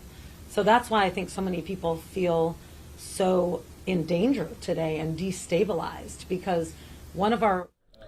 We are going to take another quick 2-minute break here for some of you on Live Now from Fox. One of the foundations of our democracy. So a chill wind blows right now when it comes to church-state separation. But if this country, if this experiment is to survive, then church-state separation must prevail. Okay, I'm going to go to David, who's been waiting patiently. Good question, David. Yeah, thank you. You addressed this kind of a little bit, but I wanted to clarify. If Coach Kennedy is back in Bremerton and seeking his job back in September or whenever football season starts, is it your expectation that he'll be a coach? Well, look, as I said, the school district is evaluating what this means, and it's not at all clear that he actually really genuinely wants to be back there. But the school district will follow the court opinion, will follow the law as the court has announced it, and it will take seriously the recognition that protecting students against religious coercion still matters, and that every justice on the court, all the opinions today, have recognized that that still matters. That's about the most that one can say for now. Okay, Jessica.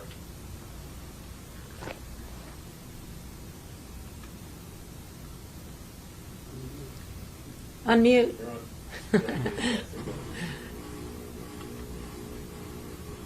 Okay. We will come back to Jessica. Sorry about that. Oh. Go ahead. Apologies, guys. Thanks. Can you just, again, about the coach potentially returning, I guess, two-part question. One, is there some sort of neutral rule that's possible after this decision that the school district could put in place? And then two, I assume that he gets attorney's fees, but does he get any type of compensation? Is that possible for this span of time that he has not been coaching? Thanks. Kennedy did not seek the damages. That's the monetary relief you're talking about. He didn't seek it. He's not entitled to it. As for something that's actually neutral, we certainly hope so. That's been the school district's desire and aim and effort all along, is to find a way to allow him to pray while also respecting the religious beliefs and practices of students and their families. That'll have to be worked out, but it seems clear that the court is still recognizing the school district's right and need to protect all the students against religious coercion. So it'll take finding a way to allow him to have the prayers while still respecting and protecting the kids. That's not over. Okay, we'll go to Andy. If that's on. Hi. So I spoke with Coach Kennedy. He believes that this reinstates him and allows him to pray on the field. And so I wanted to ask you, the same question I asked him is, what happens if students want to join him? What sort of happens then? Are they allowed to? So look, that gets to a really difficult question. How do you know whether students are joining voluntarily as opposed to having to go along to get along, recognizing that they'd better pray if they want to play?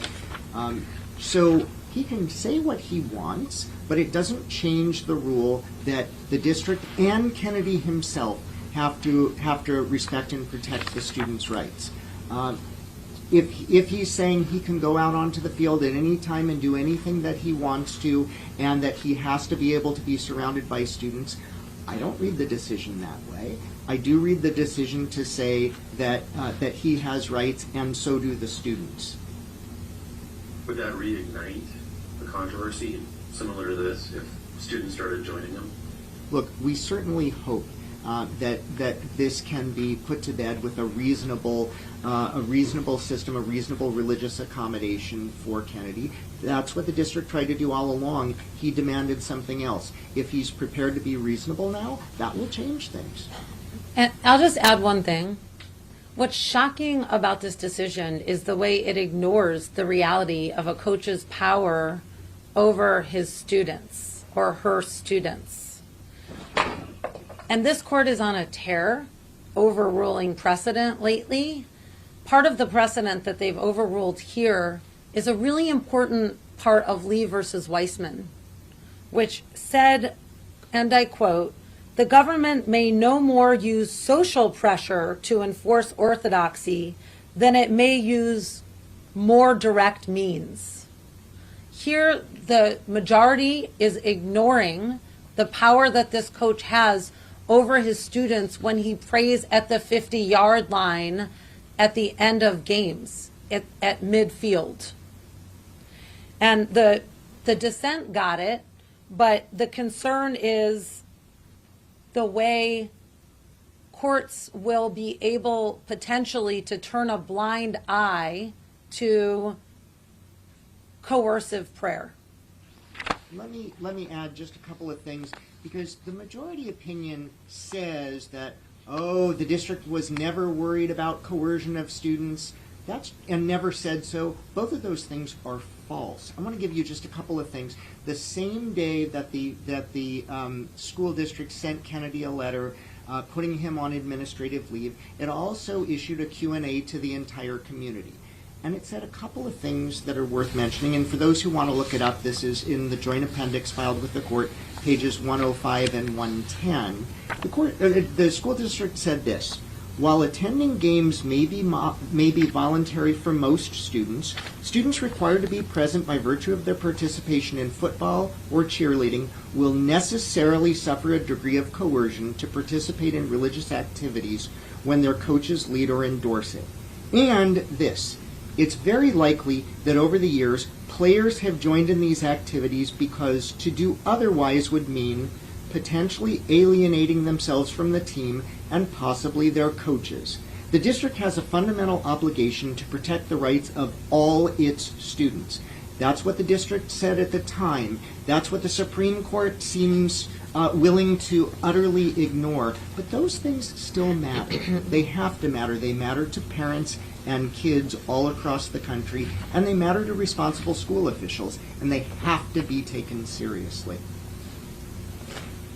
Okay, next question is for Andrew Uncombe. Andrew?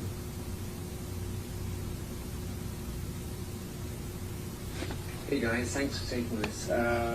Quick question really, what do you think, and obviously it's speculation, but what do you think would have happened had Coach Kennedy wished to engage in Muslim prayers by the touchline?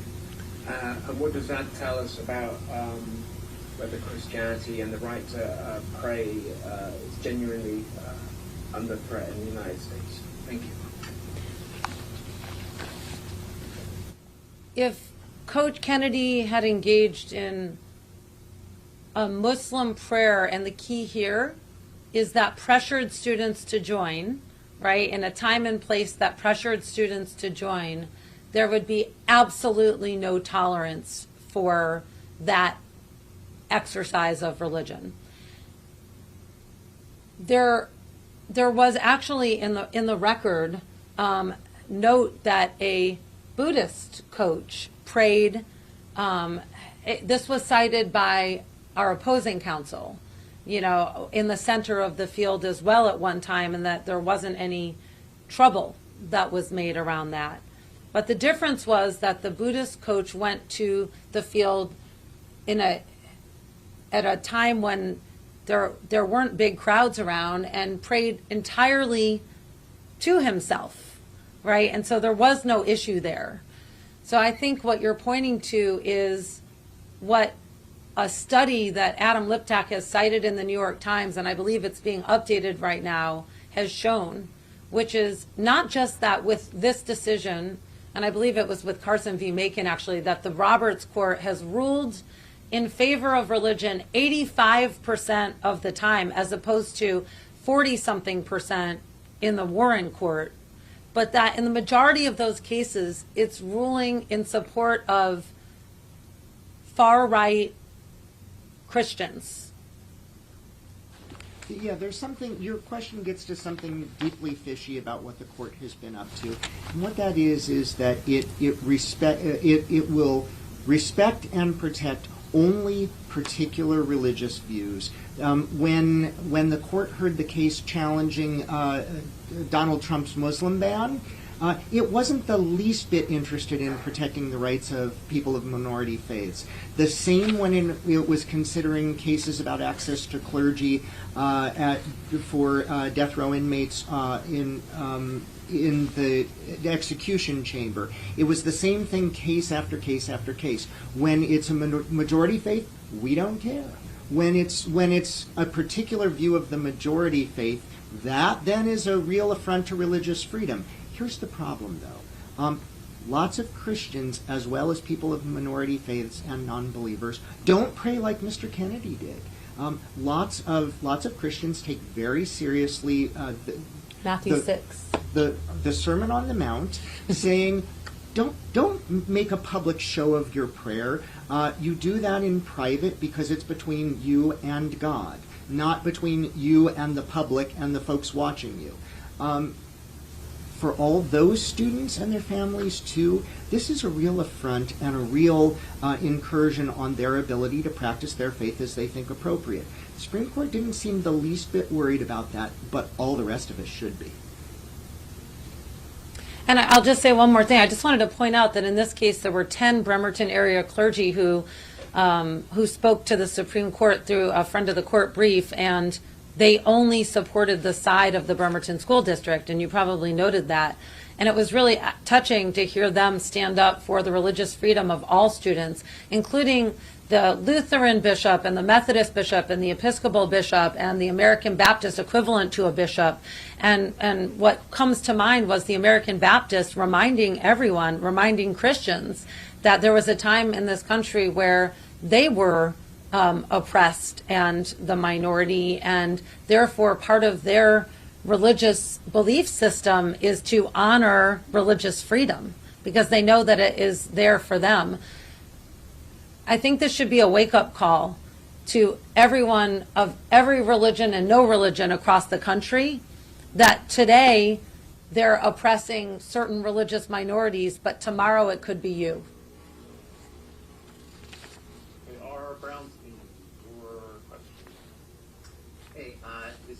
This is for Rachel primarily. To your point about it could be you, it has been you in the last few days. I mean, you talked about how people concerned about separation of church and state feel endangered and destabilized today. People have been on calls like this in the last few days for people, for groups that are concerned about abortion rights and for groups that are concerned about gun control. I'm just wondering, can you give me your overview sense of what the outer boundaries are of where this court is going, and how you grade the response of Democrats who today hold the White House, the House, and the Senate in the way they are responding to the overall trajectory of this court? Hi, Ron, first of all.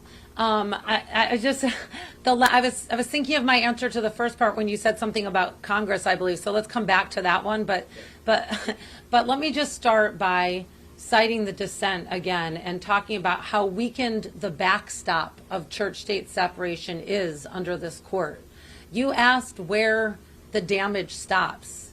And I wish I had a better answer than to say, we don't know, but it feels limitless right now.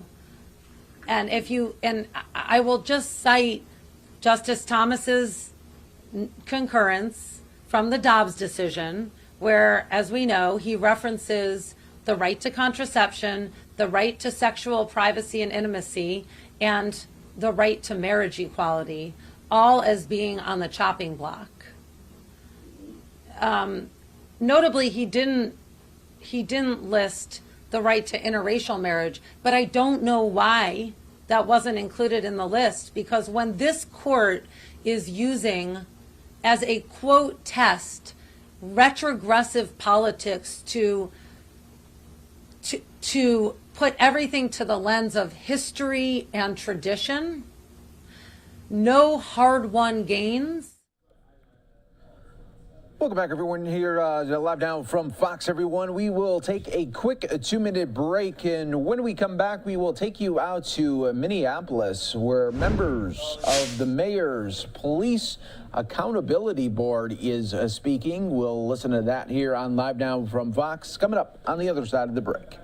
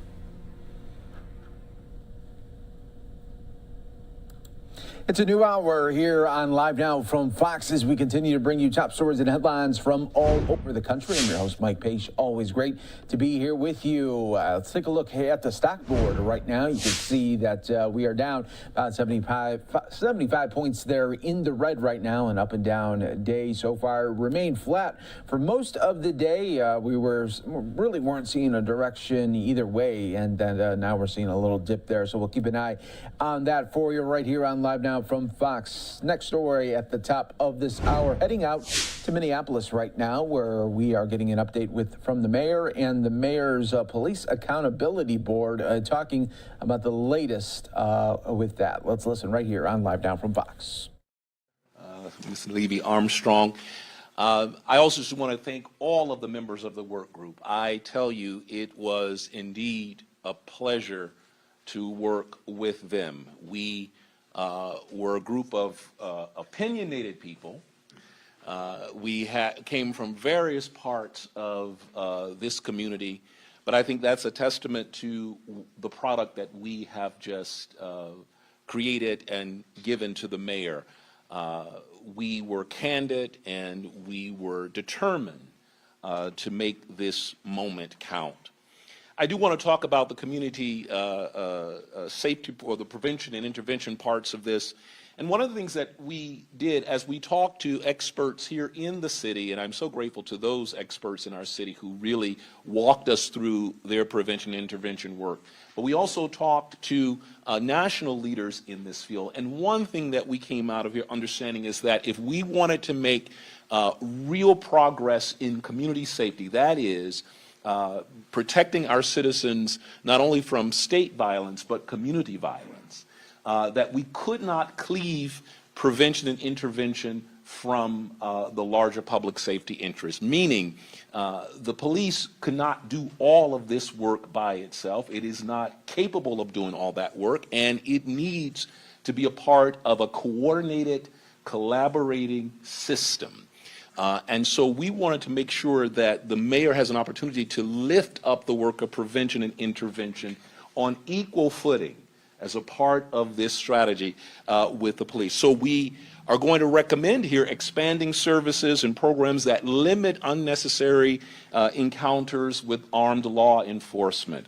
And we also want to increase investment in alternative responses to people and communities in crisis.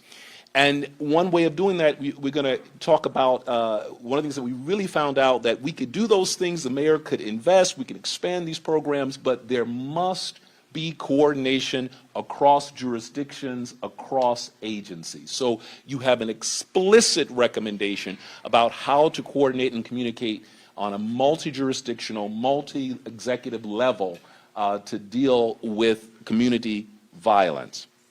Our specific recommendations is go and look at the work that's already being done, work that's showing promise, and that is increasing ongoing funding for violence interrupters and outreach workers. We know in the places where that's happening, there are good results, especially because it is community-based. People understand those people in their communities, they know them, they interact with them, and there are other communities that don't have that coverage. And so if the mayor expands that program, expand the use of violence interrupters and outreach in communities that don't have it, we can expand the coverage and we can get that same result of meeting that demand for contact and, more importantly, trust that our city is looking out for people's safety. We also know that there are a lot of groups, small groups, community groups that are doing work in their own communities who are not waiting on the police but are trying to address community violence. And it would be very helpful if the city can recognize some of those work. And so we are asking for an increase in funding for Office of Violence Prevention to provide some small grants to help those communities that are already doing some of that community violence, not waiting, but are looking at what's going on the ground in their communities and responding to it. We also want the mayor to look at the programs. We discovered that there are many agencies that have in their purview work on youth development, youth employment, and youth recreation opportunities. And we think the mayor can show some leadership and coordinate all of those responses. We think there needs to be a much more intentional and coordinated response to our youth. And so in part of that expansion and investment in prevention and intervention, we're asking the mayor to look at coordinating all of these agencies that have a hand in doing youth activities and development to expand that work. We also know that the intervention and prevention programs that we already use are based on evidence-based information and studies. And we want to make sure that we keep doing that. And so one of the things that we are asking the mayor to do is also increase support for program evaluation to look at micro and macro level impacts. We don't want any of these prevention and intervention programs to be subject to the vagaries of politics or changes in politics. We want that evidence-based response to continue, and so we want to make sure that there is investments in studying how these programs are working, what are the best practices that we are implementing, and what is available to us. And then coordination. Coordination. We even looked at the history of Minneapolis, and we discovered that when Minneapolis was part of a coordinated strategy for community safety, we got results. Our communities became safer because there was always sort of strategizing together with various agencies, with various jurisdictions. And so we're asking the mayor to take the lead on convening a monthly, multi-jurisdictional, executive level meeting focused on public safety strategies, planning, and coordination. We also are inviting to even look at the possibility of establishing a common vision and a plan across jurisdictions and agencies for coordinating safety plans. Data sharing, sharing data to improve that coordination. One of the things that one of our work group members I'm going to bring up to talk about in the behavioral response program, is that the reason we're seeing success is because there is direct, real-time coordination between the police department and behavioral crisis response units. And that's the kind of coordination we think can work across many agencies, and we're hoping that the mayor will take the lead on that. And finally, all of these hold together, coordination, investment, expansion of these programs by continuing to make sure that the dollars go there. The mayor has in his power to do that, to make sure that there's coordination going on. And I do want to just take some time, because we really had spent a lot of time looking at alternative responses to law enforcement, especially when people are in crisis, when communities are in crisis. And so one of our behavioral crisis response recommendations is where we really did some work. And I want to bring Chela Guzman-Weigert, who is a deputy assistant administrator of Hennepin County, to talk to you about that, because this is, I think, a real example of what coordination and expansion can look like. Chela? Good afternoon, and thank you, Reverend Davis and Mayor. I have the opportunity to speak to you about one of the categories that we have, the fourth category of our recommendations, as it relates to the behavioral or mental health crisis response. And so we recommend that the city expand, build upon its current behavioral and mental health crisis response strategy. As a work group, you've heard that we had the opportunity to listen to many stakeholders, that we learned and heard from community that they had suggestions and a strong desire to see an improved response, police response to 911 calls, as well as the need for behavioral crisis response to be high, a high level on our recommendations. As part of our work, we had the opportunity to learn about Minneapolis's current behavioral crisis response, or BCR team, and that launched back in December of 2021. We've learned that that team currently is available Monday through Friday, 24 hours a day, and works throughout the city, in every neighborhood, in every ward, and in every precinct. We recommend that the mayor build upon the promising results of this pilot program and ensure that it's well funded, that the crisis care continuum can expand, that will offer a range of layered, tailored responses to residents who have diverse behavioral and mental health needs. We indicated that Minneapolis should explore and increase investment on the use of additional supports, like embedded social workers or embedded mental health professionals, not only in 911, but also in police departments. We also want the city to continue to explore co-responder teams and how they can be used to help de-escalate and respond appropriately when there are crisis needs.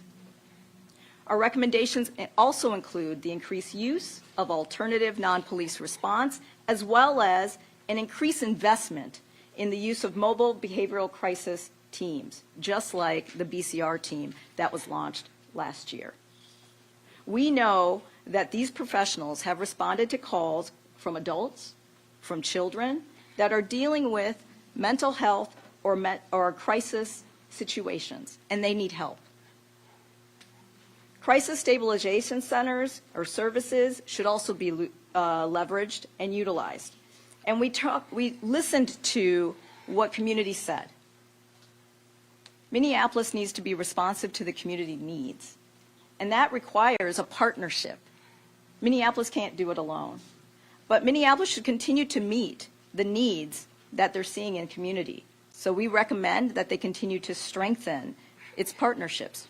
That means with other government entities, like the county.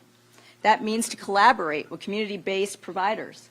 It also means to enhance the strategies that address residents' well-being.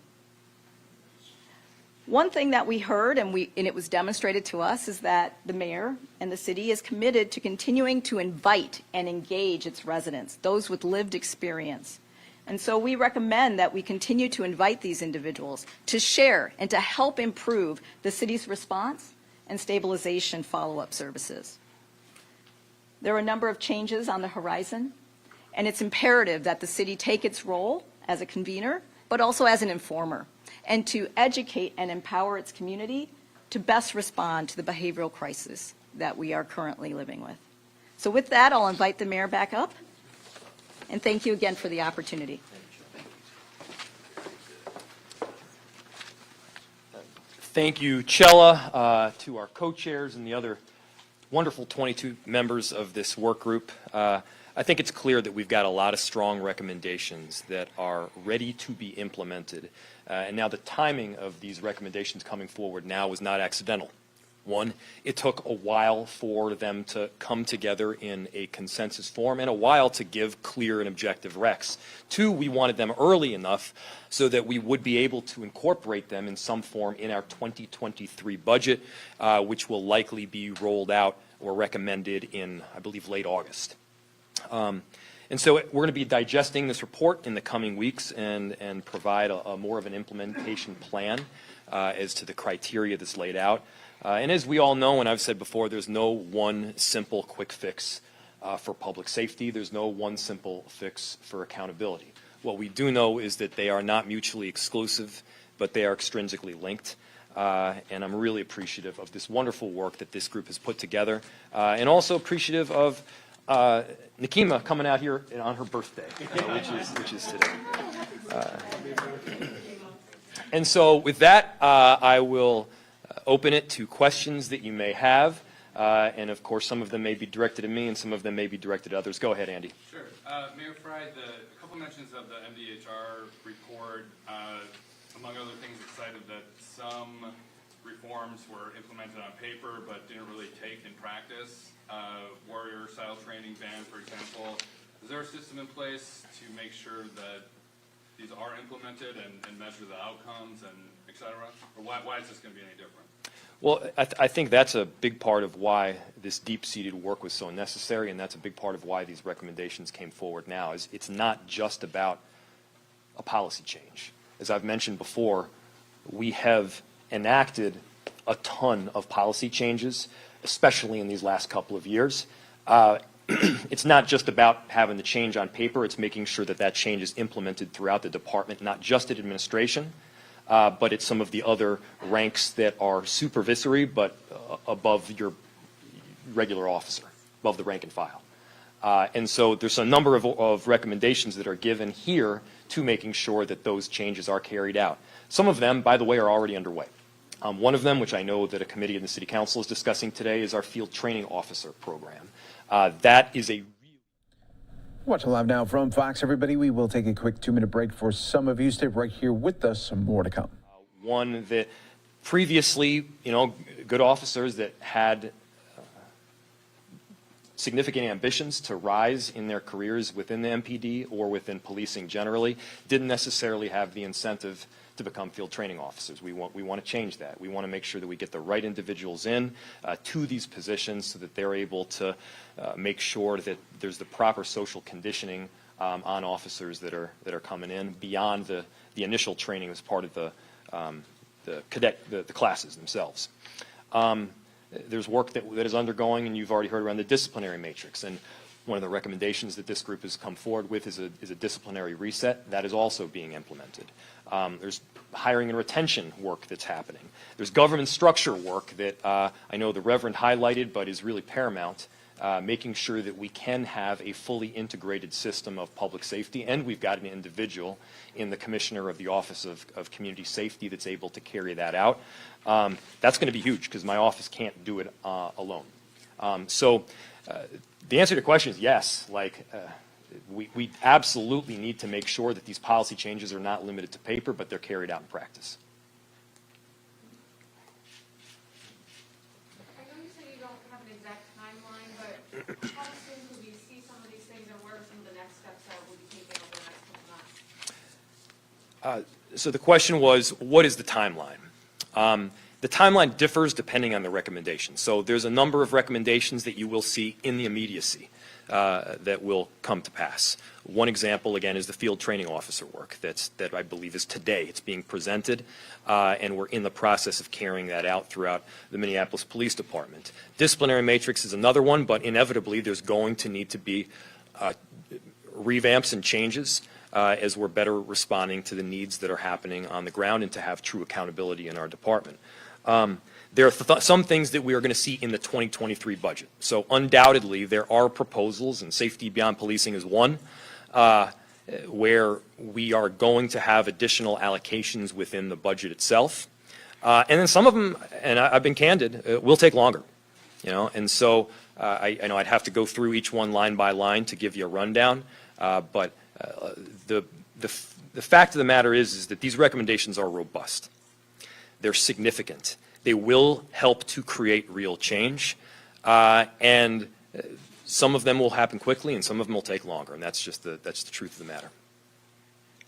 It's an extended answer, but the truth. Andy. Nikema, you mentioned the coaching system needing to be revamped. You called it a catch-all for complaints. As I'm sure you know, the consequence of that is the vast majority of sustained complaints against Minneapolis police officers are kept private data under how Minneapolis has interpreted that law. Has there been a discussion? I mean, if this is a catch-all, if some of these shouldn't have been coached, has there been a discussion about opening up these records or retroactively reclassifying them so we can see what these allegations are? Well, I think that should be on the table in terms of trying to bring forward a new paradigm with regard to the way that the Minneapolis Police Department operates. There has not been the level of transparency that is necessary, nor has there been adequate accountability. And back when we found out about coaching multiple years ago being used as a standard practice for so-called discipline within the department, we raised concerns then. And from my perspective, that issue has not yet been resolved. That is why we are recommending outside professional help for the department to look at our disciplinary system, as the mayor said, to bring forward a disciplinary reset and to ensure that the way that the discipline matrix has been established is in alignment with national best practices. Again, too often things are happening internally, and then we're being told something as the public, and it doesn't necessarily line up with best practices. And so bringing in outside professionals who can look at our disciplinary system, we've even put a link into the Indianapolis disciplinary matrix as a prime example of a structure that seems to be in alignment with best practices. Any other? Mayor, can I just ask a question? Yeah. I knew Nikema would do amazing no matter what. But I'm standing here in this entire time, I'm hearing about the police reform. I didn't really get anything out of the piece about the violence that we're suffering through in this community. Yeah. We have asked that you unite those organizations in the community that is funded under the Office of Violence Prevention, but we have been further separated out in the community trying to do this work. So I do applaud you, Nikema, you know that. But the piece on public safety, I went through this whole thing and it's like a page that it shouldn't even be in this packet because it did not tell me anything that's going to be done about this violence that we're suffering through in this community right now. So I'm happy to invite up others. I'll take a first stab, and Reverend, you can perhaps expand on it. Can I suggest that please, yeah. Call an immediate retreat for everyone who is out here doing this work.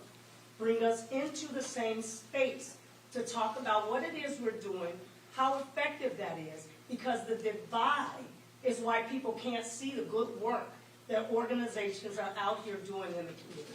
I've asked you that. Yeah, you have. And Lisa, I think that's a good suggestion. And so right now we're in the process of building out this new government structure. As part of that new government structure, the Office of Violence Prevention will be set towards an office around neighborhood safety.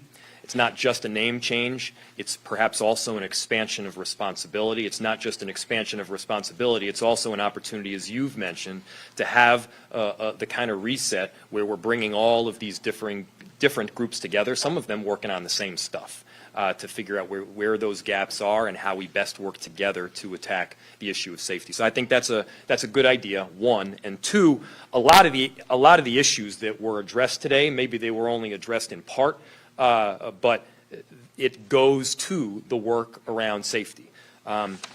Steve Kramer mentioned the work around recruitment. Now, there's a whole list of other recommendations, from making sure that we've got the right recruiting firms in, to we've got the best practices around getting community-oriented people, to making sure that we're recruiting, for instance, Northsiders to be on our police department. We've got wage increases. I believe it was an 8.5% wage increase, supplemented with a $7,000 bonus to make sure we're getting the best possible officers to do this very difficult work. I know that's something that you've supported. We also need to make sure that it's comprehensive. And by that I mean getting this whole new structure set up where we're better able to integrate this whole response between the Office of Neighborhood Safety, I keep forgetting what the new name of it is, but I believe that's it, the police department, fire, EMS, et cetera. And so that'll happen. And you make a fair point.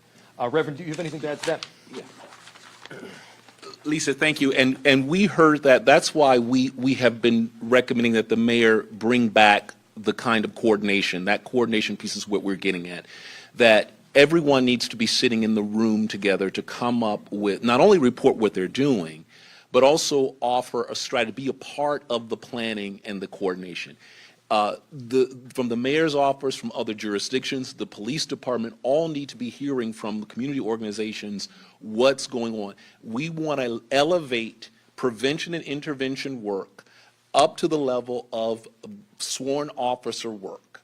We want to elevate them, put them in the same room, in the same conversation, coordinating with other jurisdictions, with other agencies about how to do that work. So when we're talking about that, that's one of the things that we were worried about, is that we are not hearing from those prevention and intervention groups, and that we want the city to make sure that that happens, that we are not an afterthought, that the community organizations are not an afterthought, and that you are part of the strategy, the planning, and the coordinating. I wanted Bridget from our work group, because she's on one of those neighborhood groups, and I think she can talk a little bit about, because she worked very hard on us and reminding us of that kind of work and that prevention part. Thank you, Bridget. Yeah.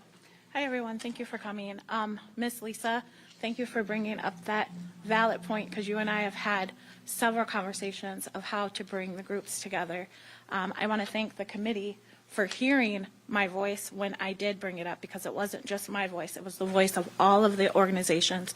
There's 85 different groups that are part of OVP, and all of us do need to be in the room, because when I have done training in the past with SWAT, just to give them an idea of where we stand and how we work and how we can work collaboratively, we actually saw that work come together. From Minneapolis PD, one of our groups, Agape Movement, which I'm a part of, and then Brian Smith's group, which we talked about earlier, which is BCR, Behavioral Crisis Response. And we all worked together at one scene. And MPD trusted us enough after it was an inactive gun that was taken out. We were able to get the scene released to us and do what we're supposed to do for the community. And it worked well. And it worked well enough to show that all three can come together, work together, and have success, and have someone actually continue on living life and breathing. So thank you, Ms. Lisa, for bringing that up, because that was something, that was a point that I just kept making. We have to get in the room. We have to stay together. You guys have to hear the voice. You're watching Live Now from Fox, everybody, as we continue to bring you top stories and headlines from across the country.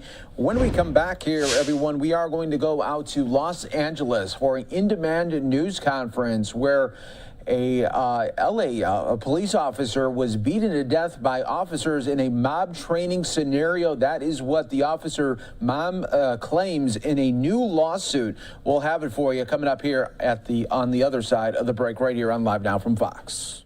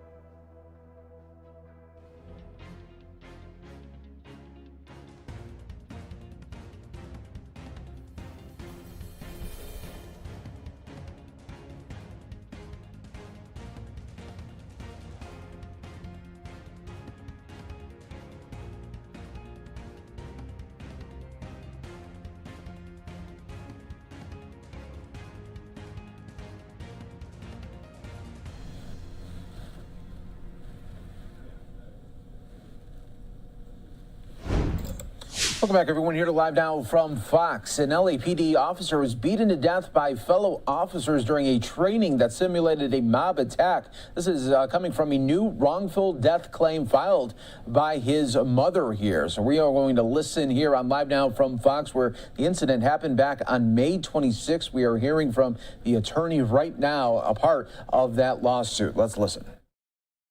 Who tried their best to resuscitate Houston and to save his life. Unfortunately, those efforts are really not enough considering what took place beforehand. Here's what we believe has happened. First, normally this training would have been done outside. Instead, it was done inside. There are certain safety precautions that were available, as we understand it, outside, and those were not available indoors. Additionally, with respect to the training itself, the rules require that the LAPD have a certified training instructor with them at all times. As we understand it, there was no training instructor that was certified there at all. The problem with not having an instructor is it can allow for all kinds of catastrophe and injuries as occurred in this case. You want to have a certified instructor to make sure that when people are engaged in a scenario, that they don't go overboard and batter and destroy or injure the life of one of the officers, as tragically occurred here. Another item that was missing, we understand, are proper safety mats and other safety equipment. When you're having any kind of a grappling type of situation, a tackling situation, or other kinds of violent simulations, you want to protect the people involved. That means all kinds of safety gear, headgear, padding, and other protection. It's pretty obvious that it was not here. The reason we know that is that Officer Tipping had an injury to one side of his head that required staples. He had an injury to the other side of his head that involved swelling of the brain, which contributed to his death eventually. The LAPD also was supposed to have a defibrillator available with people that knew how to use it. As we understand it, they did not even know where the defibrillator was, let alone how to properly implement it. What that equipment does is it allows the heart to keep beating. In this case, the heart stopped because of the serious injuries that Houston suffered with. Once the heart stopped, oxygen stops going to the brain, which added to the brain damage that he suffered from. So we had a scenario where the safety equipment was missing, the instructors were missing, and tragedy struck. Then we get to the injuries themselves. Those injuries were catastrophic, and they were all over the body. 2 injuries to the head, as I noted, stitches required for one side, and swelling to the brain on the other. The cervical spine was broken, at a minimum at C2, C3, C3, C4, and C4, C5. Possibly also at the vertebra between C5 and C6. Those vertebrae are the ones that help you to breathe. They're the ones that give you a gag reflex. They're the ones that allow you to walk and to move. The injuries that Houston suffered were so severe that he was paralyzed. He became a quadriplegic immediately because of the beatings that he went through. Not only was his head and his neck injured, but also his liver was so badly damaged, they did not even know if it would be suitable for him to be a liver donor. He also had contusions on the ribs, which may have been from a broken rib, also caused from this beating. So when you look at all of these different injuries, one has to wonder what happened, why was it allowed to happen, and how can we help to remedy the situation. So in this case, we have a training scenario that we understand is to help the LAPD learn how to handle protesters. It's very timely. With the demise of Roe versus Wade, we have protests going on all over the country. We want the officers to be properly and well trained. But if the officers in their training inflict such serious pain and injury that their own dies from it, what does that say for the safety of individuals who engage in their First Amendment rights and peaceful protest against the horrible decision the Supreme Court just issued? So we have that concern. The family itself has a lot of questions and a lot of items that it would like to see remedied. How could this happen? Why did it happen? Where was the safety equipment? None of those questions have been answered, and it's been about a month. The LAPD says that it has engaged in an investigation. Where is it? What did they find? The LAPD says that there is videotape of the events. We have requested it. Where is it? What does it show? And why is the LAPD unwilling to share the information? Going back to Rodney King and the code of silence and the issues of circling the wagons, this is a familiar theme that has happened all too often and all too tragically at the police department. When you have a situation where the police want to hide and cover up stuff, that is a code of silence, and that creates all kinds of other dangers. This is a case about protecting the police officer, and the family wants to bring the suit in order to help to protect other officers so that no other mother has to bury her son or her daughter, so that no other father has to have the pain of the loss of their child. These are horrible things. But the consequences of this go beyond one innocent police officer who gave his life protecting and serving us. It goes beyond all the other LAPD officers that we want to see protected. It goes to all of us. It goes to protecting the community. When the police department makes an error, as they clearly did, that error needs to be remedied. There should be transparency.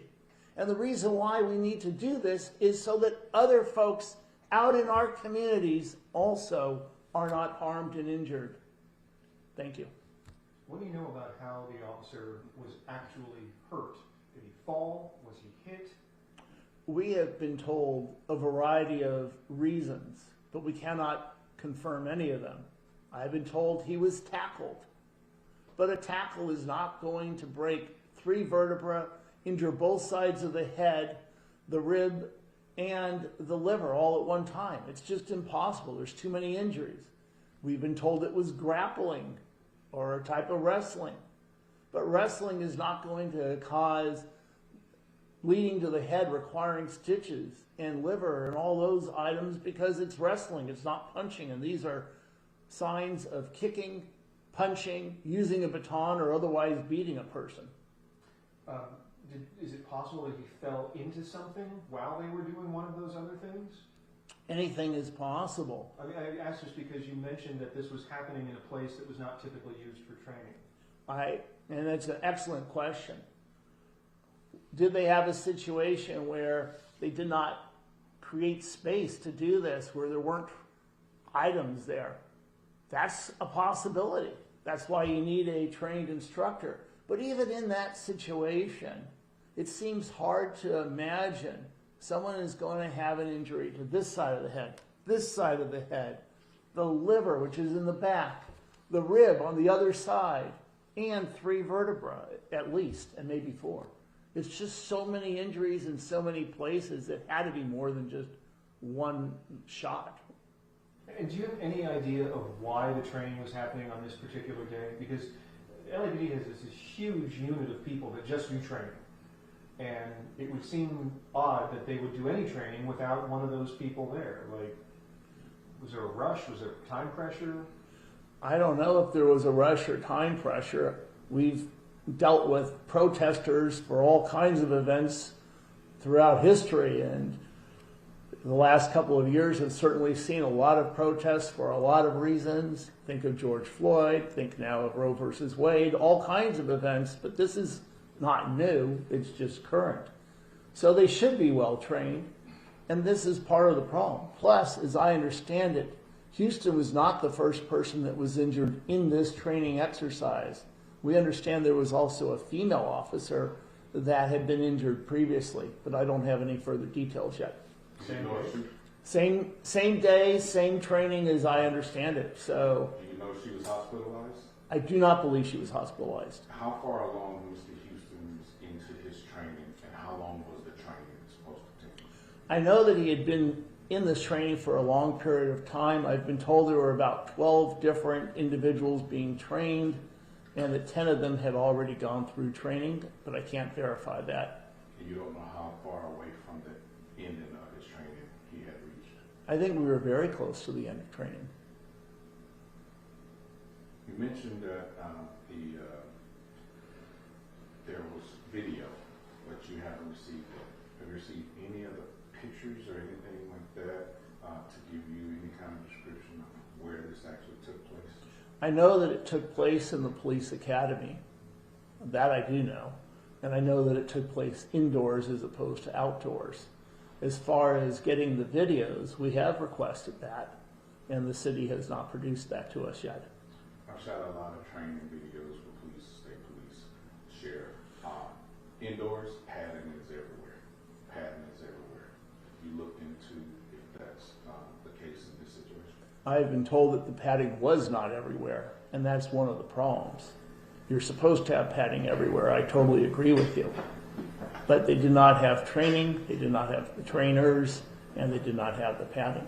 And do you know any reason why this particular training was taking place indoors, or if it could have been initiations, or if it was actual training? I mean, I guess you're still working to get to the bottom of it, but you have any idea of any of that? As I understand it, they were doing something else outside, so they moved the training indoors. As far as initiation, I'm not aware of that. Houston Tipping was about to have his 5th year on the department, and he was a bicycle officer. He was not in any of the types of police gangs that we've heard about. So I don't see that, at least at this point, as being a situation, but anything is possible. And was he training to move into another department outside of the bicycles? No, I think he enjoyed being a bicycle officer. It's a wonderful job. It gives you the opportunity to be closer to the community. It's a little slower way of traveling, so you get to meet with the public more and to help them, and that was important to Houston. He got into law enforcement because he wanted to help people. He became a police officer later in life than most of the officers. He was 32 years old when he died and was only on for 5 years. So he started at age 27. Most of the recruits are closer to 20, 21, that range. Now they all will have to be over 21, I think, with the new laws. But before, you had younger officers still. And he got into it after going to a firefighter. A friend of his graduated from the fire department, and he decided that he wanted to be a police officer after that. He told his family, I want to help protect the community. They asked him, gee, you want to be a firefighter? He goes, no, I want to be a police officer. So that was the way that he chose to try to protect and serve the public. 2 questions. First question, and I don't know if you're aware of this situation that happened between the actress from Jodie Sweetin from Full House. She was in protest, and there was an incident where she allegedly was stuck behind police lines as they were trying to clear the freeway, and she was pulled and pushed by a field supervisor, LAPD. Any correlation that you folks are looking at or anything like that? I saw that on the news last night, the video of it. And it did strike me that here you have a problem with training, where an LAPD officer was killed, and less than a month later, you have a video that certainly raises eyebrows and questions as to what happened and whether or not it was appropriate. Obviously, the police want to protect drivers on the freeway and protesters trying to go onto a freeway, and they have to use appropriate means to protect everyone from harm and not to create a situation that's dangerous. On the other hand, did they have to throw her onto the ground? Did they inflict injuries? Was there a better way of dealing with the situation? We don't know, at least I don't know, what happened before she got thrown down and what kind of steps the officers tried to take beforehand. But that's part of the whole question that this case raises as well. You want to train for what's known as escalation and de-escalation of force. That's part of the police or the peace officer standards and training post that applies to all peace officers in the state of California. You're only supposed to use that amount of force which is reasonably necessary under the circumstances at the time. Was that reasonable? From the snippet we saw, certainly it does not seem to be. What happened beforehand? We don't know yet. At least I don't know. Okay, once again, re-asking the same question. Any possible focus of hazing, even though he was a 5-year veteran, since there were some new officers in that training class? Hazing is a risk. I don't yet have evidence of it, but hazing would be one explanation as to why Officer Tipping was so badly injured and beaten. So certainly that's a possibility. And obviously being a firefighter, certified firefighter, he was in good shape. He was not a firefighter, but he was in good shape. Being a bicycle officer requires you to be in good shape because you're riding a bicycle many miles every day.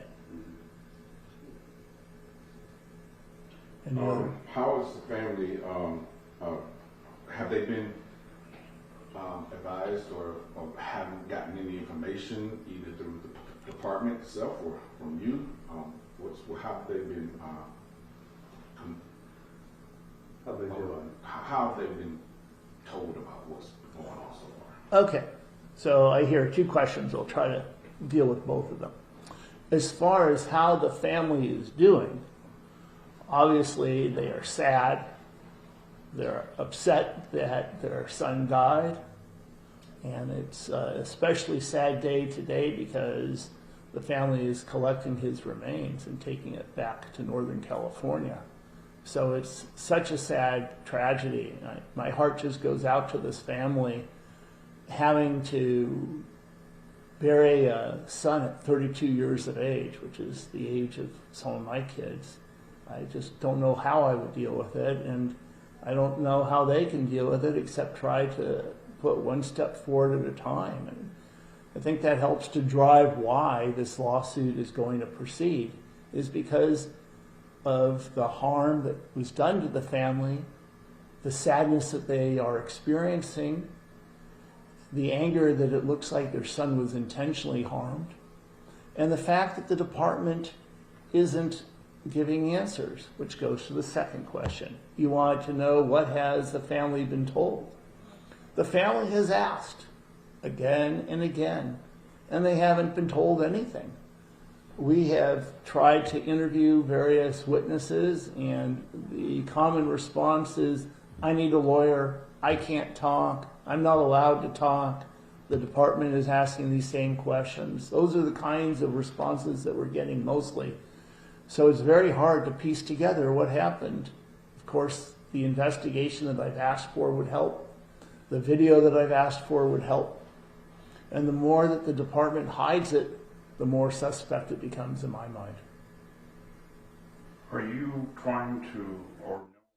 All right, this is definitely a case that we will follow for you. Just wanted to bring you the latest there from the attorney. You're watching Live Now from Fox, everyone. Stay right here with us. Another quick 2-minute break.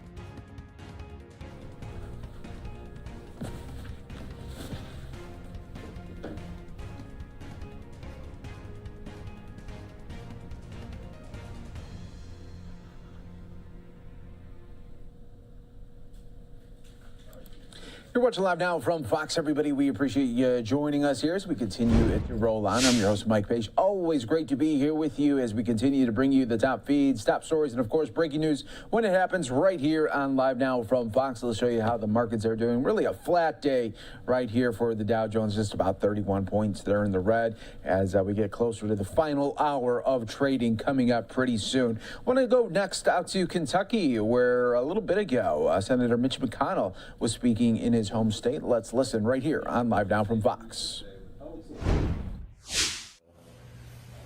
Chair of the National Association of Counties, which is quite an honor for you and for Boone County and for Kentucky.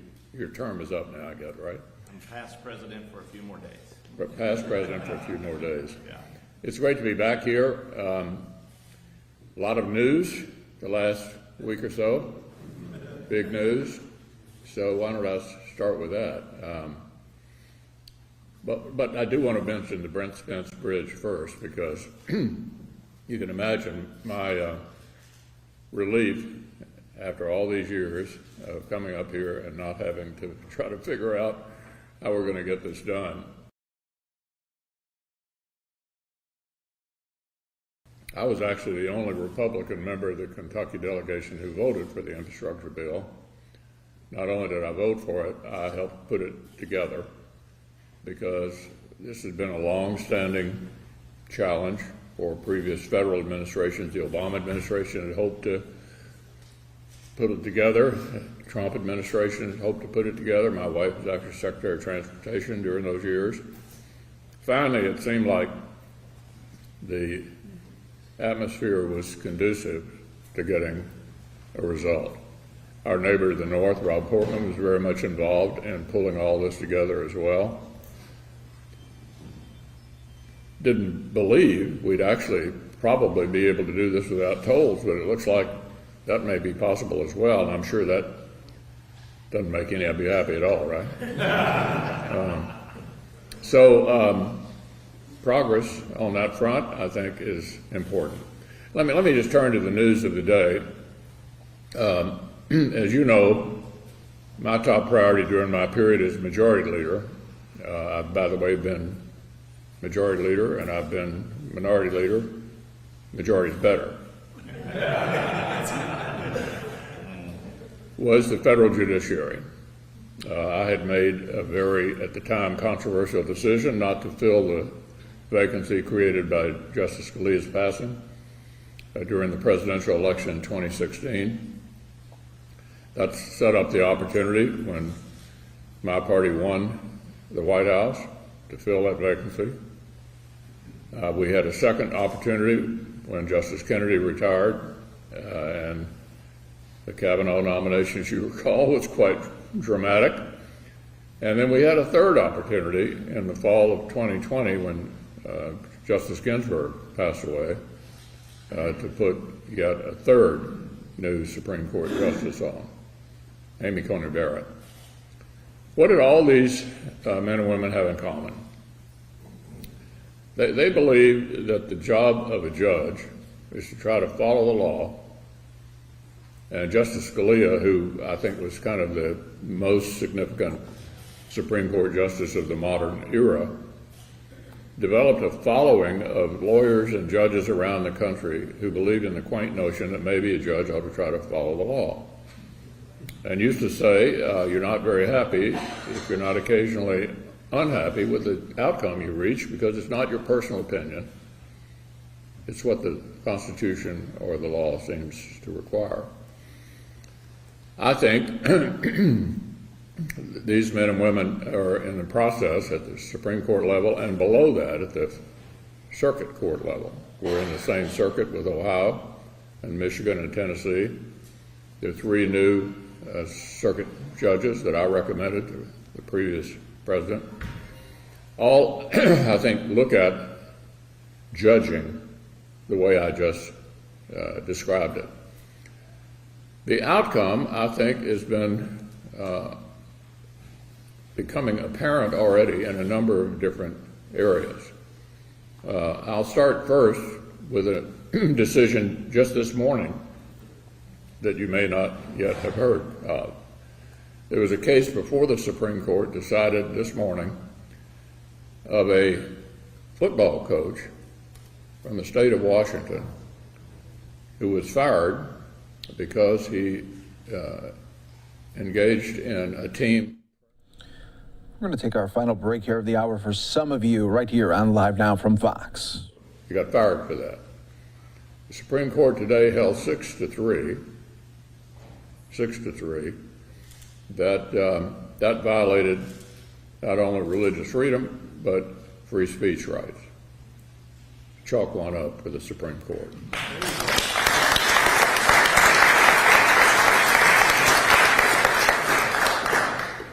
Last week was also a big week in two ways on the issue of guns and school safety. I participated in a bipartisan agreement in the Senate to target school safety and mental health. The bill that we passed in the Senate, which the House then took up and passed on Friday and the President signed on Saturday, does not take away any gun rights from anyone. It is targeted entirely at school safety and mental health.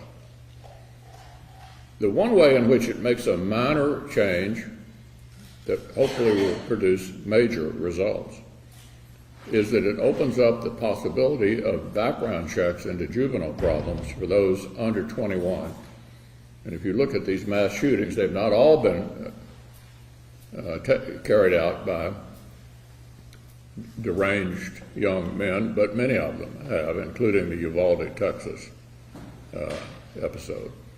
At the same time, the U.S. Supreme Court reinforced the rights of law-abiding gun owners in a decision that basically made it possible for people who can, under previous decisions, have a firearm at home to protect themselves, to also protect themselves outside the home.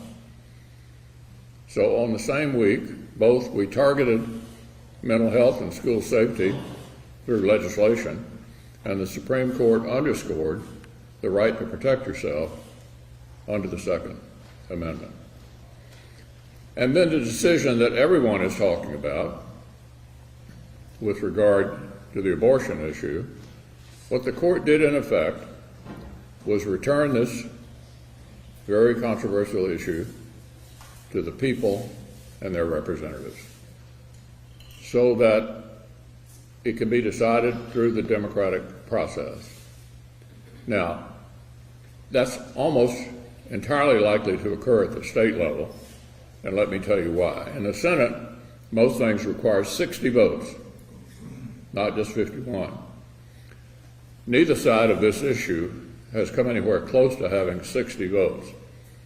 So I think this is likely to all be litigated out, dealt with in the various states around the country through the democratic process.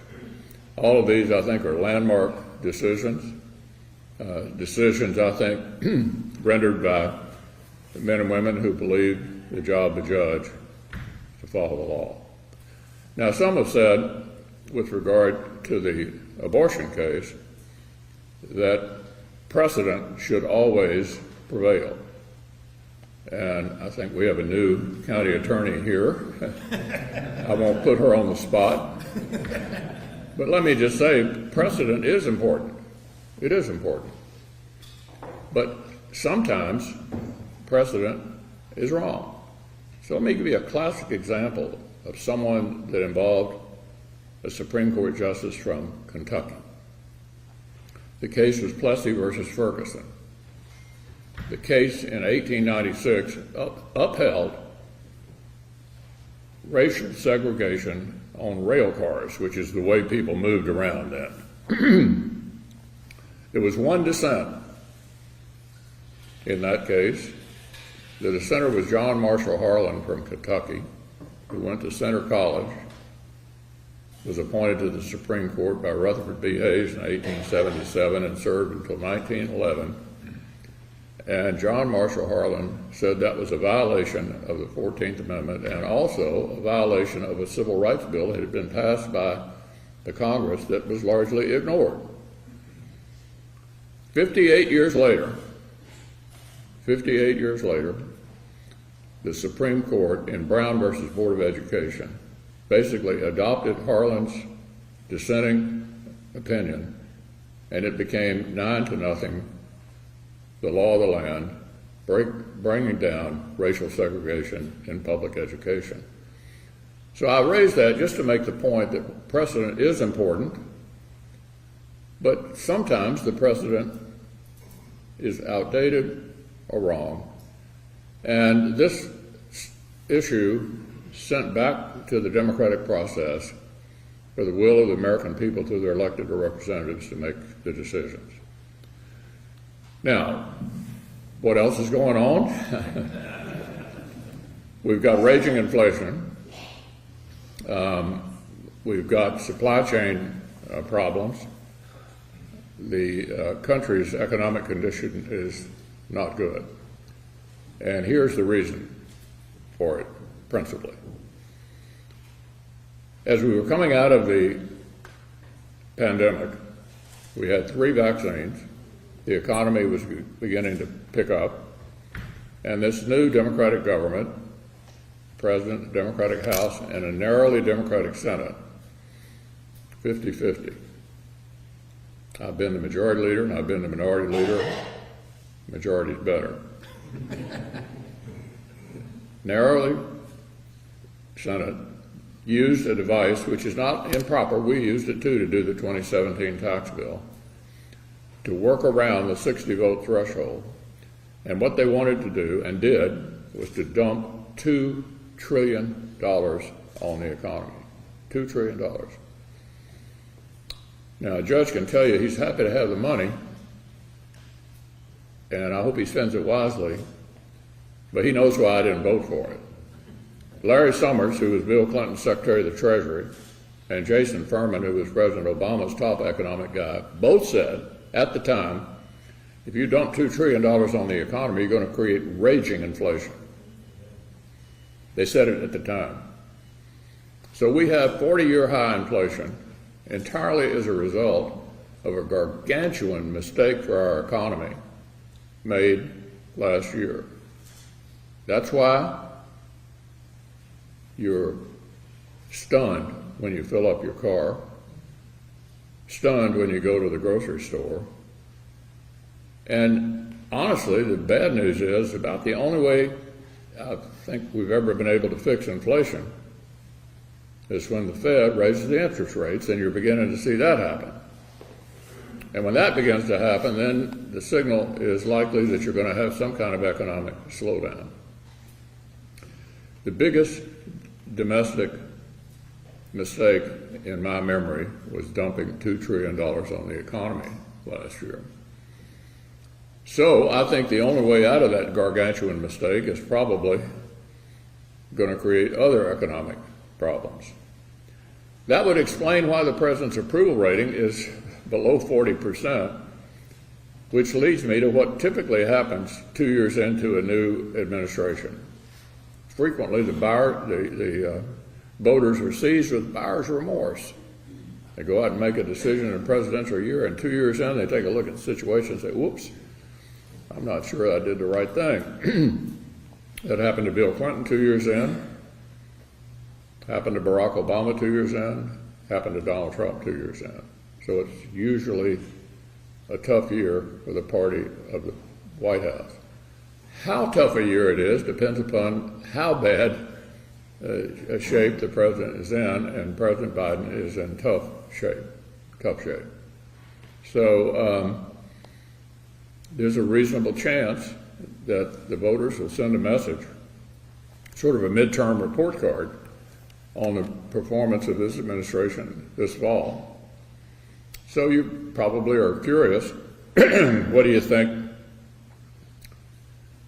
happens when you have divided government?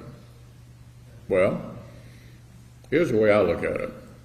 We have pretty big differences. In fact, I know Joe Biden really well. We served together for years. He was never a moderate. He called himself a moderate while he ran for president because he was running against Bernie Sanders and Elizabeth Warren. So, I mean, almost everybody looks moderate compared to them. But when he got elected, he pretty much adopted their agenda.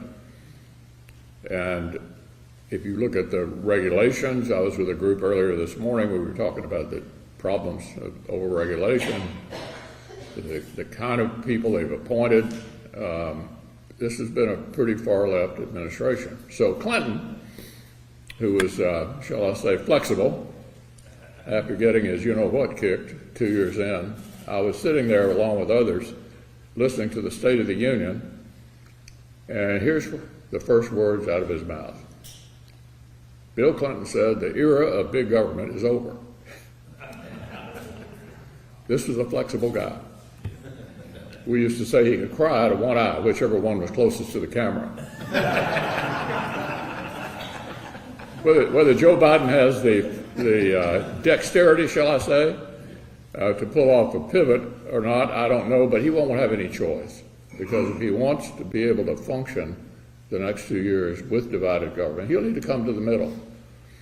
And I've already indicated to you, I'm not always opposed to doing bipartisan deals. I've done infrastructure, I voted for postal reform, and I was one of a minority of my party who voted for the school safety mental health bill just last week.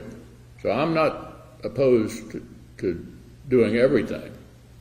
But I think when you have divided government, if you think of a football field, between the 40-yard lines are the places where you might be able to have some agreements that are neither party's top priorities, but make some progress for the country, no matter what kind of government the American people elected.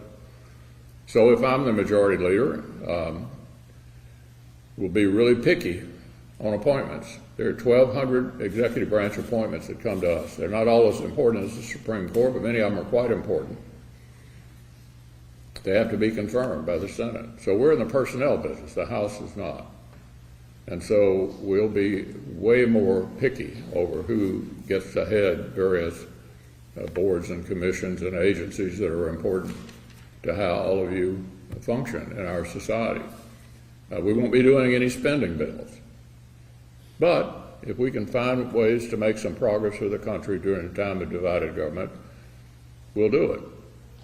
So that's kind of how I see where we are. I do want to touch on one other issue that I think is exceedingly important. We have to beat the Russians in Ukraine. We have to beat the Russians in Ukraine.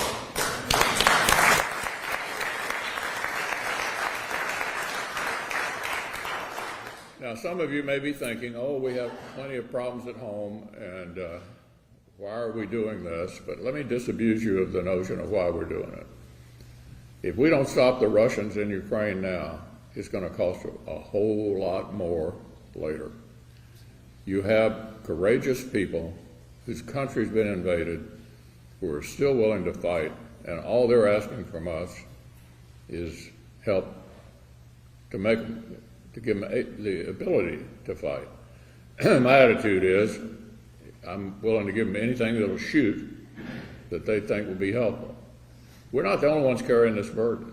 All the European countries have really stepped up, all of them, particularly those NATO countries right along the border, Poland in particular. They've got almost 1 million Ukrainian refugees in their country. They're putting them up in their homes, taking care of them.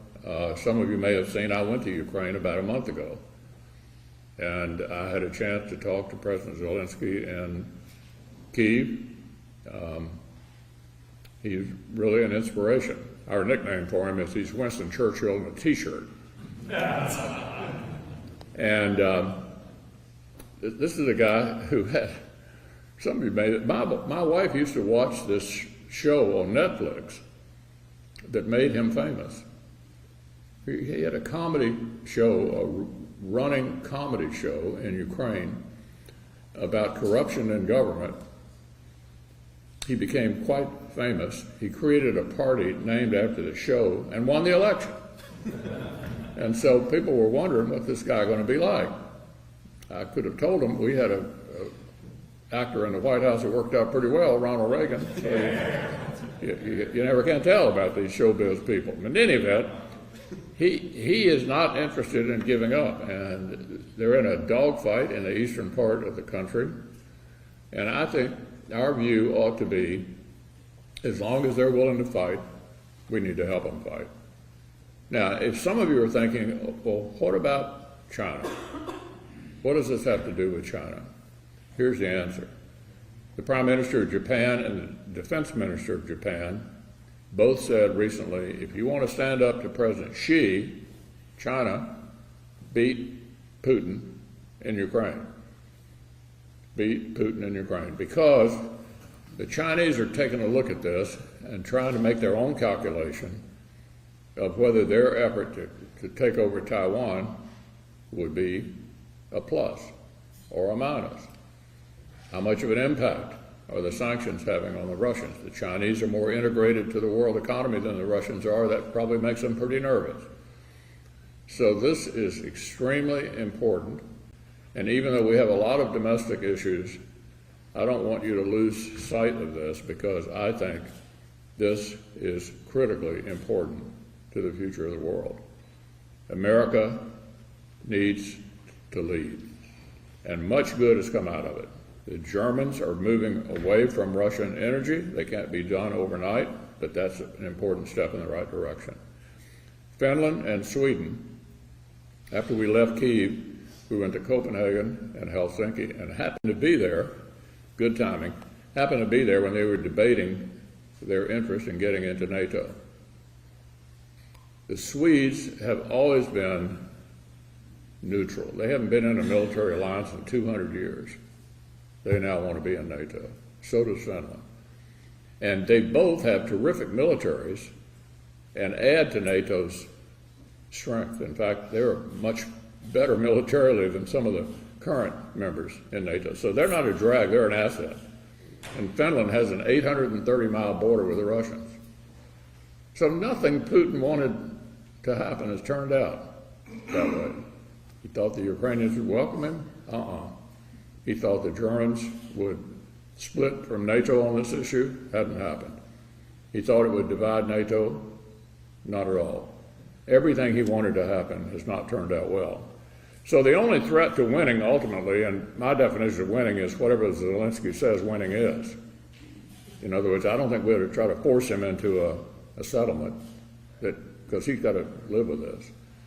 The only way this could turn out poorly, in my view, is if we sort of lose interest, or the Europeans sort of lose interest.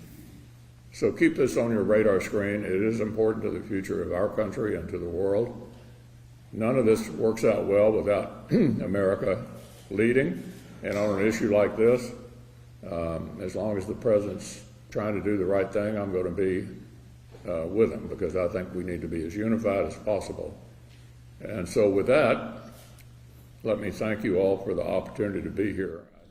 Senator Mitch McConnell there speaking in Kentucky. You're watching Live Now from Fox, everybody. We are going to take a quick 2-minute break. Take a look at the Dow. You can see just down about 65 points there in the red. About 45 minutes left in the trading day. You're watching Live Now from Fox. Let's take a quick 2-minute break.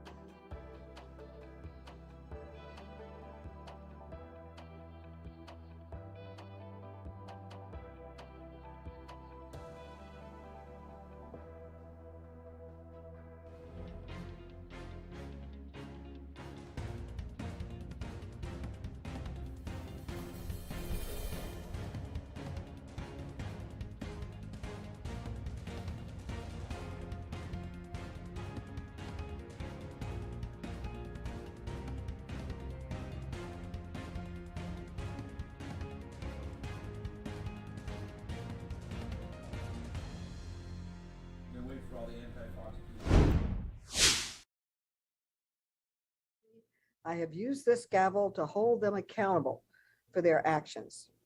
This hearing comes at a very difficult moment for our nation. Overdose deaths in America have been rising for more than 2 decades. And during the coronavirus pandemic, fatal overdoses skyrocketed to historic levels. Tragically, overdose deaths increased by more than 30% in 2020 and by another 15% in 2021, when more than 100,000 lives were lost. The Biden-Harris administration and Democrats in Congress have taken aggressive action to address both the supply and demand factors contributing to this crisis. Since President Biden took office, we're stopping more fentanyl at the border than ever before. This administration has increased drug interceptions, seizing roughly 800 pounds of fentanyl each month. This represents a 4-fold increase in fentanyl interdiction over the previous administration's efforts in 2019. To build on this progress, President Biden's 2023 budget calls for more than 10% in additional funding for interdiction efforts, a request I hope all my colleagues will support. At the same time, the Biden-Harris administration and Congress have made significant progress in treating addiction as the disease that it is by expanding access to treatment and wraparound services. The American Rescue Plan allocated nearly $4 billion to services for mental health and substance use disorder. That law also created the first federal fund for harm reduction services. Additionally, the administration's overdose prevention strategy has invested tens of millions of dollars in initiatives to reach underserved communities, combat stigma, and expand access to life-saving treatment. These programs save lives, and I am grateful that this administration has prioritized them. Today, we will hear from Dr. Rahul Gupta, the director of the White House Office of National Drug Control Policy, who will testify about the Biden administration's 2022 drug control strategy.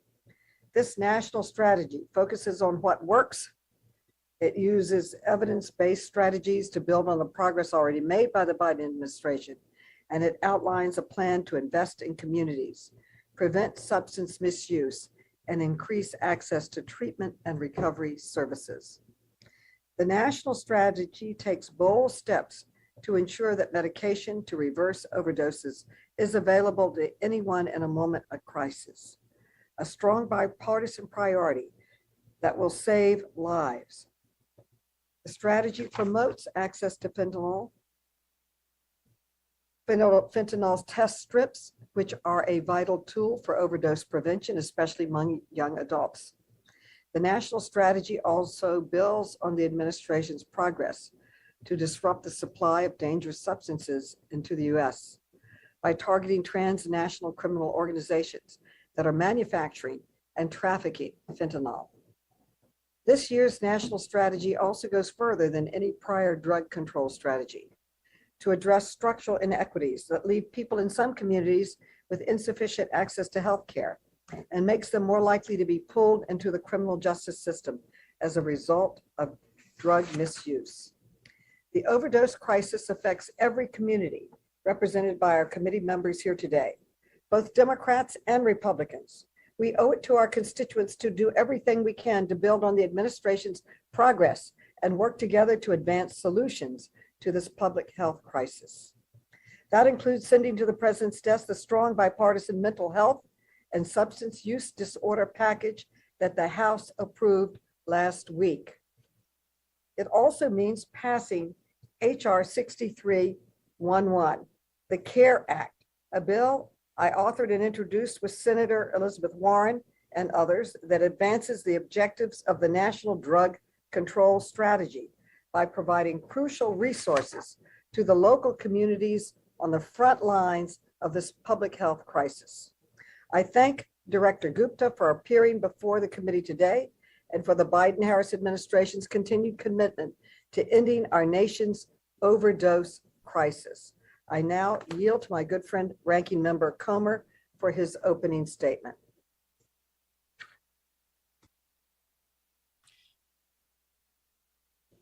Thank you, Chairman Chairwoman Maloney, for calling this hearing today. Our committee's mission is government efficiency and effectiveness. Our committee's mission is to protect taxpayer dollars from government fraud, waste, and abuse. Our committee's mission is to hold government officials accountable.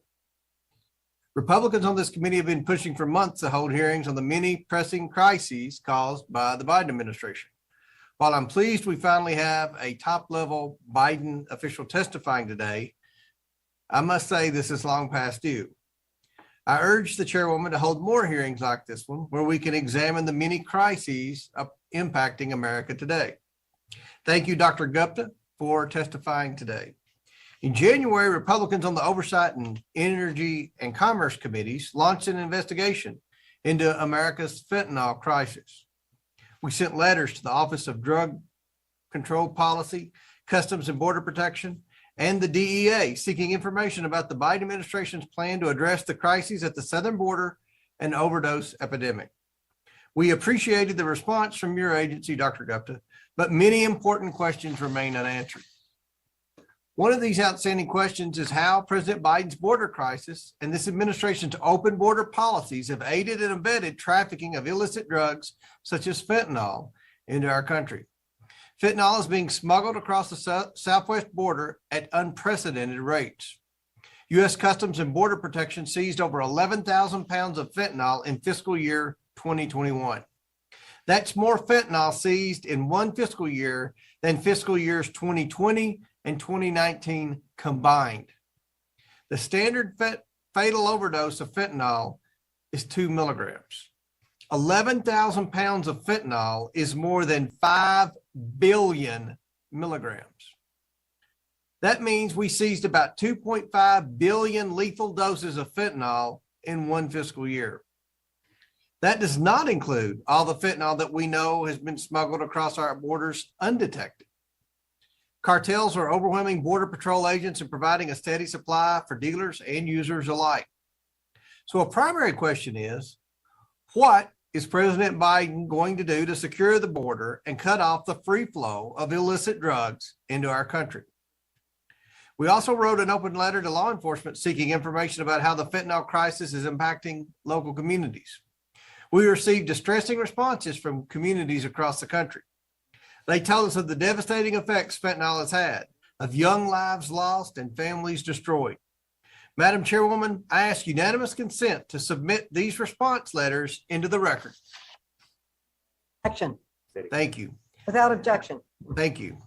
On top of the crises at the southern border, Democrat lockdowns and school closures caused increased stress and mental health complications for teens and adults alike, leading to historic overdose rates.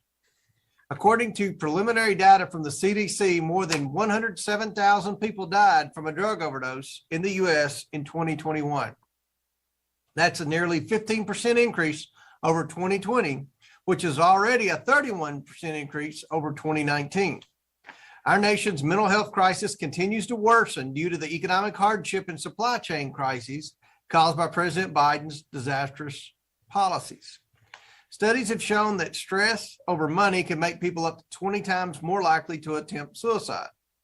Inflation remains at a 40-year high, gas prices are the highest in American history, and many families are stressed, wondering how they're going to make ends meet.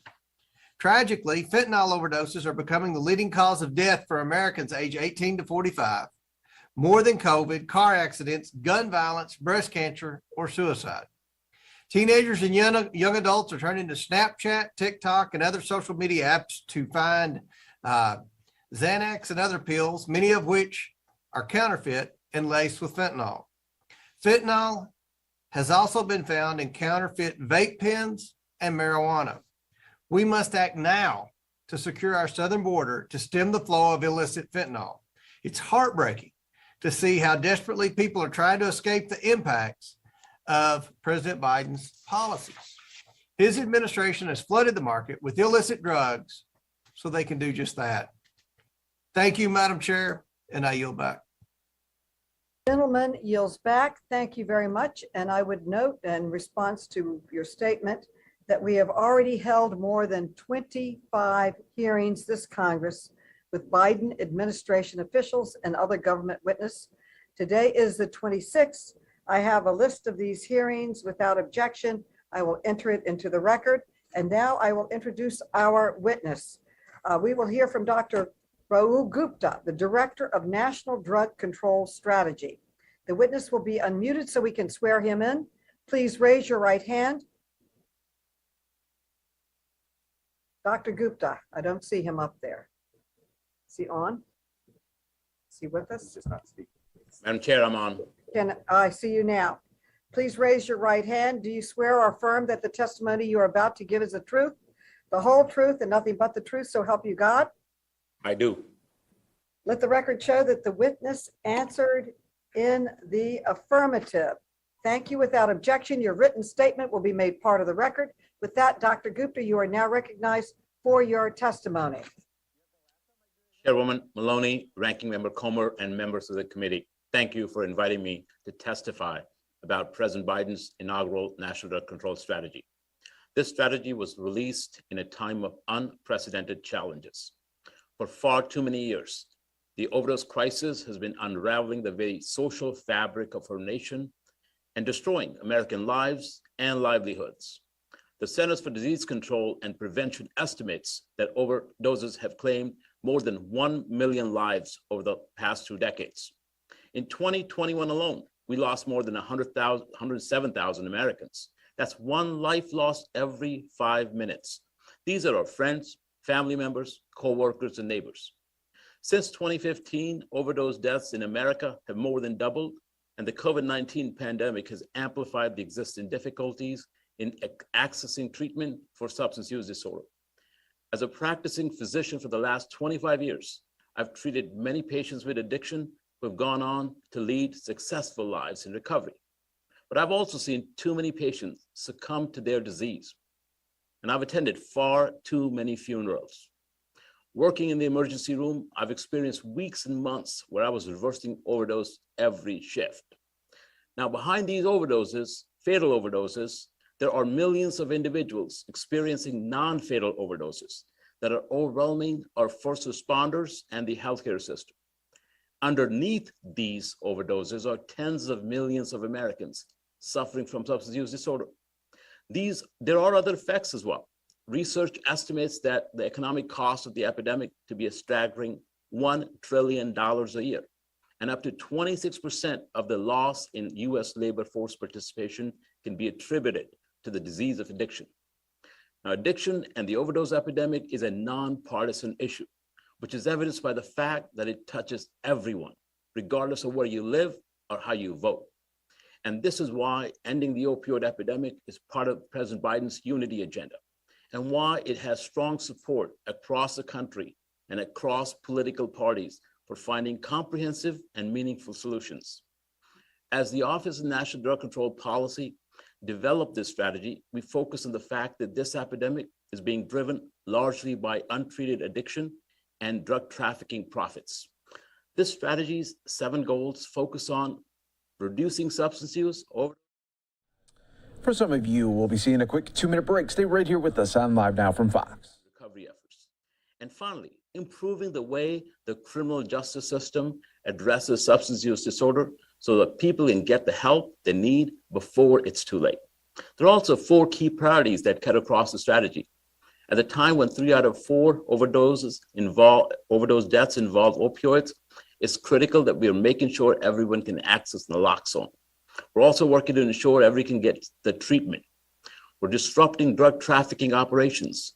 The United States has a fundamental responsibility to protect its borders, and this is precisely what the Biden administration is doing. And we are improving data collection, particularly for non-fatal overdoses, as they're a good indicator that someone will experience a future fatal overdose. Now, taken together, these goals and priorities usher in a new era of drug policy that is comprehensive, holistic, and targeted at saving lives first. At this moment in history, our nation is at an inflection point. Our actions must rise to the occasion by being bold and innovative, but also compassionate and consequential. The Biden-Harris administration's inaugural national drug control strategy is an unprecedented, evidence-based blueprint designed to save lives immediately, build the infrastructure for treating addiction our nation so desperately needs, and disrupting drug trafficking and the profits that fuel it. All the while ensuring that the federal government is accountable and serves as a good steward of taxpayer dollars. Saving lives is our North Star, because I believe that every life is precious and worth saving. If this strategy is implemented as intended, we could be saving 164,000 lives over the next 3 years and help tens of millions of people get into treatment and on the path to recovery. The President and I are committed to seeing this through because American lives depend on it. Thank you for your continued efforts to make our country safer. And as President Biden said, let's come together to beat this. I'll look forward to your questions. The gentleman yields back. I now recognize myself for 5 minutes for questions.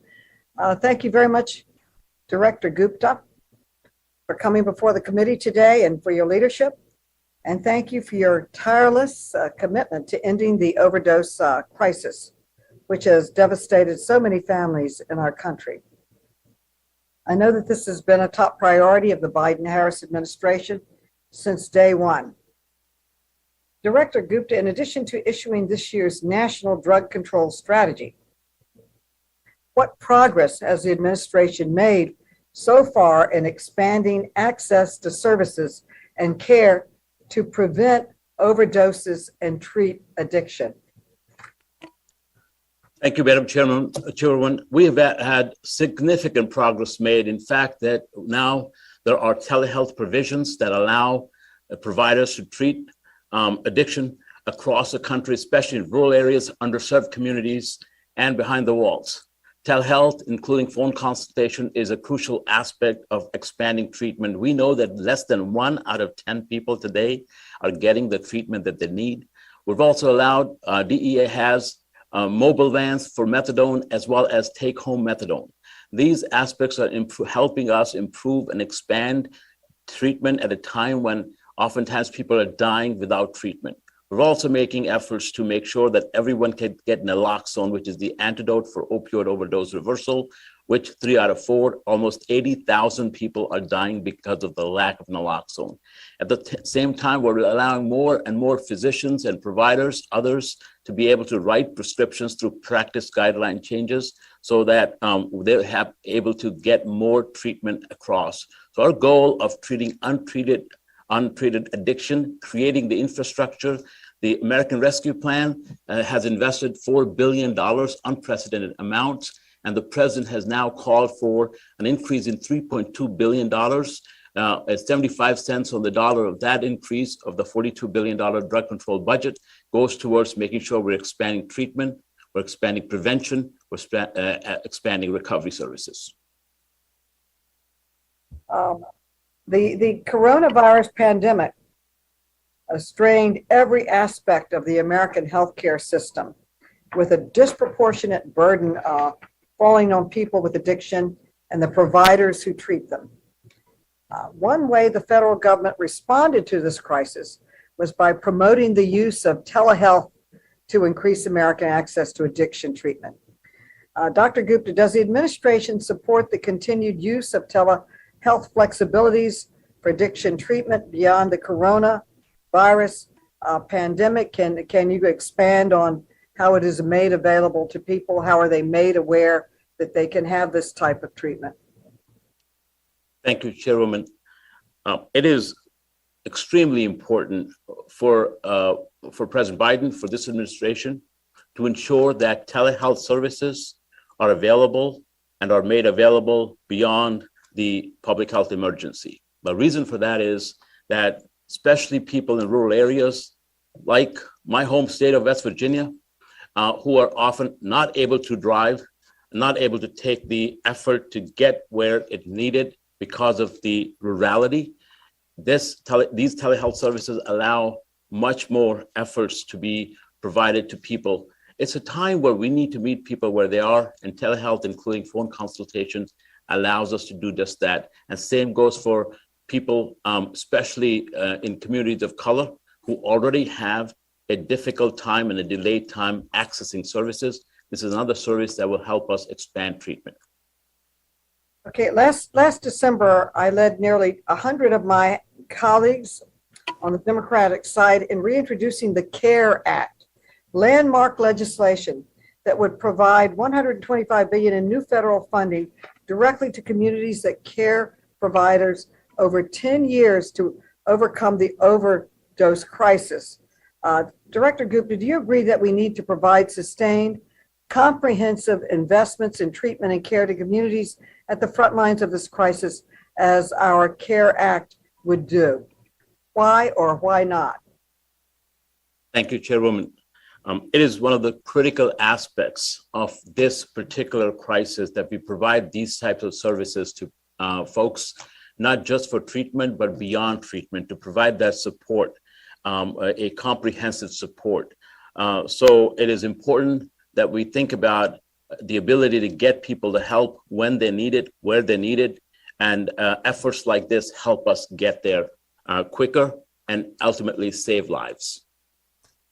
Thank you. I commend the administration for its tireless work to overcome this crisis and reduce the harm it inflicts on our society. And I am a proud partner with you in this work, and you bring invaluable experience to the country from your work in West Virginia. I now call on Representative Norman. Thank you, Chairman Maloney. Doctor, and thank you for taking the time to come. Now, I was listening to your opening words. You said that the Biden administration had a top priority for protecting Americans, protecting the border. Did you say that? I mean, am I right? He is doing a great job of protecting the border. Thank you, Congressman, for that question. We believe strongly that it is an important part of every nation to be able to secure and protect its border. There are a number of things that are going on in this area of counter narcotics that I think is important to note. As I visit, I speak to the women and men on the border. No, Doctor, I don't mean to, I've got a limited amount of time. Is he taking the steps to protect the border, to close the border? Is that what I understand you to mean? Congressman, thank you again. And the president is certainly taking steps to make sure that our border remains secured. Part of which is okay, Doctor. Okay, this is two different universes. If you're saying that the numbers, I assume you agree with the numbers of the illegals coming across. We're going to average 585,000 a month. We're up to what is this? 1.6 apprehensions. Donald Trump had this with the wall, had this solved. We have 50 during the 3 prior years. Those on the terror watch list were basically zeal. This past year is 50 on the terror watch list. How can you sit there and say that this administration has a goal of protecting Americans? I'm in the construction business. We had a leak on one of our projects. You stopped the leak in the pipe. We had a dam that had a leak in the dam for the water. You stopped the leak. Really, this is a mischaracterization at best for you to say this administration, either the numbers are completely false. We're getting an unprecedented number of people coming across. We already got 3 to 5 million illegals in this country. So I guess we don't want words and we don't want hearings. We want action. All he has to do is build a wall and have a designated point of entry. How many times has the vice president been to the border that you know of? She was supposed to be the big czar heading this up. How many times has she actually been to the border to see what's going on? Congressman, I will leave that to the vice president to answer. What I can tell you is I have Zero. She's giggling. She's laughing about it. How many times have you and your staff been to the border? Yes, Congressman, thank you for that question again. On my first week in office, I actually went to our southwest border and I went to Mexico. Recently, last month, I went to the San Isidro border in San Diego. The first one was in El Paso. I was able to spend a considerable amount of time. And I will say that as the ranking member mentioned, since last year beginning, we've apprehended 600,000 pounds of illicit drugs, including 11,000 pounds of fentanyl. And I'll tell you why that's important. No, that's because it's coming across unfettered, Doctor. I mean, they're unfettered. I mean, they're coming across. That's why the cartels are winning. They're making $1 billion a month, and they're unfettered coming into this country. I'm tired. The blood is on the hands of this administration for what he's doing. Our police officers are sick and tired of the danger they face on the streets today in South Carolina because of his inaction. And no, I tell you, this is one of the tragedies that's going to be hard to walk back when this administration will not take ownership. And to start touting things he's done, he's opened up this country. Our sovereignty is at stake, and we're losing it. It astounds me that you can. I know you're part of the. We're watching live now from Fox, everybody, as we continue to bring you top stories and headlines from across the country. I want to tell you about a story that we are following of a Amtrak that derailed in Missouri today. This is the latest statement from Amtrak saying that several cars were derailed on Train 4 traveling from Los Angeles to Chicago after striking a dump truck at a public crossing in Missouri. There are approximately 243 passengers on board with early reports of injuries. So we are following that for you, of course, right here on Live Now from Fox. Once we get some visuals of that, we will bring it to you right here. But we want to take a quick 2-minute break here for some of you.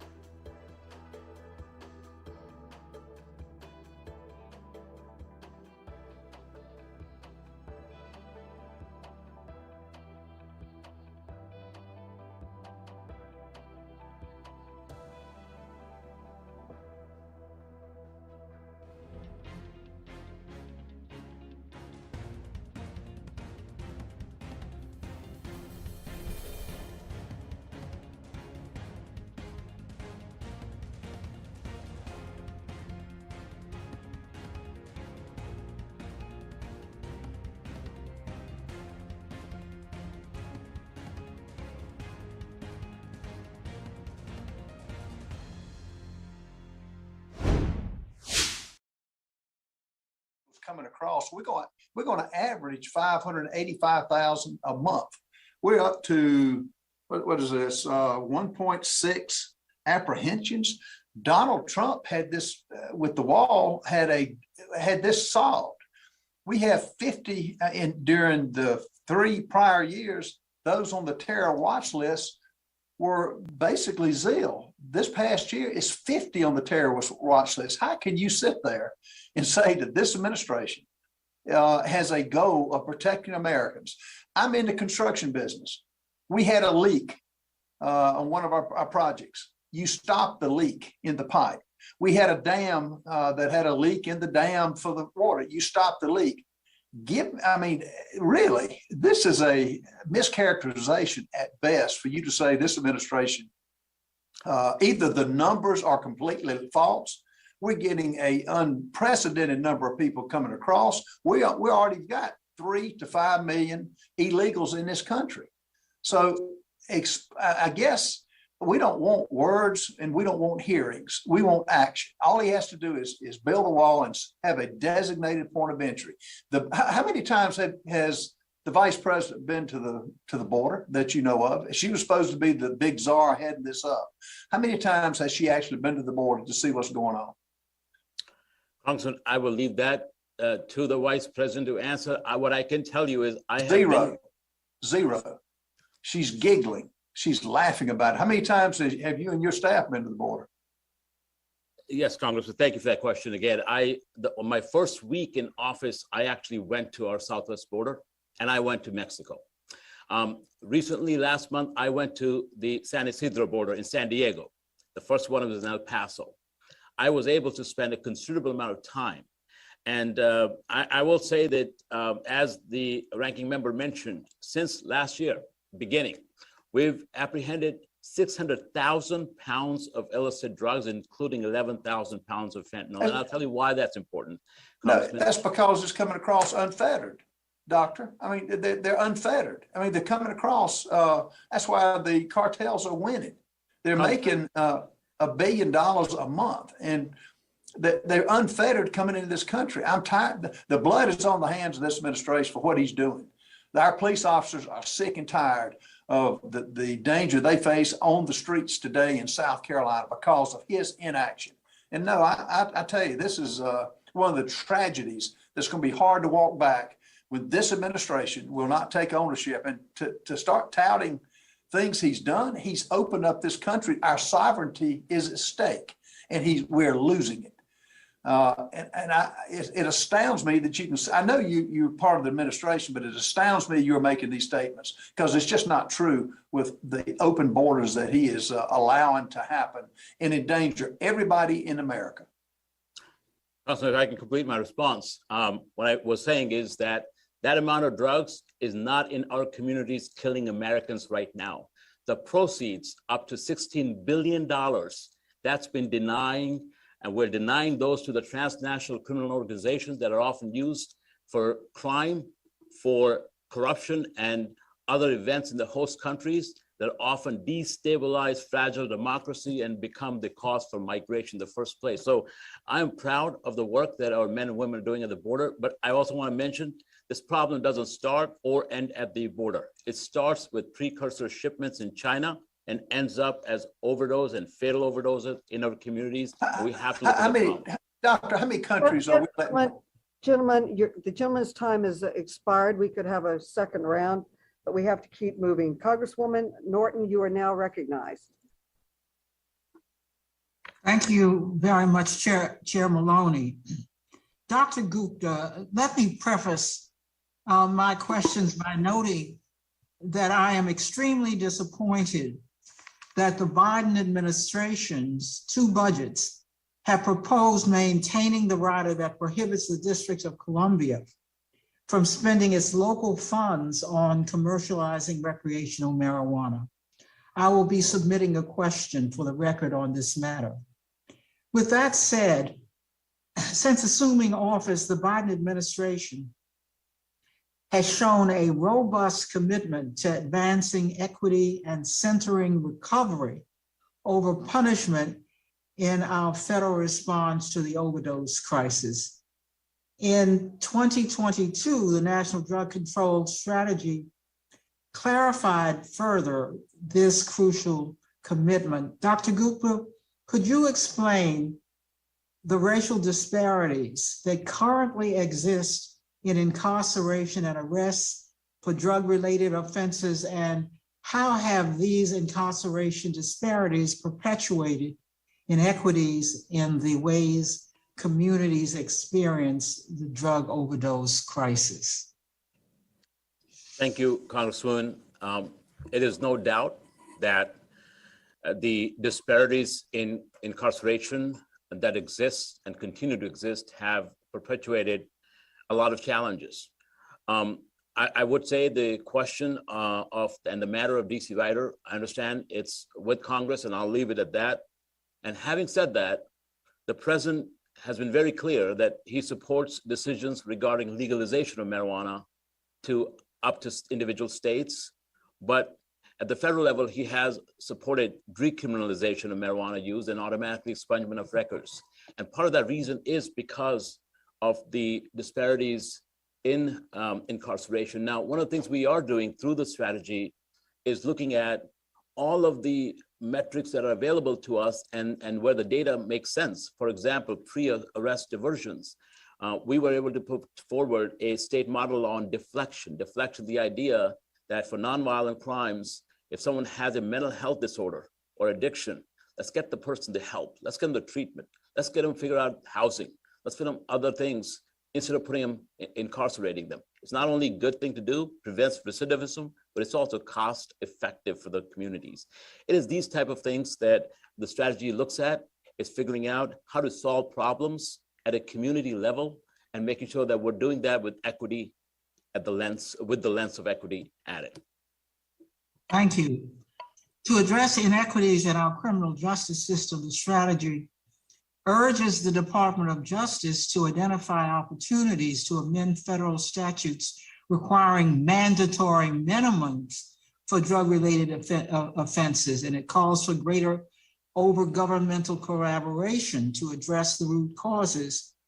How have these steps, how will these steps advance racial equity in our federal response to the overdose crisis? Thank you, Congresswoman. As a physician who practiced for 25 years, I've seen the effect, not just for individuals, but also their family, their neighborhoods, their community. So it's important for the administration to make sure that we're looking at every option and every possible way to have both judicial independence and at the same time figure out what's the best way forward in ensuring that we are addressing equity at the same time we're addressing the drug crisis that is happening. So it's important for us, as I mentioned, to look at the alternatives. That includes drug courts. That includes making sure that people have this help while incarcerated. We know that 2 out of 3 people behind the walls have a substance use disorder or addiction. It's important for us to make sure that people are getting the treatment both behind the walls, but also upon a re-entry. And the reason for that is that's the common sense, smart way to not only save lives, but also save money and have more productive communities. As I mentioned, up to 25%, 26% of the labor force participation loss has been because of addiction, and we need to change that. And looking at it through the lens of equity is an important piece of doing that.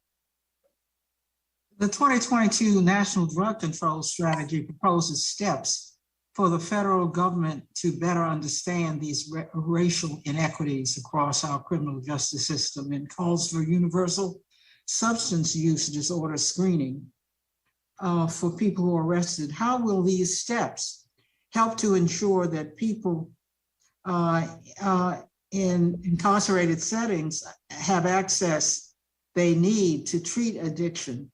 And why is this such an important component of the fight against addiction? The gentlelady's time has expired. The gentleman may answer her question. Thank you. This allows us to provide access to treatment behind the walls. The federal government is already working on that for federal prisons because we want to walk the talk. We want to make sure that we're leading. So we're currently working with Bureau of Prisons at Department of Justice, DEA, and HHS to make sure that we can provide treatment behind the walls so we can have productive communities at reentry. Representative Cloud, you are now recognized. Madam Chair, I believe this is Virginia Fox. I think I'm on next. Oh, we were by your. That's fine with me. She can go first. Thank you, Michael. Thank you, Madam Chair. Dr. Gupta, it's interesting to me you say behind the walls. You're just, it's impossible for you to say people in prison, I guess. Dr. Gupta, what percentage of drugs coming across the southern border are fentanyl or laced with fentanyl? I can speak about the seizures. I do not have the direct data on the amount of percentage. Well, of the seizures. The seizures, the volume of it, because most of those seizures. Now, just what percentage are fentanyl or laced with fentanyl?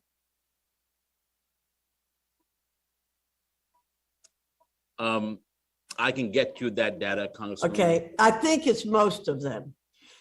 Since fentanyl is one of the deadliest drugs that's coming across the southern border, what policies has this administration implemented to stop it? And I'd just like you to say 1, 2, 3, 4 policies. Don't go into extraneous information, please. Yes, Congressman. So first of all, we are there's a United States-Mexico bicentennial framework that is looking at particular policies that fuel the trafficking, they fuel the transfer across the border, and work with Mexico as a partner to make sure that we're working on that. The second, President signed executive order that expands the prosecution and placing of sanctions to not just individual traffickers, but also the enablers, the financiers. We have already, and I'll can provide details later on to you. Okay, so the first thing you gave, nothing. There's nothing in what you said. It's a working on an agreement. So nothing there. You're saying just one thing, and I'll look for the details. So during the Trump administration, we saw the first annual decrease in overdose deaths in 30 years, with the Trump DHS setting an all-time high for the amount of drugs seized at the border, and the Trump administration awarded a record amount of federal grants in support of drug interdiction and public health programs. What can we do to replicate this kind of success moving forward? And why hasn't the Biden administration already kept those programs in place? Thank you, Congresswoman. I was a West Virginia Health Commissioner at the time, and I could tell you that during 2018, the deaths from fentanyl actually went up by 10%. So the decrease was not, unfortunately. Okay, so we have been listening into this U.S. House hearing on the opioid crisis, lawmakers questioning state officials about the responses in these respective states. We're going to move away from this at the moment. I'm Andrew Kraft. Hope you had a good weekend. Have a lot more stories left to get to. We just got this video in, though. You can see there the Colorado Avalanche stepping off the plane onto the tarmac, hoisting up the Stanley Cup. They are Stanley Cup champions now, beating the Tampa Bay Lightning just last night. And there you can see quite joyous, quite victorious there. That kind of tees us up next into our story we're going to get to after the commercial break. When we come back, though, remember, it is primary day. Tomorrow, we'll be previewing some of Colorado's primary elections in 2 minutes. We'll be right back.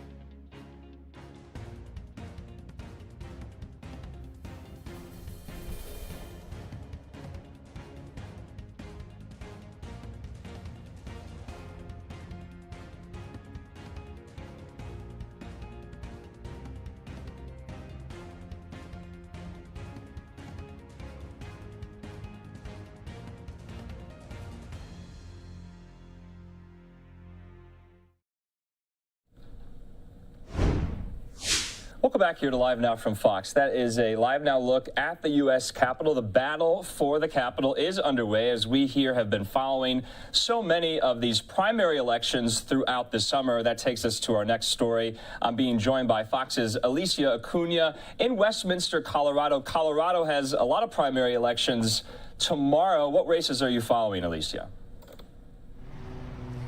Well, Andrew, I can tell you one really big one is this being watched nationally is Colorado Congressional District 8. Republicans, both locally and nationally, feel they have a real opportunity here to gain a seat. This is a brand new district that Colorado gained after the last census. What makes it particularly interesting is the makeup of the electorate here. The district here has the highest percentage of Hispanics than any other district in the state. And Cook Political Report also says this is a toss-up race and could go blue or red. 44% of the voters here are unaffiliated. What also makes it interesting and a challenge for candidates, geographically, it is made up of the more liberal Denver suburbs, but also the much more conservative rural Weld County going north. Colorado political analyst Eric Sonderman, who has watched this state's politics for decades, calls District 8 a foremost pickup opportunity for the GOP. It's a coin flip kind of district, but this is not a coin flip year. This is probably a Republican wave year. Republicans have every opportunity to pick up that district with one big if. That if is if they nominate an electable candidate and not somebody who is so far out there that they become just fodder. There are 4 candidates vying to take on the Democrat for this seat. We begin with Thornton Mayor Jan Coleman. She is considered the more moderate of the group and could be the biggest challenge to the Dems. But national Democrats have put money into elevating Weld County Commissioner Lori Sain, a Republican. She is the only one of the 4 who does not acknowledge that Joe Biden won the presidency. Democratic strategists prefer a more extreme GOP candidate heading into November, a gamble that she would not appeal to the more moderate of the electorate. Then we have Tyler Alcorn, a military veteran who served in the Army as a Green Beret. This is his first entry into politics, and he does not live in the district right now. Republican State Senator Barbara Kirkmeyer has been endorsed by fellow Republicans in Weld County, where she sits, and once backed an effort for a set of counties to cede from the state of Colorado. The Democrat, Yadira Caraveo, is the nominee for her party, a Mexican-American pediatrician who's also served in the legislature here. All of this adding up to a nationally watched race. It hasn't really been since 2016 that we've had a congressional race that's this competitive. So it'll be kind of interesting to test, how blue Colorado is based on this district. But this district's also interesting because it hits on a really important theme that, you see play out across Colorado politics, which is the urban-rural divide. A couple other things, Andrew, on District 8. There are a lot of people who live there who don't know they live in District 8, so they don't even realize that some of these candidates are trying to appeal to them. Another thing, of all the districts in Colorado, it has the lowest number of registered voters, so a lot of challenges for the people running for this seat. Andrew? Yeah, Alicia, this is a brand new district, like you were saying. I'd be interested to see what turnout is going to be like tomorrow. Let's talk about some of the other races tomorrow. We've been hearing a lot about some of the challenges that incumbent Republican Lauren Boebert will be facing. Are you tracking that one as well? Yeah, so Representative Boebert right now is facing a challenger in her district. However, in terms of a threat to the number of Republicans in Congress, this is not something that is a big concern, only because her challenger is a Republican. If for some reason he would win, there's no indication that he is a real threat to her, the seat would still remain red. So for her seat is still safe. And right now, as you know, she definitely has a national voice that a lot of people in her district like. There are some people, though, in Colorado who don't appreciate it. However, in terms of her electability in her district, she's still pretty safe. We are also looking at the Colorado race, the gubernatorial race for governor here. Colorado Governor Democrat Jared Polis is pretty safe. I really haven't talked to anyone who thinks that there is a real threat inside the GOP primary for the gubernatorial. There are a number of candidates there. However, it would take a lot of money to come up against him, and he has remained fairly popular in this state. The way he handled the COVID situation here has gone over relatively well. When President Trump was in office, he went out of his way to work with President Trump as opposed to battling him from a political front, and just did everything he could to help folks here in Colorado. Yeah, Alicia, just last point, because it's so interesting. You spoke with so many political experts there in Colorado. Do they think Colorado is still a purplish state, or is it trending more and more blue as these elections go on?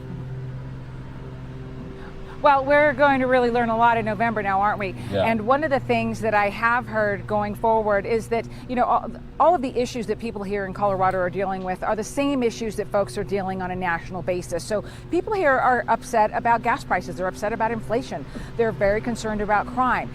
These are all issues that are not helping Democrats at this time. So it'll be really interesting once we head into November, once the primaries get sorted out, exactly who is a real threat. As I mentioned, the governor is probably pretty safe. Democrat incumbent Senator Michael Bennet, he's on the ballot, of course. Right now, he's not looking like he's facing a real threat, but that could change. It really depends on what's going on a national scale. Yes, still so many more months till the general. Fox's Alicia Acuna there, live for us in Westminster, Colorado. Thanks so much. Have a good one. Bye. Okay, so we will be tracking all of these races come tomorrow, yet again there in Colorado, also in the state of New York. So hopefully we'll be diving a little deeper later into some of those races to watch as the midterms are just a couple of months away. We're going to take a quick commercial break. A lot more stories left to get to on this Monday. We'll be right back.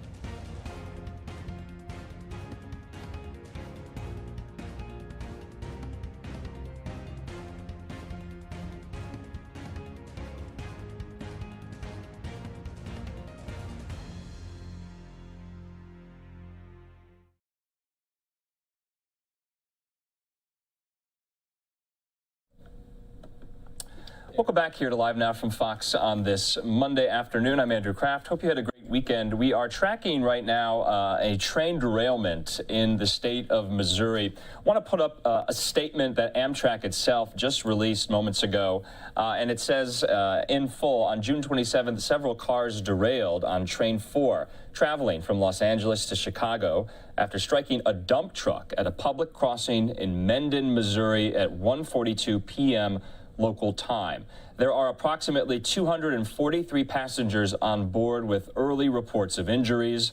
Local authorities are currently assisting customers, and we have deployed Amtrak resources to assist. Additional details will be provided as available. We're getting new footage as well, new pictures from the scene posted on social media. Take a look at this. And there you can see, this is from Rob Nightingale via Storyful, some of the overturned train carriages, train cars is what it looks like. Wow, look at that. So this is really stunning video. Passengers standing on top of the overturned Amtrak there, what looks to be in the middle of a very rural part of Missouri, basically in the middle of a cornfield, it looks like. You can see passengers just seated on top of the overturned carriages there. So that's really stunning video. We don't have any really confirmed reports of how many injuries. We know there are reports of injuries according to the Amtrak statement. We have no confirmed reports of fatalities at the moment. And so if we get any live pictures from this scene, we'll bring that to you here. Here's another vantage point kind of from further away from the tracks there as passengers and maybe some onlookers gathered to look at this, to help out if there are serious injuries. So if we get any more on this, we'll bring it to you here on Live Now from Fox. That's about all we know at this hour. In the meantime, there is an event happening at the Pentagon. I want to take you out there right now live.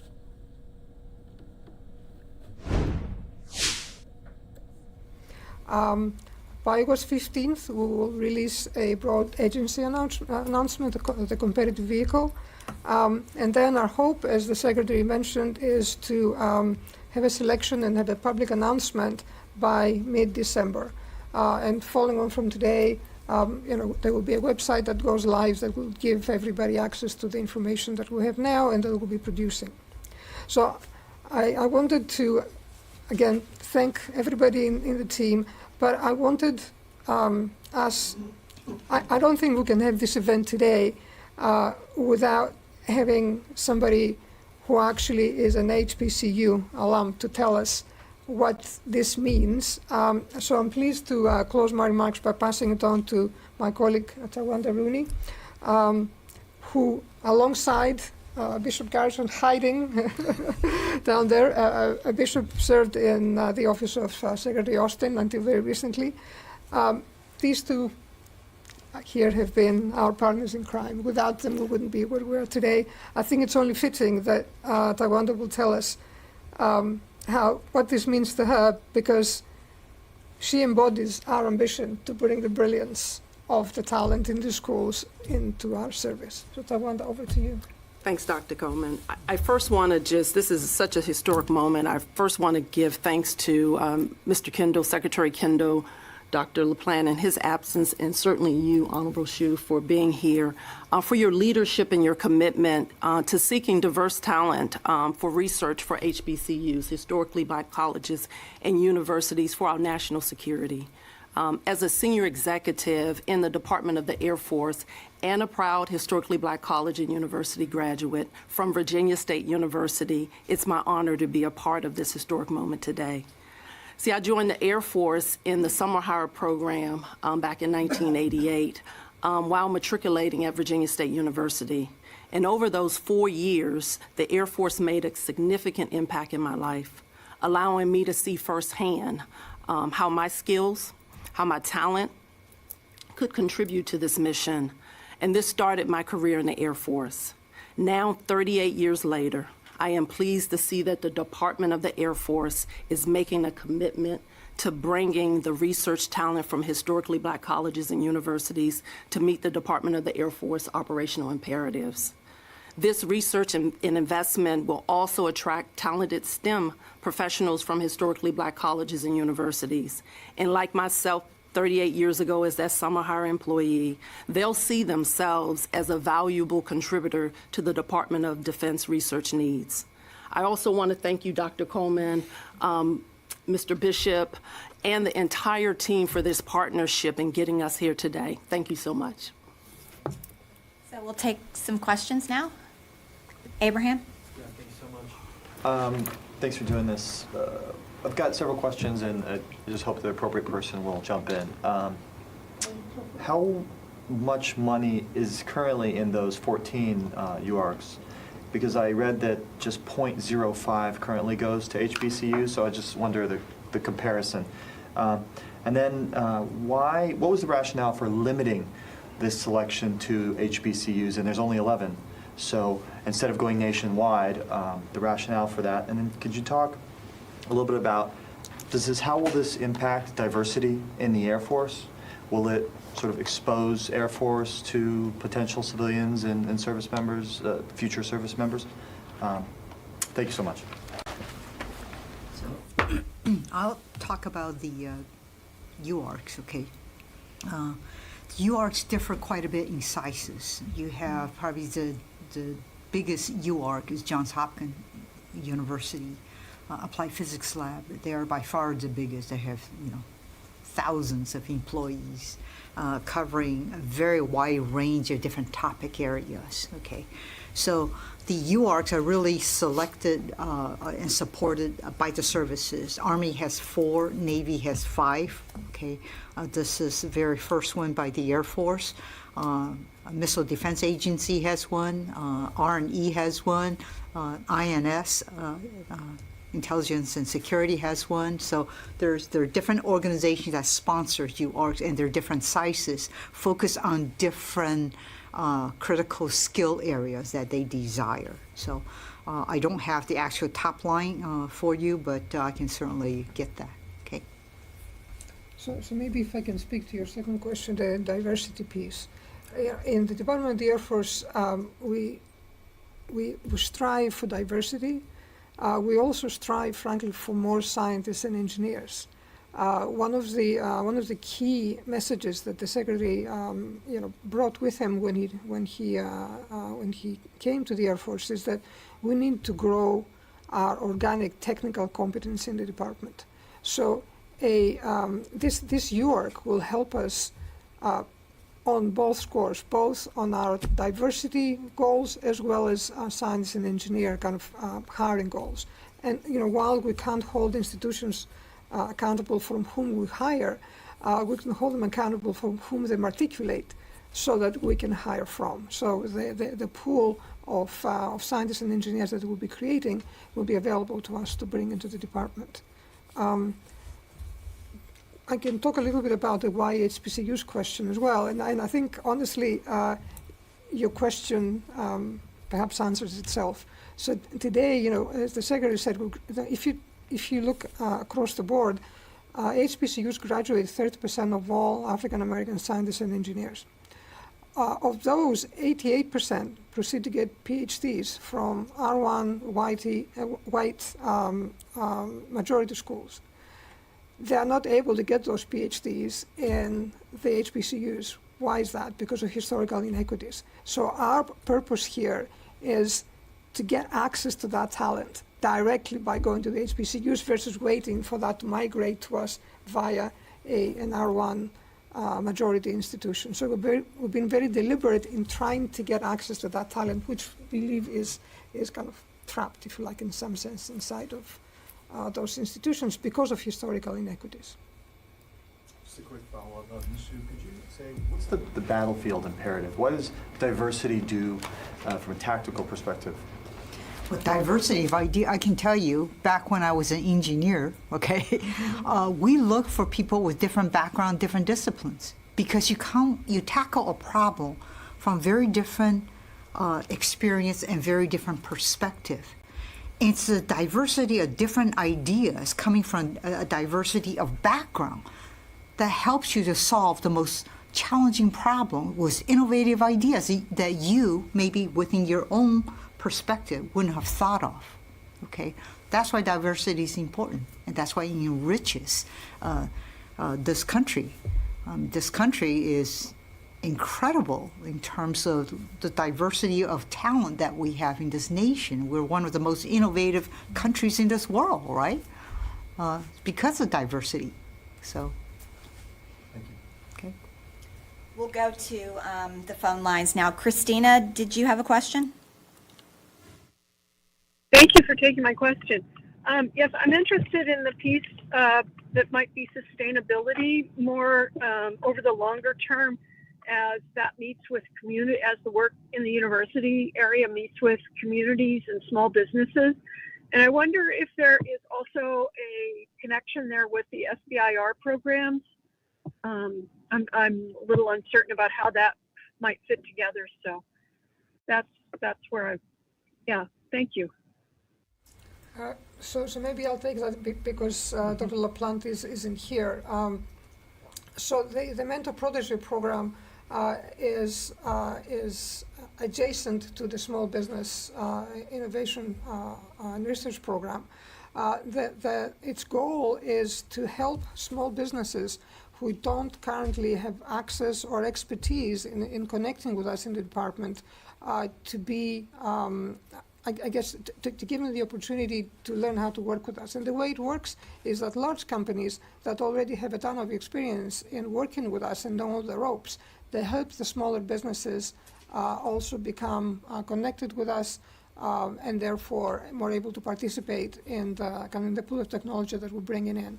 Our hope here is that by co-locating these clusters, these MPP clusters around the schools, we will be certainly supporting the creation and growth of smaller businesses, but also we will be building a direct link with us in the department because, we love the fact that they create prosperity locally, but also we want to benefit our mission in the department. And making that connection through MPP is fundamental to that. Okay, John? Thank you. I have a few questions for whoever wants to take them. When is this center expected to reach IOC? And then also, I know it's kind of Air Force focused, but could the rest of DoD, like other components, leverage some of the work that's done at this new center? And also from an industry perspective, will the focus be on minority-owned businesses participating in this project, or is it open to any contractor who I'll answer one aspect, Victoria probably answered the other, the Air Force related one, okay? I would say one of the things that I do at my levels, I tap into the UARCs and FFRDCs. They are an extension of my technical arm, right? I would ask them for specific projects, and literally I would ask the FFRDC and UARCs, they pull together a collaborative team with the right domain expertise from each of the different area. I want you guys all thrown together to think about how to tackle this particular problem for me. So they're literally our task, and this is why they're working together. Okay. One of the central pillars of the work that we expect the UARC to do is trust and autonomy. And of course, you're right in pointing out that it doesn't matter if you're in the Air Force, the Navy, or the Army. Any form of autonomy that is deployed requires trust. So we think that while the results, we'll try and grab as much of that for the Air Force. I think part of the partnership here with Mishru's office is that we recognize that they are applicable in much broader areas. And through this partnership, actually, we enable the flow of those results into these other communities. You asked a question about MPP, and I'm not an expert, but my understanding is that they are not restricted to minority-owned businesses, small businesses. That's a designation. That's my understanding. In IOC. You asked about IOC? Yes, if you can take that. IOC is expected to be in December. Okay, Eric, on the phone, did you have a question? I do not currently have a question. Thank you, though. Anybody else in the room? Abraham? Yeah, I have another follow-up question. I understand that 30% of the black engineers come from HBCUs, but what I don't understand is the rationale, again, for not opening it up nationwide. I think people are going to be asking that, so I just want to have a good answer. So, again, we are, the department has access to a very diverse, to a large pool of work and people that are executed through the 14 or so UARCs that we already have. Mm-hmm. What we don't have access to is the talent that is sitting inside HBCUs. So this is a very deliberate effort to allow us to have much better access in those schools. So this is the focus, one of the focus areas, but also I have to say that it is consistent with the NDAA from 22 that actually directed the department to do more on this, and perhaps he can add to that. Yeah, I would also chime in. If you think about across the nation, we have a problem in terms of STEM, right? Students graduating through universities. So one thing we ought to be doing is tap into and growing our STEM education through universities that's in the U.S., that's U.S. citizens, right? Rather than looking only externally for immigrants, right? So one way for us to grow the number of STEM students, literally to cultivate HBCUs, right? You have U.S. citizens. Why not get them interested in STEM? What my office does is reaching all the way down. We have STEM scholarships. 416 STEM scholars were awarded undergraduate and graduate degrees. And it's a fee for service, namely, I pay 4 years of your undergraduate degree. After you graduate, you work in one of our labs for 4 years. You got a guaranteed job for 4 years. What's better than that, right? And we reach down even lower into junior high schools and all the way down to grade school to cultivate the STEM talent, right? So one of the key things that we want to do is cultivate the STEM talent. Therefore, we have a greater pool of STEM folks, right, to tap into, to work not just in the DoD, but perhaps in the defense industry as well. We also benefit from that, right? Abraham, if I can All right, we've been listening into officials from the Pentagon, including Secretary of the Air Force Frank Kendall, the Undersecretary of Defense for Research and Engineering Heidi Shyu, and the Undersecretary of Defense for Acquisition and Sustainment Dr. William LaPlante, talking about the department's efforts to better integrate themselves with historically black colleges and universities to tap talent from. They said it's an underserved talent resource that they have not tapped fully in order to come work for the department out of academia or when they graduate. So interesting initiative there announced by the Pentagon today. We're going to move away from that at the moment. We're going to take a quick commercial break. Remember, we are still monitoring this Amtrak train derailment in Mendon, Missouri, and we're getting more and more information regarding this. This from the Missouri State Highway Patrol. They say they and numerous other agencies have responded to an injury traffic crash involving a train and a dump truck southwest of Mendon, Missouri. So we're going to stay on top of it. We've shown you video from the scene posted on social media. Hopefully there'll be some type of press conference with a better understanding about how many injuries have been reported and if there are any fatalities. More on that in 2 minutes.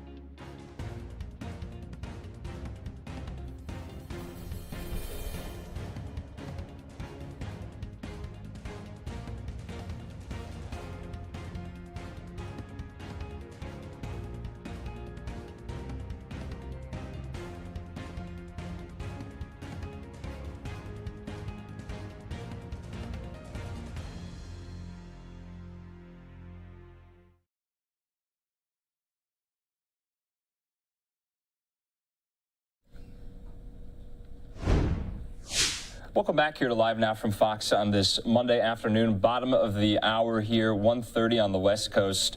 As we continue to monitor this train derailment in Mendon, Missouri, statement put out by Amtrak says, quote, on June 27th, today, several cars derailed on Train 4 traveling from Los Angeles to Chicago after striking a dump truck at a public crossing in Mendon, Missouri at 1:42 p.m. There are approximately 243 passengers on board, with early reports of injuries. Local authorities are currently assisting customers, and we have deployed Amtrak resources to assist. Additional details will be provided as available. Also, from the Missouri State Highway Patrol, they tweeted, they and numerous other agencies have responded to an injury traffic crash involving a train and a dump truck southwest of Mendon, Missouri, in Sheridan County. Approximately 8 train cars have derailed. Local and surrounding agencies are on scene providing mutual aid assistance. And so they also have set up a media staging area for journalists to come out and cover this train derailment. So we have been getting in some of this social media video online from people who were there on the train. You could see some of the passengers who are seated on top of the train car, the carriages overturned there in what seemingly looks like a very rural part of Missouri, about 2 hours away from St. Louis, we are being told as well. So we'll stay on top of this. Right now, though, we want to move on to some of these other headlines on this Monday. We're just listening in to Chicago Police Superintendent David Brown talking about a lot of violence that happened over the weekend in the city of Chicago. Let's hear him update the press and the public from just moments ago. That is exactly what transpired, is that stabbing occurred, we were close, put the person in custody. Shooting occurred, we were close, person's in custody. Yes, we want to prevent it from happening in the first place, but with us being a police force of 13,000 and the crowd being hundreds of thousands, we could have had every police officer on this department, and New York's department and LA's department wouldn't have been enough people to control 2 knuckleheads in a crowd of hundreds of thousands. But the next best thing to preventing it is holding the person accountable and making an arrest right away, which is what happened.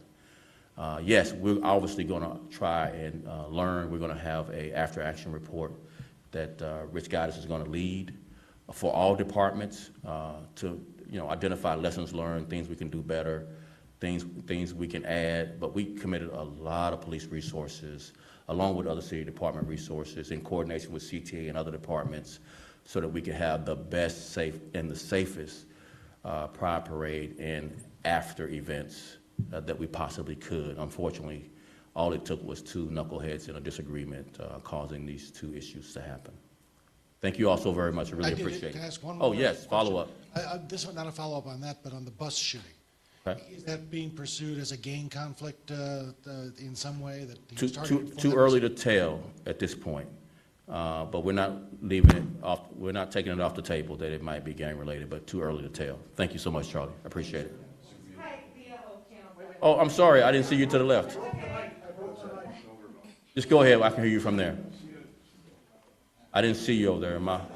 All right. You see me now? I do. Okay, thank you.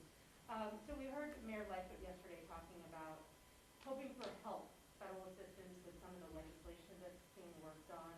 We heard some pastors today talking about that.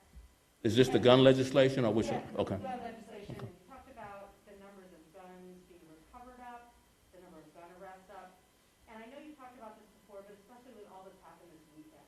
Just wanted to get your thoughts about how you think something could happen at the federal level to make these Monday mornings a little bit better.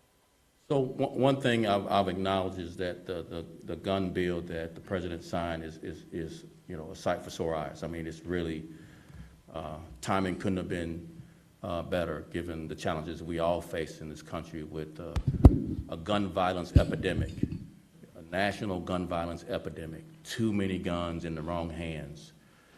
In addition, though, we're also looking at the extraordinary amount of ammunition.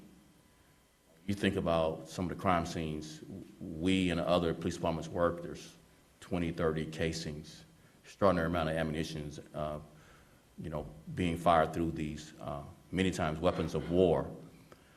So more work to be done, but we're pleased with something being done rather than nothing being done for the last couple of decades. So more to come, I'm sure. We'll continue pressing, the mayor and others will continue pressing federal government to add even more assistance or whatever else that Congress can do. But we're pleased with the bill being signed and that going into law, as well as other conversations we're having, particularly around ammunition, the extraordinary amount of ammunition that it takes for violent offenders to mete out the damage that they've done. Thank you also. Follow up. Oh, okay. Coming into the holiday weekend. Oh, for me or for Rich? No, for you. Okay. Rich talked about it. Thanks, Rich. Going into the holiday weekend and mentioning, there are a lot of things happening in the world right now. People trying to make political points.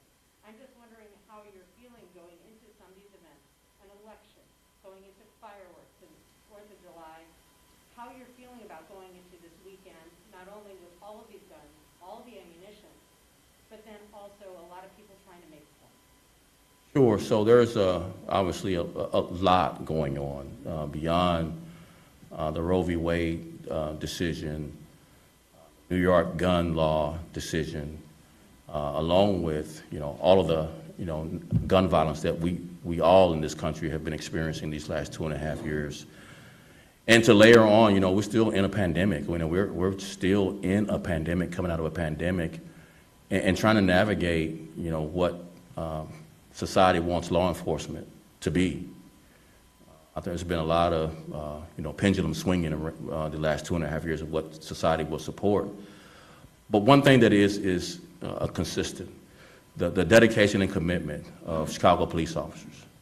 Their bravery just goes. Sometimes you can't find the words to describe the bravery and courage it takes to take these illegal weapons off very, very dangerous people. 2,800 arrests for possession of illegal guns are 2,800 times that a Chicago police officer put their life on the line for all of you and us, for all of you. They put their life on the line 2,800 times this year so far to protect us. That's what you can bank on as Chicago police officers doing what they can to include making the ultimate sacrifice to protect all of us. Yes, these are very tenuous times, but I just believe that this country is strong, that our democracy is strong. I think the leaders obviously have to step up, but in Congress, we want more gun legislation, but we'll take what we have, but we want more restrictions on possession of illegal guns and high-capacity magazines and this seem like this endless supply of ammunition. We want people held accountable in our courts much more than they are. We want strong messages sent by our judges instead of what we have now. So I'll shut up and walk off on that one. Thank you. Okay, Chicago Police Superintendent David Brown talking about a number of incidents that happened over the weekend, a threat to the Gay Pride Parade in Chicago, shootings in the city of Chicago. Reporters also getting his thoughts, his reaction about the Bipartisan Safer Communities Act that was signed into law by President Biden just on Saturday, passing the House and the Senate last week. It's the really first major gun reform legislation in a generation. Right now, though, we're still tracking this Amtrak train derailment in Mendon, Missouri. It's about 2 hours away from Kansas City, Missouri. This is a live look there of the train. You can see very clearly, kind of in the middle of this cornfield, it's a very rural area. And so hopefully we'll be getting a press conference very, very soon here. We also have another vantage point from outside of the hospital where presumably those who have been injured in this train derailment have gone to get their injuries treated. We don't know how many specifically have been injured or if there are fatalities in this train derailment. But right now, this is a LiveNOW look. You can see people there standing outside of it. Remember, we do know now somewhat about how this was caused. We're learning that it collided with a dump truck that was on the track at the time. That's according to the Missouri State Highway Patrol. So we're going to put up both of these shots. We're going to try to get some experts to call in to see how this investigation will play out from here. But we're going to put up both this shot and the shot outside the hospital.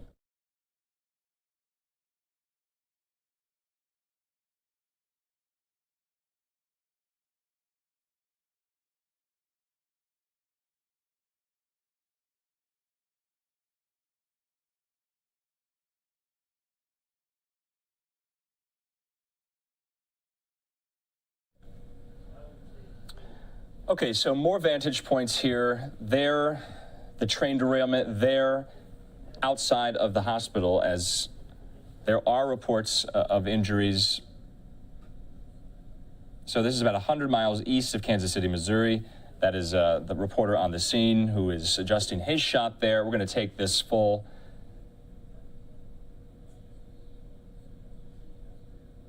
And so there you can see the train on its side. About 8 train cars have derailed. Earlier we were told, or we were getting reports that it was just 4. The Missouri State Highway Patrol says numerous surrounding agencies are providing mutual aid assistance. Amtrak also issuing a statement.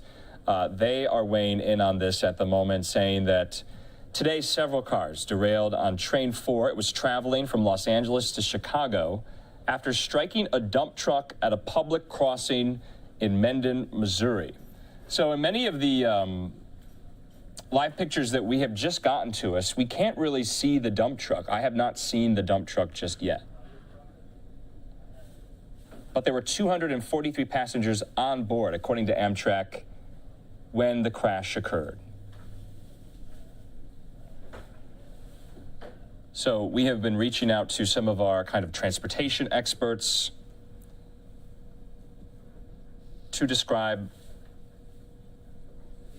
how rare or common this may be with Amtrak trains, if this is just a horrible accident. Where does the fault lie? Where does the human error lie, if any?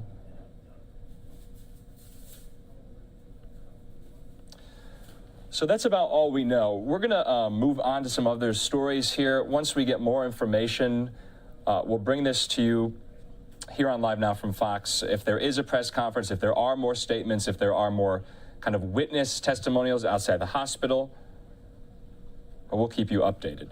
In the meantime, we do want to head out to Capitol Hill at the moment. Live Now look at the U.S. Capitol building. Well, earlier today, we learned, and this was pretty shocking for those of you who have been following the January 6th committee hearings. The Select Committee on Twitter today announced that they will convene a hearing tomorrow at 1 p.m. to present recently obtained evidence and receive witness testimony. Now, remember, according to Chairman Benny Thompson of the committee, just last week saying they were going to be put on pause until the month of July because they had more material to go through, tips, more witnesses to interview. So some are saying this was quite hastily arranged and announced today. They're not releasing witnesses at all for tomorrow, so kind of leading us to guess who could it be. We just don't know at the moment.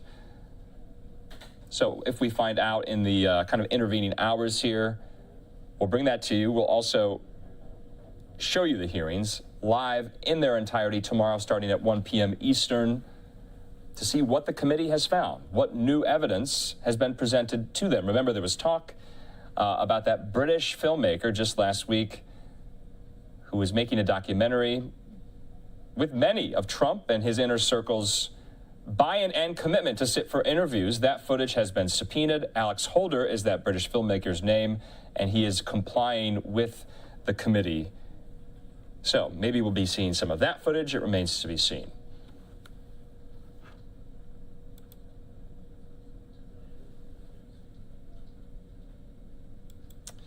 Well, of course, we are now one weekend removed from the really historic, groundbreaking Supreme Court ruling on Friday morning that overturned Roe v. Wade. We've been tracking the fallout, the aftermath, the protests throughout the weekend. Speaker Nancy Pelosi just sent out a Dear Colleague letter on the legislative response to the Supreme Court overturning Roe. She says, quote, "It is clear from how Donald Trump and Mitch McConnell stacked the Supreme Court that elections have ramifications." She says it is essential that we protect and expand our pro-choice majorities in the House and Senate in November so that we can eliminate the filibuster, so that we can restore women's fundamental rights and freedom for every American. Of course, we heard from President Biden Friday morning as well. He wants Congress to codify into law Roe v. Wade. Of course, we'll track any developments on Capitol Hill if that is indeed the talk right now. Many events still happening across the country. This one in Austin. Let's listen in.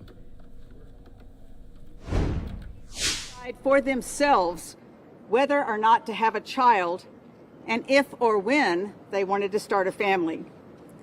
We were free to make our own decisions about our bodies and our futures, charting our own destinies. A freedom that sperm donors have always had and will continue to have, though they are 50% responsible for a pregnancy and often 100% unaccountable for the outcome. Roe versus Wade has been able to transcend the ideological and religious battles over abortion by constructing a logical and biological demarcation that successfully struck the delicate balance of protecting the rights of the woman as well as the rights of a viable fetus. In reversing Roe versus Wade, the court has propelled our country into chaos and has put millions of people in harm's way. They have returned our country to a time in which the hopes, dreams, and plans that women have for their lives are not equal to those of men. Texans have lived with a near total ban on abortion since September with the implementation of Senate Bill 8. For nearly a decade, our Republican-controlled legislature has waged a war on women's rights in our state. We have seen firsthand the devastating impact of their